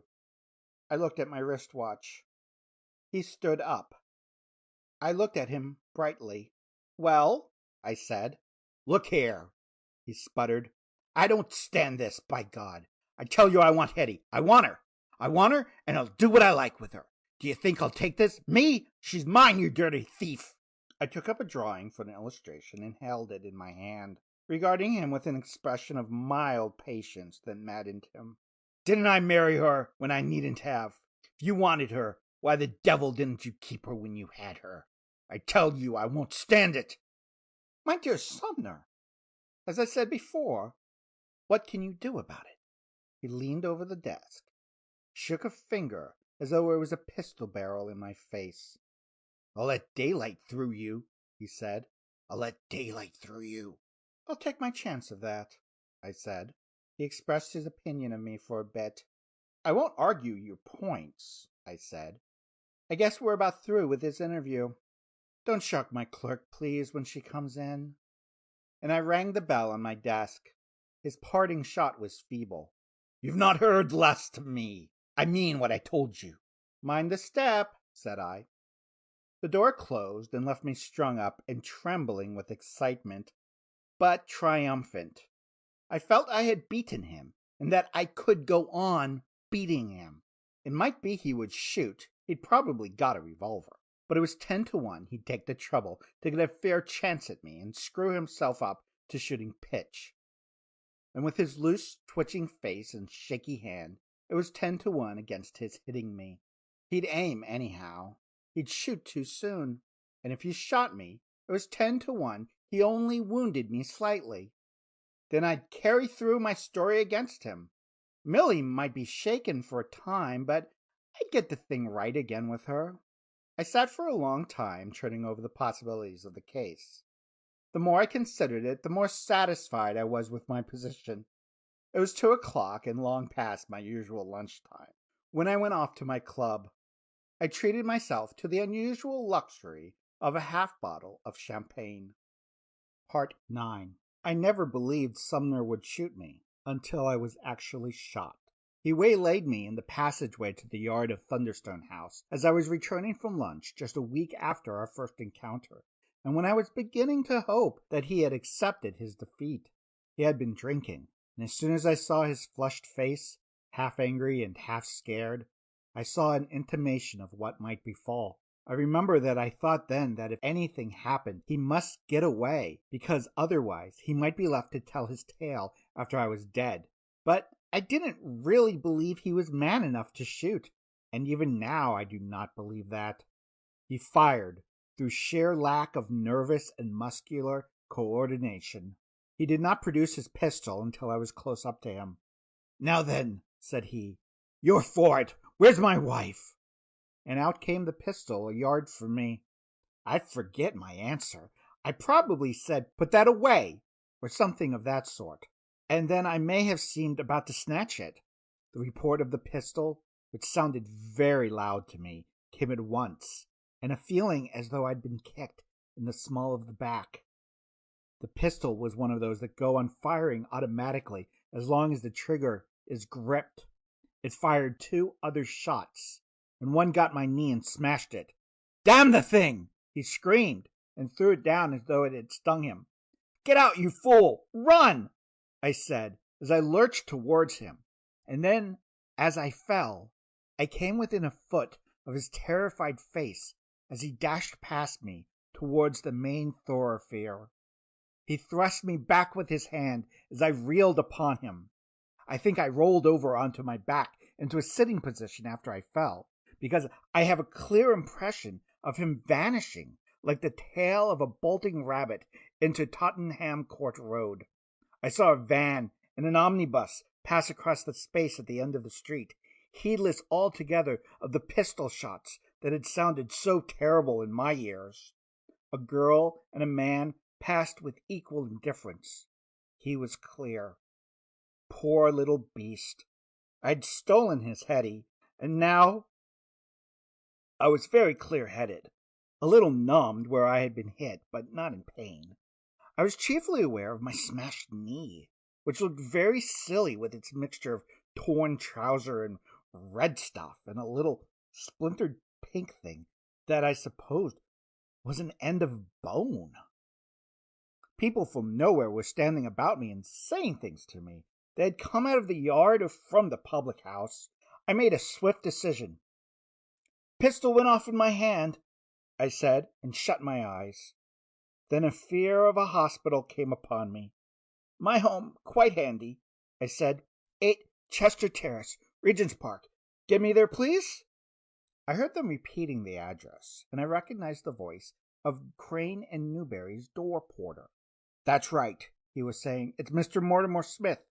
Anything I can do for you, Mr. Smith?" I do not remember much of the details of what followed. When they moved me, there was pain.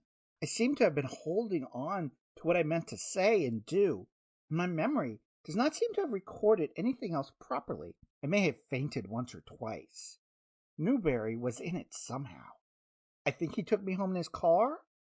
"How did it happen?" he asked. That I remember quite clearly. "The thing went off in my hand," I said. One thing I was very certain about.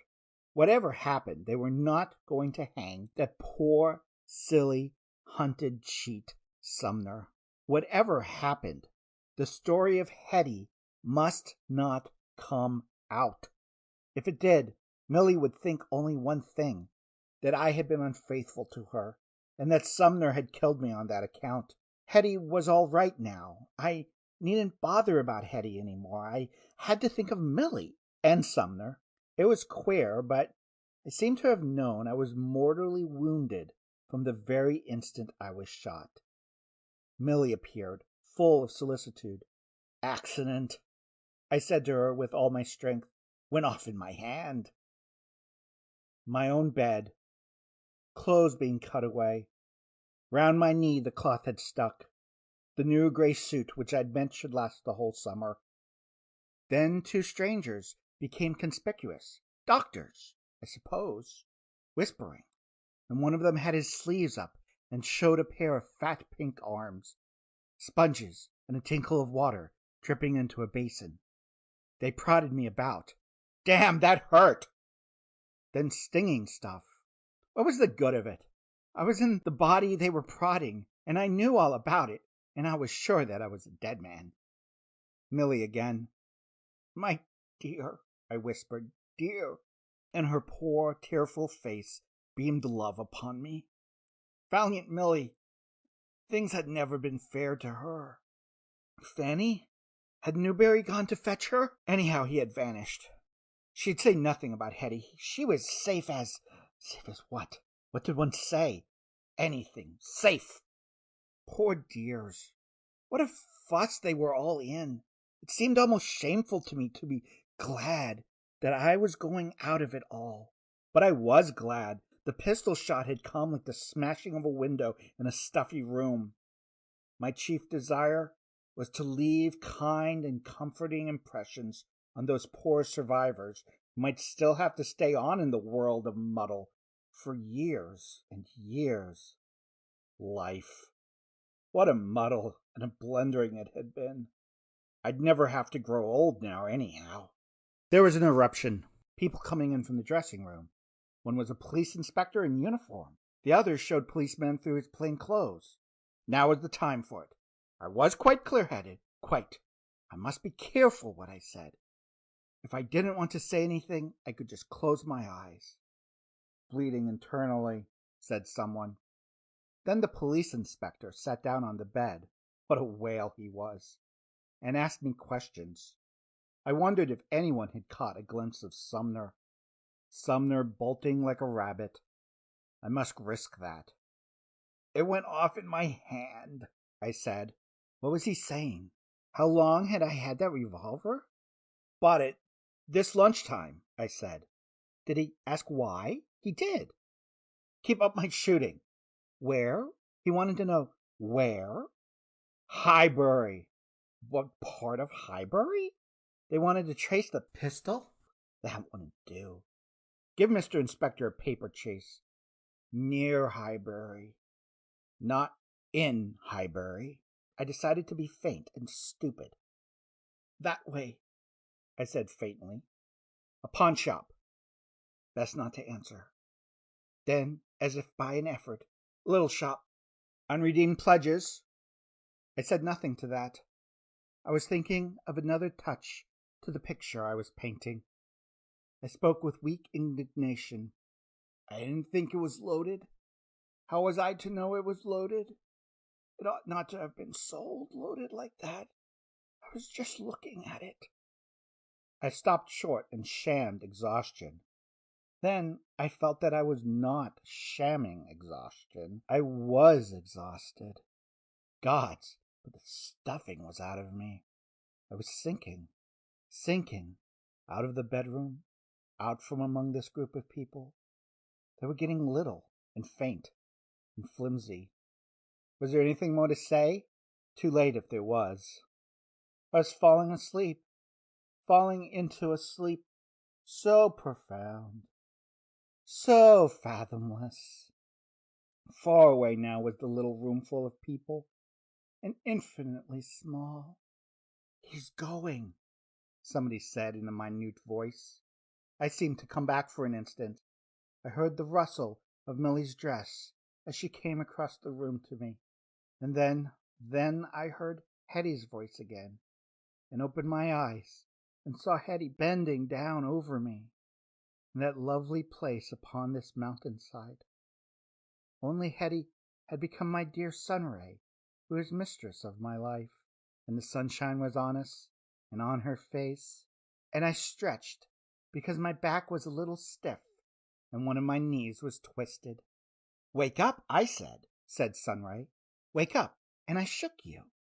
And then we came and laughed at you, said Radiant, Firefly and I. And you said, then there is another life, said Firefly, and the tale is only a dream. It has been a good tale, Sarnak, and somehow you have made me think it was true. As it is, said Sarnak. For I am as certain I was Henry Mortimer Smith yesterday as I am that I am Sarnak here and now. End of section 23.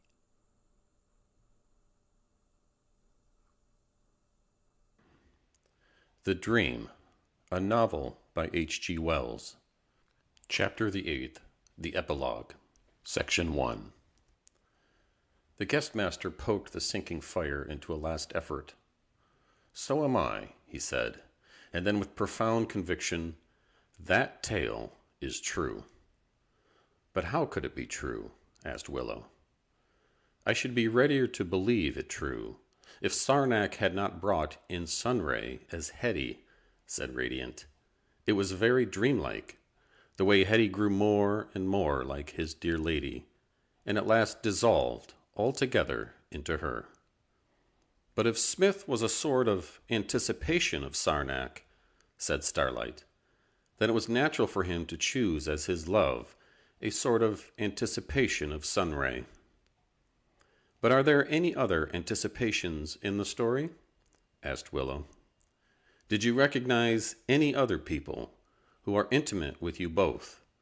Is there a Fanny in this world? Is there a Matilda Good or a Brother Ernest?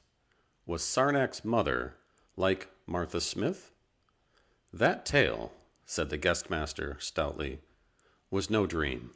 It was a memory floating up out of the deep darkness of forgotten things into a kindred brain." Sarnak thought, "What is a personality but a memory? If the memory of Harry Mortimer Smith is in my brain, then I am Smith. I feel as sure that I was Smith 2,000 years ago as that I was Sarnak this morning. Sometimes before this, in my dreams, I have had a feeling that I lived again forgotten lives. Have none of you felt that?"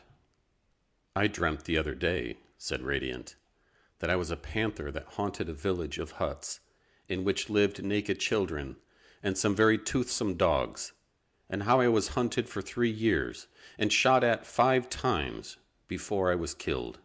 I can remember how I killed an old woman gathering sticks, and hid part of her body under the roots of a tree to finish it on the morrow. It was a very vivid dream. And as I dreamt it, it was by no means horrible. But it was not a clear and continuous dream like yours. A panther's mind is not clear and continuous, but passes from flashes of interest to interludes of apathy and utter forgetfulness. When children have dreams of terror, of being in the wild with prowling beasts, of long pursuits and hairbreadth escapes, perhaps it is the memory of some dead creature that lives again in them?" asked Starlight. "What do we know of the stuff of memory that lies on the other side of matter? What do we know of the relations of consciousness to matter and energy? For 4,000 years, men have speculated about these things, and we know no more today than they did in Athens when Plato taught and Aristotle studied. Science increases and the power of man grows, but only inside the limits of life's conditions. We may conquer space and time, but we shall never conquer the mystery of what we are, and why we can be matter that feels and wills. My brother and I have much to do with animals, and more do I perceive that what they are, I am. They are instruments with 20 strings, while we have 10,000. But they are instruments like ourselves. What plays upon them plays upon us, and what kills them kills us. Life and death alike are within the crystal sphere that limits us forever. Life cannot penetrate, and death will not penetrate that limitation. What memories are, we cannot tell. If I choose to believe that they float away like gossamer nets when we die, and that they float I know not where, and that they can come back presently into touch with other such gossamer nets, Who can contradict me? Maybe life, from its very beginning, has been spinning threads and webs of memories. Not a thing in the past, it may be, that has not left its memories about us. Some day we may learn to gather in that forgotten gossamer. We may learn to weave its strands together again, until the whole past is restored to us, and life becomes one. Then perhaps the crystal sphere will break, and however that may be, and however these things may be explained, I can well believe, without any miracles, that Sarnak has touched down to the real memory of a human life that lived and suffered 2,000 years ago. And I believe that, because of the reality of the story he told, I have felt all along that whatever interrupting question we choose to ask, had we asked what buttons he wore on his jacket, or how deep the gutters were at the pavement edge, or what was the price he had paid for his cigarettes, he would have been ready with an answer, more exact and sure than any historian could have given. And I too believe that, said Sunray. I have no memory of being heady, but in everything he said and did, even in his harshest and hardest acts, Smith and Sarnak were one character. I do not question for a moment that Sarnak lived that life. Section 2. But the hardness of it, cried Firefly. The cruelty, the universal heartache. It could have been only a dream, persisted Willow.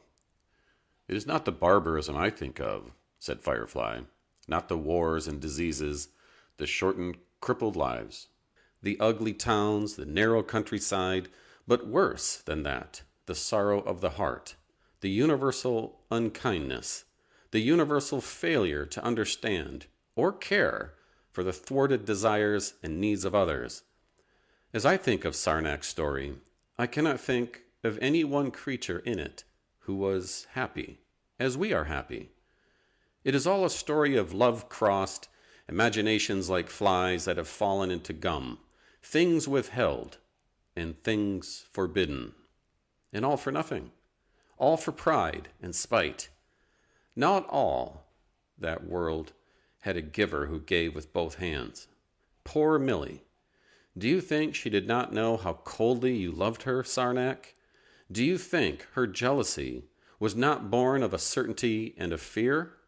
A lifetime, a whole young man's lifetime, a quarter of a century, and this poor Harry Smith never once met a happy soul, and came only once within sight of happiness. And he was just one of scores and hundreds of millions. They went heavily and clumsily and painfully, oppressing and obstructing each other from the cradle to the grave. This was too much for the guest master, who almost wailed aloud. But surely there was happiness. Surely there were moods and phases of happiness. In gleams and flashes, said Sarnak.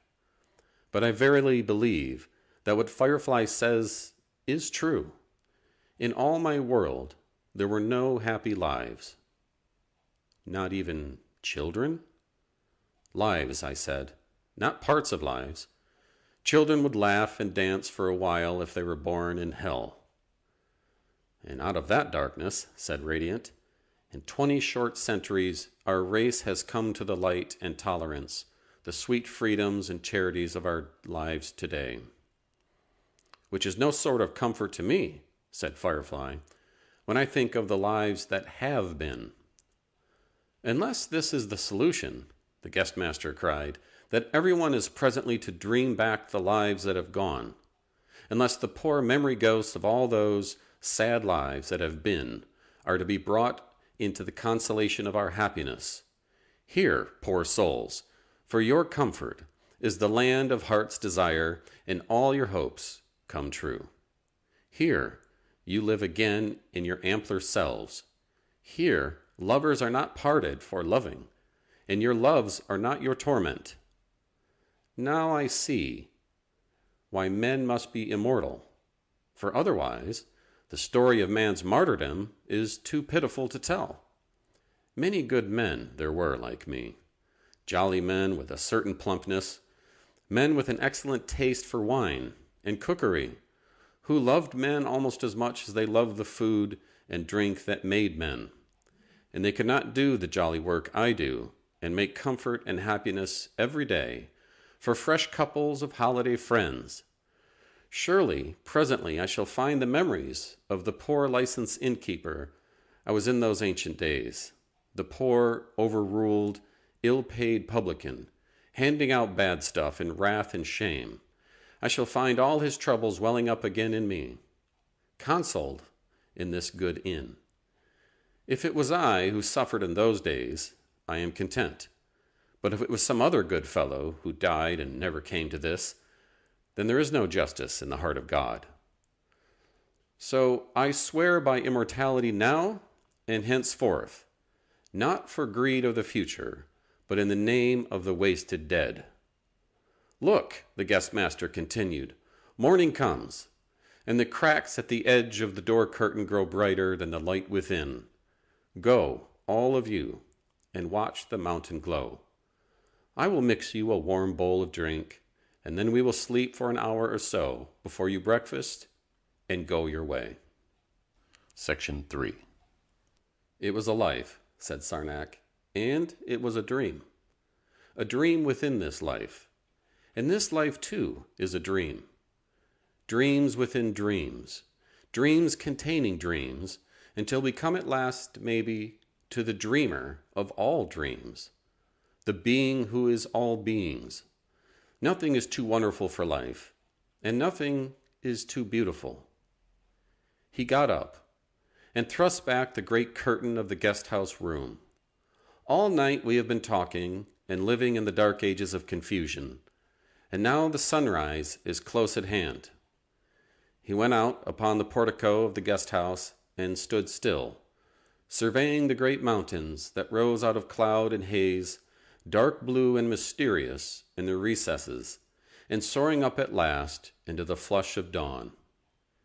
He stood quite still, and all the world seemed still, except that, far away and far below, a mist of sounds beneath the mountain mists, a confusion of birds was singing. End of section 24. End of The Dream, a novel by H.G. Wells.